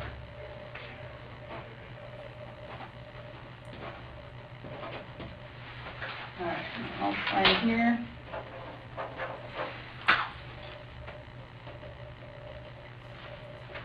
And I've got 801. All right, okay. Military time. Hi, sorry, do you want me to write it regular? Okay. No. I get so caught up in used to that. Yeah. My friends don't like it because in my vehicle, my own vehicle that I drive, it's military time, and so they're always asking me what Everything time. I have is military because I came from Europe. And Oh, sure. everything Yeah, is they call it military, but it's not military. It's Right, it's the proper time. exactly. Well, good. At least then you know what it means then when I put the time on there like that. So I would like to ask you questions about your day today. What happened? You know, like how you guys got to be on the Apple River today, and then like what your day was like. It's up to you if you're willing to answer questions. If you decide that yep, I'll answer questions right now, and in 10 minutes you don't want to answer anymore, you just need to tell me that, okay? And if you don't want to answer questions right now, then that's fine too, and I will leave. It's up to you. All I can say, it was self-defense. Self-defense. There were lots of people that came on to me. Self-defense, and they produced 2 weapons. One I took from them. Okay. That's the only thing I can tell. And they hit me, and they were on top of me, and I don't remember anything after that. I just remember I ran away. I ran away to my group. There were actually people coming over from my group to see what was going on. I said, nothing, just get back on. And they kept asking, and I said, nothing. I didn't explain to them anything because I was so fearful. I didn't know what these people would be doing to us. I've never been in a situation like this, where people produce weapons and they were saying, they were calling, I don't remember, but they said, don't run from us, don't do this, you're a child molester, you're this. And I said, are you people drunk? Well, you're a child molester. I said, the only thing I remember in my mind is, if I'm a child molester, should you be drinking? Should you be drinking alcohol and doing what you're doing to people that you don't even know, attacking them?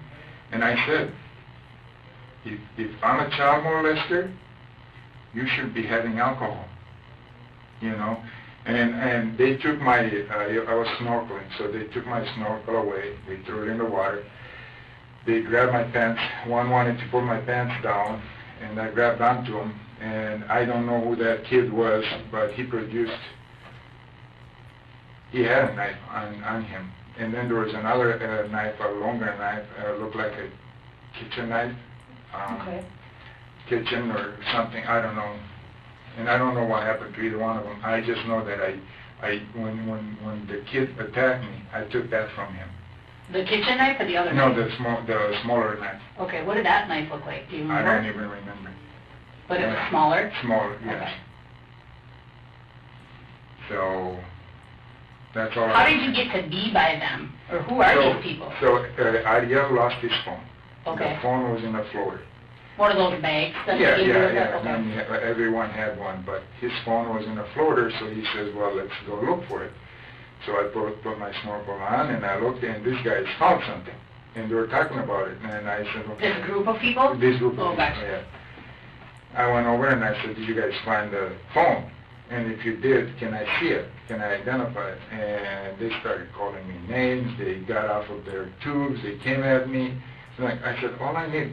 And they were calling me all kinds of names, insulting me for being in the water with a snorkel. And I said, all I want, guys, did you find the phone? And I saw they had found something, all right? And I don't know if there was a phone or something else they found, but they wouldn't talk to me about what they found. And we were looking desperately to find this phone. And I know somebody found it, but I thought it was that group.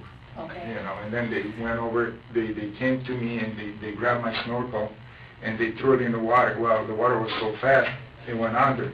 So I went out after it and they started, another group of mostly girls came over from the other side, yelling at me or calling me child molester and something with, something like that. And I went back. I actually, after this incident, don't even know what happened. I just know that they attacked me and I was in self-defense. I went into self-defense mode and then I went over to my group of people. That was it. And they asked me what happened and I wouldn't tell them. I said, I can't tell you. Let me calm down. Okay. I was shocked. So nobody on that knew exactly what happened. The only thing they said, well, look, somebody got in an argument over there. Like, yep, let's just leave that alone. Don't go there.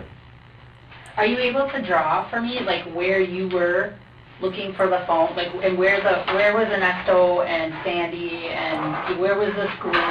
Maybe it would help me kind of understand. Yep. These guys were here. I don't know how many. There were quite a few. Okay. We were upriver about 100 feet. Our group was here. And So you guys were in the water? yes. Okay. So we were in the water. And then there was another group of people over here that came to attack me. So there was this group of people here, this group of people that attacked me. They attacked me here. So your group was floating down the river like this? Actually, we're stopped. But yes, this is the That's the direction you were going. Okay. So your group is stopped. Yeah. And who's looking for the phone besides you? Like, how do you know the phone's missing? Oh yeah, we talked about it. I yelled Oh, okay. it was so because I lost my phone. And I said, well, you didn't lose it. It's floating down the river. Because it's in that bag. Yeah, so let's go find it, you know. And he was over here pouting that he lost his phone, and I said, that's okay, I have my snorkeling gear. And then I heard this guy said that he found something. And when I was snorkeling down, I passed him. I kept looking, and then I came up, I came looking, and then they started yelling and screaming, and I said, did you guys find something? And I thought they did. And I know they did, because they were hiding something from me. And then I went over there and they grabbed my snorkel, they threw it down. They got off their tubes. They came after me, they pushed me. One of them hit me, and then there was a girl that came from here and hit me in the back of my head. And I was about right there. You said right here? When she hit me, yeah. And that's when the female hit you? Yeah. And she was coming from another group over here. I don't know how many people were in there. But Were these guys stopped? Yes, in very shallow water. Okay, so it's really shallow over here. Shallow there. Okay. Pretty much the two sides are shallow. Yeah. Was it, how deep do you think it was when you were, like, snorkeling around looking for the phone? 4 or 5 feet. Okay. Not very deep. And the water was very murky, so I could not see anything. Really? Through my goggles. But those goggles are lost. They took them, they grabbed them off my face and threw them in the water. We found the goggles. Oh, good, thank you. And the snorkel. Yes. Yep. Are they connected? Yes. Oh, okay. Yes. And they're just like regular snorkel goggles, right? Yeah, I had them over when I went to the Caribbean. Okay. Yeah. What do they look like, just to make sure we have the right ones? White? Transparent plastic with a white snorkel. Okay. All right. Yeah. Is that it? I think we have them. Was there any? Did it seem like these groups were together? After they came after me, I don't know. Yes. Okay. Yes, I think so. I mean, I feared for my life. Tell you the truth, when they started hitting me and pointed a knife at me, and then another kid pointed a knife, I thought that was it for me. Luckily, I took it from one of the young kids, and I think that's when I swung back. What did you do with it? I don't even know. Okay. I don't know. Absolutely, I don't know. I don't know if you got it back. I have absolutely no idea. Did you hit him? Like, did the knife make contact with him? That I don't remember. Okay. He was so close. Sure. And one had it in his hand, so I took his hand and I bent it and I poked him with his own hand. And then I took it from his hand and then I went and swing like this.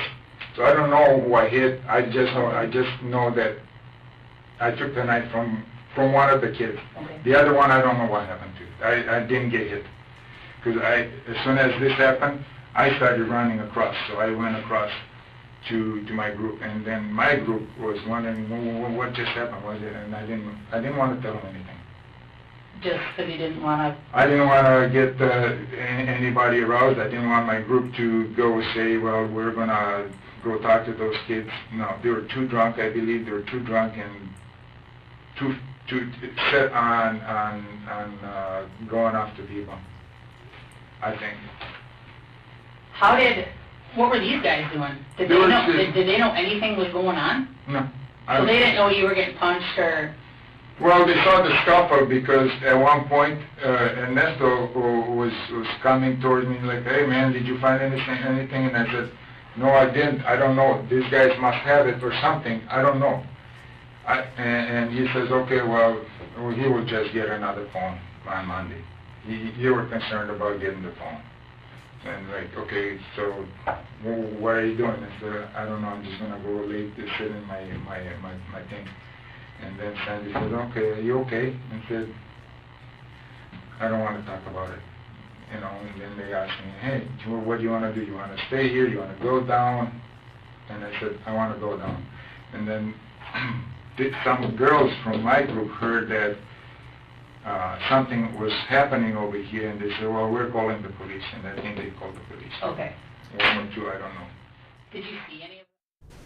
And good afternoon from our live streaming center, Fox 9's Gavel to Gavel coverage of the Apple River stabbing trial. You can see Judge Michael Waterman is back on the stand, back on his bench. It is 4:26 p.m. Central Time. We are told the jury has another question. Please After this question, we'll all fill in the blanks afterwards. Let's go right out to Hudson, Wisconsin. In session, the attorneys are present. Mr. Miu is present. 12 jurors are present. Members of the jury, the bailiff has notified me that you would like to adjourn, go home, and then come back tomorrow morning. You're nodding your heads in agreement. That's your preference. That is your prerogative, so we will follow your wishes. The warnings tonight are the same as before. No independent research, no investigation about the case. Do not view any media reports, social media posts, internet commentary, or video about this case. Do not talk with anyone about the case either. It would be highly improper for anybody to attempt to influence your judgment at this stage, or any stage for that matter, of these proceedings. The bailiff will take you out. Let's come back tomorrow morning at 8 o'clock? Okay, 8 o'clock. Same routine as before. Please take the jury out. All right. Oh, we're live. That's what happens in these court settings. Back in the Fox 9 live streaming center, Gavel to Gavel coverage of the Apple River stabbing trial. We thought we were going to get a quote-unquote jury question. Instead, what we got is a jury that wants to go home. It has been 8 long days. They got this case at 12:27 this afternoon. We know they had lunch, presumably picked a jury foreperson. And with the party sitting down, I'll go back and let's listen in to Judge Michael Waterman.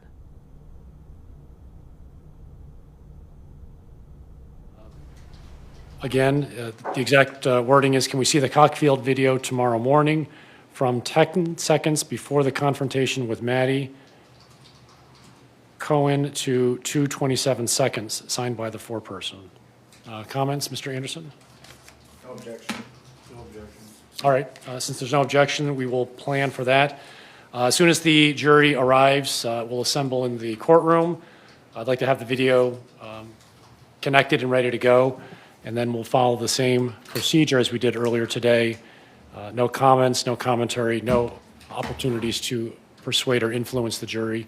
They're simply coming in to view the video, and then they will return to the deliberation room. Do we agree that it would start then at 1:40? I don't know what the time would be. They're just asking for 10 seconds before the confrontation with Maddie Cohen. So I'll let the attorneys identify what point in the video that is, and then we'll display that to the jury. Beg your pardon? Maybe you don't want us to talk about it right now, so I was Yeah. going to talk, but. Yeah, you guys can figure that out, where in the sequence it should start from. Anything else from the defense? No, Judge. All right. Have a good night, everyone. Can I approach? Yes, we'll see you tomorrow.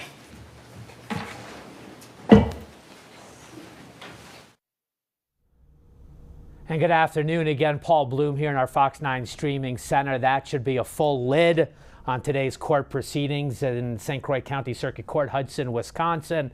So they did technically have a question. They're going to go home and resume court in the morning. So this jury getting the case at 12:27 on my clock. They presumably had some lunch, so figure maybe 30, 40 minutes of lunchtime before they got into their deliberations. So let's loosely put it at 1 o'clock. And then deliberated for about 3.5 hours this afternoon. No verdicts. By my count, they have some 21 charges and counts against Nicolae Miu to consider. I just want to put a point of emphasis that the question kind of baked in, although it again wasn't answered and wasn't taken up in that moment, is they once again want to take a look at the Juwan Cockfield cell phone video of the deadly encounter between Nicolae Miu and all those tubers on the river, July 30th, 2022. If you've been with us during the afternoon, they had that very same request right around 2 o'clock. So about an hour, if you figure in their lunch, about an hour into their deliberations, they asked to come into the courtroom to watch that video. The judge ended up playing 2 videos, a little 9-10 second video Juwan Cockfield initially shoots of a snorkeling Nicolae Miu in their initial interaction, and then the much longer 3 minutes and 20-second video. They watched that a couple of times in court. They went back to deliberate. We did not hear from them until just minutes ago, and you've seen now they've gone home for the day, but they do want to watch that video again. One thing I will put a flag on is they're asking for the 10 seconds, specifically the 10 seconds before the encounter between Nicolae Miu and Madison Cohen. Again, that is the blonde woman. They are face to face. So much courtroom testimony regarding what happened. She's in his face. There's contact. Some people say Miu threw, quote unquote, the first punch. Slap made contact first. He testified that she had invaded his space, made him uncomfortable, may have grabbed at his arm, telling him to leave that area.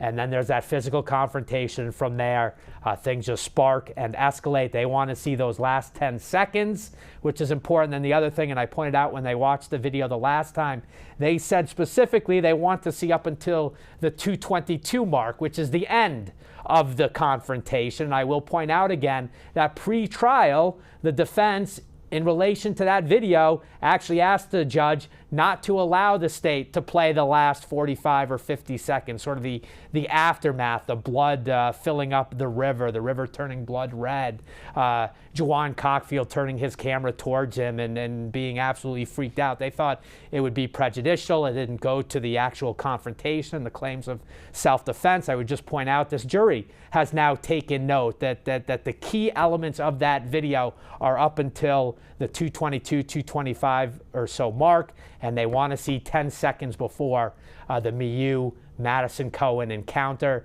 I think that's telling. What it tells us, we just don't know. There is no fly on the wall. There are no sources inside that jury to report out what is going on. They have these 21 counts to consider. The jury instructions took almost a full hour to read by Judge Michael Waterman this morning. They have a lot to do. So we've now hit about 4:30 Central Time. You heard court is in recess until 8 a.m. I will come back. I will join you tomorrow at 8 a.m. We will watch that video again with them, and we will take you through as soon as they have another question. If they come back with verdicts, we will be there throughout. Keep this link, keep this stream open. Again, for now, I am Paul Bloom, Fox 9 News. We will see you again very shortly.